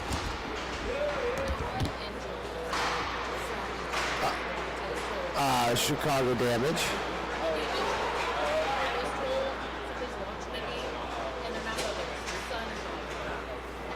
Hey guys, quick correction real quick. I was mistaken, and we get to blame Britt for that, by the way. You said that. But Did you catch what I was just told? yes, so Joel Baytel and Noah Baytel are actually father and son. So that, the plot thickens. I didn't catch which way. I didn't catch which one was the father. Well, I'm gonna guess Joel is the dad. I'm just going to take someone's word for it, and then if they're wrong, I'm blaming them. That's So now you get my routine. Now you get to blame me. Now you get to blame me now. Okay, cool. Yeah, no, that's awesome. Hey, again, thank you, fans, watching the game, supporting your families out there, giving us that info because we were. I'm just glad that they're able to understand us with the. Sorry about the unfortunate audio. Glad they're able to understand me talking. Period, bud. So we got now Lakeside Storm with it now. And that is a great save by the brick wall himself. Standing tall in the early goings of this third period. Chicago needs to kind of tighten up here. They're not out of this game. They've been playing very, very well. Well, I mean, like we said, though, They're a late-stage team. Yeah, and well, right now they got to kill this power play. I'm not sure why. That gives you a lot of momentum. If you're able to kill a 4-on-2, 100%. I think that could be a pretty huge momentum swing. You could use that in your favor. No, 100%. They have a pretty decent-sized bench. They're trying to figure this out here. The clock's still running. Maybe not. I just jinxed it and they stopped it. Not quite sure. I don't even quite understand why there's 2 in the box. I went and looked at the score sheet. Number 4, for Chicago damage, Tyler Glow, did get the roughing call. We knew that. I'm not sure what happened in between that. There was another penalty called that caused this 4-on-2. But we are here. The game's still rolling. Okay, my thing did update. Number 43, so there's actually 2 penalties on the play, so they both should be out at the drop. At the drop. So they're both going to be out of the drop. So number 43, Singhas, sorry if I said that wrong, got a slashing call. That's why there was 2 in the box. Just at the same play. So that was probably preceding Yes. the roughing. Yes. Lakeside Storm with it now. Trying to find the man up front all alone. Takes a shot. The brick wall does it again. Great opportunity for the Lakeside Storm. Oh, they have. How do you not capitalize on this? They're getting into open space. There it is. Great play here by Chicago Damage here. Up into pressure now at their full strength. Like you said, huge momentum swing. Can they make something happen with it? We're going to have 2-on-2. He's going to go to the side. He's going to take the shot. Oh, great work by Rose. Make him rethink that shot. Disrupt the play a little bit. Great block. Chicago can just get control of this puck here.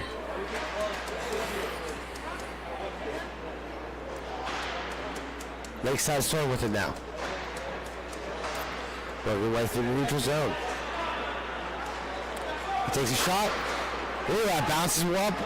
And Maytel with it now. He's going to find his man across the side. Shot. Great shot by Morton. Chicago with it now, or at least collect it up. Trying to work it down low. He does.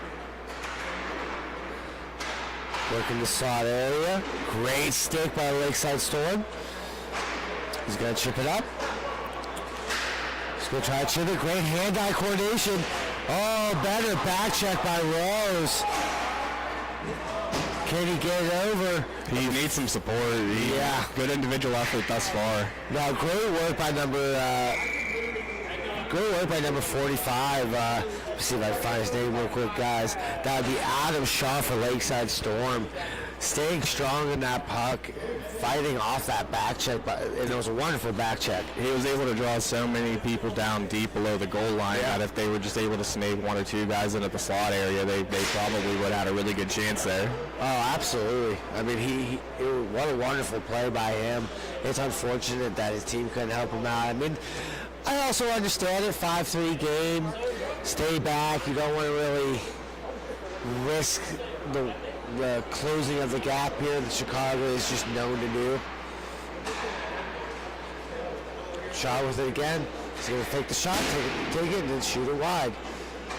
They said Storm with it. Going to work it down their own zone. Shaving off time from this clock. 71 with it now. Vasquez. Oh, men go down. Yeah, they're going to call it on Chicago. Chicago, or was that Lakeside who had touched the puck at the whistle? Was that Lakeside? I thought it was Lakeside who touched the puck at the whistle. At least, and that looks to be the offender standing over. Right. What is that, number 70, 71? 71, Vasquez. He's going to take a penalty. I'm going to call that a triple penalty. This is Chicago's moment here. This is how you close that gap. Chicago with it now. Going to try to find his man far side. Try to make a quick pass. High slot. Morton smartly will cover that up. Smart play with Lakeside Storm netminder. Still plenty of time left. It's 7:48. Right idea, kill some clock and trust your team, win a draw, try to get it deep. There's another drinks on the day. Chicago within zone, try to set up something here.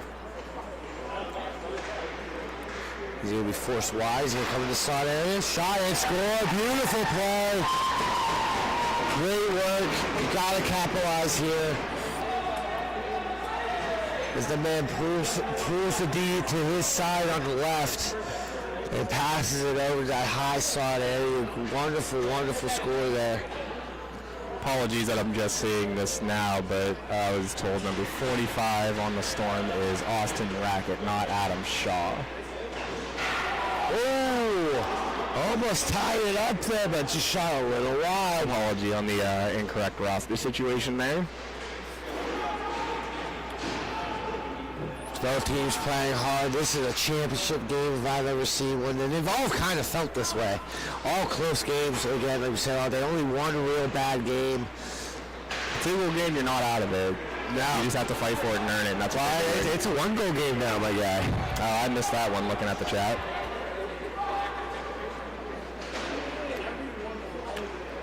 Rose with it. Kind of a weak shot, I will not deny that, but it was shot nonetheless. Lakeside Storm with it. He's going to try to work out. And he gets edged out there.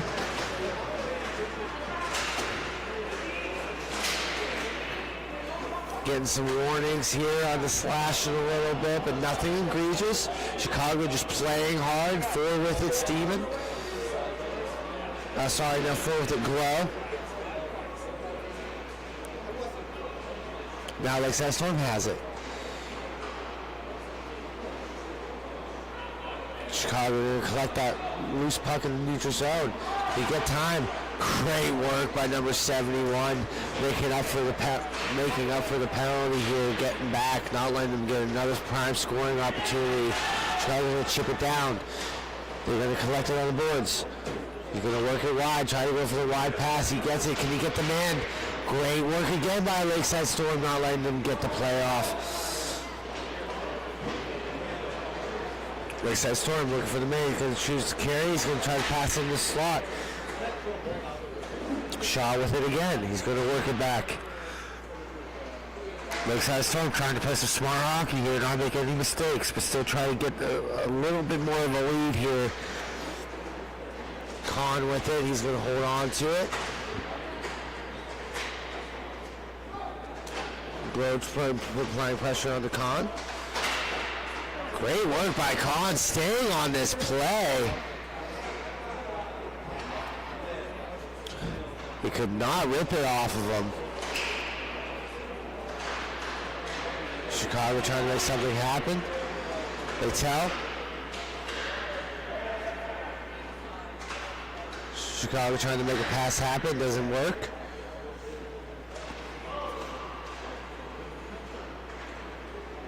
Trying to see something happen. Great shot. Better saved by Morton. Great shot attempt by Take your time out though, because you have the stop clock if you're the damage. You have the stop clock with the 2 minute mark, less than 2 goal differential. They might be thinking about it, man. Try to save as much clock as you can. You know, maybe if you get a stoppage coming up. But I agree, especially with the in-zone face-off. Lakeside Storm with it now. They're going to come in hot, getting the man in front. Shaw's going to pass it. Ooh, shot wide.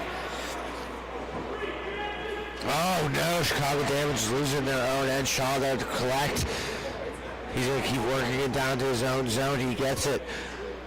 Brushing off Vitale. Lakeside Storm again. He's going to con the high side. He loses it. Not too much on it. Vitale with it now. He's going to work it down. He's going to try to work into the slot. Oh! It chips off him, but he gets the backhand on it. Kind of nice shot opportunity there from the young man.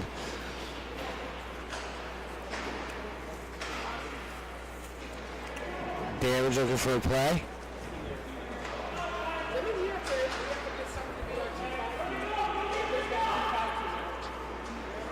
Chicago winds up for it. Tries to take the wide angle shot. Bouncing puck along the boards. Tries to chip it into the slot area for a fellow damage player. It does not work. Lakeside Storm with it. Great play by the damage.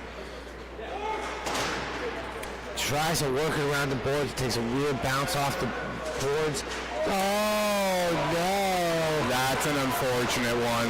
Well, unfortunately, the brick wall must have had a chip in it somewhere because that squeezed by through the 5-hole.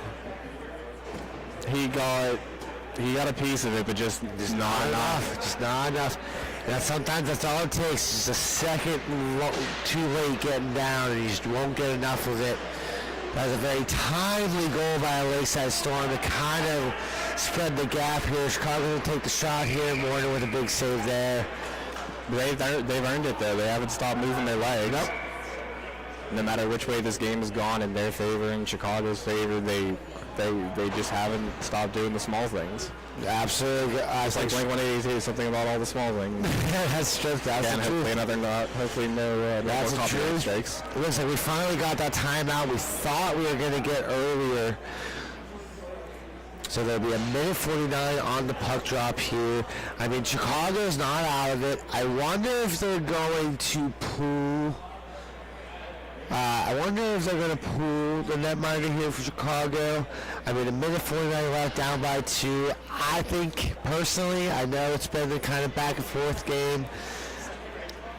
I say why not. Yep, it looks like they're pulling. He's going in there.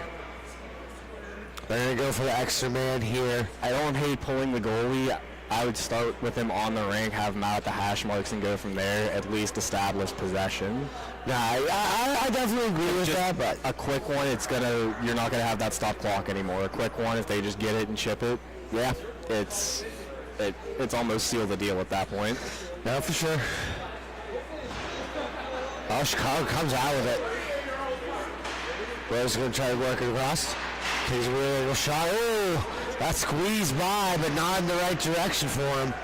Lakeside Storm with him now. He's going to try to go for that shot. Rose will clean this up. Minute 30 left in the third period. 6-4 game here. They're playing this correctly thus far. I don't know if the line tripped him, but it must have. Skin sliding. Oh, what a hard shot. We got to stop a clock here. 2-goal game. Chicago playing hard, lining up. They're here for it. I've seen crazier things, Colin. Oh, 100%, 100%. That's a false start. Same. Battle. Battling for that puck. You gotta love it. This is championship hockey, baby. Well, I also heard a very light buzz from the scoreboards. Yeah, I don't know what happened there. We're gonna say that didn't happen. A minute left. Oh no! Oh, what a bug! No! He goes down. But a penalty. Whoa! Penalty on the play. I didn't catch that. But it looked like the official typically was making a high stick gesture. I was more interested in the beautiful desperation play by number 91, Rhoda. Pull cue that away. 51 minutes left. That could have all but sealed the deal there. He takes a shot. Oh, he shoots wide. Smart play by Morton's. Cover that puck up. Morton playing the right way here for his team.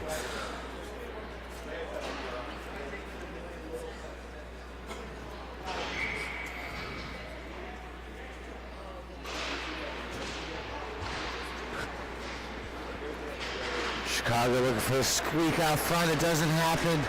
Great work by Lakeside Storm here. They got a turn. There's 30 seconds left. I don't know what he's doing, waiting. You got the man in front, causing all sorts of ruckus. Morgan playing a huge game right now. I think that save there might do it, but there's still 23 seconds left. It is possible, folks. I've seen it as low as 7, folks. We won a championship that way. Score at 7, then just win the face-off, quick rush and score. I've seen it. Are we calling another penalty?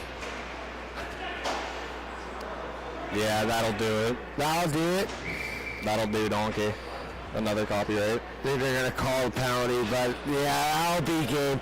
Great job by Lakeside Storm here. They played strong. They played solid. You can't ask for a better game. What the drama, the excitement. Best one of the day, I think. Best one of the day. Best one of the day, for sure. Good work by Lakeside Storm. They'll be a T5 champions. T5B champions. And well-earned game, well-earned title here. We will be back after commercial break here real quick. Thank you guys for watching Grove City Hockey.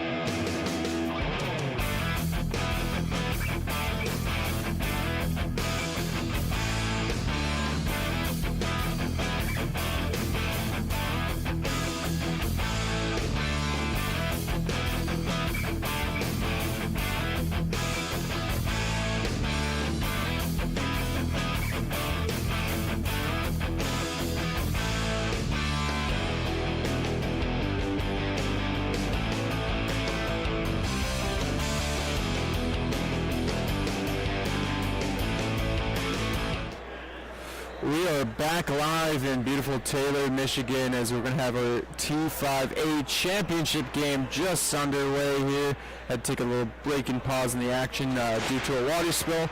We have the Madison Monsters in the white with the blue trim, working from left to right. And then we have the Detroit Revolution in the red with black trim, working from right to left. Joined with me here in the broadcast booth is Mr. Matthew Flannery, and first ask you just this quick question here. You've seen both teams play. What does each team need to do to win? I think the Monsters just kind of need to keep their physicality. It's done them tremendously well with their board play. When they're winning those 50-50 puck battles, they're able to come out of those battles convincingly and give themselves quality opportunity. But just like any other kind of, I know he's not necessarily involved anymore, but you know, a lot of the same people, but you know, a Farinelli structured style club, you know, it is going to come with some quality chances with however they decide to play. Yeah, and even though he's not as involved, he still is, and we saw his beautiful face here at the rink earlier. We did, and you know, it's a lot of the same familiar faces that's on this team here that's been here for a while. I mean, we got both the Snell brothers, Jay Holland, and they add in a couple pieces like Bill Adam and Patrick O'Rourke, and a shout out, by the way, I believe we hear it's his birthday?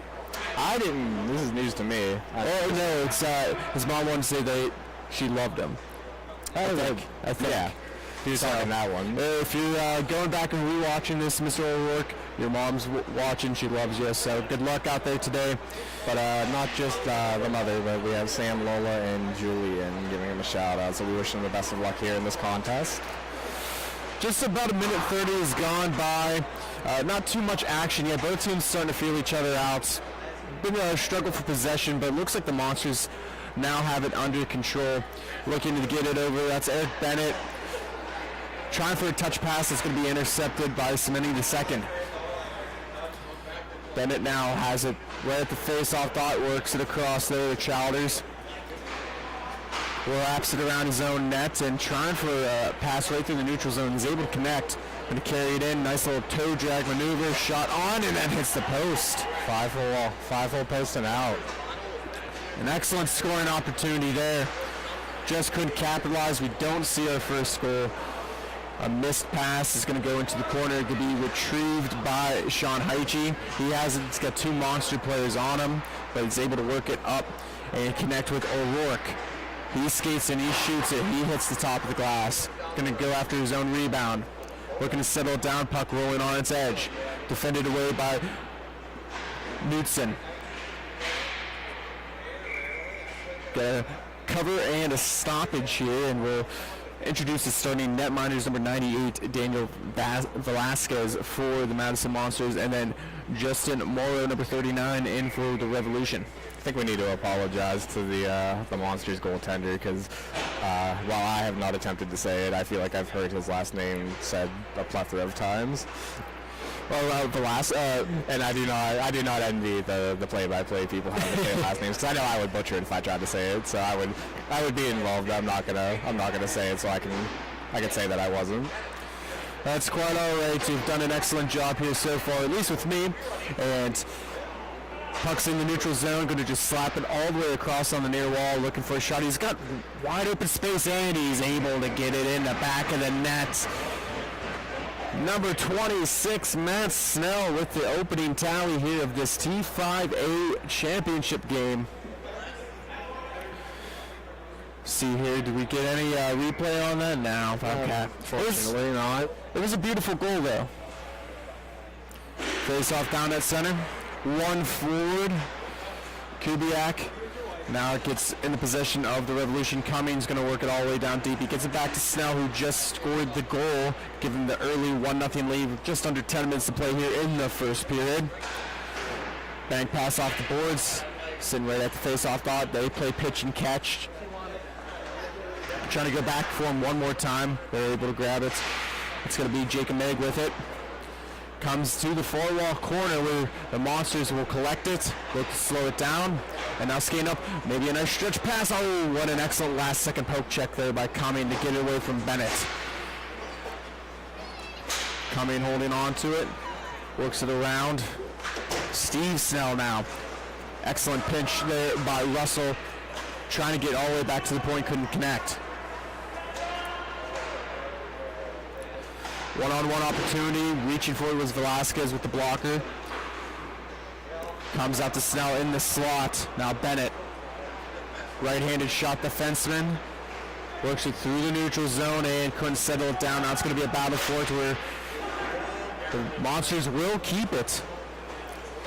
Lots of quick turnovers here, not connecting on any of the passes or either team. Steve Snell intercepted. 1-on-0, going to walk around, and he hits the post again. Alex Kubiak almost tied this game up, and now it's going to go the opposite direction here with Matt Snell. Poke checked away. Looking for Kubiak again. He's going to get, hopefully, maybe some redemption. Shot on net, gets kicked out, far wall. These Monsters are getting quality opportunities nonetheless. Trying to get it across to Chowders. Chowders gets a shot. That hits the post again. That's 3 so far. Not even halfway through the first period. Can't buy a goal at this point, and that's kind of the value's high. It's kind of like them. They played earlier against the Grove City Thunderbirds, and they had a flurry of goals in that contest.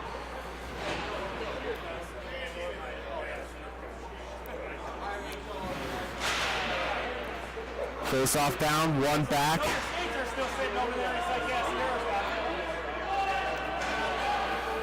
Going the opposite direction now is the Revolution. Shot on net, glove save. Couldn't control the rebound. Opportunity by Grminski. The Monsters look to counterattack. That hits a skate and goes into the netting and out of play. 7:10 here remaining in the first period. 1-0 is the score. Revolution on top. I'm not surprised to see kind of a blow-for-blow game, even though we have a one-goal differential. I think we've seen pretty similar chances going both ways here. Both teams trading blows. Obviously, the Revolution were the second-place team in the T5 division last year. Have had some up-and-down success, and the Monsters, winning games in all sorts of fashions this year so far, winning close games, winning by blowouts, able to hold on to some of these games, and they're sitting atop the T5 division. Puck bouncing around, Semenya is second, trying to create an opportunity. Pucks came right back to him again. It's rolling on an edge. He's trying to settle it down and goes all the way back to the point. Grminski now through the neutral zone. Looking for an open lane to pass it to. Still going to hold on to it. Left-handed shot defenseman. Decides to carry it all the way back into his own zone to set it behind his net. Soft feed over to Holland.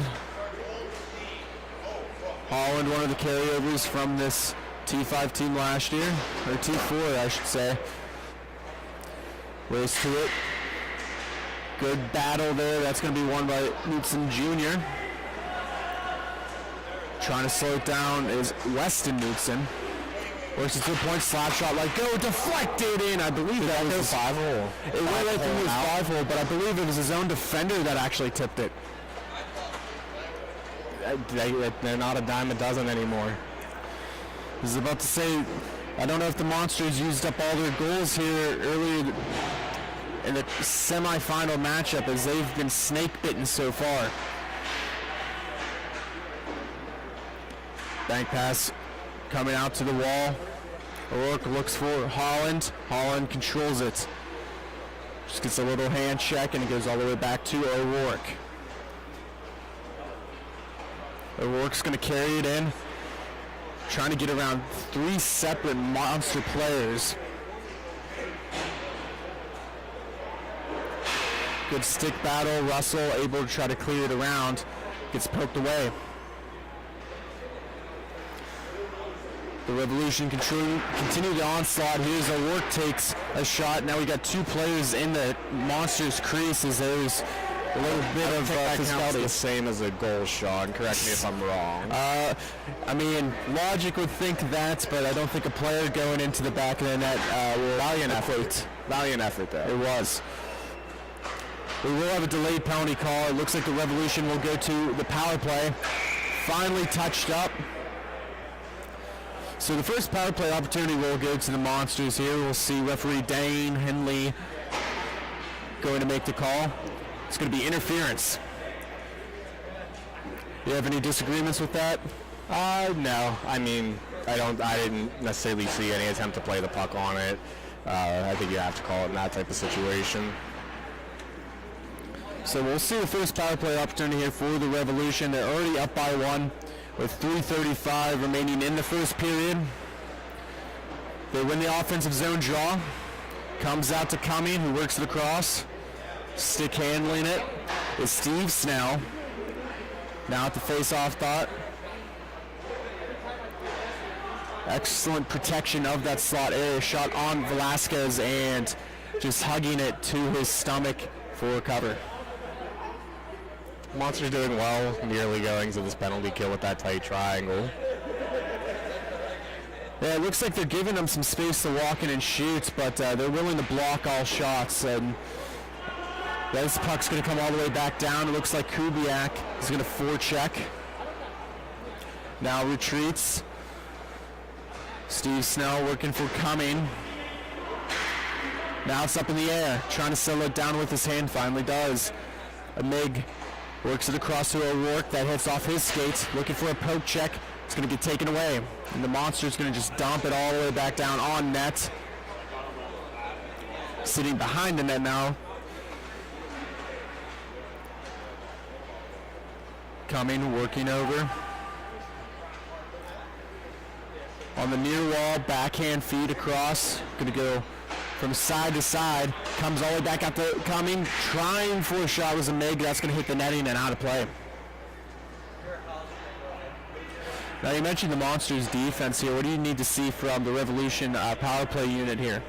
You need to get this goalie moving side to side. I think we said it earlier. I don't know if you were wrong with me, but you're not really going to contest him with those straightforward shots, those outside shots. You got to get it moving one way or another, I think, if you want to put more past him.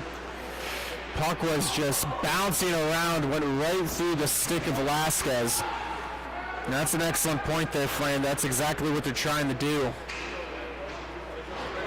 Trying to pin it up against the boards is Childers. It's going to be 4-on-4. The penalty is expired, and now looking for a quick counterattack. One player goes straight to that shot on. Missing wide.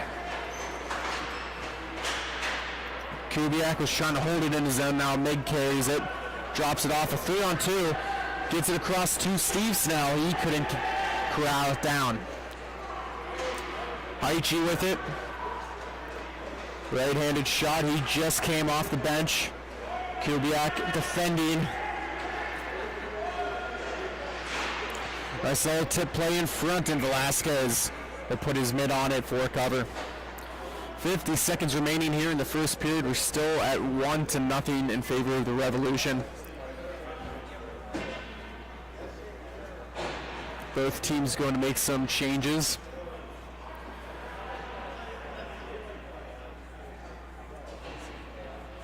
Still taking their time. Now we're finally getting a drop. Looks like the referee separately was all ready to go and had to let them make their official changes. Shot kicked out to the corner. Looking for a slot feed to Haichi. Got a backhand shot off, but that goes wide. Now behind the net. Going to get whipped around the boards. Light forecheck. Haichi now at top with 3 seconds left. Shot on. Glove down. One last opportunity. Doesn't get on net, and after one period, it is 1-0 for the Revolution. We're going to step aside. You stay tuned here. Thank you for watching Grove City Hockey.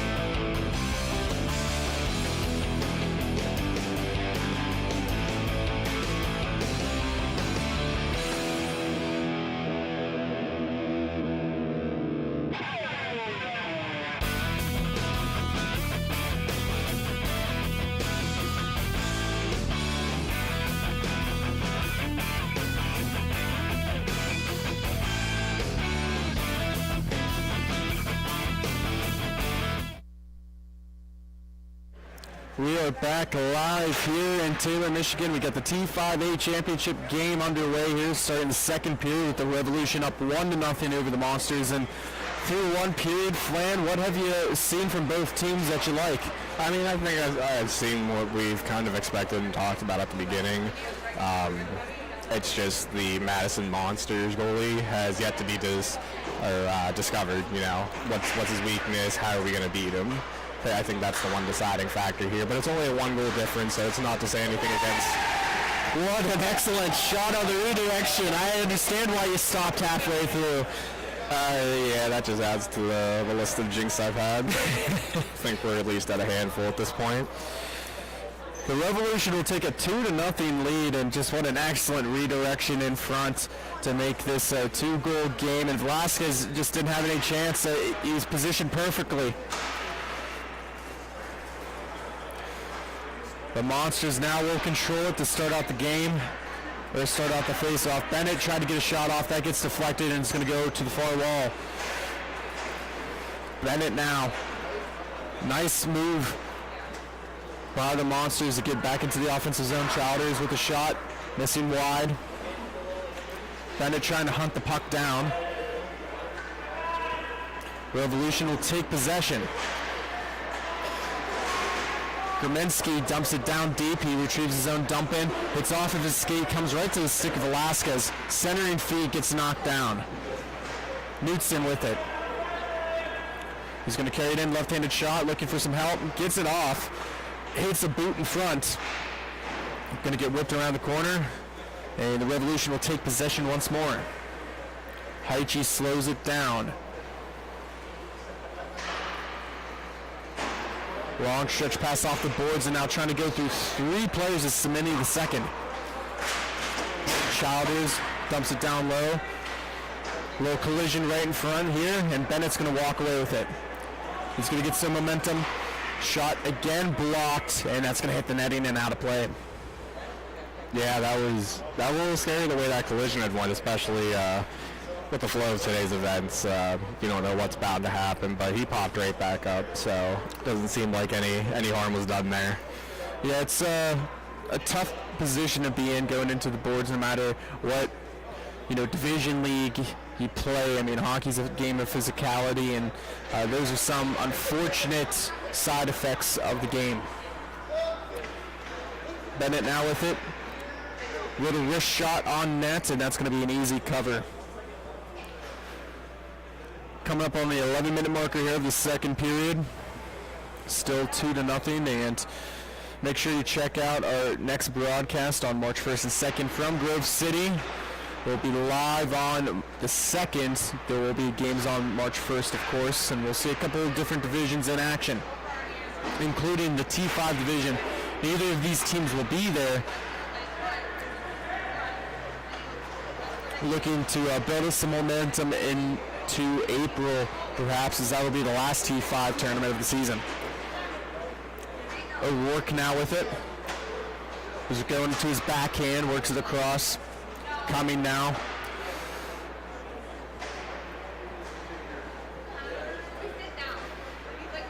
Both teams content to just slow the pace of play down. Easy shot on net. Velasquez saw it the entire way, and we'll have it covered. I mean, with the small margin that we're at, it's still the early goings of this game. We're not even halfway through it yet, 2-goal differential, so there's still a bit of a feeling out process to be able to understand the team, try to be able to crack the code. Russell will take the draw, tied up for it's in the skates of the referee, finally taken away. O'Rourke now with the wraparound goal, and he scores. That post just wasn't quite sealed tight with the skate. He found that on the near far wall, just picked it up, and Velasquez was not expecting it. He made it look very easy on that one. So the Revolution will extend the lead to 3-0 here in this championship game. Knutson with it. Going to get carried in on the near wall. Snell with the stick check. Short-handed opportunity. That's going to go for a cover. Morrow with the stop.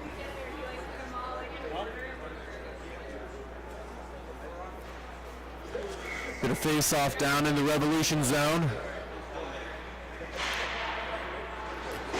Face off win and a quick shot there, almost NHL video game style. Mario Lemieux-esque, would you say? Being from Pittsburgh? I mean, they're pretty impressive there. It's a very tricky maneuver to pull off on the face-off dot. Holding on to it, now dropping it. Childers for Knutson. Knutson handles around 2 players. Got a shot off. He's going to retrieve his own rebound there using a pick play with Knutson Jr.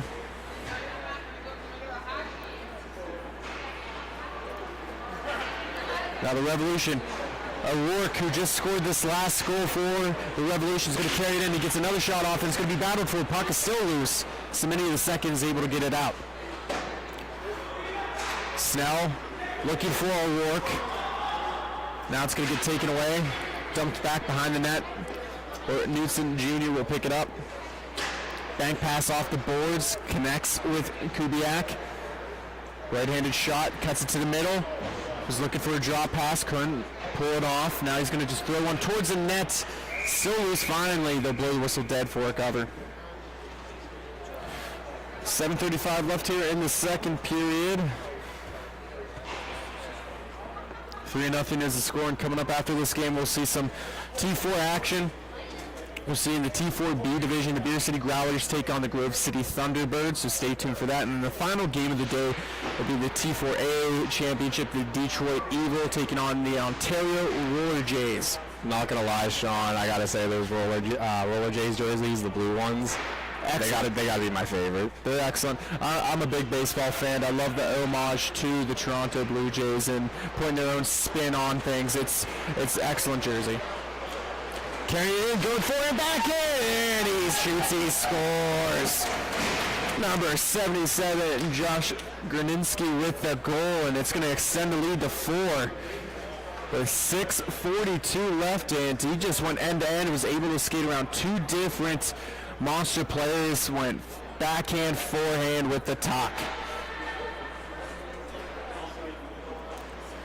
So in odd position here, the Monsters, as we've talked about earlier before, they've had a stranglehold on this division, and they've actually, not to jinx anything, but I mean, they've won every single game they've played so far, and they're just not looking themselves. It's a tough division, though. It's a long, not necessarily long season, but, you know, depending on how long you have between games and such, you know, it could definitely impact teams differently, but nonetheless, they're the competition. It is a hard division. We've seen the division grow, the T5 division in their second year. Oh, off the skate. Now Velasquez is going to grab it out of the air and try to play it out. Yeah, I mean, last year T5, you had about 6 teams here, went to 10. You had a couple teams drop down from T4. You had a couple new teams created, and I think it's good for the growth of the league to see the competition tightening up. Oh, certainly.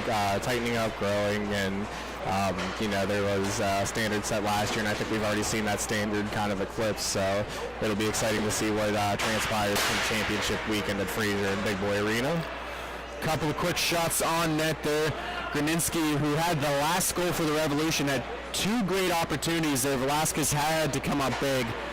Hopefully try to stop the bleeding for the Monsters. Now a soft wrist shot thrown on net, deflected. Russell has it. He's going to dump it all the way down to alleviate the pressure. Holland with the puck. On the far wall, bank pass off the board. It's going to be picked up by Graninski. Looking for Haichi. Haichi now collects it. Oh, puts it between the legs of the defender, and he shoots. He goes 5-hole. Number 17, Sean Haichi with the goal, and it's now 5-0 for the Revolution. If I'm the Monsters, I may be considering calling the timeout. Got to try to stop the bleeding. And, you know, as my job as a, you know, play-by-play announcer and everything, I played them earlier today, the Monsters. I mean, they're definitely not playing anywhere near to the capabilities I saw earlier. And the Revolution are clicking. They're doing everything right. They have played a lot of tough games, though, so it just could be wearing on them. Could be one of those weekends. The Revolution looking to get back on top. Their T5 team won 2 weekend tournaments last year. obviously finished in second place. They played in the championship game in Big Boy Arena for everything last year. So, I mean, obviously the pedigree is there for the Revolution, and it looks like they're finally getting to their game this season. Haichi now, who just scored the last goal, is going to carry it in. He's going to get defended away by Knudsen. He's going to throw a tough angle shot and sit on the back of the net, trying to chop it off, and it seems like everybody's having some trouble with it. Seems to just keep falling in that apron that just lines at the very bottom of the outside of the netting there. It popped up several times, so I think they thought the puck was going to be able to move out of there, but rinse and repeat, you know, the definition of insanity is that same process over and over for different results, something like that, right? I mean, sometimes it will work. Hopefully, if you keep on hitting the damn wall, eventually you'll break through to it, but that wasn't the case. Face-off's down. Bennett looking for a long stretch pass. Couldn't connect. That's going to get intercepted now.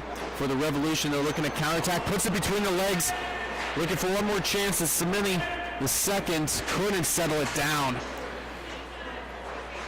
Trying to do it again. He gets bodied up. Now it's going to be a battle. We'll see if any physicality starts to pick up now with the lead where it's at. But no lead is safe in inline hockey. And that was a part of their key to success in all their victories thus far, is playing a physical style of hockey. And I think that's what they've been lacking this game. Settling down his Childers. Backhand drop to Bennett. He was expecting a different kind of bounce, but was able to pick it up. Working it across. Houston gets a shot off. Doesn't hit the net or the netminder. Chris Cumming picks it up. Works it all the way across to O'Rourke. O'Rourke now cuts it to the middle. Able to get it around two players. Finally poked away at the last second. There's a 3-on-1 opportunity. Kubiak with it. Kubiak shoots it, and a left leg save by Morrow. Possession stays with the Monsters. Less than 2 minutes to go here in the second period. Maybe just trying to get one on the board here before they enter the final frame. The Revolution have different plans. It gets dumped all the way back down. It's a foot race into the corner. Childers and O'Rourke. Childers wins it. Knudsen works it across. Right in front of the Revolution bench. Bank pass off the boards. Looking for a give and go. And that goes in the back of the net, off the skate of the Revolution defender. He tried to take the whole lane away by going down to a knee, and it went off his skate and it in. Yeah, hopefully we'll be able to catch it here in the replay, Sean. Just an unfortunate bounce. I mean, you can see that he's parallel with the netminder, too. I mean, it had to hit the skate perfectly to go in the back of the net. But nonetheless, though, this could be that spark of life that is going to get the Madison Monsters back in this contest. They win the face-off, and they're looking for another shot opportunity. They aren't content with just sitting with one goal in the second period. But now a 2-on-1 breaks out for the Revolution. 3-on-1. Gets a shot off. Couldn't hit the nets. Maybe a wasted opportunity there. Simini the second pins it up. He's battling against Russell. About 25 seconds left. Kubiak has it now. Right-handed shot, gets it on to Morrow. He blocks it away. Now sitting in that slot, Simini the second finally picks it up. This might be the last rush of the period. It's a 3-on-2 opportunity. Cumming shoots, he hits. I think that was a double doink.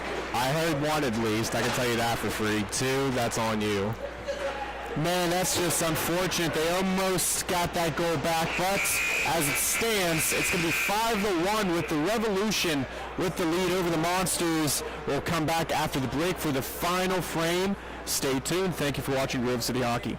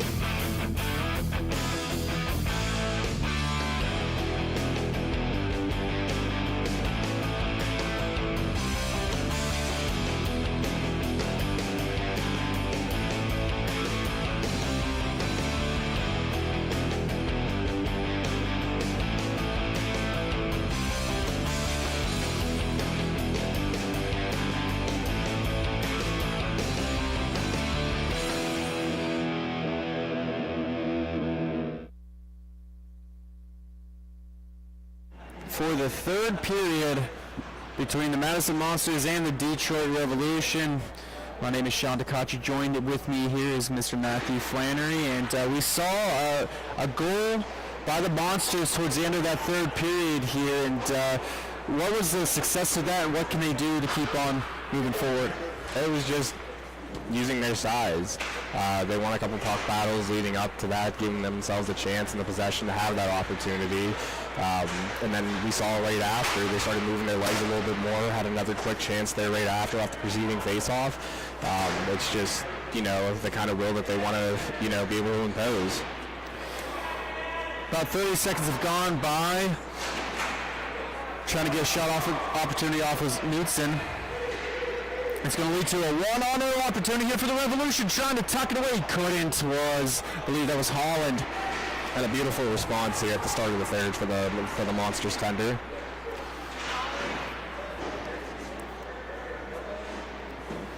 Now holding on to it is Jacob Mig.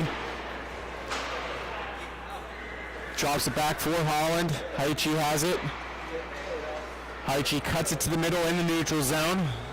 He's going to look over his options. Decides to stick handle through. He almost got it through, just had a little too much steam on it, and Velasquez will come out of his net to cover it up. Bit of an unconventional save, but a save nonetheless, though. Hey, I mean, where you're at in this position, you need everything you can at this point. Looked like he was almost trying to be able to play the puck, dropping down with the paddle, one knee, but, didn't see anything and took the safe route out. And I mean, Flan, you play defense. Do you prefer that they try to play the puck, or do you want them to cover it up? Unless it's 100% guarantee, I'm all in favor of freezing it. Easier said than done sometimes, and I wholeheartedly agree with you. So, but it all comes down to communication, situational awareness, just making sure everyone's on the same page at the end of the day. And speaking of that, that's where the Revolution have been all day so far, and they're looking to continue to build on this momentum here. Matt Snell works it across to a Mig. He's going to carry it in.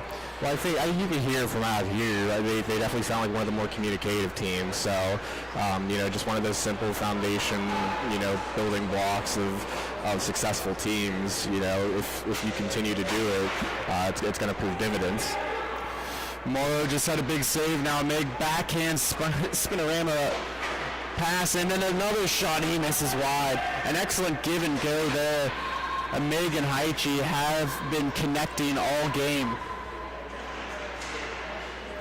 Trying to drop it down low for Matt Snell. He's going to get it all the way back to the point. His counterpart, Steve, he loses an edge. He's pinned up right in front of the penalty box. Trying to dig it out was Kubiak.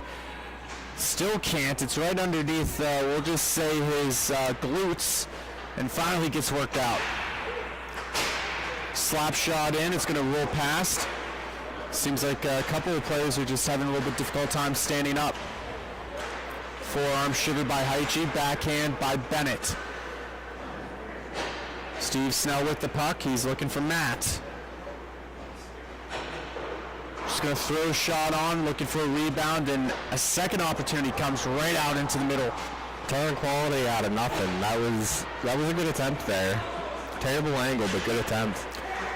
Kubiak now. He gets pickpocketed by O'Rourke. O'Rourke carrying it through, gets around two players. Bennett's cut back checking, trying to make it difficult for him. Decides to circle it back. Backhand through the neutral zone, connects with Snell. Snell looking for a redirect. That goes to Velasquez for a cover. Reminder that merchandise is on sale here at all these MIHA events that we are currently at, and make sure you just look for table for Miss Ashley. She will have creative designs for you all times of the year. I don't know if you saw, she made one for Valentine's Day coming up. I thought I saw a couple Valentine's Day themed ones, and they all looked fantastic. So I don't want to speculate, but I'd have to take a shot with March coming up. Maybe we'll see some St. Patrick Day themed shirts. So stay tuned for that. Make sure you see us here in Grove City, and I believe after that we'll be in Indianapolis. Well, hopefully that lines up conveniently with the Shamrocks of Chicago. They're always a fun team to watch too as well. Bank pass off the boards, gets it down low. Cumming shoots it. Missing with the glove hand was Velasquez. Now off the boards, Knutson carrying it through. Fed it perfectly to Kubiak. Kubiak's got a 2-on-1. He tries to go short side, hits off the glove of Morrow into the netting and out of play. Glove post out. I heard a ting. Yeah, he got enough of it to just affect it. It was a beautifully placed shot by Kubiak, and Morrow was up to the challenge. It's a game of inches, and that could have been a difference maker. Kubiak with a shot off the face-off and a goal. Oh no, we might have gave him a little bit of bad juju on that one, unfortunately, but Kubiak buries it. We'll go to the replay here, line up for the face-off, and just wins it forward. I think O'Rourke was anticipating it going to his stick, and as soon as he got around, he just went 5-hole on Morrow, and it's now 5-2. Some might let that person out discourage you. Some might let that drive you, and then, just you couldn't do it any better than that.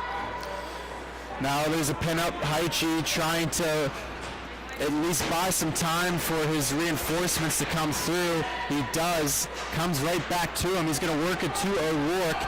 Going on a 2-on-1. He's got Gruninski with him. He works it to him. Gruninski back in, and he misses wide.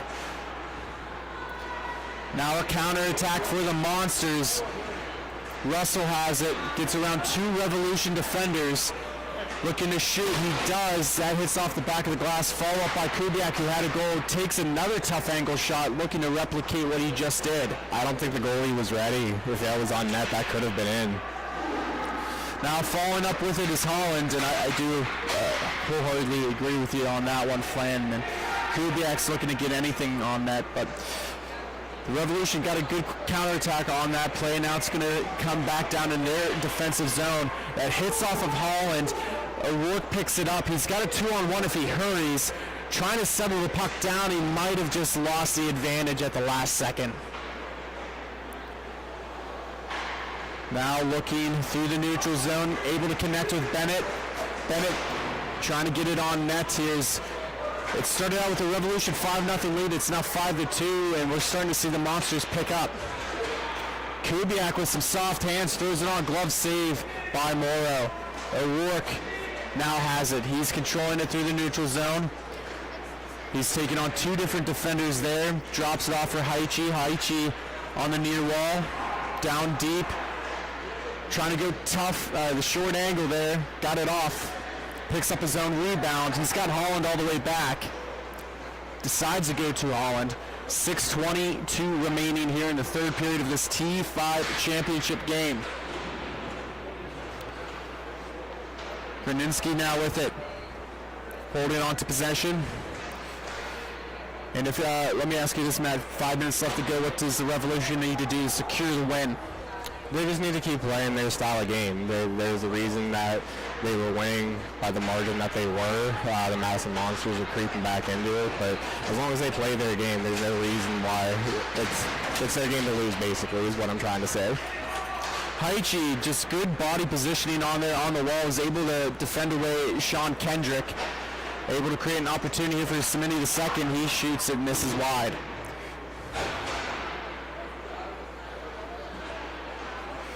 Now the Monsters are going to look to get rolling through the neutral zone. A 3-on-2. Gets it to Bennett. Bennett, he tried to go in and out and couldn't. And now it's a 3-on-1 for the Revolution. Matt Snell drops it off to Steve Snell. He's going to let it go. Hits off a man in front, comes all the way back out.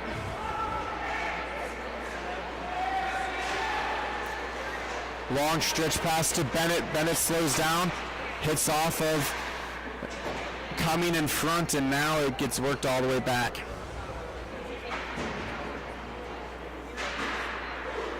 Puck just sitting on an edge in the neutral zone, taken away. Matt's now with it. He shoots it on net. Velasquez is popped in the air, trying to settle it down. Was Simini II. Couldn't. The Monsters take control.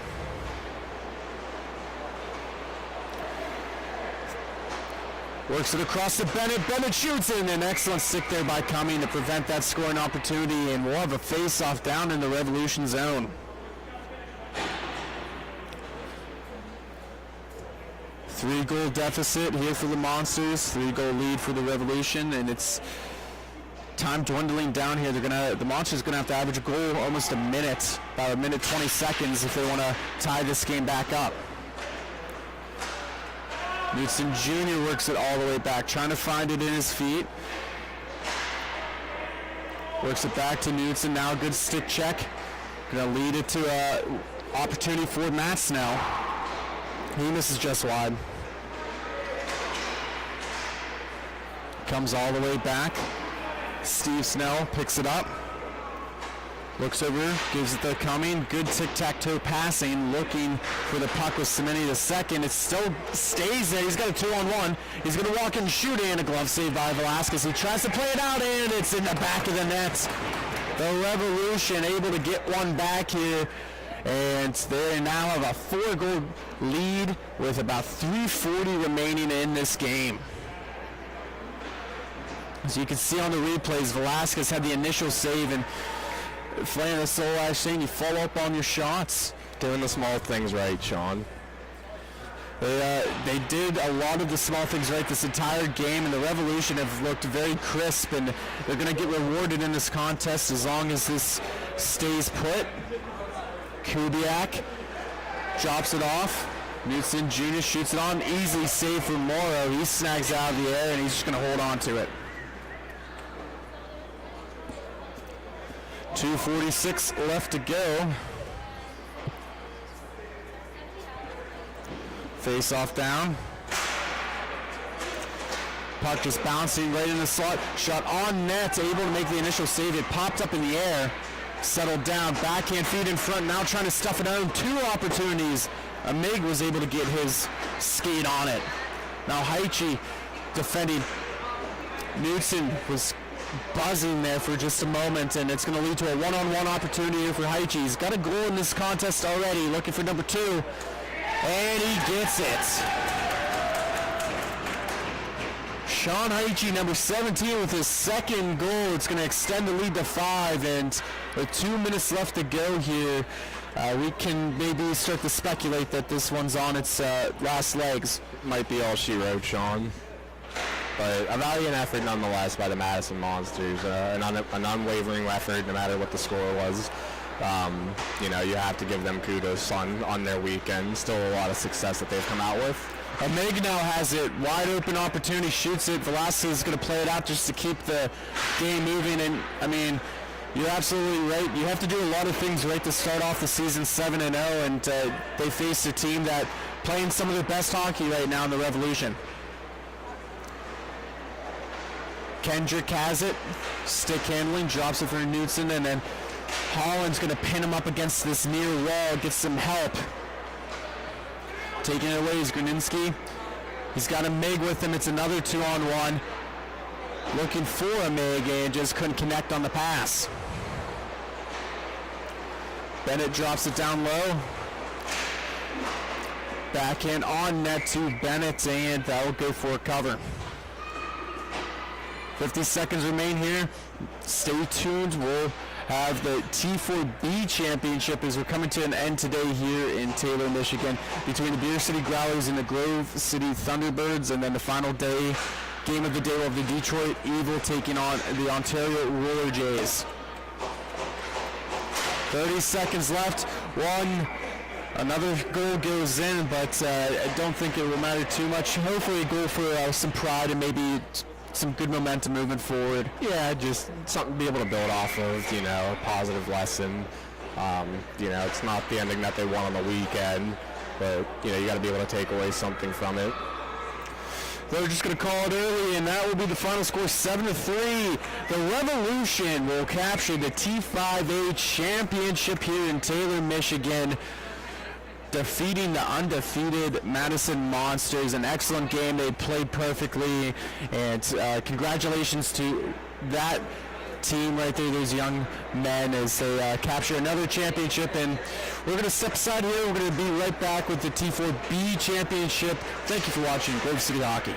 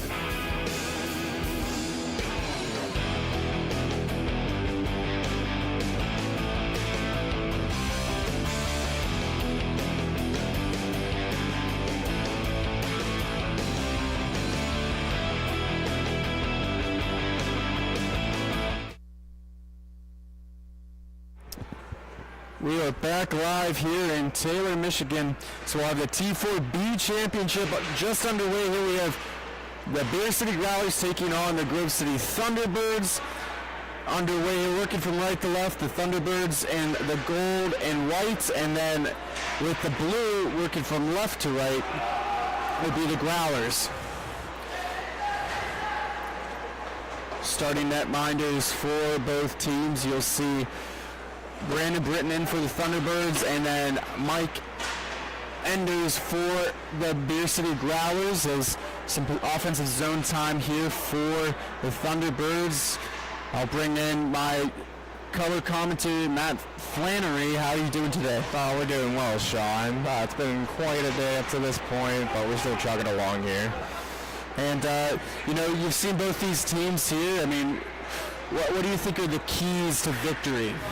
I think for the Thunderbirds, it's a mentality thing this weekend. Obviously we're all from the same neck of the woods, so in talking to the players, it's just, I think a standard has kind of been set as to perform better each and every game.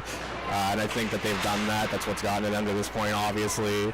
And then for the Growlers, they play really good defensively structured, and I think they have a couple pretty good catalyst goal scorers. I can't remember the names, but a couple offensive weapons that you have to be able to watch out for, who might be able to get them timely goals.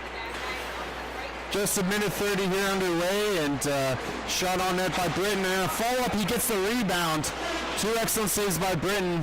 Spencer battles for it, and he's going to wheel it up through the neutral zone by himself while his team goes out for some changes, goes to the backhand, looking for a tuck. Enders with the save. Hetrick now corrals it, spin move, gets a shot off, big rebound cleared away. Huey with the excellent defensive play to prevent that rebound opportunity. And now possession will go to the Growlers. Their first offensive zone time is Steele with the puck, goes to the backhand. He's going to work it all the way back top towards the point. A long flick of the wrist there, misses high and wide. Amick now picks it up, going to drop it off for Rearick. Bank pass off the boards to Johnson. Johnson able to scoop it up, comes through the neutral zone with some speed. He got some opportunity in front, and there was no one home for the rebound. And now the Growler is going to carry it in. Far with the shot. Misses wide. It's going to be a 3-on-2 opportunity here as Copley picks it up. He works it across to Johnson. Johnson overskates it, and now it's going to prevent that opportunity. Hetrick with it. Looking for a lane, finds Amick. On the near wall. Going to carry it behind the net. Looking to find Hetrick coming down. Goes all the way back top to Copley for a reset. Far with the forecheck. Hetrick now has it. Looking for a redirect in front. He had Johnson there. Amick now picks it up. He's going to slow it down. Carrying it. Now a little soft touch pass with Copley. Bank pass off the boards to Hetrick there. Moving the puck pretty well. Yeah, it's a bit of a feeling out process at this point. I think right off the bat we saw a couple quality opportunities going both ways, but I think now the assignment is just to be able to understand your opponent. They have played each other in the past, I believe, in favor of the Thunderbirds of the score of that game. If you can correct me if I'm wrong. Trying to recall off memory, I'm actually unsure. I'm pretty sure the Growlers actually beat them. I think it was last year they played here in this rink for the championship, I actually think, and the Growlers won. That spurred them to the playoff push that they had, and I think they won the T4B championship. So it was a hard loss, I think, for the Thunderbirds, but it was a very close game. It was just a game of a couple of goals. I think it was like 4-2.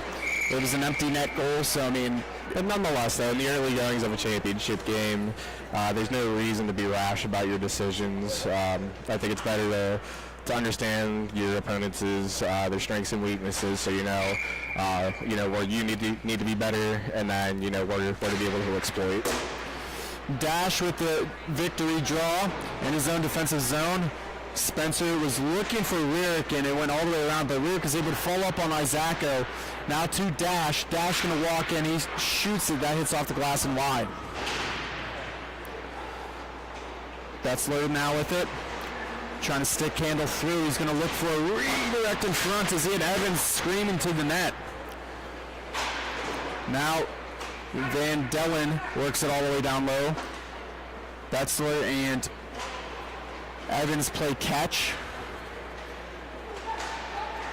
Oh, Dash almost created a turnover, but Evans stayed strong on his stick. He's going to take a slap shot. And then a couple of big saves there by Brandon Britton, keeping this game scoreless. Spencer now carries it up. Lyric has to go to the bench with a broken stick.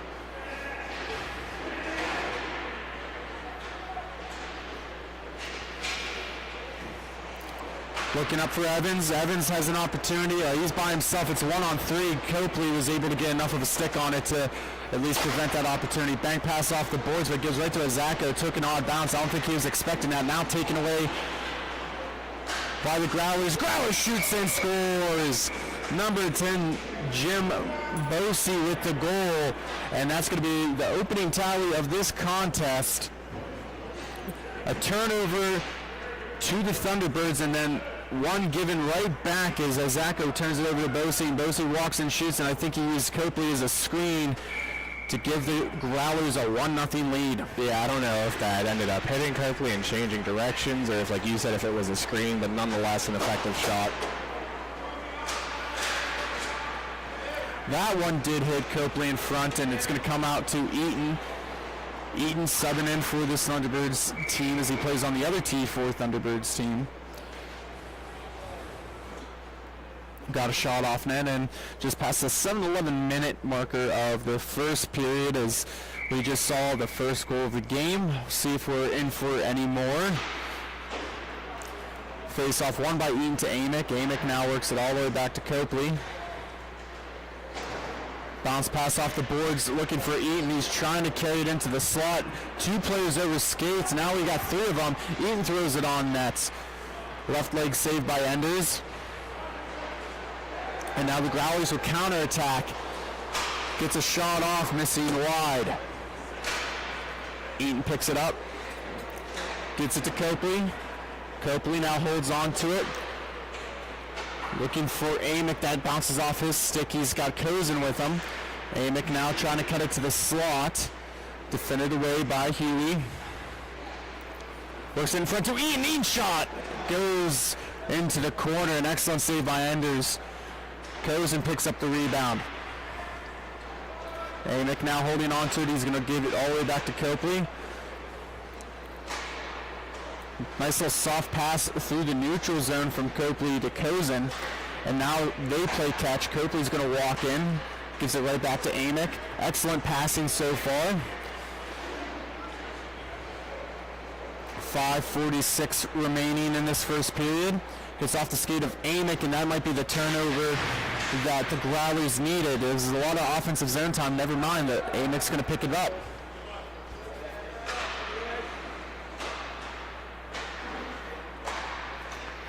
Trying to settle it down is Amick again. He's going to carry it in. Bosey defending. He got the goal for the Growlers. He takes a tumble into the boards. He looks like he's okay and up and going. Copley to Cozen. Cozen's going to throw one on net, and it's a mad scramble. They're still digging for it. Still not blown dead. It gets cleared all the way back down. An excellent opportunity there for the Thunderbirds. Enders coming up big. He's I don't know about you, Flame, but he's one of my favorite goalies to watch. Oh, wow. I mean, on the rink, off the rink, how could you not like the guy? Spencer trying to get past Betzler. Now Evans going to force a turnover. Lyric gets a stick on it, and Hetrick supporting. Works it across for Johnson. Johnson trying to settle it down, and he can't. That hits off Hetrick now. Puck is just bouncing everywhere. It's going to be the Growlers that come up with possession. Van Dellen looking for Evans, defended away by Hetrick. Good forecheck. Gets all the way to Betzler on this near wall. He's going to skate it in. He's going to let one fly in. He shoots and scores. Number 23, Betzler with the goal. Shoots it past Spencer. Nice little breakout there from Evans to Betzler, and Betzler just lines one up and works it past there, and I don't know if he got screened again. Yeah, I mean, it looks like the proof's in the pudding. You know, they found it the first time around, they found it the second time around. If it's not broke, don't fix it. Face off won by the Growlers now. They have Evans streaking to the net all by himself. He can't find it in his feet. It's now stick battle between Rick and Evans. Taken away, good support there by Betzler now, and the Growlers are going to settle in and play 4 corners. Evans, who just missed on that opportunity, is going to work it all the way back. Thrown down in, looking for Van Dellen, centering feet in front, and Betzler could control it. Picked up by Hetrick. Hetrick's going to carry it in. Going to look to shoot it, and that hits off the right leg of Enders. Now it's a foot race, a 2-on-1. Soft feed, give and go, and that's in the back of the net. Bosey gets his second feed from Evans, and that'll make it 3-0 for the Growlers. The transition game they have going on right now is it's pretty much gotten them in the zone with a chance every time so far. I mean, they're just playing some old school hockey. They're just being patient, waiting their turns.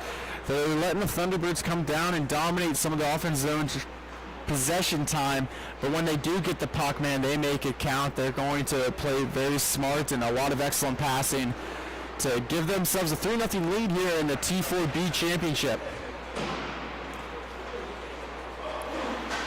Now looking across, Steele now with it, looking for a redirect in front. He almost had far. And if you're the T-Birds, you can't have a guy left wide open like that. Isacco carried it in, no one home for the rebound. Amick is able to create a turnover here with the pickpocket, works it across to Isacco. Isacco stick handling but pushes it too far. He does win the battle again. 1:50 remaining here in the first period. Copley off the skate of Dash and couldn't control it, and now here come the Growlers. Van Dellen is going to slow it down, works it across for Steele. Now gives it back to Bosey. He's got 2 goals. Now redirect in front, man, trying for that backdoor play. They've missed on it twice, but man, it's being left open. Copley works around Van Dellen. He's got an opportunity, 2-on-1. Trying to go 5-hole, could not connect, another rebound. Van Dellen skating. Looking for some help, poked away by Amick, but Van Dellen gets it in, just throwing it towards the front of the net again. Amick picks it up. Defenseman going to carry it through the neutral zone, and he gets pickpocketed. Isacco supporting. He's going to carry it on back, gives it back to Amick. Amick slows it down behind his own net. Betzler forechecking. Soft touch pass off the boards to Isacco to get some momentum. He gets around his guy, but thankfully Evans helping support. Betzler to Van Dellen. Now works it across. Looking for another feed and another stop by the Britain as they're getting the redirections that they want. 22 seconds left to go in this first period. 3-0. Growlers almost had another opportunity there. Is a great redirection and a toe save by Britain. And that's what you need right now. You can't let up another one in the late seconds of the period here before you go to the intermission. 5 seconds left. Cozen has it, looking to settle it down. And he lets one go and couldn't get it on. And after one period, 3-0 for the Growlers. We're going to step aside. We'll be right back. Thank you for watching Grove City Hockey.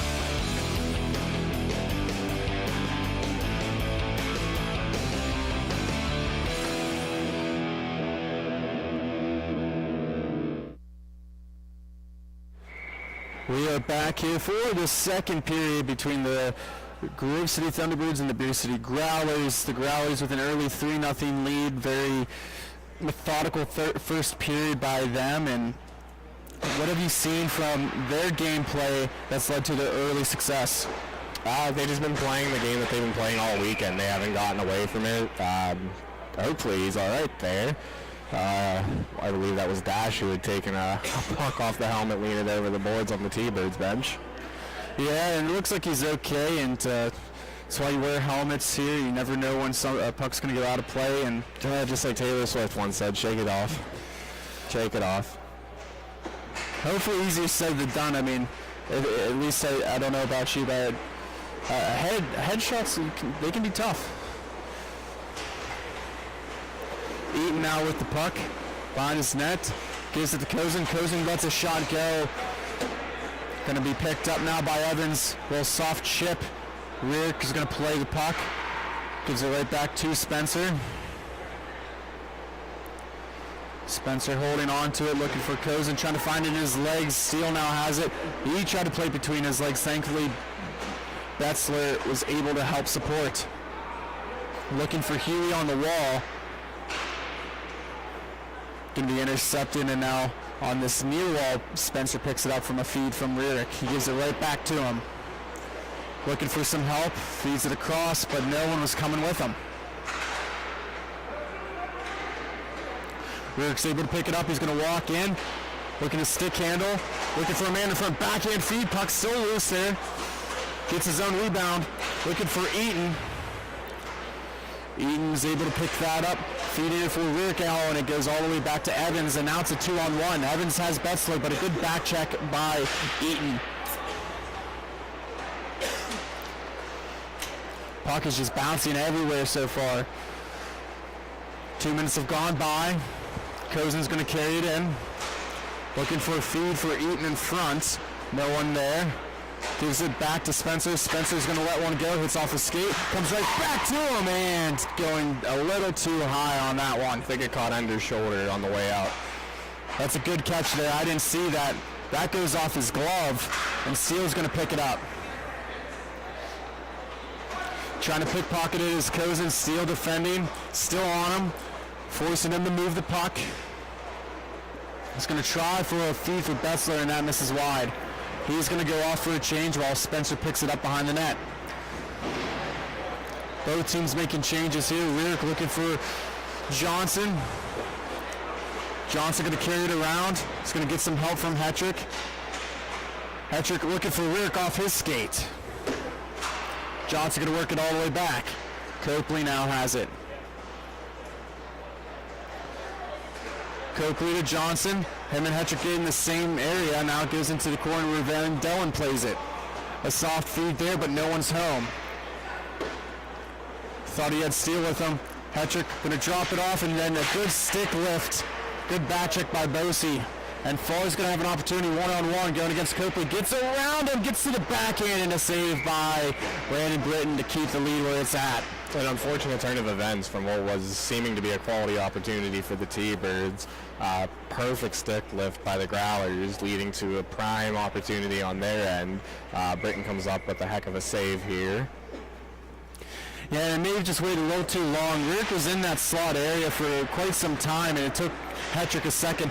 Johnson able to find it, chip it up to himself. He's going to carry it to the slot. He's going to let it go. Rebound by Copley. Couldn't put it in the back of the net, and now Farr has it. Lots of great opportunities and couldn't capitalize on any of them. And it's been a tale of two stories. Very few chances for the Growlers, but they've made every single second count. Hetrick fakes the slap shot. Can't get a hold of it.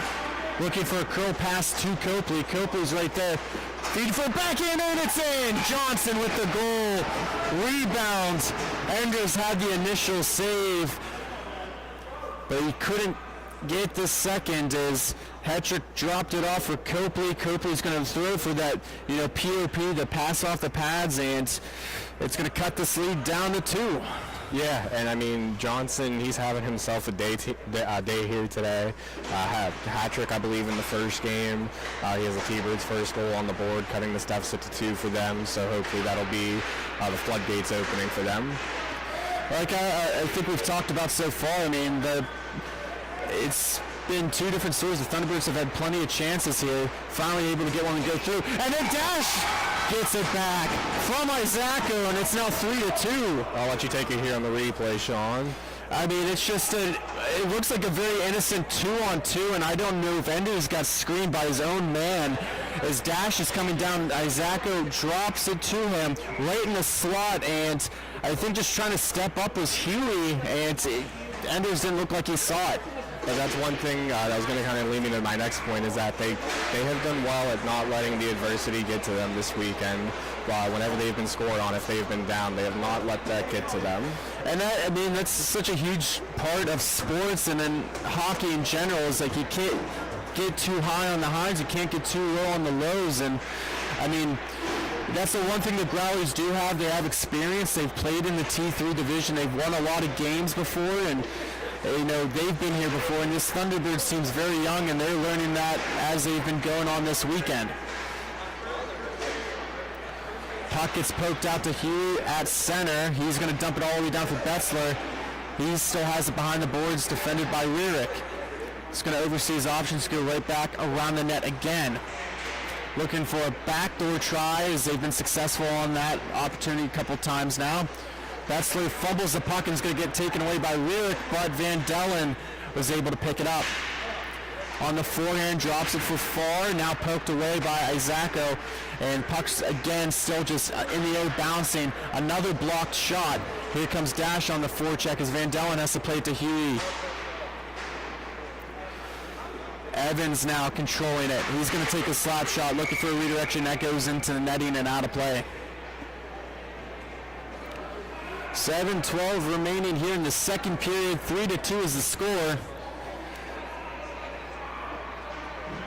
Just want to give a quick shout out to Bonus Accounting, our great sponsor this tax season. Make sure you go to Bonus Accounting to get the best refund so you can have some money to play with over the summer.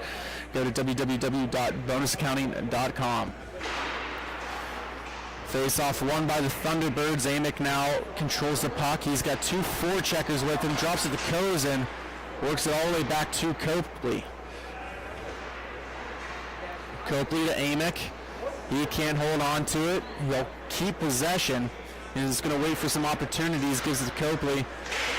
Copley overseeing his options. Bosey, he's got 2 goals in this game. Now trying to feed it across. That gets just missed, whiffed it. Now here comes Eaton. Eaton's going to walk in. He's going to shoot it. That's going to go wide. Enders might have gotten a piece of it. Now Amick and Fall battling for it, and Amick has it. Amick's going to hold in. He's going to skate it through, shoots it in. Enders falling down. He's going to have to lay on his back to finally get possession of it. Enders knew he didn't have it. He made the save. He knew he didn't have it. He didn't know where it was at, and just a veteran savvy play. I mean, just take the safe bet play and hope for the best, honestly. Oh, Farr was almost off to the races, and a great last resort by Amick to prevent that opportunity. Poked away by Steele again. Amick and Copley play catch. Now Eaton. Eaton carrying it through the neutral zone. Looking over his options, almost overskated it. Just going to walk in and shoot. That hits the back of Steele's leg. Now soft pass to Farr on the far wall. He shoots it. It hits off the blocker of Britton into the corner. Now some trouble there is Bosey, and a soft chip by Amick. He's going to give it up the boards to Cozen. Cozen carrying it through. Slides up, able to hold on to possession, drops it back for Amick. Across to Copley. Back down for Eaton. Looking for a give and go. Steele's going to intercept it though. Lost an edge, was far. And, if Bosey would have known he was going off for a change, he would have had an opportunity to carry the puck through. Copley now has it. Copley's going to let a slap shot go, and that goes right into the glove hand of Enders for a cover. 4:25 here in the second period. It's 3-2 in favor of the Growlers in this T4B championship game. Hetrick to take the draw against Betzler. Betzler wins it back. Van Dillen now has it. Stretch pass to Steele, I apologize there, and he was looking for Evans. Evans goes against the boards with Spencer. He's going to poke it all the way back through the neutral zone.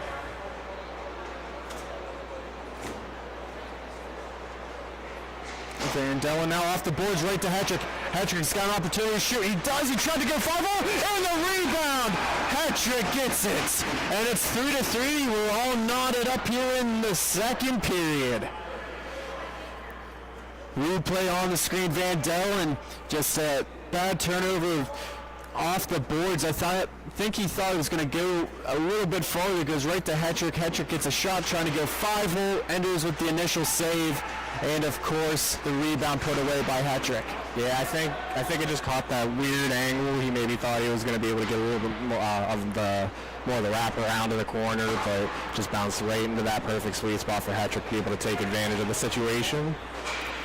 And Van Dillen with it. He's getting harassed by Hetrick and Johnson. Johnson forcing the turnover. He gets it. He's trying to go. It's still loose in front. Cleared away by Enders on his belly. And Van Dillen has it again. He's going to go to Betzler. They're going to work it through the neutral zone to Evans, and he's going to carry it on through. He lets a slap shot go, and that's blocked by Spencer. The intensity's starting to pick up now as it's a brand new game. All tied at 3 in the second period. Bank pass off the boards to Evans. I'd almost be willing to bet if there's a goal scored by the end of this period, that's going to be the winning team. We'll see how that goes as a stretch pass intended for Hetrick comes all the way back down. Now a little bank pass off the boards towards Van Dillen from Huey, and they play catch. Gonna let them skate past the puck. Works it around Spencer. Bosey lets one go, and he falls down as he lets that slap shot. He's gonna head to the bench here now. Spencer carrying it through, drops it off for Hetrick. Hetrick's gonna carry it in. He's gonna let it go, trying to go 5-0, couldn't connect. Now Bosey picks it up, defended away by Rierick. He stops up. He's gonna throw a backhand saucer to Farr. Farr carries it in, goes backhand himself, and that's gonna go into the corner. Both teams accelerating now. Rierick's carrying the puck on through. Gonna walk in, tries to go high. I believe Enders got a little bit on there. Johnson works it back to Copley. I got to give kudos to Spencer as he goes flying over the board so Copley doesn't get the too many men penalty.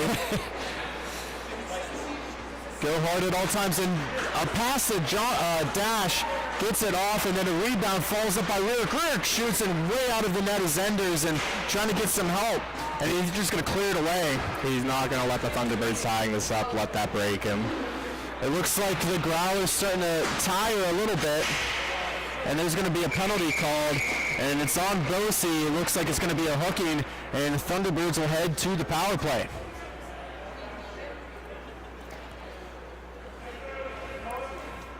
And we see the referee DJ make the hooking signal there. Face off down in the Growler zone. They have Farr out there, Van Dillen and Huey. Goes in to step into the face-off dot. Looking to win it back. Gets some help from Isacco. A little soft pass intended for Farr. Doesn't connect. Now to Eaton. Eaton throws one on. Gets deflected down low again. And then Kozen works it all the way back to Copley. And then to Eaton. Eaton stops up, looking over his options, has Copley. Copley looking for a backdoor to Isacco, and Van Dillen was able to read it and clear it out for the end of the period. We're all knotted up at 3 after 2 in the T4B Championship. Stay tuned, we'll be right back. Thank you for watching Grove City Hockey.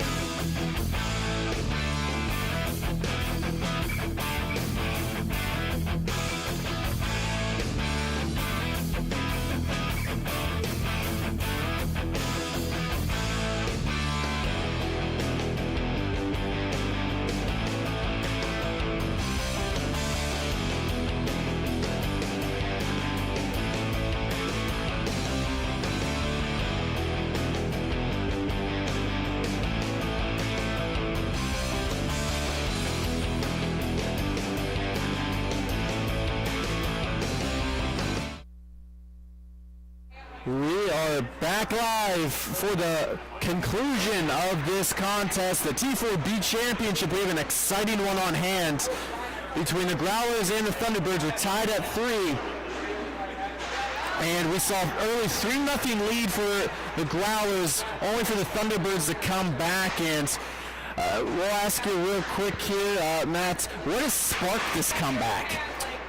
I don't really think it's been anything. There was a little bit of a lull, of course, but we saw in the early goings of the game that the Thunderbirds showed that they can take control of this game if they choose to.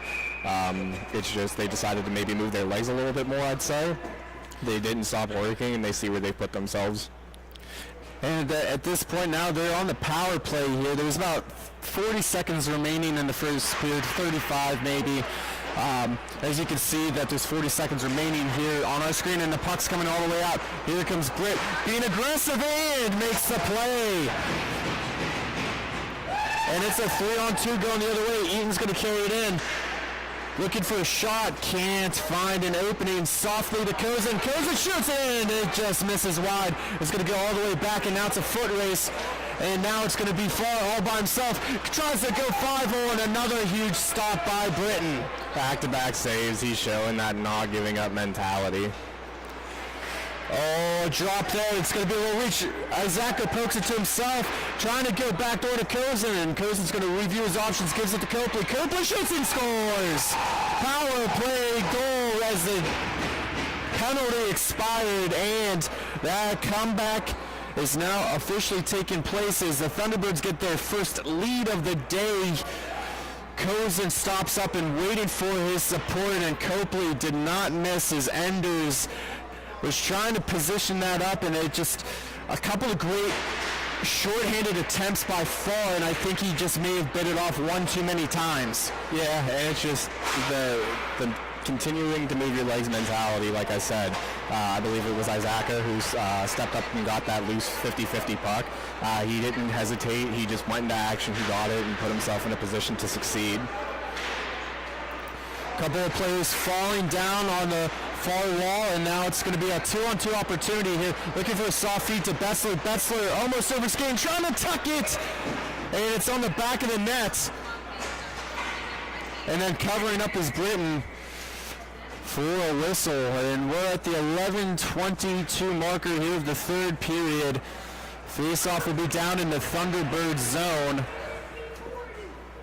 We'll see how the Growlers recoup after giving up that power play goal. You can almost say it's even strength. It was almost simultaneous at that point. And we've seen that a couple times here this weekend, where it's just in the dying seconds of that penalty, just either getting to the bench or stepping out. So it's still that penalty kill aspect where that person isn't factoring into the play quite yet.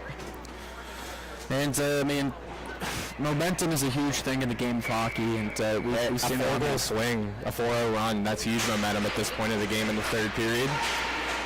And Hetrick picks it up. He's got Johnson streaking to the net, and he just threw it on. Enders had to play with his stick. Still almost a 2-on-1, tried to give it back. And then falling down, I think, is Vandellen. Hetrick overskates it. Oh no, that was Huey. Vandellen has it now. He's going to work it across to Huey. Huey's going to let a slap shot go that hits Johnson's stick. It's in the corner. Soft chipped up by Spencer. And a 2-on-2, 3-on-2 as Rick's going to join the play. Hetrick cuts to the middle, drops it off for Johnson. He shoots. Oh, and a big rebound. The game is going right now. I mean, both teams are moving up and down. It's kind of wide open at this point. I mean, a one-goal game is, still anybody's ball game at this point, and both teams are trading blows. Johnson with the slap shot. Oh, a knuckler puck, and Enders gets his blocker on it.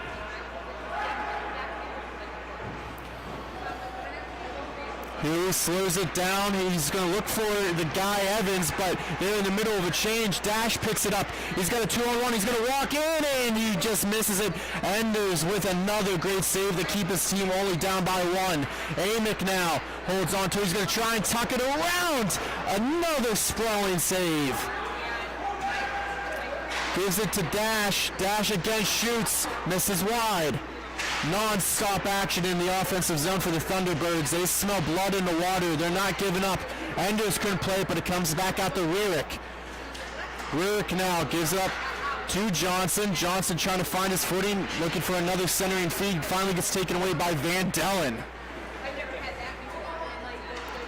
Van Dellen off the boards, and that goes right to Amick. Thunderbirds go off for a change, so it's a 2-on-3. Just a backhand on by Enders.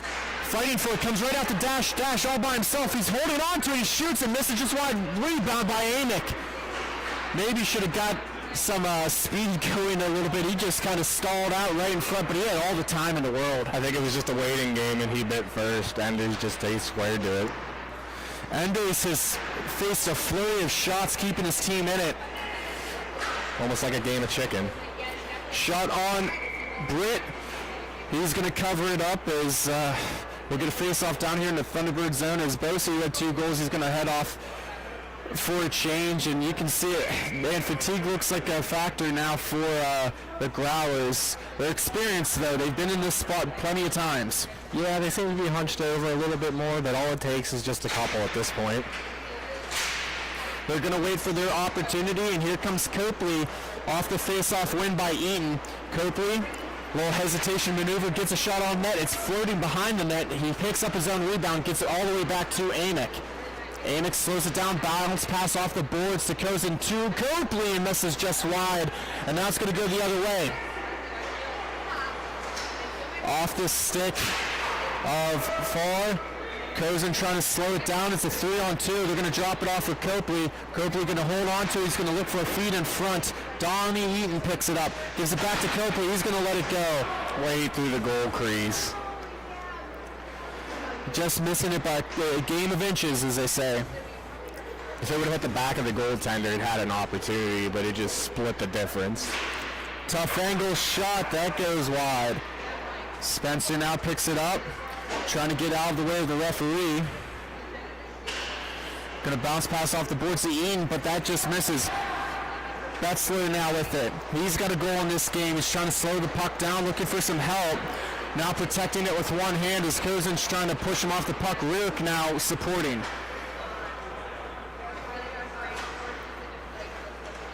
Kozin carries it up. He's going to get around one. Looking for a shot. Decides to pass at the last second. Played back down in by Eaton. Eaton stops up. Looking for some help. He's going to carry it behind the net. Trying for a feed on backdoor. Spencer here with the shot. Kozin now looking to feed his. Enders is on his back. And it comes back on the new walls. Rurik plays it. 6 minutes remaining in this 1-goal game. Rurik looking for a reset. He does, and he drops it off for Spencer. Spencer's going to hold on to it now. Settles it down, looking for a long feed to Johnson past his blade. Now here comes Hattrick. He intercepts the pass. Hattrick carrying it, goes backhand and almost had it. Long feed through the neutral zone. Amick's going to pinch in as Bosi now trying to get it through and can't. Amick now off the boards to himself, to Hattrick. Hattrick's going to slow it down. He's got Johnson going to the net, takes a shot instead.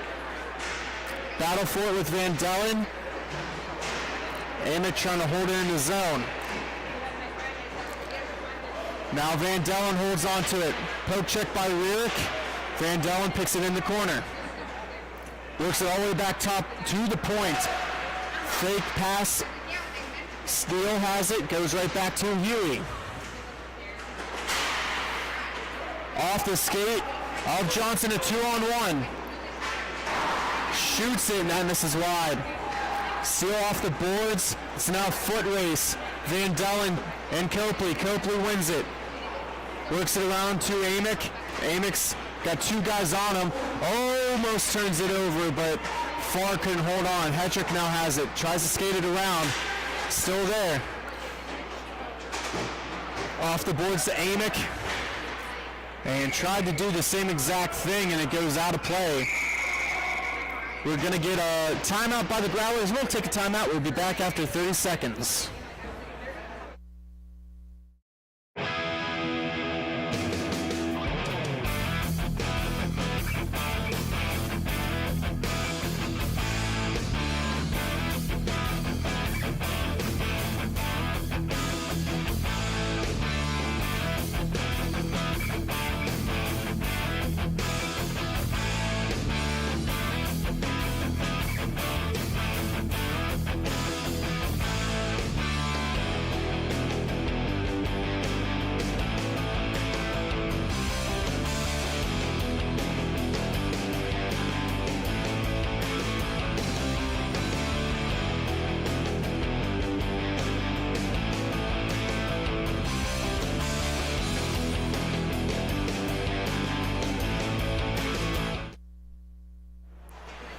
We are back after that timeout taken by the Growlers. It's a 1-goal game. The Thunderbirds with the lead.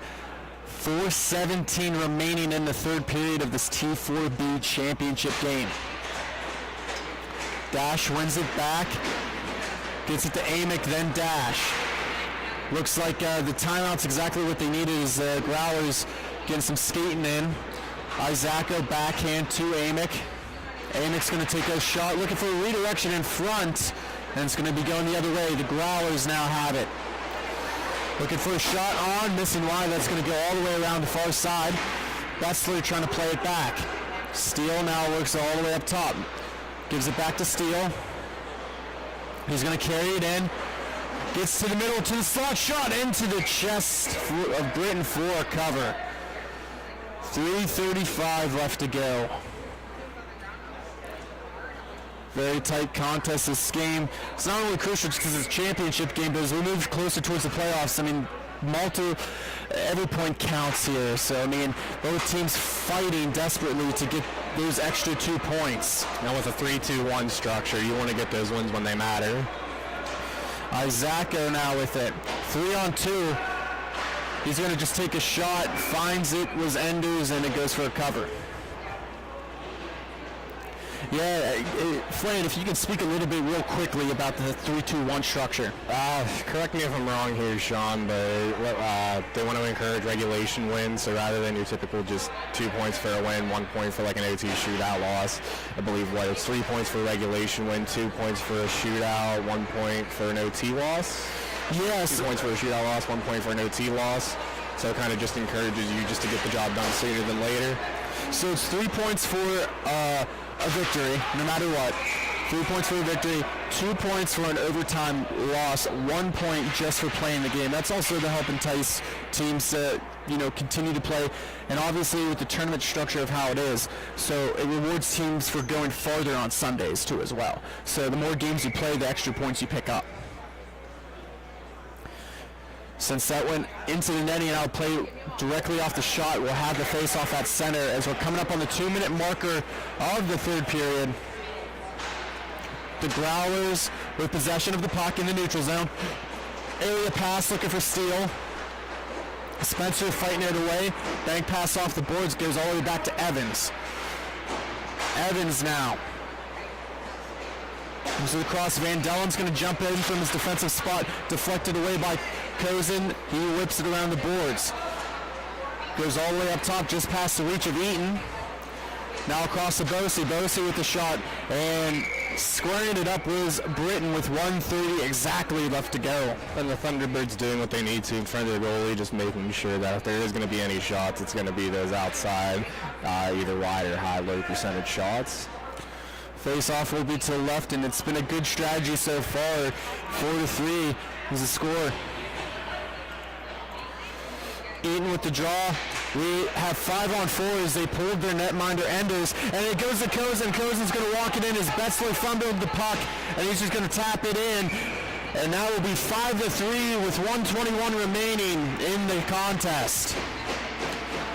What a excellent play there by Cozen for the pickpocket, and that might seal it. There's still plenty of time. It's still stopped clock, but they're going to have to work a little bit more briskly. Yeah, I think we saw the same situation earlier here, Sean. I feel like in a situation like that, you want to make sure that you're securing possession before you're pulling the goaltender. Maybe have them stand high at the top of the dots, like above, between the hash marks, just so that way it is a quick out. That way, if and when you do get possession, and then that way, if you don't, he's able to sink back in, prevent this, and if you're able to get that puck back, then go ahead and take a look for it. 2-on-1 opportunity between Copley and Eaton, and looking for the redirect and couldn't connect. They know they're not satisfied with where the score is at.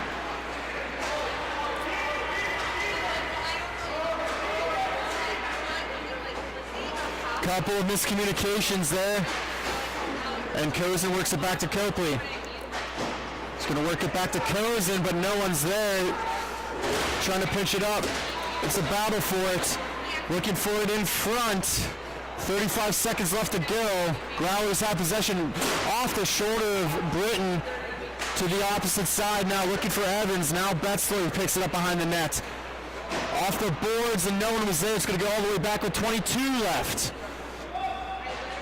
Seal to Bessler. Bessler holds on, works it all the way across to Evans. It goes off his stick. Cozen holding on and shoots it all the way down with 10 seconds left to go. And they're going to celebrate this one. Steele just going to kick it around, and that will do it as the Thunderbirds claim the T4B championship here in Taylor, Michigan. 5-3 is your final score. An excellent win for them, a tough-fought battle. It was a great game all around, and, you know, congrats to the Thunderbirds. Hang your heads up high still if you're the Growlers, and we're going to step aside here. When we come back, we'll see the Evil and the Roller Jays. Stay tuned.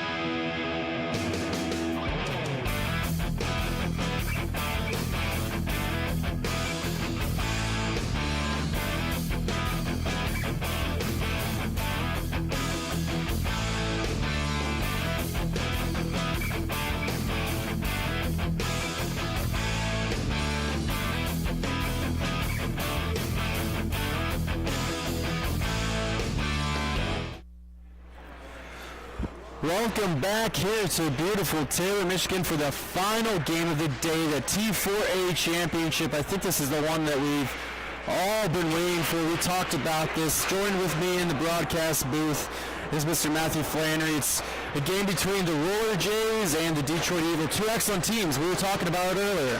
Yeah, and not only excellent, especially on behalf of the Roller Jays, I got to say stylish because they are my favorite uniforms here. Not only this weekend, but maybe in the league at the moment. And I mean, that's a lot of saying something. Easily saved there for Marasso, whistle blown dead. As we'll talk about this matchup here, T4A. Both teams obviously played well enough to get into the A bracket here. The Evil are 4-2-1 on the season, and the Roller Jays are 6-1. So we've been very impressed with their playing so far. What we've seen here this weekend and throughout all the weekends. Yeah, and I believe on the weekend, just from watching their other games, this is the matchup that was destined to happen, I think. We thought this was going to be the best matchup of the day. We'll see how it folds, how it plays out. Working from right to left is going to be the Evil in the orange jerseys, black trim. And then the Roller Jays, working from left to right, is going to be in the blue with their maple leaf on the shoulder pads. So just a minute 30 has gone by in this contest here. Looking for possession now is the Roller Jays. Trying to carry it into the offensive zone, but they were denied. That's going to be Hardy who back skates it into his own zone. Now through the neutral zone on the far wall, drops it across to Kamissa. Gives it to Ferrara, and that shot's blocked. Gurton gives up to Ricor. Ricor skates in. Nice little sharp move to cut it, and he'll curl back. And we've seen a lot of familiar faces. This is the Evil's first turn here in the MIHA action, but we see a lot of familiar faces. Gurton, who played with the Detroit Field program, Stephen Charbonneau. So, I mean, we're very familiar with a lot of their players. Yeah, and then I think, with having those experienced skill sets on your team, it's no wonder why that they're in the position that they are. And starting in net is Matthew Marasso for the Evil, and then on the other side will be Cassandra Pione. Puck's going to come out here on the near wall to number 18, Sarah Power. Looking for the cross-strength feed. That gets denied, and now it's going to go the opposite direction for the Evil. That's going to be number 25, Dean. I want to say Janelle, but we'll have to hopefully get some pronunciation here on that. And Wilkins is going to hold up behind the net. Going to get a reset. In the earlier contest, he had 3 goals and capped out in the Roller Jays of victory. Now trying to carry it on through his core. There's 2. You have Mark and Derek. Puck's going to get thrown all the way around the boards. Possession will go all the way back to the Evil, and here comes Gurton coming all the way back. Gurton looking for the stretch pass, going to be intercepted by Grigg, but loses it at the last second. Trying to play it to himself. Grigg now has it, looking to feed it across, and just getting a stick on it now with some support is Naluz. Now carrying on. Supposed to be number 68, Marasso. Don't believe that will be him. I don't have him rostered on our squad here, and that's going to go into net and out of play. While we have a moment here, I do want to apologize for the score bug. It's happened, unfortunately, a few times throughout the day here, so hopefully it won't be too much longer. We'll have it back up and running, but we just crested the 10-minute mark of this first period. And it happens from time to time. We'll keep you updated. Kamissa now with it, goes forehand, backhand, tried to stuff it home. Marasso, great angles, and here comes Ruffin. Ruffin has played netminder in the T5 division, obviously skates out in the T4 division, a well-taught athlete. Gets pushed across, Joseph Day picks it up. Right-handed shot, works it all the way around. We're going to get probably a softest collision. That looked a little dangerous at that end. Both players able to walk away very safely from it. Trying to feed it into the slot. Couldn't connect. Now it's going to be a one-on-one opportunity. Day looking to get around his man. And then a poke check, and the puck is just fluttering behind the net as Morasso read the situation well and came out with that poke check. Girton now going to hold, waiting for his team to make some changes. Record now, carrying it through. That's Mark. Left-handed shot, gets it right to the side. He skates in, gets a great opportunity, and Pione with the big save. And now looking for a counterattack is Hardy. Hardy shoots, that hits off the chest of Morasso. Very big bounce. It almost came all the way out to the neutral zone. 8:26 left in this scoreless T4A championship. Greg now trying to settle the puck down. Garden laying down a stick, making it difficult for a pass. It's going to get poked into the corner. Comes all the way back to our side as Garden's going to just whip it around the boards. Get played there by Janute. Wilkins now steps in, shot hits off the top of the glass. Mark Record is going to pick it up. He's going to burst through the neutral zone with a shot, and that hits off the shoulder of Pione into the netting. And we'll get a face-off in the offensive zone of the Evil.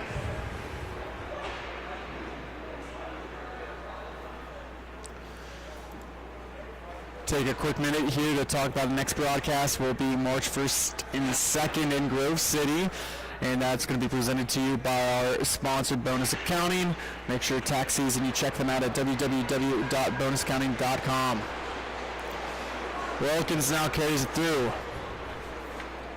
Plays it all the way back down around. It's going to get played there by Greg. Nice little stutter step maneuver. Able to at least create some space. But Record just forechecking so hard. Record pinching off. Gets put all the way back down. Ruffin worked it to Ganute, then trying to get it across to Charbonneau.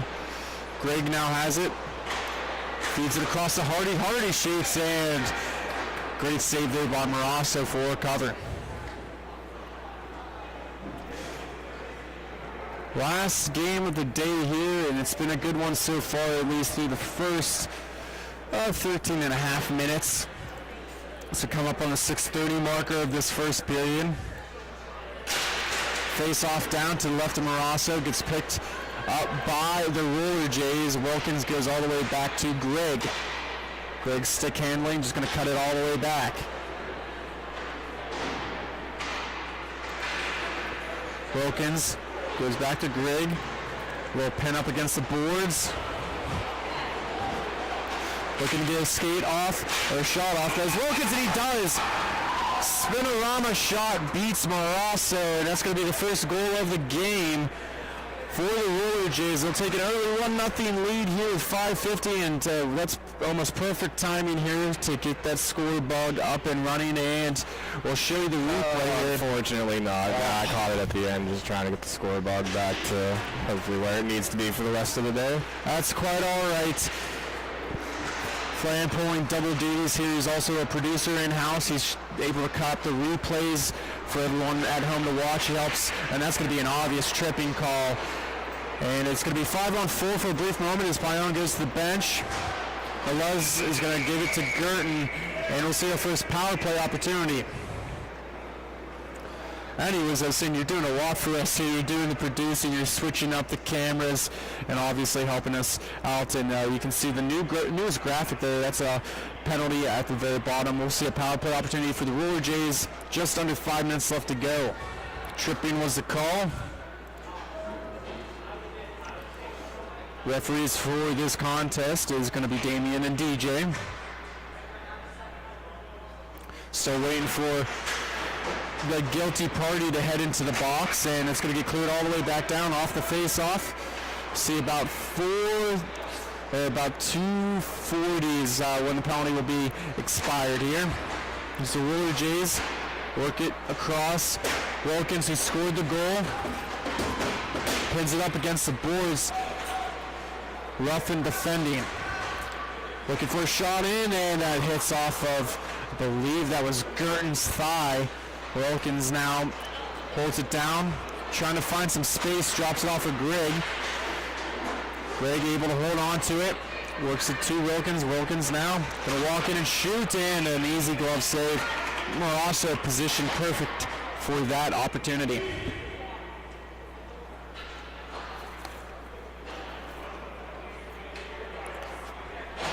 Camissa with the face-off dot. McCord going to step in for the Evil, taking their time, trying to chew off as much time as possible. Greg wins it back. Hardy to Wilkins. Wilkins back. Hardy's going to give it to Greg. Greg comes in. They're going to shorten their distance. Looking to load up for a shot. Takes one, and Marasso with the save.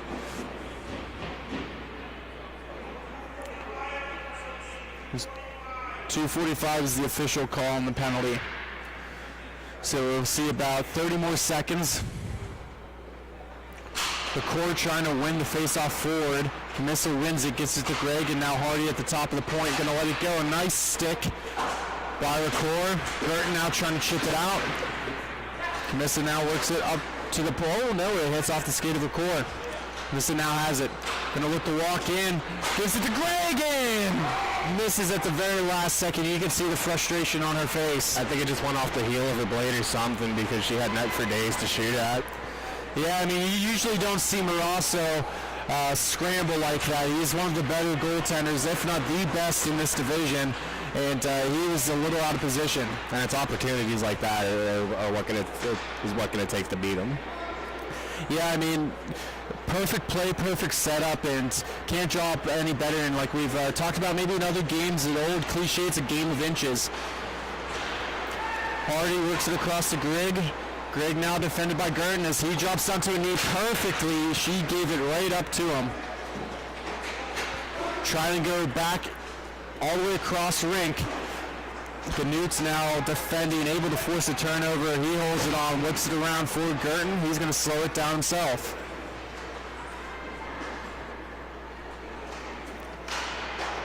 Bounce pass off the boards, some space for Charbonneau, takes a shot, that misses wide.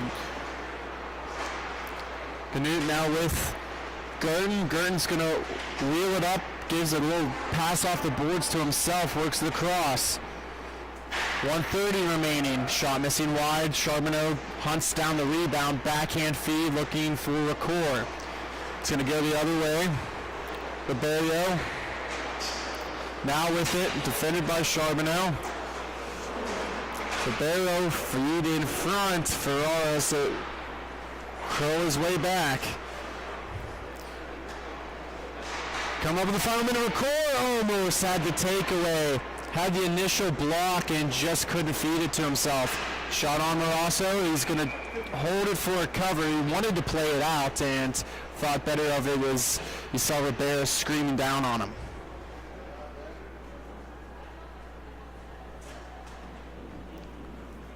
We'll have the face-off to the right in the evil zone. Day to take the draw, loses it to Ricoeur. Now holding on to it and working it across. 35 seconds left to go. The numbers are not in the favor of the Evil. Low drop pass, some good communication, excellent passing. Ricoeur is going to wind it up. He gets it to the slot, drops off of Gurton. Oh, trying for a little give and go. Ricoeur now curls it. 15 seconds remaining. Ricoeur with a nice move in and out. Got a shot off, 8 seconds left. Maybe one more opportunity, gets it on net. Payon stops it. Ricoeur now shoots it. A couple left leg zigs, and the rebound goal as time expires. Just what the doctor ordered, and we'll end the first the same way we started it. This time it's tied at 1. We'll be right back. Thank you for watching Grove City Hockey.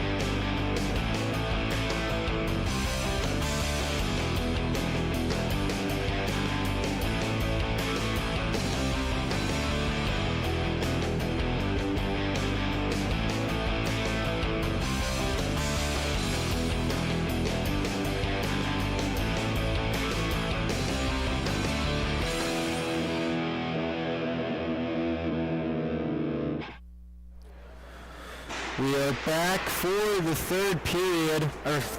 Man, it's been a long day. The second period, as we're tied at 1 here between the Evil and the Roller Jays here in the T4A championship game. We ended the first period with a last-second goal, and I mean last second, to tie the game up. We've seen a couple of those so far, I believe just today alone, really, where it's just at the end of a period, one last second goal goes in, and they could change the outcome of the game for sure. Greg now with the puck, and yeah, I mean, the game's all full of momentum swings, and we started the broadcast here is that these are two of the better teams in this division. It's going to be a great matchup here, and whoever can just have one or two better plays throughout the game is probably going to end up on top.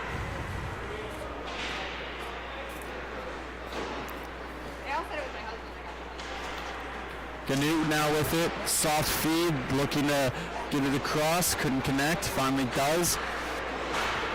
Girton now gonna skate it on up. He's got a guy going right to the net, missing just wide. Trying to back check there was Derek Ricor.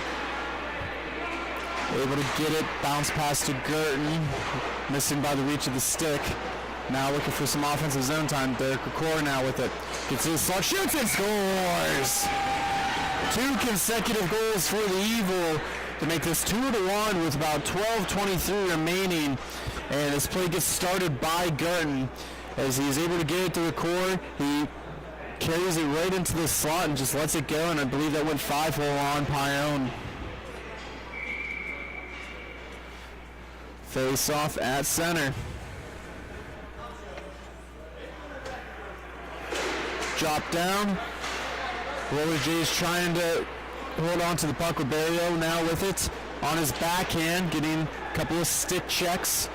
Decides to take it behind the net to protect the puck. Falls down.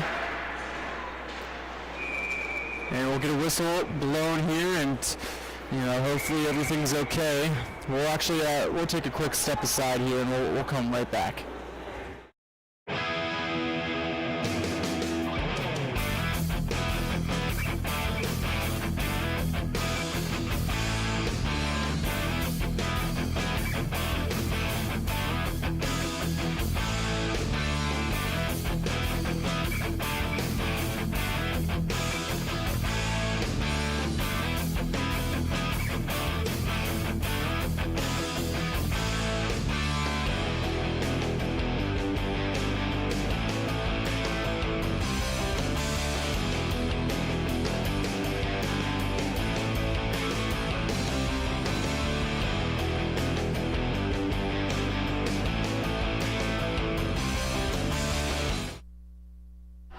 We are back here, and everything is looking a little bit better here. We'll get a face-off at center. Resumption of play, 11:35 here. Able to get off on his own power. Now carrying it right to the front line with a big save. Ruffin almost put it in the back of the net now, and Wilkins is going to carry it up for the Roller Jays. Left-handed shot, bounce pass off the boards to Day. He's going to walk in.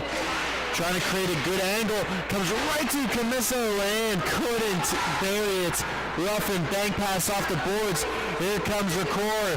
Ricor 2-on-1, shoots it off the shoulder and touches it in. That's a good goal. Let's see if we can get a good angle here. The replay, it's going to be a little bit rough. I do believe that was a good goal. We'll take a quick look here, but Mark Ricor is going to come down on a 2-on-1, shoots it, and oh, that was very close. That was a little bit closer than I thought, but From the slope of that angle, it's hard to say. Even from our position, it was really close, and we're parallel to the goal. We're going to call it a good goal, and we'll go back to indisputable evidence. I don't think there was anything there. Man, that's just again, maybe just an inch or two below, and the Evil able to capitalize. Steven Charbonneau, number 77, with the goal, going to make this a 3-1 game. Fantastic hand-eye coordination. Oh yeah, that's something I couldn't do. Ricor now with it. He's got Girton right beside him. He's going to stop, hesitate, and he's going to carry it back in. McCoy is able to get the shot it through all 4 Roller J players. And almost overskating that was Ferrara. Ferrara able to get it into the offensive zone only for a brief moment as Record is able to pickpocket. Record takes a shot, glove save, just enough of it.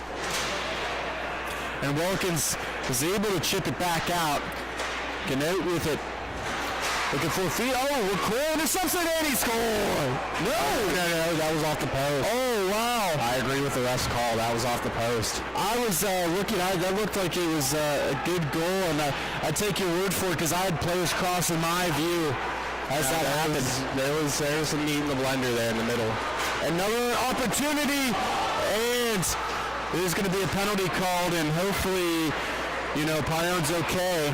It's going to be 4 on 4 at least right now. The Roller Jays have the moment in the offensive zone. And finally touched up, and we'll see the Roller Jays power play. Be not goaltender, just regular interference. It was interference on the goaltender there. It was a 1-on-0 opportunity and just ran out of space.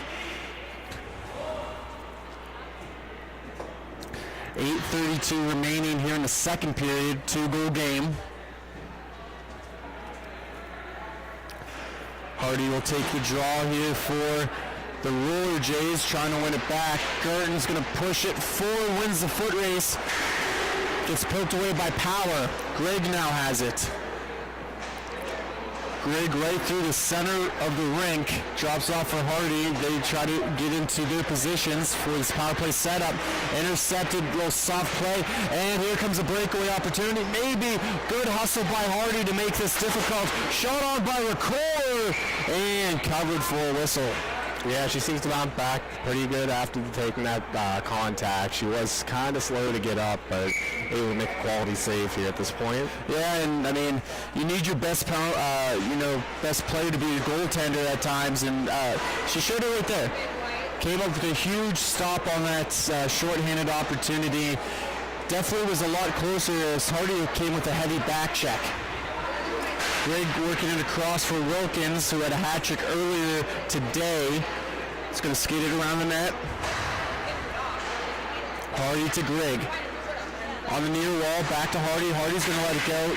Saved by Morasso. Backhand feed, power play, goal.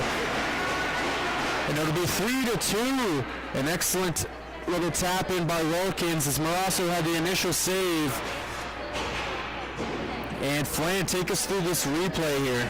Yeah, it's just kind of your textbook, quality shot opportunity, you take it, you have bodies surrounding the net. That way if you do get a rebound, which is what you're looking for, it paid off for him. Back down to a 1-goal game. We knew it was going to be tight. Coming out of the box is Morasso. Now going the other way is going to be Camisa. With a shot that's going to go out of play.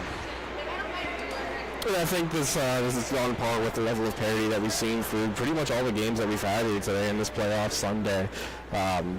You start to see the game go one way and it's pulled back right the other way. Yeah, I mean, we've had a lot of great hockey so far, and I think that's the great thing about MIHA action. And if you've played in this league for a decent period of time now, and I think the competition level has been as good as it's ever been. Girton now going to carry it in. Girton going to look for a shot that's blocked. Going to go the other way. Ribeiro with the big block, and here comes Camisa. With the shot that's going to get deflected out of play. And Florian, let me ask you, is there anything in this tournament that stood out to you the most? I think it's just a testament to how MIHA has been as of recent, to where it's just the level of competition during these weekends. It's close in pretty much most of the games. Yeah, you'll get a blowout here or there, just as probably any tournament, but I think that's pretty minimal compared to most. But so we always want to see those close games where, anyone can win it. We have another one on hand here. Ferrara now with The puck, the bounce pass to Power. Power works it all the way across back to Flora again. Losing it at the last second, but good support there by Power. Gives it to Ribeiro. Ribero's going to walk into the slot, defended away, and that hits high. Looking for the rebound opportunity, couldn't connect. And possession will go to the Evil now. Charbonneau's got a goal in this contest. Going to let another one go. Nice toe save by Payone. Power stops up, waiting for some reinforcements, looking to get to Wilkins, and Wilkins couldn't hold on, but was able to follow up on the pass. Carries it around the back of the net, stops up.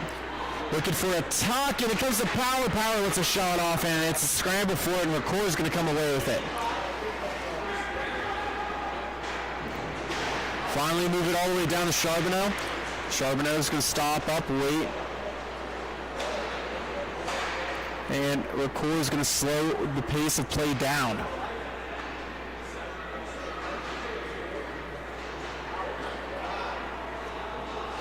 Looks like there's some confusion as Power is trying to figure out where everyone's at, and I think maybe some miscommunication here. Record takes it in.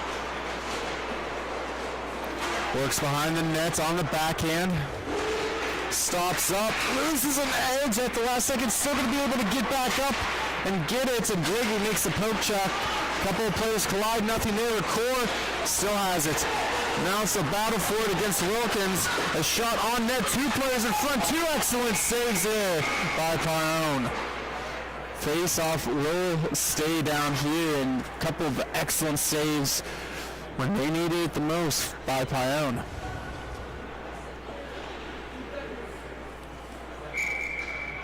Face-off will be to the right.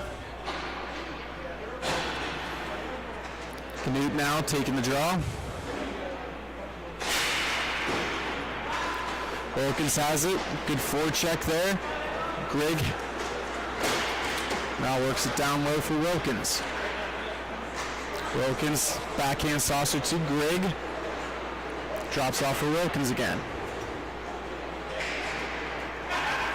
Going to give it back to Greg. They just keep on playing catch. It's going to get poked away. Goes into that far wall corner. Shot on net. Good save by Morasso. Big leg, left leg save. For Aaron Greg now. They play catch. Greg trying to find it in the skates. Stops up. Cross rink feed to Wilkins. He gets it to start changing the angle, and what an excellent save by Morasso as he stacks the pads. Comes out in front. Commission again stacking it, and what an excellent sequence of saves by Morasso. I mean, on both sides, you have quality opportunities being thrown at him from Roller J's trying to get back into this, and then he's standing on his head trying to make sure his team's staying on top of things. Neither side willing to give in with 1:36 remaining in the second. Off the backhand. Again, hopefully the Evil can get the puck out of the zone. At least give Morasso a little bit of a breather here because he's had to make 3 excellent saves in the span of 30 seconds. Hardy works it back for Ribeiro. Trying to find an escape. Finally does. Trying to come in was Gerton. He's going to give a little tic-tac-toe play commission. Looking to go backdoor and misses. Morasso is pinching it up against the boards. Works it out.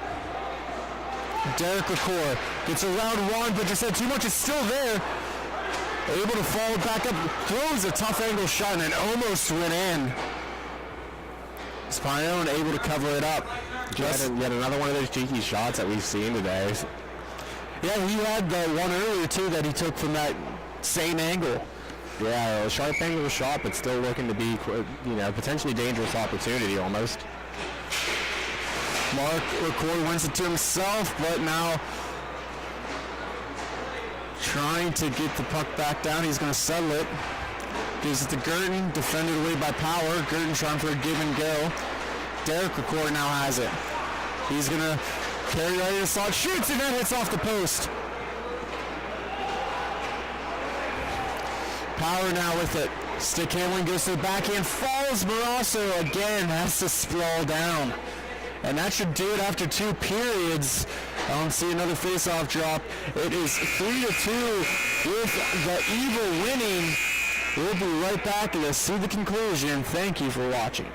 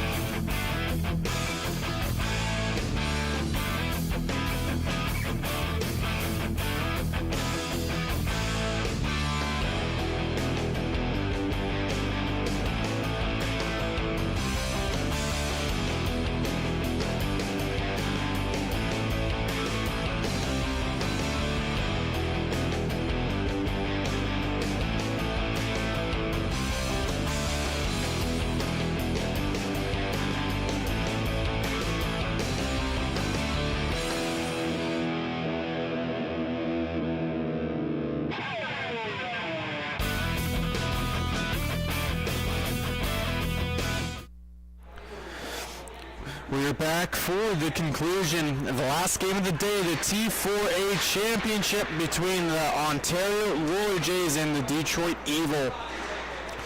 The Evil have a 3-2 lead here.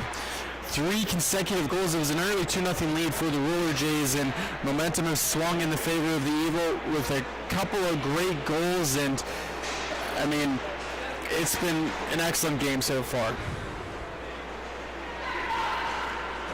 Wilkins looks to go back to Grigg. Grigg's going to let a shot go. Deflected. Marasso sprawling for it. We got a mad scramble. As you can see, Ganutz now was behind Marasso playing almost second goaltender.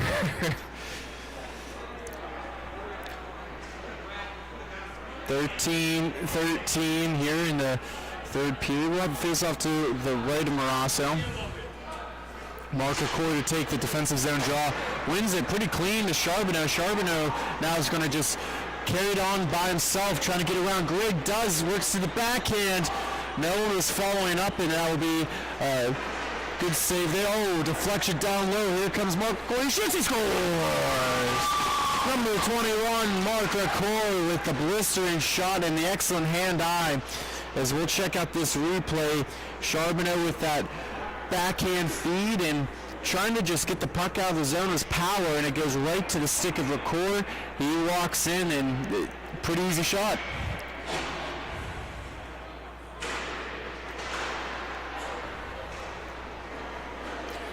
(4-2). Lacour's had a couple goals in this game so far. If things were to stand, might have to give him the MVP trophy. Gurdon trying to get it out. Has to decide to carry it on back. Heavy forecheck by Camisa. And Gurdon's going to just walk on down for a 3-on-2. Takes a shot, misses wide. Charbonneau now with it. On the backhand, another centering feed. Doesn't find anyone stick. Nalouz now with it for the Roller Jays. Couldn't carry it in. Camisa settling down the puck. Couple of head fakes. Create some space. Now Ferrara gives it across to Nalouz. On the far wall, back to Ferrara, and then all the way back down.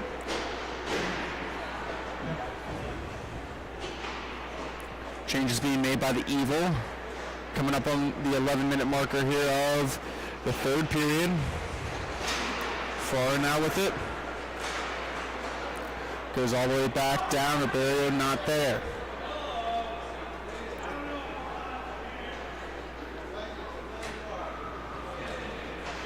Works across the Ferrara.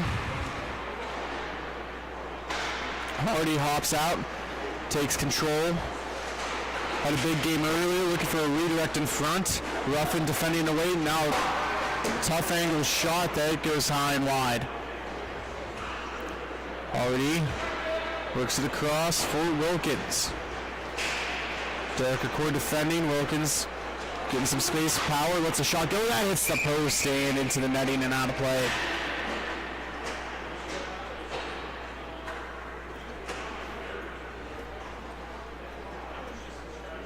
While we have a second here, we'll talk about some of our merchandise that we have available here at the arena. Obviously, coming down at the end of the day today, but future events, we have Grove City, then Indianapolis and Columbus in March. Make sure to stop by our table. Miss Ashley Hoodham will take care of you. Customized shirts. We had some Valentine's shirts earlier today. In March, we might see some St. Patrick's Day.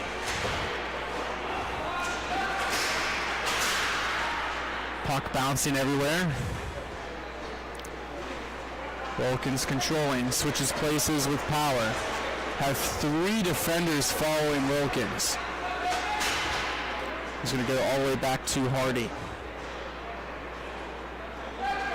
Left-handed shot, stick handling. Gives it to Grigg. Grigg looking for Wilkins on the back door. Power in front.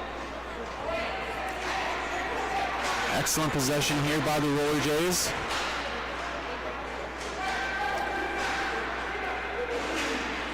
Grigg switches around. Wilkins curls. Gives it to Power. Wilkins now has it shot on net and also pokes it away with the stick.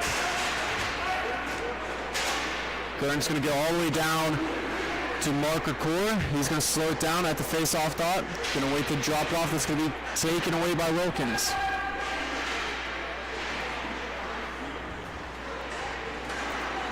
Wilkins now carries it in. Taking on 3 evil defenders, drops it, and that's going to be blocked. Sitting behind the net, trying for a little wraparound, and Gurn's going to clean up the garbage behind the net. And Flan, I'll ask you here, if you're the Roller Jays, when do you start to increase the intensity? As that goal goes in the back of the net, as it's 5-2 in favor of the Evil. You start to increase it right as you finish that statement. Just a tough series of unfortunate events for the Roller Jays, and what an excellent goal there by the Evil. And they're going to increase this lead to 3 with 7:52 remaining in this game.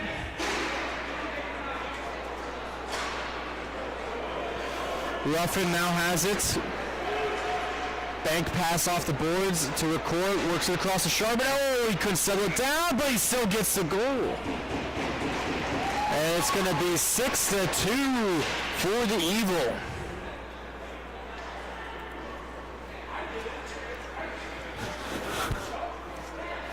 $7:25 to go here. Is take a brief pause in the action. Is 2 quick goals by the Evil to increase this lead. We were talking about a 2-goal deficit. We're now up to 4. Ganoots now, and we got a 3-on-1 opportunity. Here comes Record, feeds it. Oh, was looking to get it to Charbonnet, who scored the last goal. Record's looking to intercept, but here comes Ferrara. Going to hold on to it, protecting the puck with one hand, and it's going to be a takedown. And it's going to be a power play opportunity here for the Roller Jays. Might be just what they needed with 6:43 to go. Yeah, if you can get a quick one, definitely try to guarantee yourself some stop clock by the time you get to hopefully the 2-2 point for them in this case. But you definitely want to make that margin as minimal as possible by that point. Couldn't agree more, and we talked about the excellent goaltending by Marasa. Have you seen any way you can beat him if you're the Ontario Roller Jays? You got to get him moving. I think that's been any sort of key to success on getting anything past them. We'll see if they can apply that here. They do go side to side, and a skull, and trying to get a tip somewhere, and it scores! Number 18, Sarah Power with the goal, and man, I asked you, and they delivered. Yeah, giving yourselves now a little bit more time to work with here. One more to get that stop clock. It could be within reach for them. And as we just took a quick peek at that replay, Marasa made the initial save, but just unfortunately was a little sprawled out on the back, and Power did exactly what she needed to. The puck came out at a very favorable bounce and actually took her time to settle it to get a good shot off. And if I'm them, I would like to try to take my time out here at some point to be able to maximize on your clock.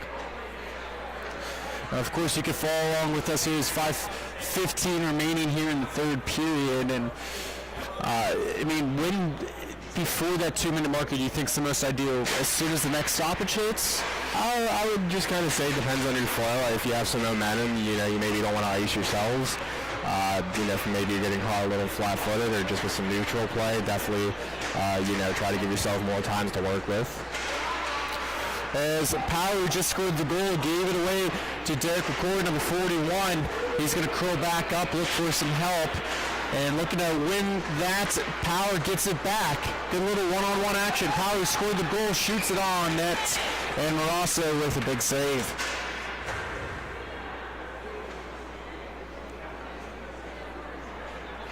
We'll have a face-off to the left in the evil zone here on the near wall.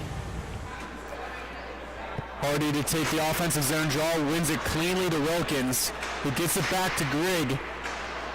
And they play catch now in the neutral zone, delivers across, shot, and just snags it out of the air. Marasso starting to turn it back on. Yeah, that might be kind of that opportune time around the 4-minute mark here for that Roller Jays timeout, but it doesn't seem like they'll be opting to take it at this point. Face off one back, it's going to be a foot race, and Grigg is going to win it. Going to go all the way back down, just having trouble settling that puck. Wilkins now has it, carrying it in. Drops off for Grigg. A little give and go, but that hits the skate of Ruffin. Now that puck's going to get smacked out by Marasso. Wilkins picks it back up, goes forehand, backhand, goes all the way back to Hardy. And just looking for a dump in, couldn't connect, trying to just tip it with his blade as Wilkins. Looking for a goal pass, and it goes right to the foot of Marasso. He started to remove his foot from the post, but then quickly sealed it back to prevent that. Just did it in the nick of time. Cord able to finish the toe drag, and he lets it rip as he gets that goal back. It is now 7-3 with the Evil back to a 4-goal advantage. Yeah, that's a championship caliber answer for the situation. While the Roller Jays have got the preceding goal leading up to that, just making sure that you're trying to make sure that no goes in the proverbial coffin, doing everything they can here. And face-off was won forward by the Roller Jays and leads to a possession for the Evil. Girton holding on. Power's going to get a nice stick lift for a takeaway. Gives it across all the way back to Ribeiro. Ribeiro needs to try and stop up and work around Ricoeur. Now it's a foot race. Ricoeur is able to pick it up. Charbonnet's on the back door. Ricoeur's going to let it go, and that's in the back of the net. And we're under 2 minutes now, 8-3, the score for the Evil, and looks like they're going to put this one to bed. Yeah, I think that's going to be all she wrote on this one, Sean. Nothing against, the effort here in the dying minutes here from the Roller Jays. They definitely gave it their all.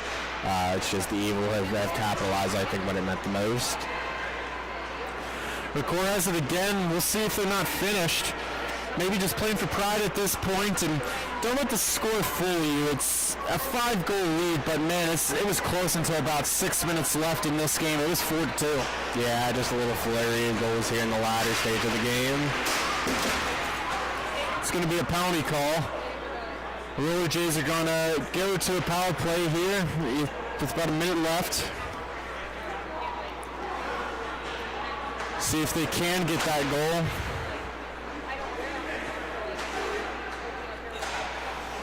Looks to Wilkins. Wilkins trades places with Ferrara.